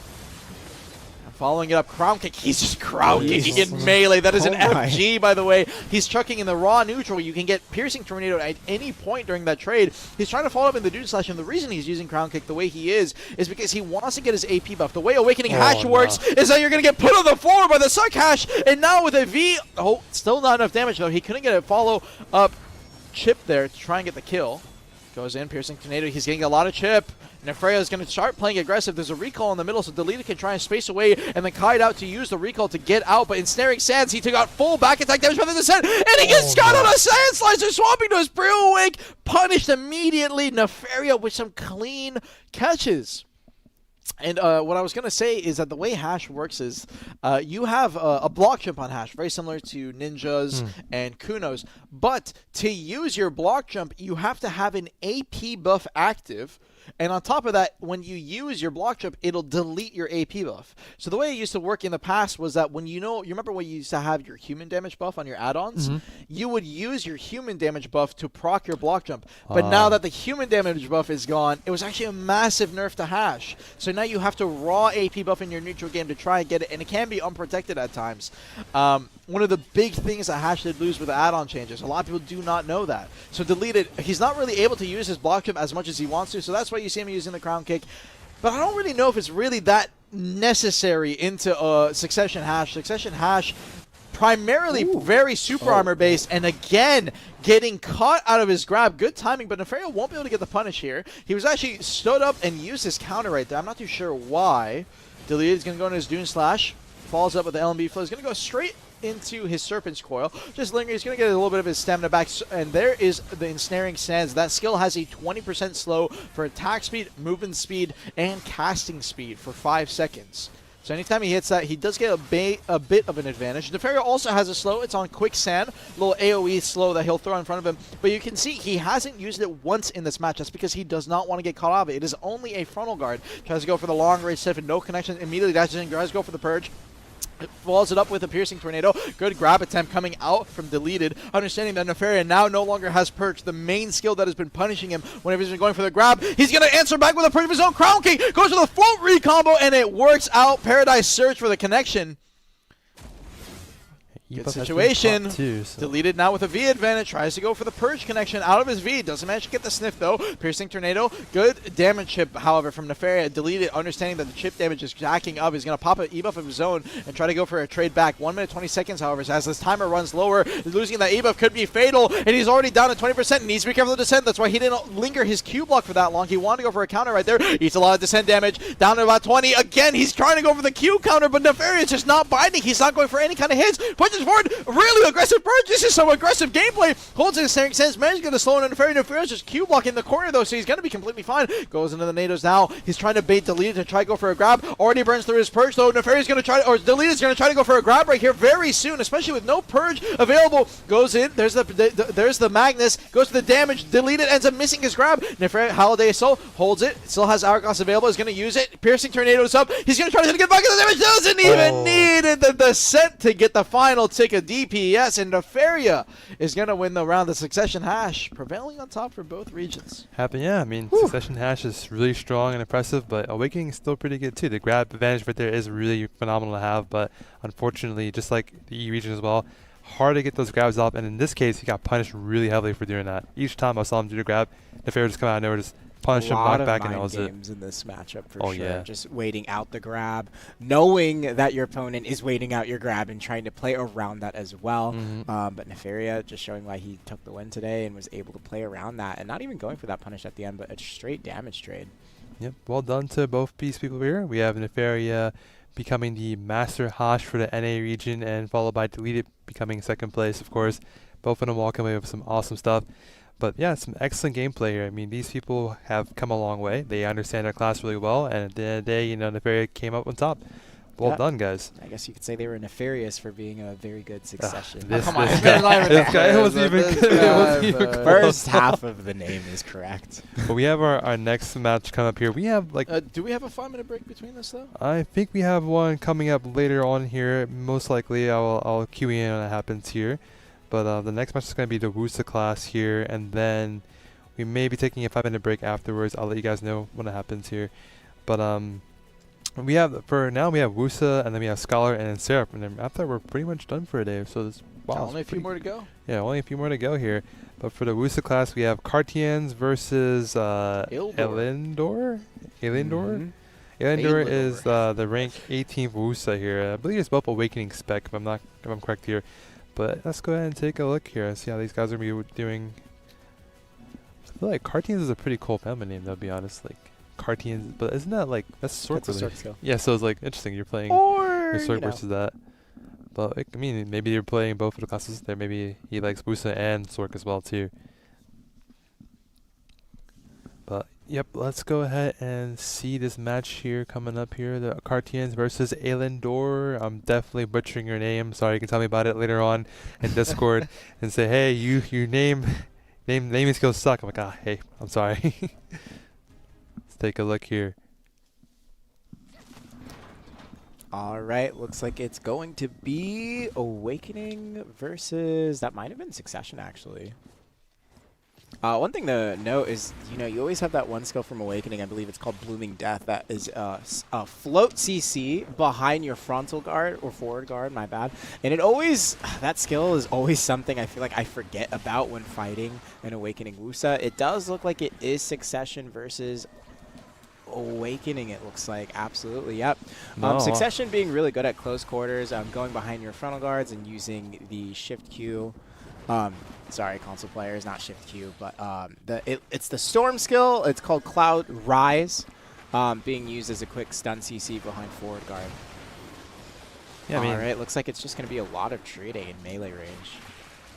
yeah, I mean, Awakening. I mean, Wusa class is definitely one of those like hidden beauties there. I know Awakening last in the EU region there has like a skill that goes through the frontal guard pretty much. It kind of goes, it blows up in it's front called of you. Blooming Death. Yeah, that skill is very, very deceptive right there. If you're not paying attention, you will get knocked back from that, and you will just be on the floor. really far too. Yeah, it's really far, as you mentioned. Like you won't see like, wait, I'm blocking this skill. No, it's hitting behind you too. So be careful about that skill there. It definitely goes through that frontal guard. Ooh, but it looks like Reflection from Succession Wusa was used to absorb Blooming Death, but he ends up getting CC'd. Nope, that's the okay, never mind. That's the Succession player actually ended up getting the CC. So Succession's actually really good at these sustained fights. Awakening does have a ton of burst damage, but if Succession is able to hold out and keep their footing, they do have a lot of healing skills. They do have a lot of capabilities of just absorbing that damage, using Reflection to dish damage back at their opponent. So Yeah. it looks like we'll have to see what's going on so far. I feel like Awakening is much more stationary in this case here, where Succession is more kind of like that mobile class. Is more impressive in that nature. But again, Awakening has that a lot of damage, as you mentioned before. They catch you off guard pretty easily, so it's definitely going to be careful and be on your footing there. But Succession can definitely keep that up because they are highly mobile. Awakening can move around a lot too. It's just in between skills that they're weaving in and out. It could either be unprotected, or it could be forward guard, which it does look like he was caught in right here. He's going to be comboed into the zone, and Guardians is going to take that first win. Well, there it is, man. I mean, this is a pretty quick match, I feel like. Well, actually, not really. It felt like it was quick to me, though. That went down to 39 seconds, yeah, but it felt a bit quick to me for some reason. I don't know. I've been looking around and I see him like, it's already almost over here, so. But here we are, Awakening and Suck. I mean, I do love the Awakening animations a lot. it looks lovely. It's like, I think it goes off the moon theme, right? I feel like Maegu is more of the sun, and which is more of the moon in that case. Sun and moon. Yeah, I mean, they are sisters, so might make sense right there. Now let's see if Guardians takes another win. For Elidor. Ends up adjusting. Is it Elidor? Yangban step around here. I see. Look, it's going to be a lot of chip damage being thrown out from Awakening Musa. Looks like we're going to get in melee range here, actually, surprisingly. He's going to move back. Maybe Blooming Death is about to come out. Maybe not quite. Here's some of the flowers or the petals being thrown out. Just trying to find an opportunity for chip damage here in the center. The Succession Musa is going to dance around them. Playing it safe, I feel that's probably the best case here. You just want to play it safe until the arena kind of closes in more, where you have more opportunity to do more damage here. Oh, but Blooming Death does find the catch on the cards. And is it going to be enough? Kill here? It might. No, not quite. No. I think he was too late on the re-CC. If he would have got off, he probably would have forced out the CC. I don't think he was expecting for that to catch, to be honest. It seemed like he barely got there in time. Obviously, KD is such a long CC, so usually you have a lot of reaction time. But if you want to get a full combo from 100% HP, you usually have to be decently early. And it looks like a lot of damage from Awakening Musa does require some setup too, with the petals being tossed on. the Yeah, ground. yeah, for sure. Psycho also just blasted their bomb skill to heal him up a bit, but looks like isn't it a high cooldown? Yeah. The Oh, bomb heal, yeah. gets to them with the bound, the ranged one. The range round Although catching them. Does he this, have enough? due to being a bound start, he has to instantly get the re-CC, so he can't get a proper damage combo off of it. That is one of the problems with Succession Musa, unfortunately. Yeah, bound being one of the shortest CC durations. Looks like Guardians is going to get back up. Is that what? The bomb heal skill Yep, is the like bomb heal. Actually, isn't that the counter? I'm trying to remember. It has a very similar animation for the PA on Succession It Musa. does. Yes. That might have been might have been Reflection. Oh, eating a lot of chip damage here. We He's won't going to know be here. popping his clouds. If you guys don't know how Sakusa works, a lot of her skills will pop these rain clouds above you, as you can see. And when you use a skill in the AoE, you will get a stun that will end up punishing people. That's exactly what happens. The rain clouds themselves, on top of your normal skills, can get a CC connection. So really good timing there from Karshins. And he's going to force the V out from Eldor. And he's already leading 1-0. I didn't realize that maybe Succession Musa actually is winning in this matchup. I mean, Awakening Musa does use a lot of frontal guards, whereas Succession Musa a lot more SA based, I would say, in her general neutral game. Only her damage chip is really FG based. I feel like it's a lot Seconds harder left. for Awakening Musa to sitting play outside out the this zone match here. Yeah, and the chip is stacking up. Eldor is running so low, down to 30%. Now, Karshins did pop his E-buff. Eldor hasn't popped his E-buff at all yet. Goes for the kick a bit too far away. He's going to try to spawn the flowers. SA right there, lingering. He's still holding his super armors. Karshins is just content with sitting in his PA. A little bit of damage chip, though. He ate a lot of damage from the flowers. Karshins needs to be careful. He's just going to try to iframe spam, understanding that he has the lead, and he's going to win off of it. He still did have his V. I'm surprised he decided not to use it, but, I mean, if it works out, it works out. 2-0, Karshins winning it out. Also, Karshins is a Sork skill. Yeah, we were mentioning I earlier. was going to say, like... Yeah, I feel like when it gets closer to when a ring kind of comes in closer, it's harder for Awakening to really perform well because you have to have that spacing. If you don't have it, you're just kind of going to engage on here. And Succession is going to just be able to take advantage of that, just kind of go in and get some damage on you, which is we're seeing here right now. So I feel like Eldor has got to really put the pressure in the early rounds and hope to kind of catch him up before we get even closer, even get into more of a closer ring here. But we shall see how it plays out. And here. I think the big difference maker is the fact that the Awakening Wusa has a lot more damage in combo. I'm very positive of that. The biggest problem for Succession Wusa currently is that, once again, she has to start with a bound or a stun on a lot of situations, so she can only ensure about 60% in terms of the current trial Thea gear. But Eldor on the Awakening Wusa is known for just dealing massive amounts of true damage. That is one of the mechanics with her flowers. When they explode, they deal set damage due to the pet damage mechanic. Actually, I'm curious if that's still the case after the... You know how they made a pet AP change? Yeah. Oh. I'm curious if that's still the case, because I remember you guys held an event for PC, and we had DP stones, and Divios died because one of the partners had Awakening Wusa. So even through the DP stone, he was just getting shredded. I don't know if you remember what I'm talking about. I know exactly what you're that talking was a about, while yes. ago. So I'm curious if after the pet changes, that is still the case. Regardless, though, Eldor on the Awakening Wusa, he needs to make use of this damage. But to do that, he has to get a catch. And as of now, I don't think he's CC'd Karshins once yet. Actually, no, he did once. No, he has. He was just a little Yeah. bit late. Just a little bit late, yeah. Divios here catching some strays, Ooh, man. looks like he didn't intend for that catch It wasn't to land. Divios' fault. It was just the class he was fighting. I mean, there's nothing he could do. Once he got, it was a 1v10 or like a 1v5. I don't Oh, know if you wow. know. Yeah. So Right, a DP stone. So it yeah, makes he was sense. running a DP stone. So it was supposed to be like a 1v5. He's like the villain, super hard to kill. I And then see. Awakening Wusa pulls up. Hey, I can kill you regardless. That's a cool idea. Yeah, it was a good one. It was a good one. You guys should try that event on console. I think it'd be fun. Yeah. There's the Blooming Death, doesn't connect. And 1 minute timer's not kicking Ooh, in. he did actually manage to He find a forced CC there. out. And you can see Karshins insta-V'd. He actually took so much damage. He's already at 20. Now the ring is closing unprotected in. kick. He went for the fan kick. That is unprotected, so I'm surprised he's checking that out. He's taking a lot of chip damage here. Down to 10%. Eldor could win this off chip, actually. Both players are going to be going to their flight. Karshins going to pop his PA now, try and get a little bit of HP back, but he cancels out knowing that the flowers could just end up killing him through Wait, did Carson's just Wait, he wait? V'd Elder what? just V'd. What? I didn't even I notice think that. he V'd by accident. I think it was just nerves. He V'd standing. There was no CC there. Maybe you got to catch off screen. And now he got stunned. no. Oh no! Carson's ends just up punished winning. him. I mean, congratulations to Carson's. Yeah, It's just congratulations. unfortunate for Eldor. It's gonna happen. Tournament nerves are gonna kick in sometimes. He's Unfortunate still got a timing. clean connection, a clean CC out of the V there, but yeah, that's just a bit unfortunate. I mean, like you Maybe. said, Awakening does have the damage for sure in these 1v1 matchups, but it might be a little bit more difficult to find the setup for those combos outside of Blooming Death, whereas Succession's on the polar opposite side of things, where it has trouble with the combos because of the bound CC being a short CC or duration, but it definitely doesn't lack in the damage and capabilities of just playing that neutral game pretty well. So, yeah, congratulations to Carson's out Carson's there, for yeah. taking that win for Wusa. Congrats, Carsons, and congrats to you as well, Elidor, for being second place. Carsons goes to become the Master Wusa for NA console. Definitely well done for these two guys who made it to the finals. With that said, we do have our next match coming up here. It's going to be good old Scholar. As we know, that Scholar match here was quite, I think it was quite tanky, you know. Normally it's something that you would see just kind of lasts a bit longer throughout the match here because they have a lot of iframes and also class, yeah. heavy iframes. Yesterday we saw like just a lot of cool gameplay. We saw a unique core being taken that we didn't expect yesterday. I believe that was the hammer spin core. It is actually a pretty popular core, just not really in 1v1s that I've Yeah, seen. but we saw it was getting a lot of catches actually yesterday. yeah, it was which for sure. surprising. I mean, it's just a patience thing at the end of the day. But yeah, I'm excited to see the matchups today. Rank 4 Scholar over on Famous. Mm-hmm. And the Orbita owner 7 times. Yeah, That is actually a lot. Sheesh.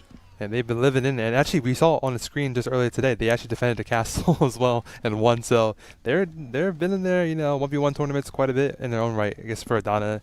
But let's go ahead and check and see what they're going to be looking at here. We have Trauma versus Famous here coming in for the finals of Scholar. Who do you think is going to take the reins here and be the winner? I don't know, but I'm loving these character names because we have Trauma with if you win, you're bad. Oh, if I win. if I win, you're bad. Oh, if I win, you're bad. And then greetings from Famous. But, I mean, Famous. That's the cool part of the name. But, yeah, we have Scholar coming up next. I believe there is, like, a unique mechanic that you were highlighting yesterday, actually, Armin, about why Scholar can be tanky at times, which can be due to their C-swap. Every time they use the skill, their C-swap skill, it does grant them some DR. Yes, it is similar to a Q block class where they get a plus DR buff. Plus 20 every for time 10 they do it. seconds. And that skill is perma uptime, basically. Because So- you're always using C-swap, Yep. basically, for Yeah, Scholar. yeah, it's just a movement skill. It's also an animation cancel, so Mm-hmm. I'm curious to see how these guys play it out. It seems like the match is ready. We got Famous coming in. Solaire Knight wearing the title, showing off Yeah, he that is I there. definitely do play AOS. Already Magnus coming out from Trauma, so no connection right there. Famous going to be going into the spin. Goes for the grab onto the end of his flow golden flutter. Unfortunately, no connection. Comes down. Famous going to be coming on the opposite side. He's going to use his Magnus as well. You can grab the ending of that, and it looks like Trauma tried to go for it, but was a little bit off. TP in the middle. He's going to end up taking it. Famous just going to be getting out of dodge. Flow golden thunder out of the spin. And that is one thing, whenever you use spin, if you're not using the core or if you want to not get grabbed either on the ending or the startup for the windup, you do want to use Flow Golden Thunder as a cancel. So these guys will typically be using the spin and then going into Golden Thunder or a nice grab grab. punish if they manage to get the timing for it correctly. That combo does not kill, I believe, actually. He doesn't have a DP down in that situation. I believe Trauma just V'd way too early. He might have assumed that his opponent knew the Yeah, perfect potentially. combo. Goes for the TP out of the Magnus. Tried to go for the grab. Did not manage to connect over onto Famous. And now Famous trying to go for a grab onto the end of Flow Golden Thunder. The SA barely saved him. He was actually too early right there. But Trauma did not manage to get the punish. Just a bit of an off weird timing. TP's in the middle. Comes out of the TP. You do get CC'd. You throw a CC. I'm sorry. Whenever you take the TP, it is a knockback. However, your TP exit is completely unprotected. So these guys want to go for a Flow Golden Thunder on the end of the TP. Or potentially even a grab. They can now grab the ending, but the spin, he tried to go for the grab onto it, but he was just a little bit too early. Down smash coming down with the full golden thunder, gets a re-KD of it. That's what you call optimal, especially with the down smash in play. Nice setup from Trauma, and now a even situation where no no Via is available on Famous. Famous still has his E-buff available. However, though, if he wants to go for the pop and try to get a little bit of a DP buff, plus 50, and a little bit of an AP buff, he's going to pop his pre-awakening Rabomb. If you guys don't know what the Rabomb on Scholar does, is that it makes it so that you're immune to slows for 30 seconds. One of the only buffs in the game that does that. Actually, a very interesting buff. TP is going to be coming up from Famous. Not going to get punished at all by Trauma. Trauma's just content with playing it chill, playing it slow, takes his TP of his own over in the middle. Famous is going to be throwing his TP out again. Every single time you use your TP, you get a 10% attack speed buff. So it is a crucial skill to be spamming as much as you can off cooldown. Comes down, Magnus opposite side, spin! Caught again! Golden Thunder for the follow-up. That is twice now Spin that to Trauma win. gets a CC on Famous. Spin to win. We're playing Garen out here. My man is getting those connections. I love that. That was good. And yeah, Trauma doing well so far. I mean, his combo was very, very clean, I will have to say.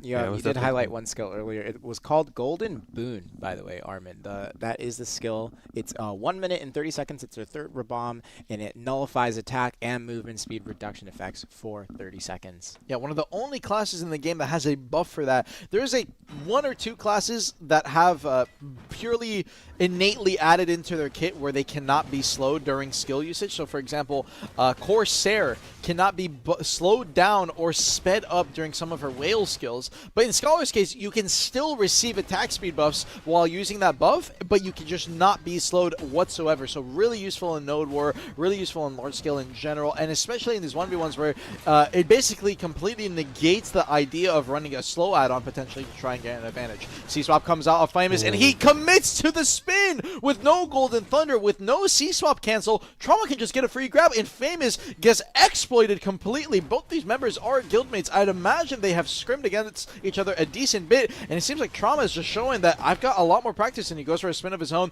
Is going to be, no CC attached to the ending. He's going to take his TP, goes immediately into his Magnus, does not go into his full Golden Thunder, and instead Famous tries to cancel and go into a grab of his own out of the end of his Golden Thunder. Unfortunately, no connection. Goes for a grab right there just before the Golden Thunder ends up winding up. Trauma, unfortunately, no connection. Good iframe comes out from Famous. And now Famous, neutral game, comes down. Golden Thunder, again, that little hammer slam. The spacebar, as we like to call it on SPC. C-Swap comes out of his dash back.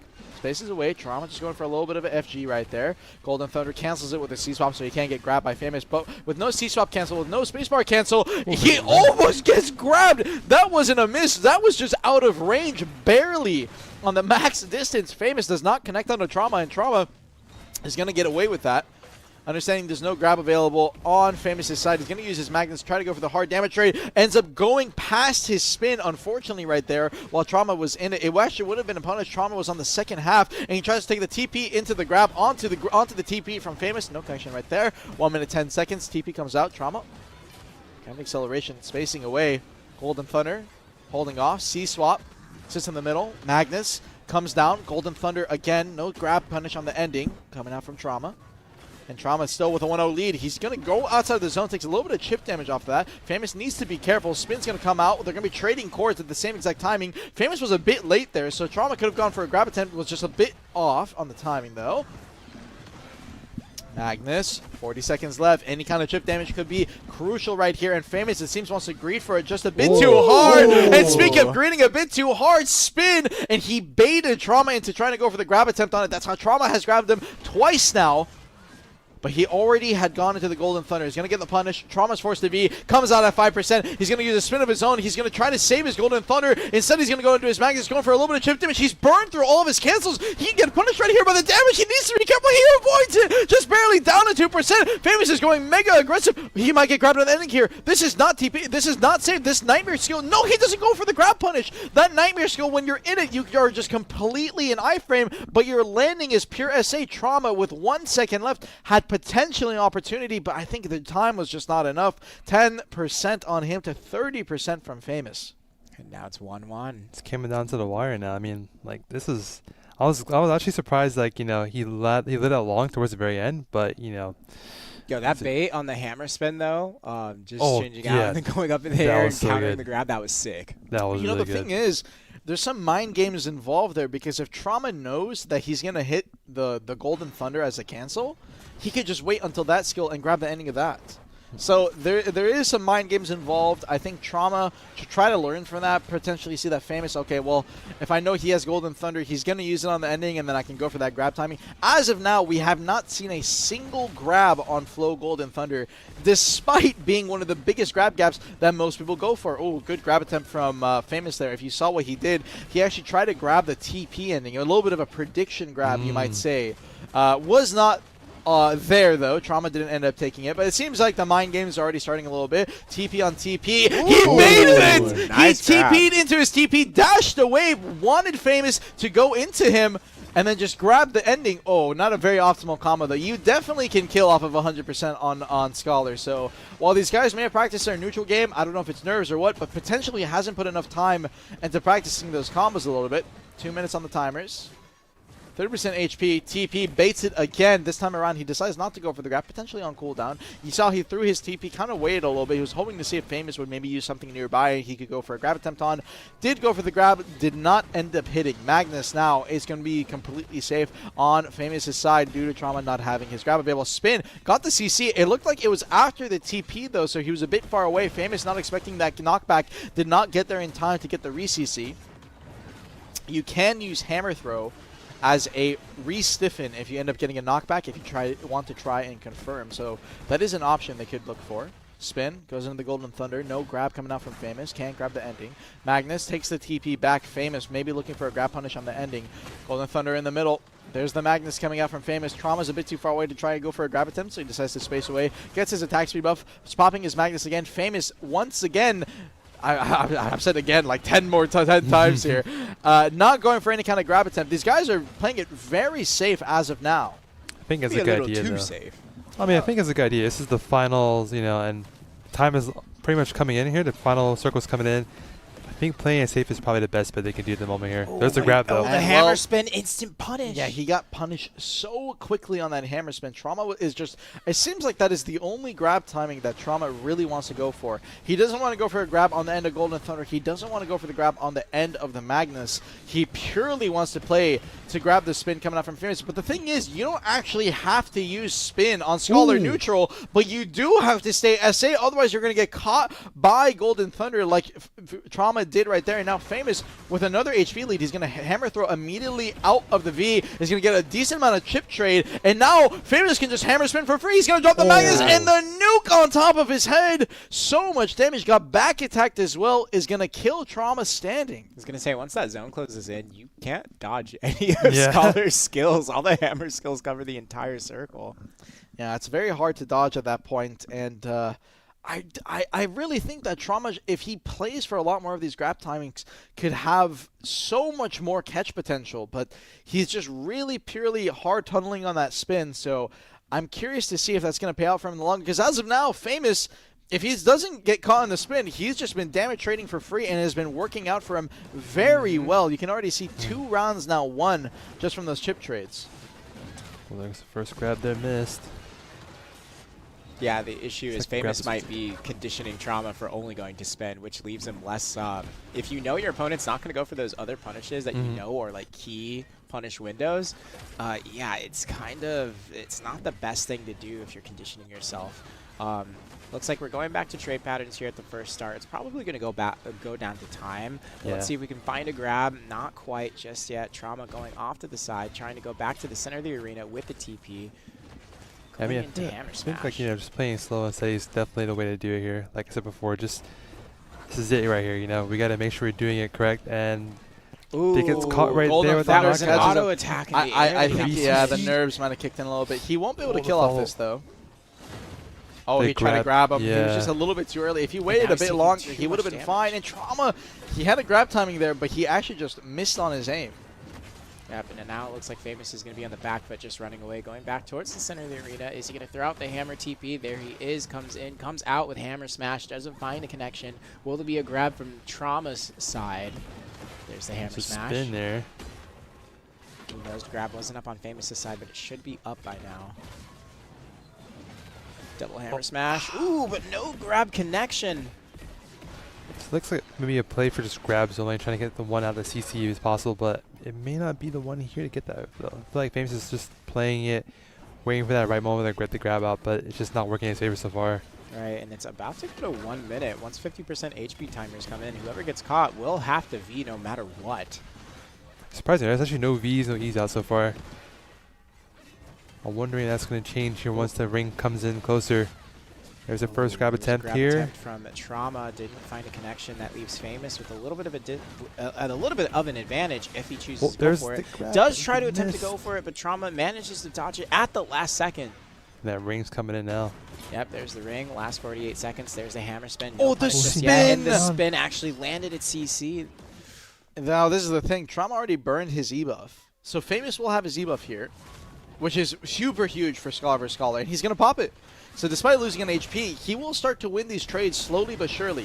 Trauma has to land a grab to win, unless Famous gets the grab first. And now, not only does he have E-buff popped, but Trauma no longer has a V, so Famous just has to play this slow. And he's just going to punish Trauma's grab. Trauma greedy too hard, gets the kick KD, and Famous wins it out. Trauma committed so hard for the grab, and Famous just played it safe. He honestly wasn't going for too many grabs, just went for the chip trades, played it smart, and he's going to win it out. I mean, like you said, if you're not going for those punishes on his abilities, he's just going to chip you out towards the end, and that's exactly what happened.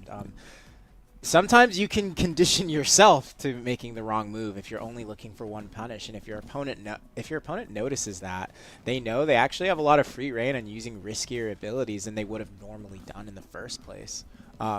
But yeah, Famous doing a phenomenal job at taking that win over Trauma, and he's going to be, they're going to be famous. They've been famous so far, and now they're famous again as the Master Scholar first place winner here, with Trauma in second place.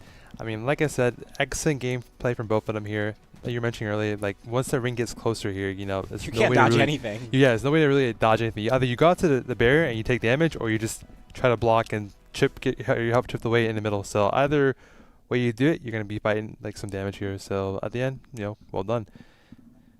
With that said, we do have pretty much our final match of the day. It's our final match of the day. 31 classes here. How are we doing today, chat? We've made it through the second master class of the weekend. Made it to the end. One thing to highlight once again, gentlemen, thanks for being on desk with us. Everyone who competed today, you've done a phenomenal job. It's been really exciting.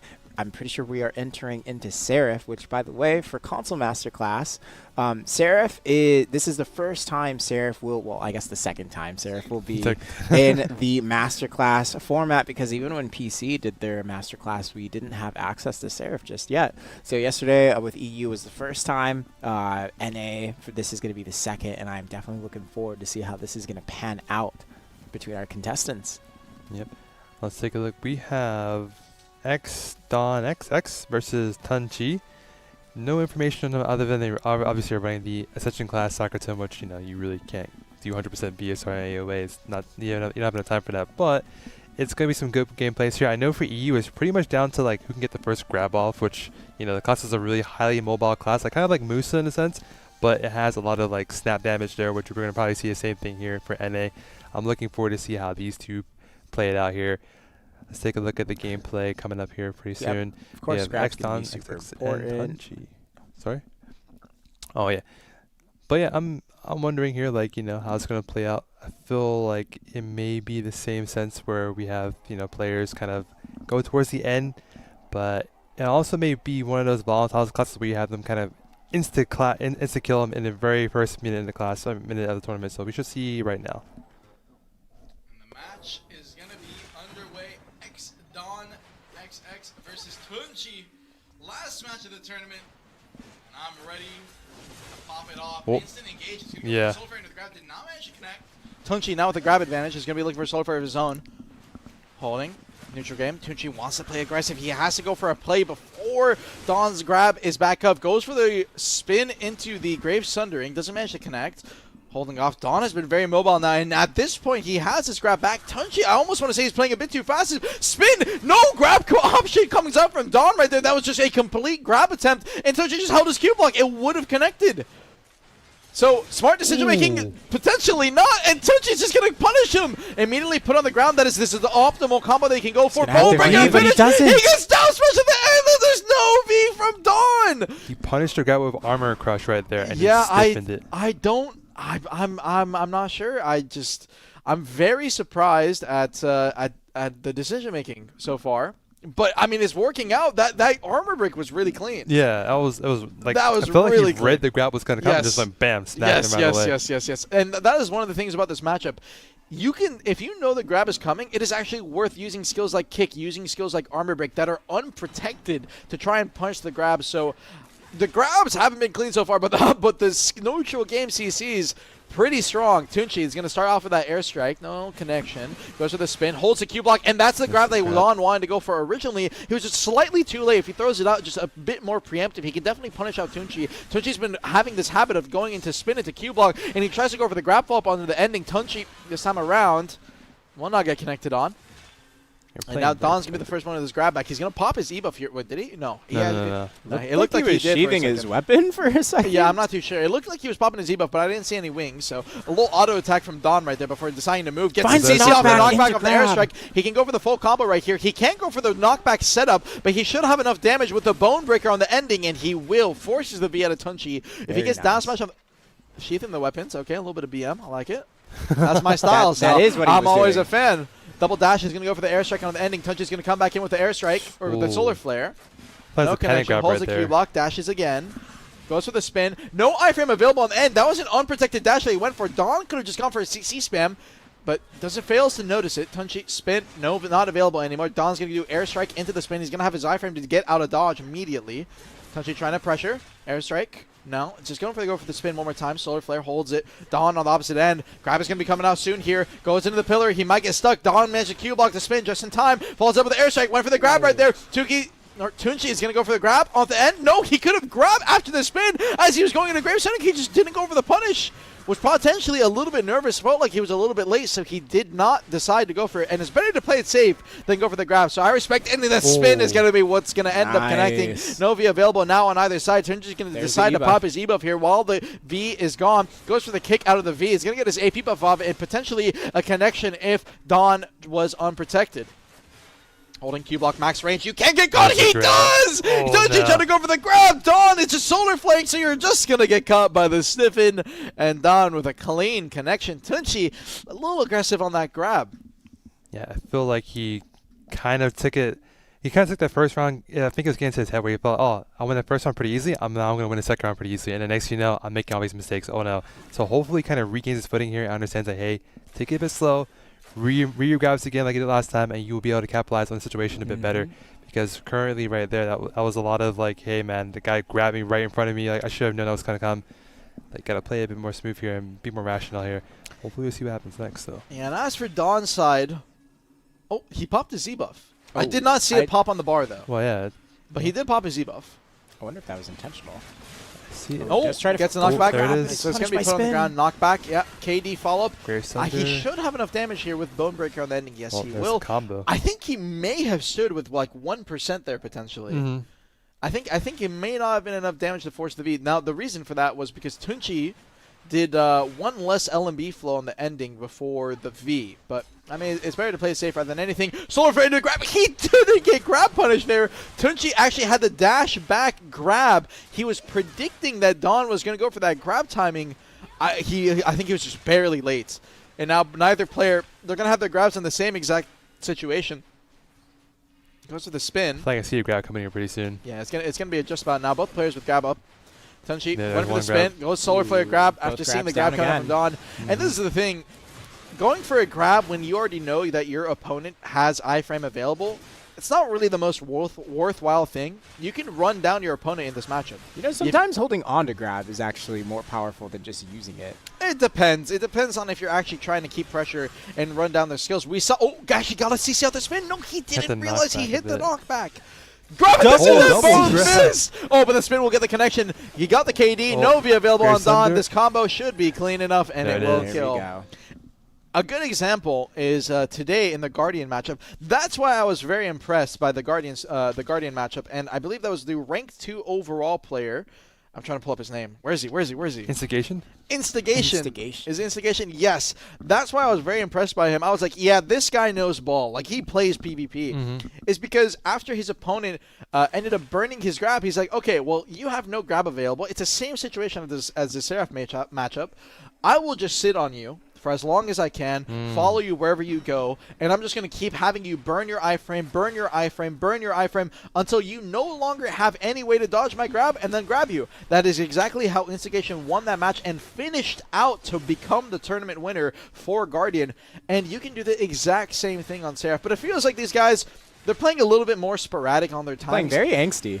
Yeah, very angsty, but it's understandable. Seraph, newer class release, and also very fast. So compared to Guardian, where you only have a few options for your movement, Seraph has so many options. You definitely still have a lot more cooldowns that you have to run down. And in this situation, Tunchi actually ended up getting a stiffen connection into the grab. I don't know if Dawn had to be there immediately. Definitely could have played a little bit slower, and it looks like Tunchi is going to pop his E-buff right here. It seems like the Seraph E-buff actually doesn't pop up on the sidebar. I did not know that. That's actually maybe technically an issue right there. I wonder if that's the case. It should definitely pop up there. Well, it's something to bring up later at this point. But for now, we got the match underway. Tunchi, E-buff ticking. Dawn playing back. He has no V now, and he's playing for his tournament life. Tunchi, dash grab, ends up missing. Dawn can just grab that if he sees that at that point. Spin is going to be trading into the spin. It's going to be using his Grave Sundering. Dawn understanding that Tunchi with no grab available. Tunchi ends up iframing the grab coming out from Dawn. I may have been either too far away or just simply reacted in time. Not too sure, but either way, Tunchi with his grab up ends up missing. Yep, just do it too far. Spin ends up hitting. Does he hit it? No, he tried to go for the stiffen reconnection, but he ended up missing, but the grab is going to be there to connect. Tunchi, again, he's just a bit too angsty, playing too close range. There's the E-buff going out right now, too. Dawn, he has to turn this. The spin! The KD connection! He can use Grave Sundering for the Reese's here. No, he jumped the combo. He greeted way too much for damage, but the spin is there to finish it off. It doesn't matter. Tunchi, you still have to be careful. I mean, this is the thing. You know your opponent has no grab anymore, and after you stand up in that situation, you can't just chuck the grab. You still have to get the spin out. Dawn, good spin timing, to be honest. Oh, yeah. Absolutely. Yep. Able to counteract that and react to it immediately, and then follow with the damage output and just dunk him in. How poetic, gentlemen, that we are here on a Game 5 for the last match of the evening. We are going into the final round of the final match of the final day. Of the final day. Well, no, it's not the final day. We got Asia still. Oh, that's true. Next week. Next week we can say that. Next week we can say that. Hopefully it goes all the way. All right, there's another grab. Spin comes out. That is actually a good grab. You can grab the second half of the spin if you're spaced correctly, and I believe he was. I actually think the only reason Dawn didn't hit that grab was because he didn't turn his stick in time. But Tunchi's going to manage to get the spin CC here right here. He's going to go for the follow-up damage, and he has to be. Yep, the Bone Crusher on the final hit. It would have killed him, and if he had gone a down smash right there, Dawn could have potentially died, and Dawn has had a rough start to every single round. Even the rounds he has won, Dawn has been the first one to lose his V. But he's managed to turn around once. He managed to turn around last round. Can he do it a third time? Goes for the grab. Oh my god, he was so close. Tunchi goes, he kicked raw! No! Ends up kicking and just gets caught by the spin. A good spin by Tunchi. 3-2 to win the tournament. Congratulations on becoming the Master Seraph. Yeah, congratulations, Tunchi. Wow, that was an excellent gameplay right there. You're saying? No, I said congratulations too. Oh, okay, sorry. No, you're good. I mean, X Dawn XX, you definitely did well too. I mean, you're still second place overall. Doesn't mean you're not coming with anything good. You still get some 50k crowns, 50k pearls as well too, and the Arsha Awakening skin for Seraph, 180 days. For Seraph's Arsha Awakening skin, it is only available through the BSR, just so you know. But it is pretty cool nonetheless. It's like kind of that gothic theme really to sick. it. Yeah, it's like a gothic, huge greatsword theme, which looks really nice. I really want that for Warrior one day. I'm just kidding. You can play Seraph. I mean, that's true. I do have Seraph tag actually, to be fair. But congrats to Tunchi here, ending the stream, ending the day for a masterclass here. They are the Master Seraph. That was a phenomenal match. We have my two casters here. You know, they were shouting their voices off. More so Armin. I've been seeing in chat lately too. Like, oh my god, this guy, he's a Red Bull. He's on fire. And also Etsu here was analytical skills. Sorry, I'm getting a bit tongue tied there. Amazing follow up, you guys. Both of you guys are casting really well here. Well. I appreciate it. I'm not as a amazing speaker, but you guys are just doing a phenomenal job here. With that said, you know, I once again want to say thank you guys here for NAs for coming out here and showing us this amazing fight between first, second place finals. It was a phenomenal day for day 2 of the Masterclass tournament. We also have our our masterclass console exclusive push ups going on. I know Armin, you ready to come to console here pretty soon. Let's see you come on board here for more of these. But it was a great show. Hope you guys watched it and saw some amazing notes. Saw amazing matches here and took some notes about these players here. Some of them did really great. We had Suck Hash and Awakening Hash did really phenomenal trades between each other. The Guardian Rush Instigation was phenomenal as well too. The Warrior, my favorite one, of course. I love the seeing corruption here. Pull through. It was amazing combos and spacing there. But before we do sign off, I want to say we do have a nice coupon again. I know you guys saw from EU we had a coupon, and for NA we're running it back with another coupon. Let's take a look at the coupon here. I know you guys are looking forward to that. We have NA Best Class BDC. Same awards yesterday. We had the Masterclass Battlecry 2, Enhancement Help Kit 1, Perfume DC 2, Item Collection Scroll 10, Sturdy Forest Tread 3, Perfume Courage 2, and of course wrapping it all up, 1,000 Cron Stones. Amazing right there for us to have. I know everyone's looking forward to those Cron Stones. That is going to be a phenomenal thing for you guys to pretty much redeem here. Make sure you have your accounts linked so you can go ahead and take advantage of that. And you can also use your coupon either through the app, iOS app, or through our in-game coupon redemption, or also on our webpage. But before we head off, I do want to say, thank you guys, Armin and Etsu, for doing a wonderful job. You want any last few words you want to go give to our console players? No, just thanks for always being welcoming for the console community, and thanks for always showing up with some high-octane gameplay. You guys are honestly extremely talented, and I couldn't even imagine doing half the stuff you guys do on controller as well as you do. So once again, thanks for welcoming us on the desk for Masterclass, and it was a really fun time. That was great. Thanks, guys. Appreciate it. Well, I am GM Ash. I am again joined here with CM2 and Armin. Thank you all for your day. Thank you all for coming out today, and I'll see you guys on a next stream for Asia. It's going to be, I believe, April 25th. Yeah, also on Saturday, April 25th, I believe, at 6 p.m. PDT. So it's a bit, late for NA side. It's going to last for quite a bit of time. It's going to be around 10 a.m. GMT plus 9 UTC period. I am kind of blanking here. It's like, I think 2 a.m. or something like that. If you're able to stay up that long and watch with us, definitely come around and watch with it. We're going to have console exclusive Switch drops as well too during that period. So please come look at it. Have a nice day, guys. Later. Later.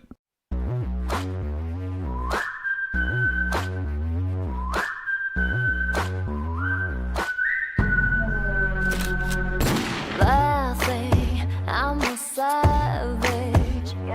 누구도 건드릴 수 없는 모래 위는 세계 침략될 불빛을 느꼈어. Don't feel me. 감춰진 Deadeye 차가운 눈빛으로 꺼내게 해볼래. Step through the mist 난 알아챌 수 없어. 나의 show 널 봤을 땐 늦었어. 이제 멈출 수 없는 내 차원으로 걸어가. Dusty light, 피어난 power, I'm cold Deadeye. 난 untouchable, stepping into high.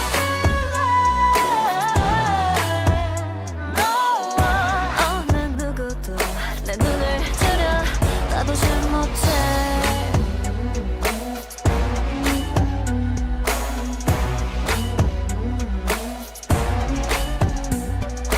Dusty, drip inside deep search in my eyes. 장막을 가로질러 빛을 멀게 하는 revolver shot.